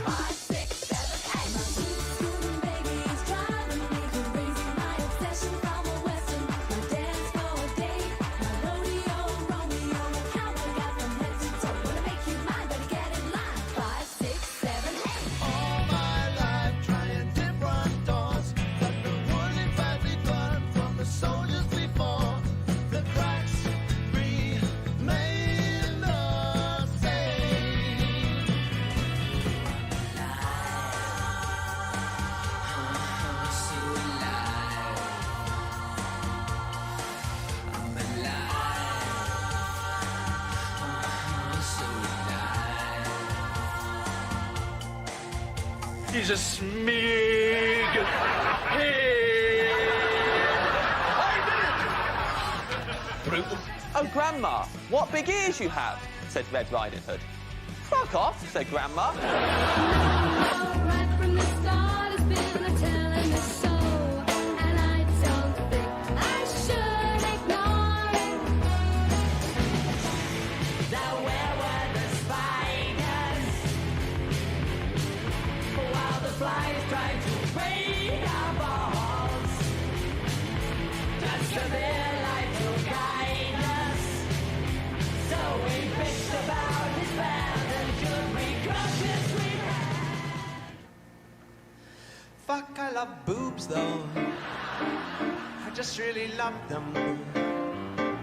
I don't really mind if I am behind, below or above.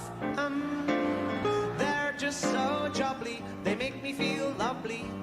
I would rather own boobs than a pub. Be-doo-be-doo. I just really love. I'm not quite sure what Shouty's saying about me in that video. I think he might be suggesting I'm a boob.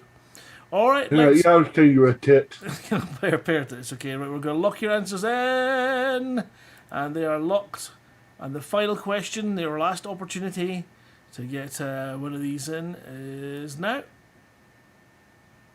What is this a road sign for, and where in the world is it from? What is that a road sign for?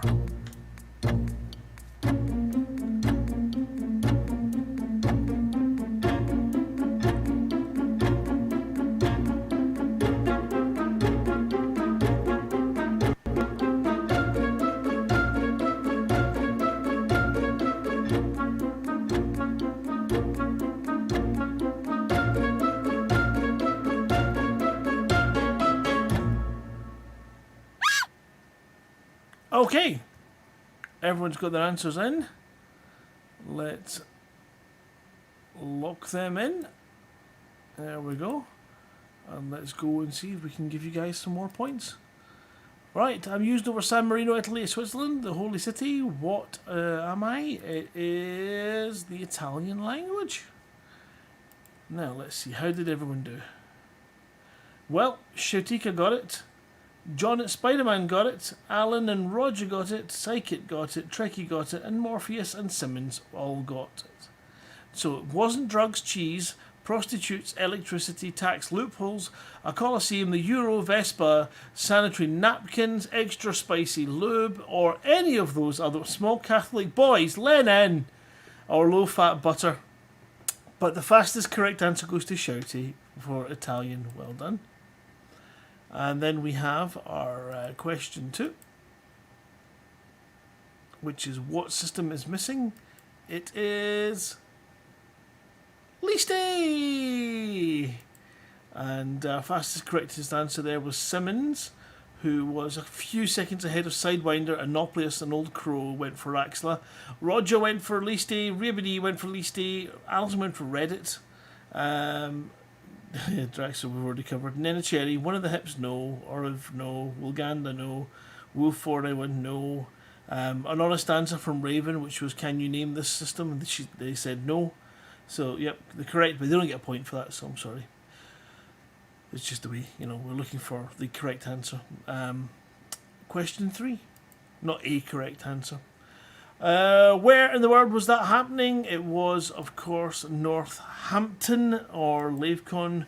Let's see how you guys did. Is that across the boards? Under the sea, says Old Crow. No. So we've got a couple of points getting there, but the person who had it the most correct, the quickest, is Lennon.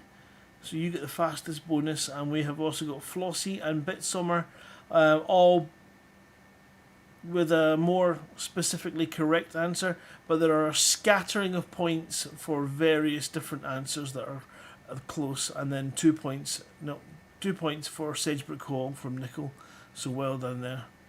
But other than that, there's a couple of points thrown around just to sort of make it a bit nicer for you all. And then finally, what is this a road sign for and where is it from? I'm not sure if anyone's got this. Deadly Mangoes Ahead, and it's from Queensland, Australia.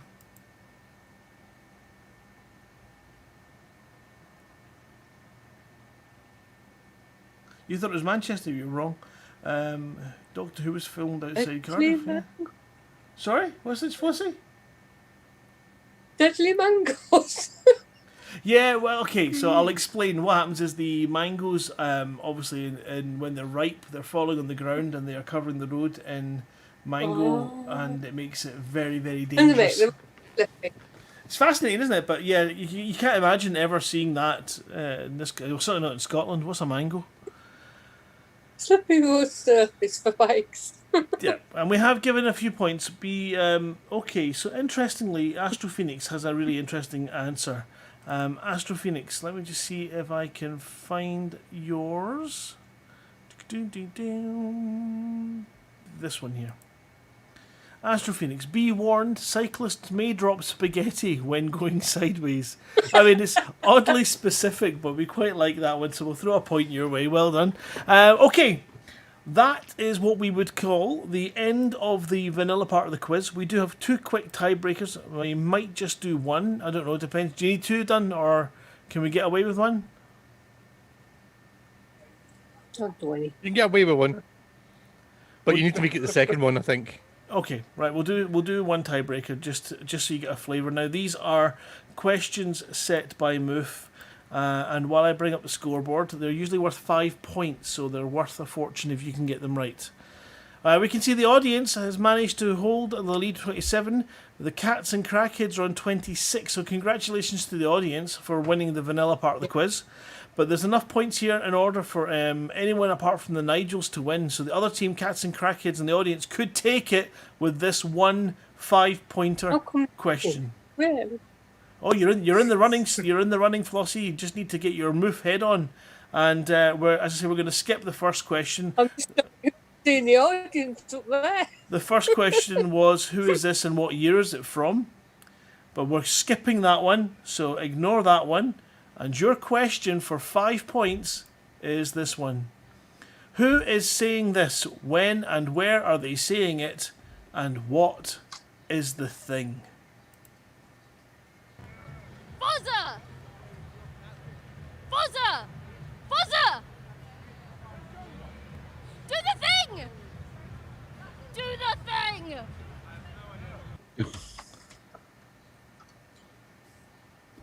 We'll play that again. Buzzer! Buzzer! Buzzer! Do the thing! Do the thing! There we go. We're going to lock your answers in. Does anyone know? Does anyone recognise it? Buzzer! Buzzer! Buzzer! Do the thing! I know who it is. Okay, right, we're going to lock the answers in. Oh man, we've got some clips from that. Was from the Frontier. Oh, don't say anything. Let's go and see. We'll quickly give Moof a hand. That one, of course, is Ed Nolman's, and that was from LaveCon 2017. But let's go and see if I can give Moof a hand with marking this. The answer that we were looking for was that it was Lisa Vu at the Elite Dangerous Launch Party in Duxford at the Imperial War Museum on the 22nd of November 2014. And Drax, to be fair, Lisa Vu nor Fozza have a clue what the thing was. And I have tried to clarify it, but nobody knows what the thing was.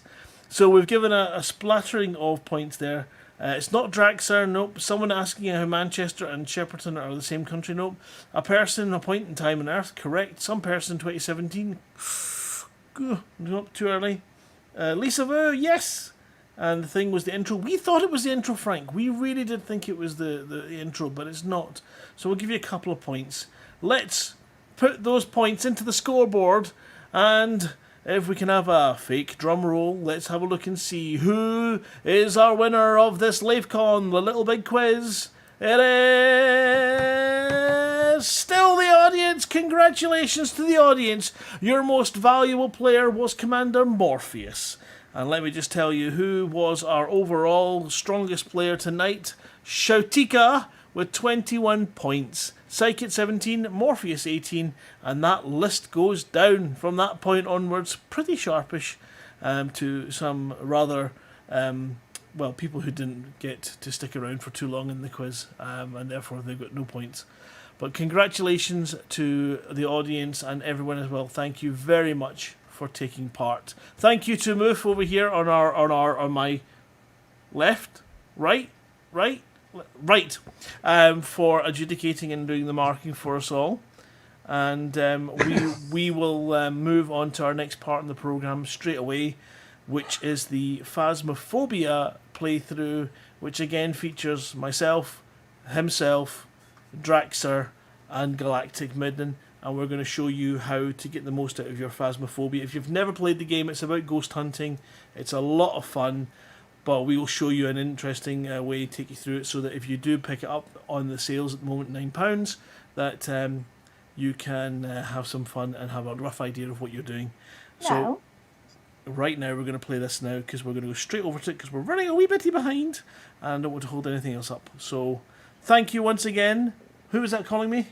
Actually, was it someone saying my name? I'm just hearing things in my head. Say my name. Say No, my I heard name. it as well. All right. Well, we'll go do this, and we'll be back, and we'll see you probably at 9 o'clock for the next item, which I believe will be author readings. Possibly. I didn't even check. I should have looked. We'll find out in a second. Hello, and welcome to the Phasmophobia server lobby, where you will meet up with your friends or complete strangers if you fancy in your server. If you create a private server like we have, at the top right hand you'll have an invite code that you will give to other people, and as you can see, our wonderful guests joining us here for some ghost busting is Galactic Midden. I'll just go Hello. I'll go and find him. He's in this room somewhere. Where is he? There he is. Well, here. It's hard to tell which one is Midden and which one is Moof, because they've picked. I'm the one with the paint can. Strange kind of weird body morphing going on here. We've got Simoof as well. No, you don't. No, we don't. And Draxer has disappeared. Where is she hiding? I think she's under the couch. She can't be under the couch. Oh, No, hold on. she's on. Oh, is there someone? I think she's next to me. She's hiding in the locker. Hiding in lockers is a very valuable skill. Making an entrance. So this is the kind of lobby room that you'll start in when you fire up the game. Over here you've got some panels which will show the photographs from games that you've had. So you can see down here we've got a little book that says Leave or Die. Now the weird thing is, due to the instancing session, everybody who's in your lobby will have a different set of photographs from their own games and things. So, for example, this bottom left picture for me is a book that says Leave or Die, but for Midden, I don't know what it says for Midden or Draxer. For Midden, the graph. They're mostly all pictures of my dead body. Just a picture of the That's floor. my dead body. There we go. That's my dead body. And this is a peculiarity that you get in this game, along with if you connect here and you can hear other people but they can't hear you, then it's probably your first time in the game, or your Windows default microphone's changed, whatever. The best thing to do is to exit out of the game, completely close down Phasmophobia, make sure that the microphone you're using in-game is set to your default communications device in Windows settings, and then relaunch the game, and on the second launch everything should be hunky-dory. It's something, it seems to be a wee glitch that seems to happen every time we bring a new player in as well, so if it is your first time you can expect that you'll have a comms issue, and you can preempt it by making sure that your microphone you're using in the settings in-game is the same as the default microphone in Windows, and then exit the game, relaunch it from scratch, recreate your lobby, and you should be good to go. These are some of the hobbies you can do here. I think I've sorted my mic level out. I think it might be better. Still a bit loud. It's still a wee bit loud. Still a bit loud. Still a bit on the loud side. I'll go and check it again. And you can see at the bottom of the screen here, we've got the feed directly from each one of them, so you can see what they get up to in the game as we go through our special ghost busting mission. The equipment list has now filled up quite considerably as everyone has chucked bits of equipment in. So we can see we've got one flashlight. We're just going to check and make sure there's key things we need. We've got candles, we've got lighters, so we can light them. We've got crucifixes enough. Smudge sticks, we could do with one more smudge stick, so I'll put one in. There we go. It's possible that that's sorted my mic level out. No, it does. It sounds. It sounds like you're shouting. So yeah, and the positional audio is amazing in this game. So make sure you're using headphones so you can enjoy that. We have got a bit of every bit of equipment there. We've got the infrared light sensor as well, so we'll see that in the van. So, as the person who creates the lobby, you get to select the job, and we are going to select one of these. That Willow Street House is a new map, which we're not used to, so we're going to stick to what we know, and we're going to go to Edgefield Street House. I'm going to keep the difficulty on this first one on amateur. We might do 2, depending on how we get through on time, but we're going to do amateur quickly to show you what you can expect in your first game.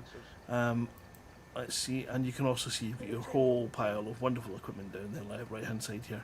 And well, what we do then is once we've got a job selected, which you can see at the top, contract Edgefield Street House, difficulty amateur. You've got some information on the 2-story 6-bedroom house with a basement. There's definitely some where kind the of basketballs are? Yeah, they're over there on the table. There's definitely some kind of paranormal activity here. This one sounds dangerous, so you'll have to be careful. Gather evidence and leave as soon as you can. More info when you arrive. So we'll be readying up for that. I don't think we can see the journal on this screen. No, we can't.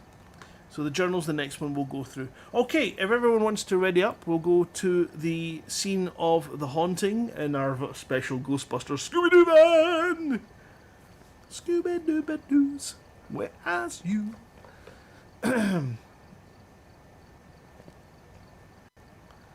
Okay, and what you'll find is once you hit... If you leave this lobby, you lose the ability to communicate to everyone. It's something I keep doing by mistake. What is it, Moof? I can't see. There's only 3 flashlights. 3 strong. Oh no, that's cameras. Never mind. Never mind. It's alright. There's enough flashlights. Okay. You idiot. Let's get into the van. What will happen now is you'll get the wonderful screen here. At about 90%, you will lose communication with everybody, and then it'll be a case of they'll slowly spawn into the van. So, items and nothing will appear until everybody has loaded in. So, it'll take a couple of seconds. 90%. Yes, it's stuck at 90%. It sticks at 90%. It does this. Midden's in. So we can. There we go. Now I'm in. Gotta wait. We're just waiting for Moof and Draxer to appear. Draxer's in a really strange position. Yep, Moof is in. Ooh. Here we are. So Ready there's for you, no equipment on the shelves, and we have this whiteboard. So we all first come up to the whiteboard to get the information. This is just pictures. I've also written some notes on the whiteboard if you need them. Yep, notes on the whiteboard. So There's been no reports of violence or sightings, but please remain careful. excellent.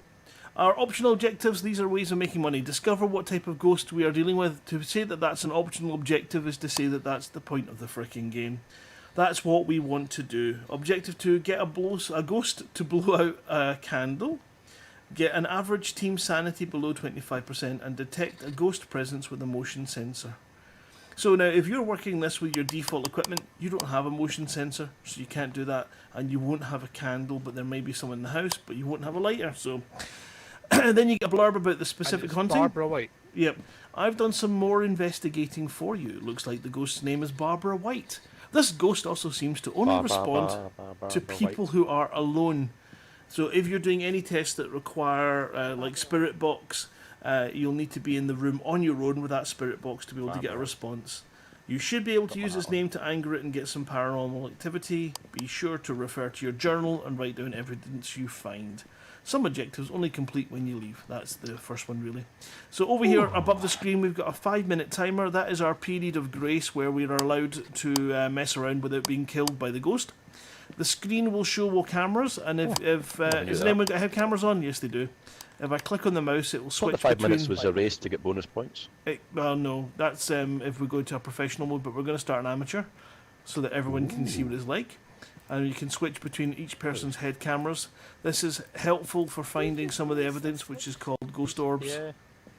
He defecated on the keyboard. The key to the front door, don't forget to pick that up. That's the first thing you should do. And then we have over here the Edgefield House blueprints. You can see there one of the floors, and if I click this white button, it will show us the next floor, and then there should be the basement. So the basement is a single room. There we go. Team's sanity will show us who is doing well. For some reason, Moof is losing... Oh, I just lost sanity speaking at Moof. That's kind of understandable. The longer you spend in the dark, the more that insanity will creep up on you, so you'll lose sanity sitting in the dark. And if you touch the Ouija board, it will go down like a frickin' tank. Sound sensors will report their findings up here if you're using them, and the total activity of ghost activity will show as a sort of almost like heart monitor here. This is a picture of a thumbprint. Gorgeous. There is the keypad to exit and open this door and to close the door again. On your first training mission, you basically, when you finish collecting all your data, you come back into your van, you hit that button, and that is the end of the game. Okay, equipment. Let's start over here on the left hand side. We've got sanity pills on the top shelf, glow sticks, and then we've got the ghost spirit box here, which you pick up, and using your right mouse button or whichever you've got for your activate key, it'll do this. You will then ask the ghost questions, and if you get a response, then that is a tick for a spirit box. I'm just going to chuck it back up there. There we go. Oh, I should turn it off. This is annoying. There we go. On this second shelf, I'll put it back. Sorry. On the second shelf, we've got photo cameras. There at the back, that's this one, which you can take a photograph of everyone in the room and waste one. Ka-ching! There we go.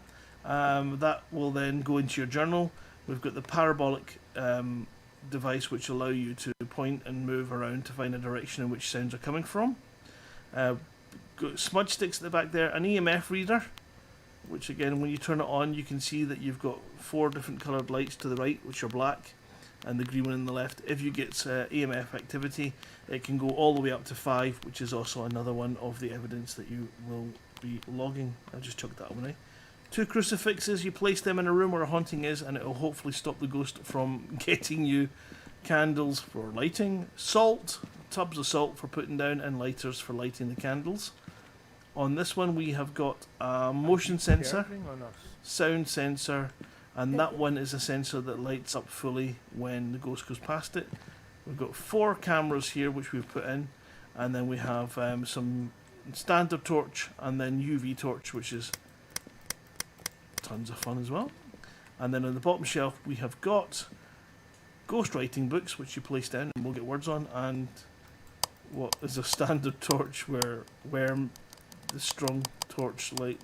Where's the strong torch? We definitely had 4. It would see the strong torch.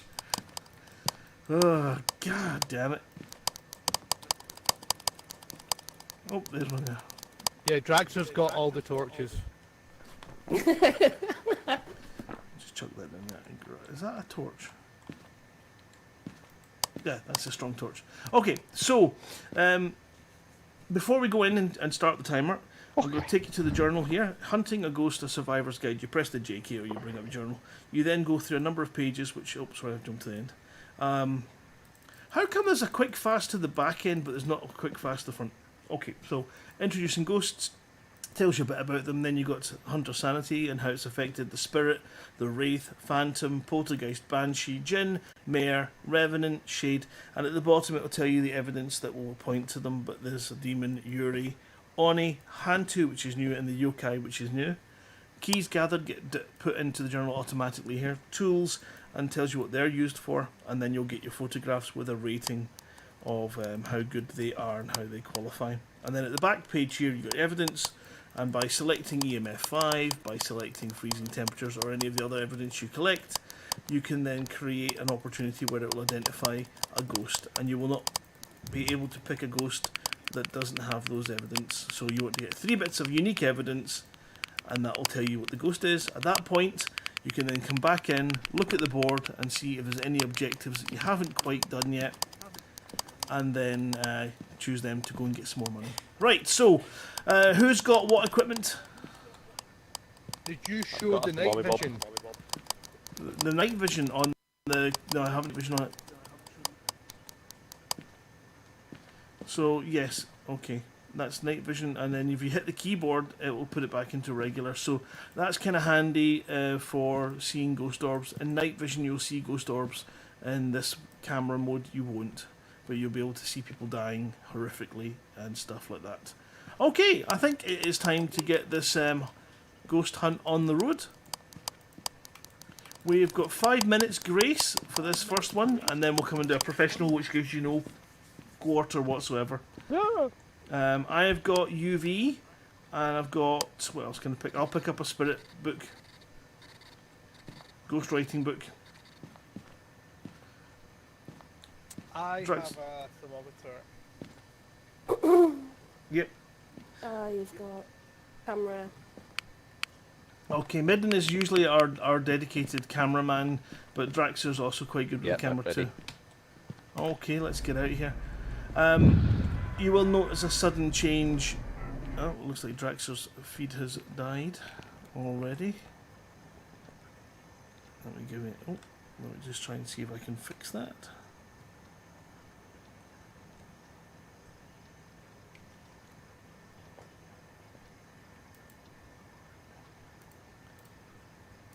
We'll just reload it.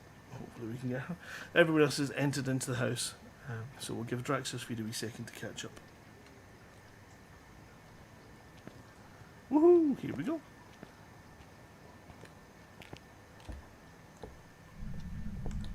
So this is the house, and over here we've got a wee ashtray with another key in. That could be a car key or a key for another door that's locked somewhere. You will notice that you can turn the lights on and off. At some levels the fuse box may be tripped by the ghost, and therefore you'll have no power. Most hauntings start with no power. You've got to find the fuse box, flick it on, and they don't like the ghost. The ghosts don't like the weather. What the hell's this? Right, so we've got to try and find the location of the ghost first, and as quickly as possible. Now we can use our radio, which we can broadcast to everyone. So everyone checking on radio? Everyone okay? Have we got any clues yet? Had a slight temperature drop in the garage, but I'm now lost in the basement. I don't know the way out. I just heard a footstep in the kitchen. I need somebody upstairs to take a photograph in the first bathroom. I'll put the torch on. Oh, you've not done that again, have you? Okay, so there's no fingerprints here. It's obvious what needs photographing there. Which would be a glowing green handprint. There's a slight temperature drop in the garage, but that You makes can sense. flush the toilets. Oh, it's 14 in here now. 13. Yeah, I got a weird footstep when I was here, so it's 12. possible. 12 degrees. You think the garage had something going on? Ghost is walking about. Let's go have a look and see in the garage. 8 degrees here. So anything under 10 degrees can be a significant sign that there's a potential you found the location for the haunting. Top of the basement stairs, it was 8 degrees. Okay, so it could be in the hall. Back up. Give us a sign, Kate. Kate, give us a sign. Where are you? Oh, Kate. I thought her name was Barbara. Barbara, I don't know what her name is. I'd make up. Barbara White. Something. Reveal yourself. Something moved. Did you hear it? I still hear footsteps in here. Did you get the photograph okay, Draxter? Yeah. I definitely heard something moving around here. Oh, again. Is that ball, was it? Or was it shoes over here? Give us a sign. Barbara, give us a sign. I'm not seeing any fingerprints anywhere. 5 degrees. Kitchen, 5 degrees. 8 degrees. I think she's in the microwave. Okay, so it looks like we're in the kitchen. Alright, I'm going to put the ghostwriting book down and we'll see. 9 degrees. And we'll see if we get anything. She likes people on their own, so if we clear out the room, Drax, and leave you to do the ghost speech. Oh, we've got EMF. That's what that tone is. Who's got the EMF meter? Who's got the EMF? Where's the EMF? Don't know where it is. Where's he put it? I can hear it. I think. Is it inside a cupboard? The clock's just run out. Yeah, it's inside the cupboard. Oh, for God's sake! Twat. Did you put the EMF in the cupboard? We could hear it going off. It was Where are you? Speak. Well, EMF 1. I did have a bit of activity. We should really bring the crucifixes in. It definitely seems to be in the kitchen. I'll leave EMF down there and I'll go and grab a crucifix. You check that spirit box, Drax. Okay, so I'm going back out to the van now to grab some more evidence. Get some salt. We need a motion sensor and a candle, so I'm going to grab a motion sensor here. And we could bring my UV. I didn't find any fingerprints, so I shall grab a camera. Here we go.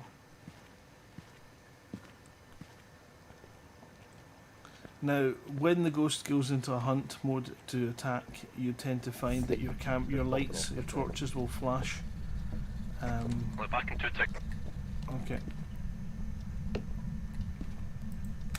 Okay, so that camera's now pointing into the kitchen. We have got a ghost footprint, so it definitely looks like we're in the right neck of the woods. And I'm going to put up a... How old are you? Oh, balls. I'm not going to put up a motion sensor. Are you getting a response? Oh. Right in the boat. Well, there was a ghostwriting book there that said die, die, die. Yeah, wasn't he? It doesn't normally disappear like that unless someone grabs it. So sometimes if you're playing on a public server, sometimes you unfortunately do get, that kind of person. We've got a static camera in the hall, if you want to switch to that, Midden, see if we can see any ghost orbs. We've got ghostwriting. Did my impression sound good there? Did my impression sound... Okay. I mean, child. So I don't see any little dots. Orbs are quite hard to spot, and sometimes they can be quite fast moving, but they appear like a little dust pixel floating around the room. Oh, there's one right there on the left hand side. Did you see it in the dark there, just in that dark corner behind Draxer? Yeah, Draxer, there is ghost orbs right behind you. We've got all the evidence then, because I've got spirit box, we've got ghost writing, and obviously then it's ghost. Okay, so we have got... So just to clarify, we've got ghost writing, we've got spirit box, and we have got orbs, which makes it a yokai. And if we go to the yokai, we can just check and see if there's anything we need to know. It's a common type of ghost. It's attracted to human voices, so you don't want to be talking. When hunting, it can only hear voices close to it. Excellent, good news. Let's get me killed. There's no ghost writing, I've got the book in front of me. Can't hear you, you have to speak up. There's no ghost writing, I'll take a photo of the book. Okay. There was ghost writing, I saw it with my own eyes. I did, it was right in front. It said die, die, die. Get a ghost to blow out a candle and an average sanity below 25%. Okay, so let's grab a candle. We've got all the evidence, so now we're just going to go and try and get money shots, essentially. Where's the lighters? Where's there? So, and try not to die. Our sanity's still quite high, so if we want to get that achievement, we're going to have to spend a lot of time in the dark. Show yourself. Where are you? Oh, balls, I just threw the candle away. E. F, there we go. Where are you? Where's the spirit box? Move on it. The duck! You chat shit, you had it. Probably in the sink. No, Spirit Spirit book's covered in graphics as well. Oh, yeah, it is. Where are you? How old are you? Where are you? Drax, can you fire it up? Get us a nice bit of an example of what... Where are you? How old are you? There we go. I don't know if Are you you heard... friendly? Oh! What did it say? Are you sure? Totally. It said child and that What was the died. evidence? We've got freezing temperatures, ghostwriting, and what was the last one? Where's he getting freezing temperatures from? He's being a bum. No, we don't have freezing temperatures. How old are you? Alright, okay, so it was Did you get the fingerprints, ghostwriting, and what was the last one? Nope. Spirit box.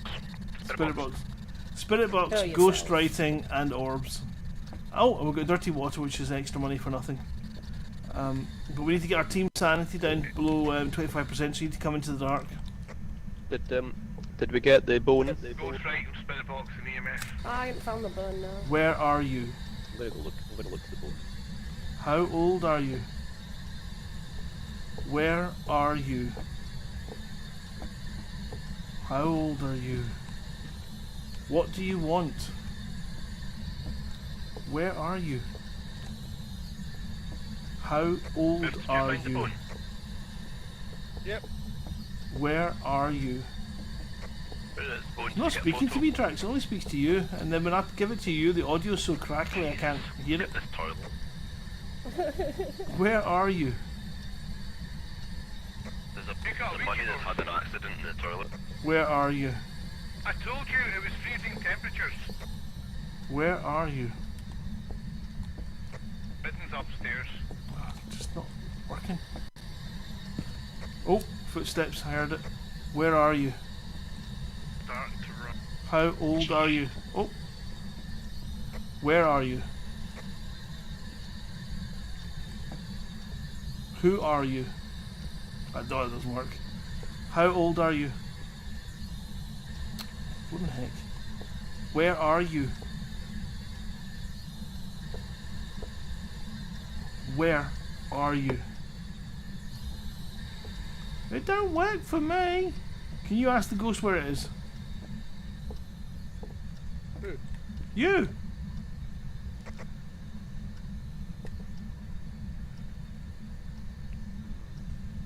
What's the current? What do you want? Where are you? How old are you? If you got the bone, where's the photo? Okay, right, There. so let's go and have a look around the rest of the house. We've got the living room here. We're going to go upstairs and have a look around. Was there a Ouija board? No, I never saw one. I just So- checked all the cupboards. We've got all the bedrooms up here. You can turn the lights on if you want. If you turn on too many lights, you can draw too much power and you can absolutely cut the power to the whole house. Okay, nothing in that room. And you want to find things like there's a wee bathroom there as well. There's a there's a teddy bear having a poo in the bath. Oh god. Now you'll also find in the hall things like these little cupboards and stuff. Her name is Barbara White, remember? Very easy for hiding inside if the ghost starts to haunt, which we should hopefully get an example of. And then we have this other room here with another stuff in it. Oh, that's a haunt. So I'm gonna go and find a location to hide from the ghost, which is here. And I'm gonna shut up.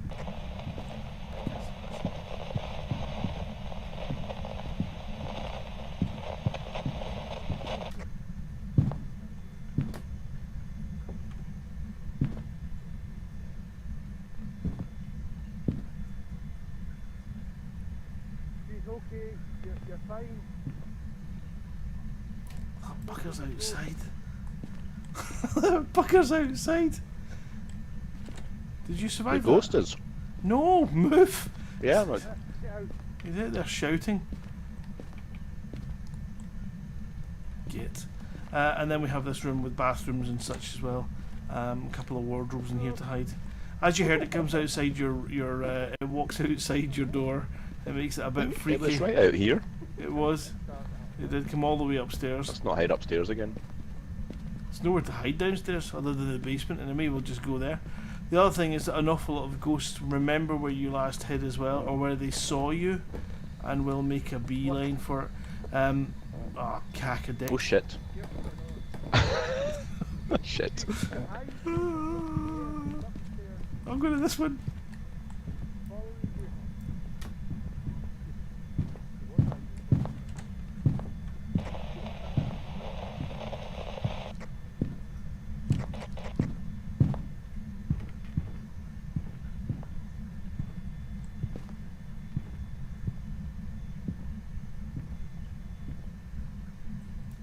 Phew, at least it doesn't haunt for long. Oh, you seem to be hiding in a wall.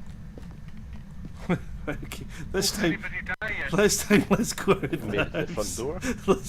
Let's have the conversation outside. Yeah. Bloody Mary, Bloody Mary, Bloody Mary.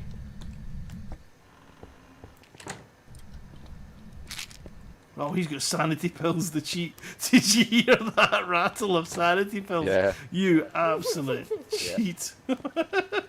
So here we can see that the activity was at a high for the haunt. We've not got sound sensors up, but we have on that one you can see a red line. That is the motion detector. And we have managed to not get our sanity below 25%, so we need to go back in. Who is it? Moves took some pills. He's taking all the... Where are the pills? I uses. Where's the sanity pills, you blooming addict?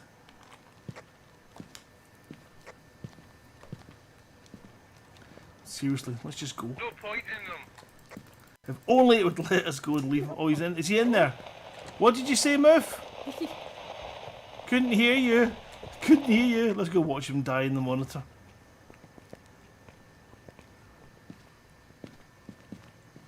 So we should be able to get Muff's camera. No. Where is he? He's not wearing a murder crown. Oh! Did you see her in the kitchen then? The orbs.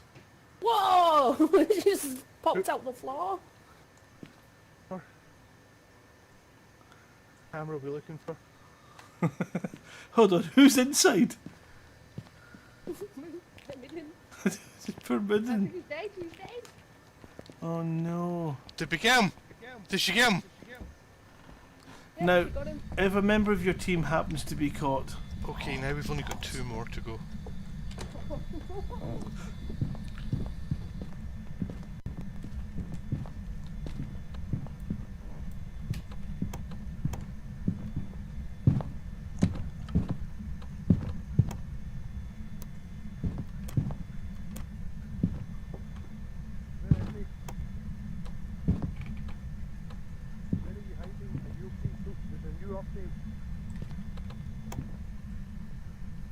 Okay, right, so relatively safe, but I've not been able to find Midden's body yet.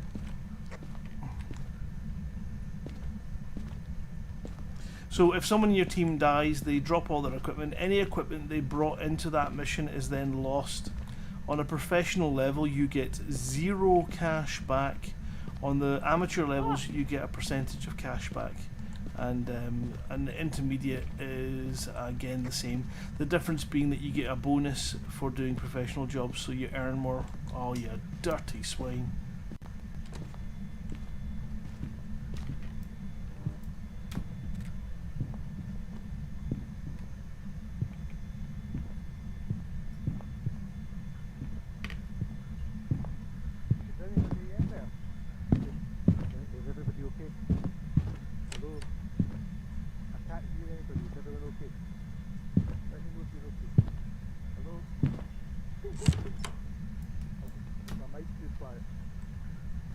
Damn thing opened my door! It opened my door. I can't hide in that cupboard anymore.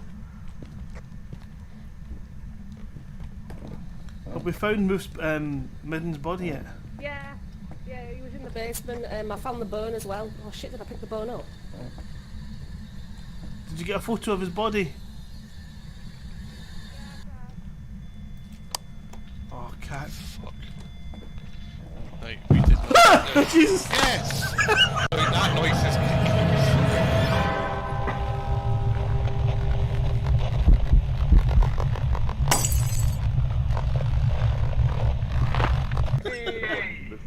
Now we've only got one more left and then we've won.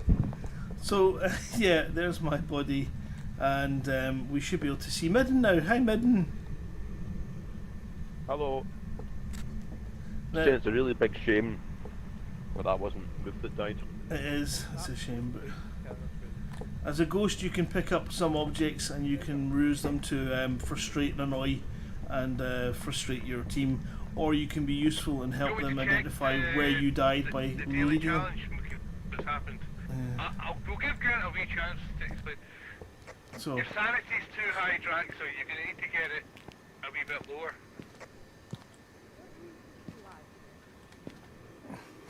The average sanity is still 40%. Don't look at the board. Yeah. You get in there and get your sanity to be lower. So we're still now. So Off you all pop. the equipment I've put in will be lost to me. We didn't use the crucifixes. Yeah, fit the camera with Did someone put the crucifixes down? Did someone use the crucifixes, or did we just completely forget to use them?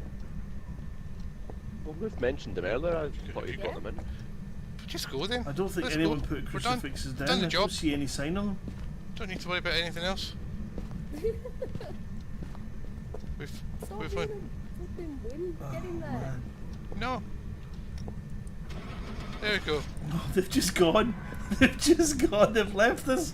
No, don't leave us with the ghost. Oh, phew.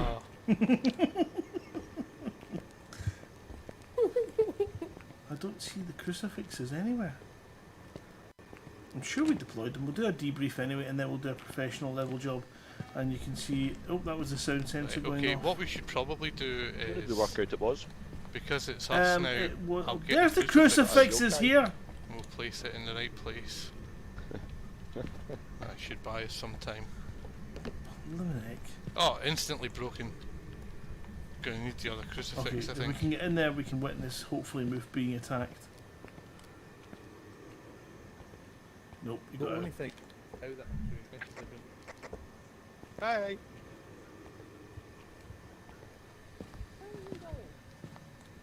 Yeah. 74% I sanity. should think so. I should think so. Bloody hell. So sometimes you don't get team players. Ah, you had one in a cupboard. There we go, double down. Right, so that crucifix just broke, Oh, they found stuff put there. which is not a good sign. But it does mean he's probably protecting himself from hunts. There we go, there's the ghost. We're going to follow her around in the afterlife and see if she can find Moof. Oh, up the stairs she goes.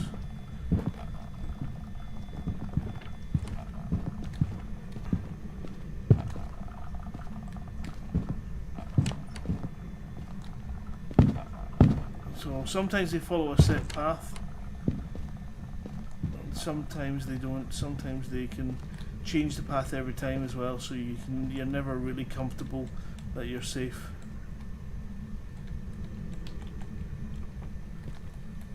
I can't pick that up.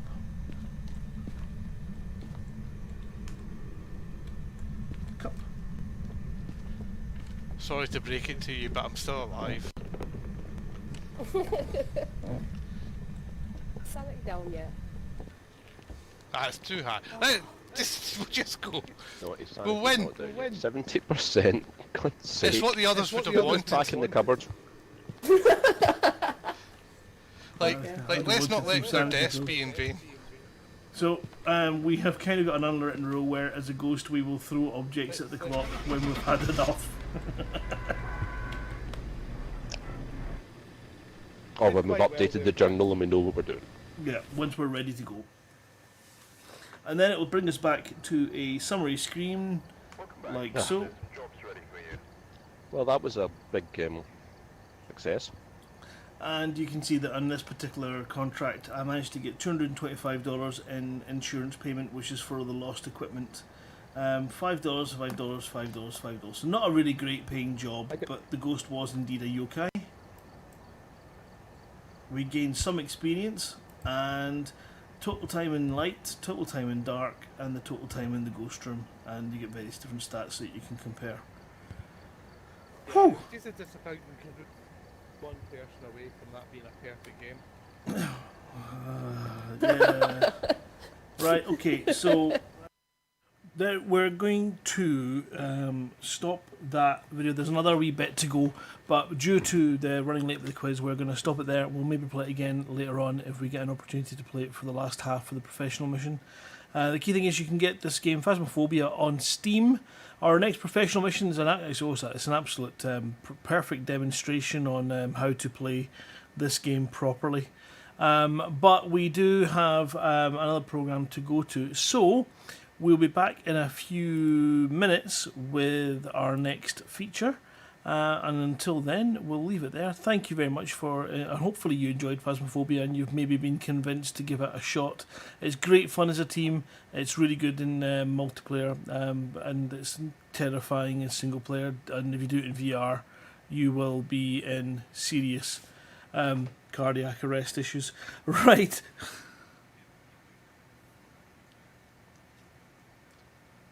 That's not the point of the game, and you know it. You know. Sorry, I just realised you weren't being broadcast there. Moof was just saying it's really difficult to win the game and be the last one standing. He thinks it's some kind of Battlefront game. Right, we'll be back in a second with the next item on the agenda. Don't touch that dial. We'll be back in a very, very short while.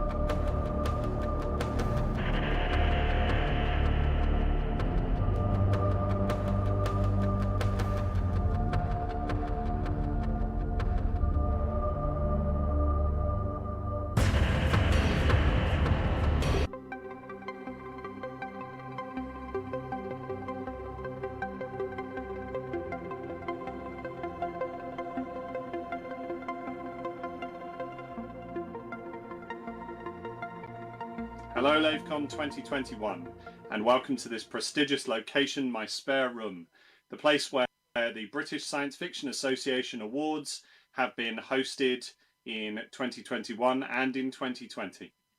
We're doing the author readings now and we have 4 strong stories for you this evening. We're going to be hearing readings from Emily Inkpen, from Tej Turner, from Kevin Elliott and from myself.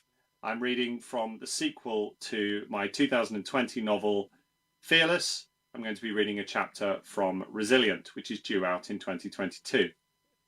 These are a short selection of work from each of the authors, and hopefully they'll encourage you to go and check out their work elsewhere and to see what they're up to after LaveCon's finished. Anyway, over to our first reader this evening, Emily Inkpen. She's going to be reading from The Dark, a short story prequel to her Dex Legacy series, which is available as partially an audio drama and will also soon be available as a series of novels. Over to you, Emily. The Dark, a prequel to the Dex Legacy audio drama series. Ren had always liked the dark, and after 2 weeks of fighting in the Dominos Mountains, he liked it even more. The daylight here was obnoxiously bright. Every time he stepped outside, his mechanical irises reached their internal shade limit, and he was forced to squint painfully. Dark glasses or goggles were a must, but even they had their drawbacks. The earth was brown and powdery, and so were the rocks. In battle, every hit threw clouds of thick dust into the air that choked and blinded and coated everything. Any eye protection constantly needed wiping, and visibility was poor most of the time. They'd taken to fighting in the early morning or at dusk to avoid the sun, which helped. Even if it put them on the same schedule as the Dominossi rebel factions they were meant to be subduing. That morning, they'd intercepted a supply train heading up into the caves where the rebels were based. He and his adopted siblings, Varian and Isra, had taken care of it on their own. There had been no need for anyone else. It was more heavily guarded than they thought it would be, but that hadn't been a problem. The Dominossi were more dangerous at a distance than they were up close. Their snipers were deadly, but their tactics relied on taking a shot and retreating, reappearing from a different tunnel and taking another shot. As soon as they were pinned down, their advantage disappeared. He, Varian and Isra had been adopted as babies from 3 different countries, genetically rebuilt from infancy and trained to kill. They had no problem taking the fight to the rebels. Isra stirred in the bunk next to him. He felt her naked skin on his own and stretched luxuriously. "How long have we been gone?" she murmured into his shoulder. "Almost an hour." She swore quietly and sat up. After returning to camp, they'd gone to shower the dust off themselves and got distracted before they could get dressed. It was becoming a habit that Wren had no intention of giving up. There was no light in the cabin except for the greenish glow from various electronic dials, and against one of these she was outlined in sharp relief. He ran a pale finger up her brown spine and she wriggled. Her back was crossed with scars of all shades, some old from childhood and some more recent. She stretched and her threaded shoulder muscles rippled pleasantly. "He's going to work it out," she said, swinging herself over him and gathering her clothes from around the transport cabin. Wren sat up. "Who? Varian?" "He knows us too well," she said uneasily. "But he's not expecting it," Wren pointed out. "Trust me, a week ago he was giving me advice on how to get girls." Isra pulled her sand-coloured military trousers over her brown legs. "Well, mission accomplished." "You're not girls." She straightened up, pulling her t-shirt over her head, and looked at him incredulously through the gloom. "I'm definitely a girl." "But you're not just girls. Random." She raised an eyebrow. "If this is going to carry on, we need to tell him." "Unless you don't want it to." Wren grinned. She wasn't going to get him with reverse psychology. "I want to carry on, I just don't want to tell him yet. Why are you in such a hurry?" Isra folded her arms. "He's our brother. We've never kept anything from him before." Wren honestly didn't have a response to that. He got up and pulled his trousers on. His legs looked ghostly pale in the greenish light. "We should tell him," Isra concluded. Wren groaned. "He's going to kill me." "He'll kill both of us," Isra said. "Or he'll try, but he's never been able to take us both down." "No, that's your speciality," Wren said, and she grinned. "It's not my fault you're both slow." "I'm serious, Isra. He's going to hate me for touching you. You're his sister." "And you're his brother," she said. "Have you ever thought about that? You're my little brother." "By 3 months," Wren interjected. "And he already thinks I'm a bad influence on you." He pulled his t-shirt over his head. "You are." She aimed a punch at his chest, which he blocked lazily. "Why aren't you taking this seriously?" Wren groaned and shrugged. "What if I died tomorrow? We're fighting a real war here, Isra. I don't want to spend my last day alive trying to explain this to Varian." "It's not a real war. It's subduing a rebel group on behalf of the Oscillian government." "A rebel group who occupy a range of mountains bigger than some countries," Wren corrected her. "Some would call that an invasion." Isra shrugged. "So we're invading. And they're fighting back. Ask any of these Dominossi rebels and I'm pretty sure they'd say they're at war." Isra's eyes flashed through the gloom. "Why does it matter? Our orders are to subdue. We're out here with 50 soldiers each. That's only 153 soldiers total. That's not a war." "Even if that were true, you, me and Varian are worth how many soldiers?" Wren said. 50 each? 100? Isra shrugged. "I don't know. A lot, I guess." "Unless we die tomorrow." "Unless we die tomorrow," Wren repeated. She leaned forward and kissed him, running her hand up around his neck and threading her fingers into the hair at the back of his head. Being with her felt right in every conceivable way. He'd just not worked out how to put that feeling into words. In the past few weeks, everything had changed between them, and as soon as Varian knew, it might all change again. "Do you even know what you'd say to him?" Ren asked. Isra shrugged. "Not really." "Okay, imagine I'm Varian," Ren said, sitting down on the edge of his bunk and making his knee jerk up and down like Varian's did when he was nervous about something. "Tell me." Isra pulled a face. "What do you mean?" "I mean, say what's going on between us in a way that won't make Varian want to punch either of us in the face. Go." She opened and closed her mouth a few times without saying anything. "We're not related," she said finally. "Not really." "I know," Ren said. He'd been repeatedly finding his way around that question since it all started. Yes, they'd been raised together, but they were adopted and their home countries hadn't even been close. Isra was his sister. That hadn't changed, but they weren't related by blood. It was the one missing link that had made room for this.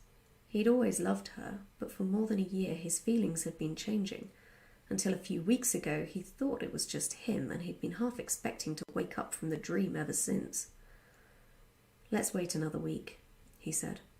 She slid onto his lap and he wrapped his arms around her, gazing into her bright blue eyes.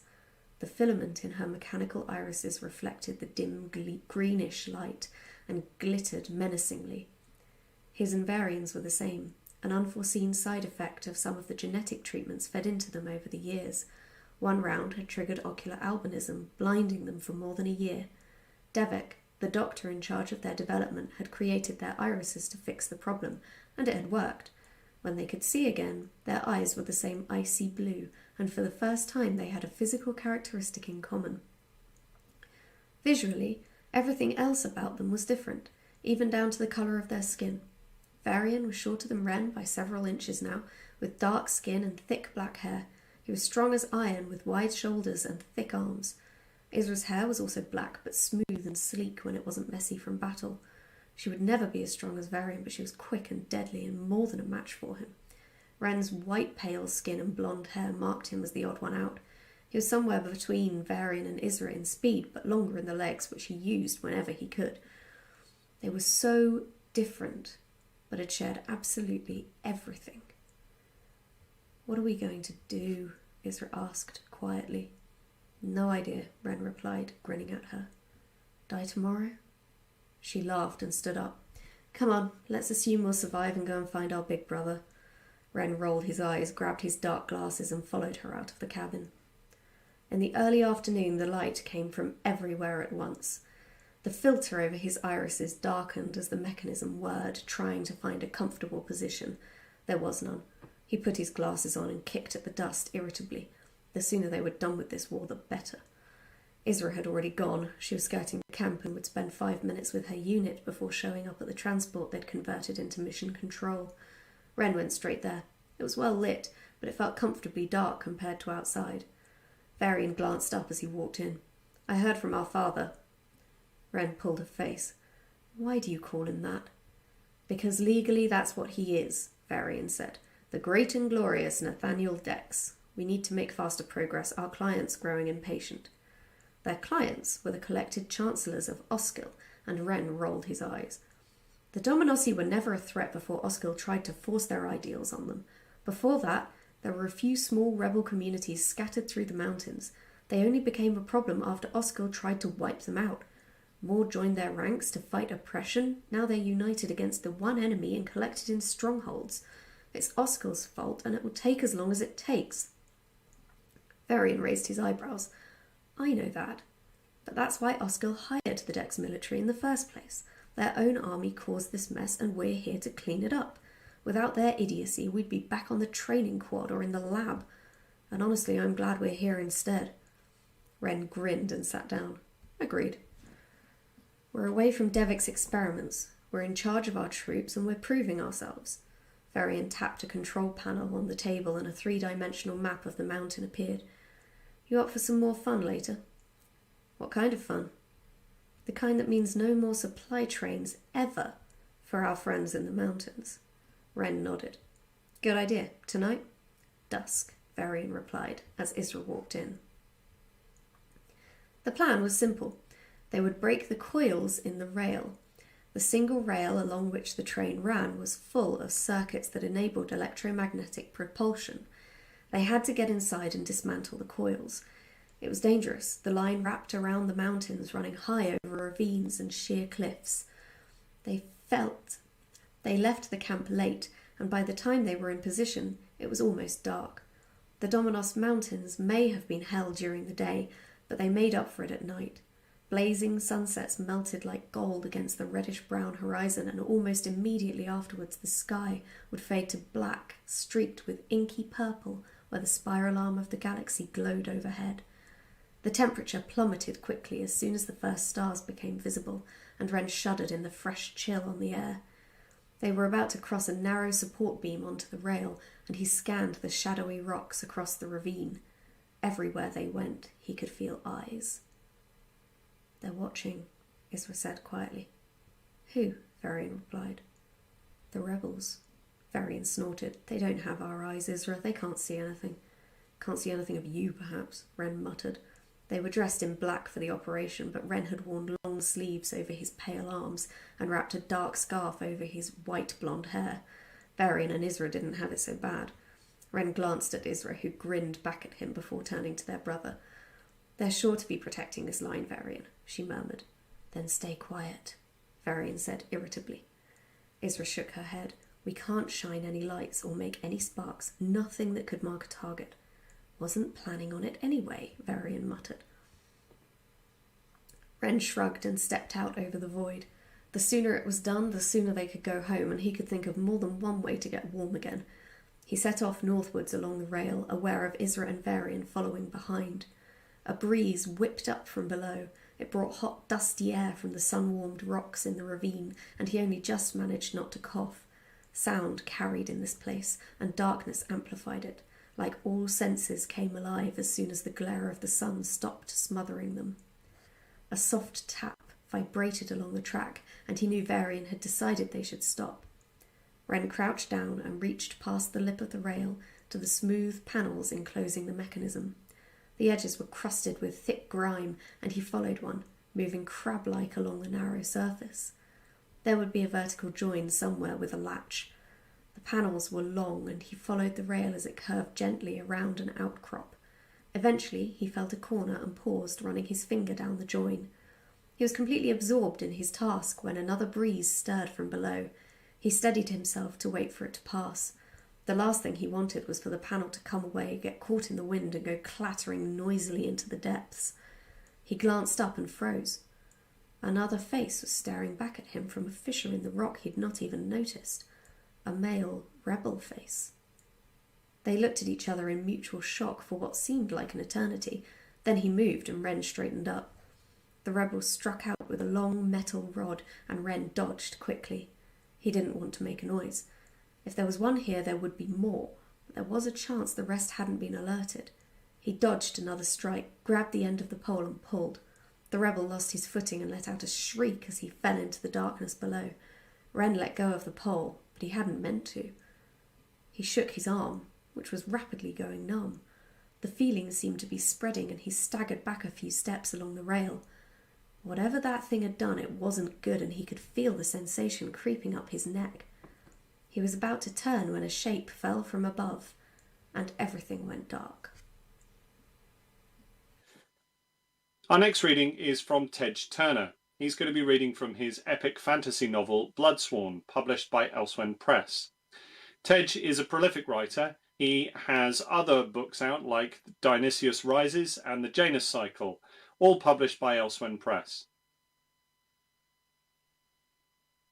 Hello, my name is Tej Turner.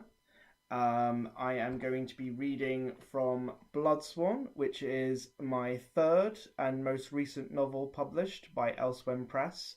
This is the first book of a new epic fantasy series called The Avatars of Ruin.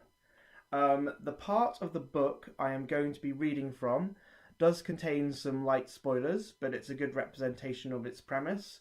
It's during the point of the story where the main characters have just escaped from being ritually experimented from.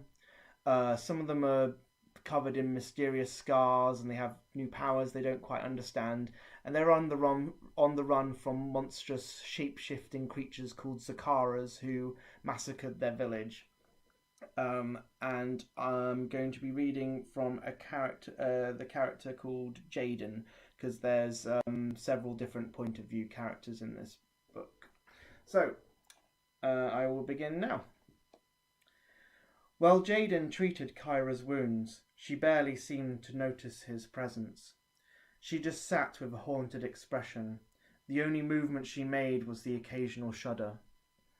Jaden applied a salve of herbs.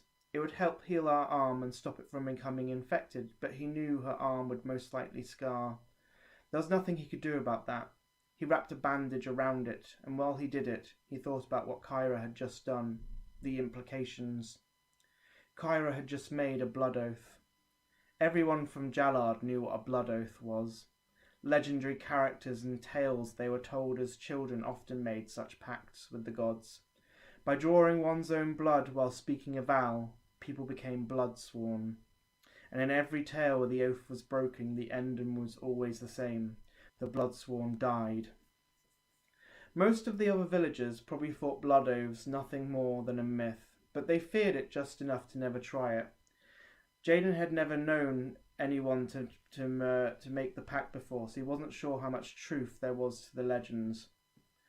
But one thing Jaden did know was that his mother, Meredith, had sternly warned him against ever making a blood oath. And Jaden's mother had always been rather scathing about the petty superstitions many of the villagers had.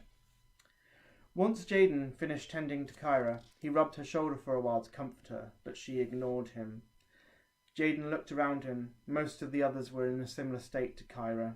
They sat quietly. They didn't even look at each other. None of them spoke. There were no appropriate words for what they had just experienced. Sidri, in particular, was in such a sorry state it seemed he was dead to the world. He just stared up at the sky. Only the weak expanding and contracting of his chest was reassurance that he still breathed. Jaden only felt a vague sense of despair. He was strangely numb to emotion. Nothing that happened seemed real to him yet. It had not quite sunk in. When Bard finished building a fire, he asked Jaden to brew a potion which would help them sleep. Jaden obeyed silently, opening the bag his mother packed for him and searching for some Garen wort. When he found it, he crawled over to the fire and brewed the concoction. Bard had already suspended a pot of water over the flames.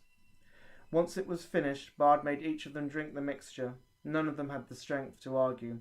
Some of them did not even have the will to hold the cup to their lips, but Bard did it for them. They were all forced to drink.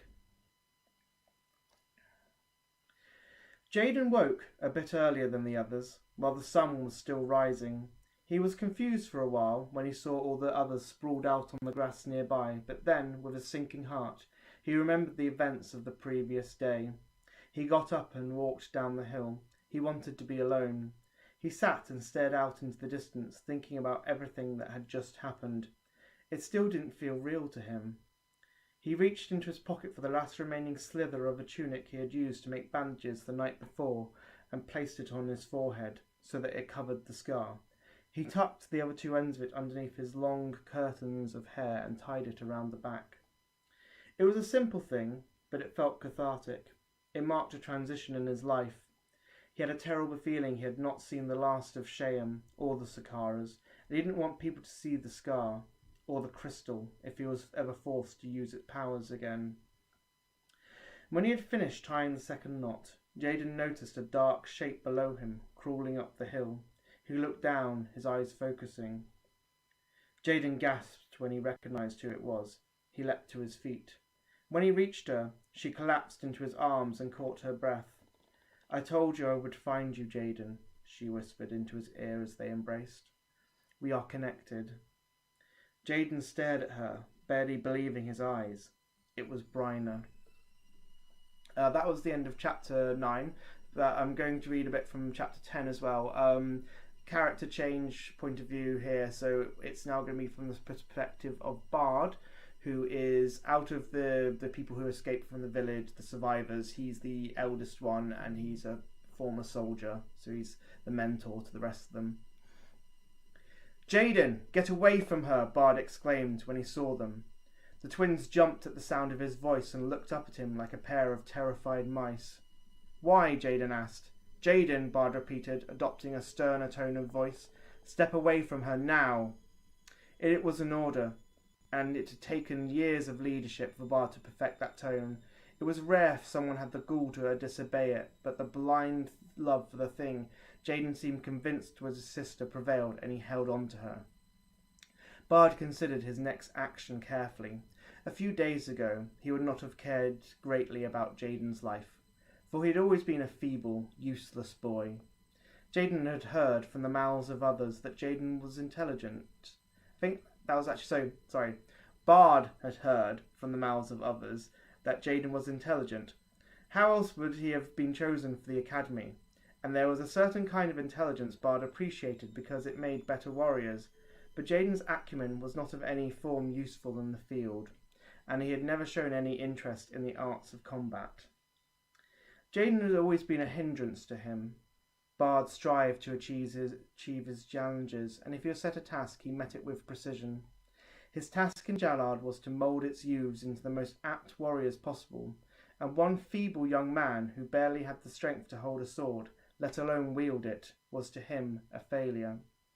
But after seeing what Jaden could do yesterday, this feeble young man held new value. Bard had just spent the entire night considering the odds of their survival if they were attacked again, premeditating the likelihood of them all reaching Shemet with shame and pursuit. He even pondered a rough calculation of how Sharma's defences would fare against a Gavendarian invasion aided by Sakaras, and Shemet defending itself from an army of those beasts crossing over the northern border. Many scenarios ran through his mind, and in all of them, this feeble young man from Jalad, his failure, held a crucial role. The bitter irony vexed him. Why couldn't the stone of Zakar have been fused to Revan or someone else more worthy? What kind of sick joke were the gods playing on the world? "She's my sister," Jaden said. "We don't know that yet," Bard said. Bard studied the girl.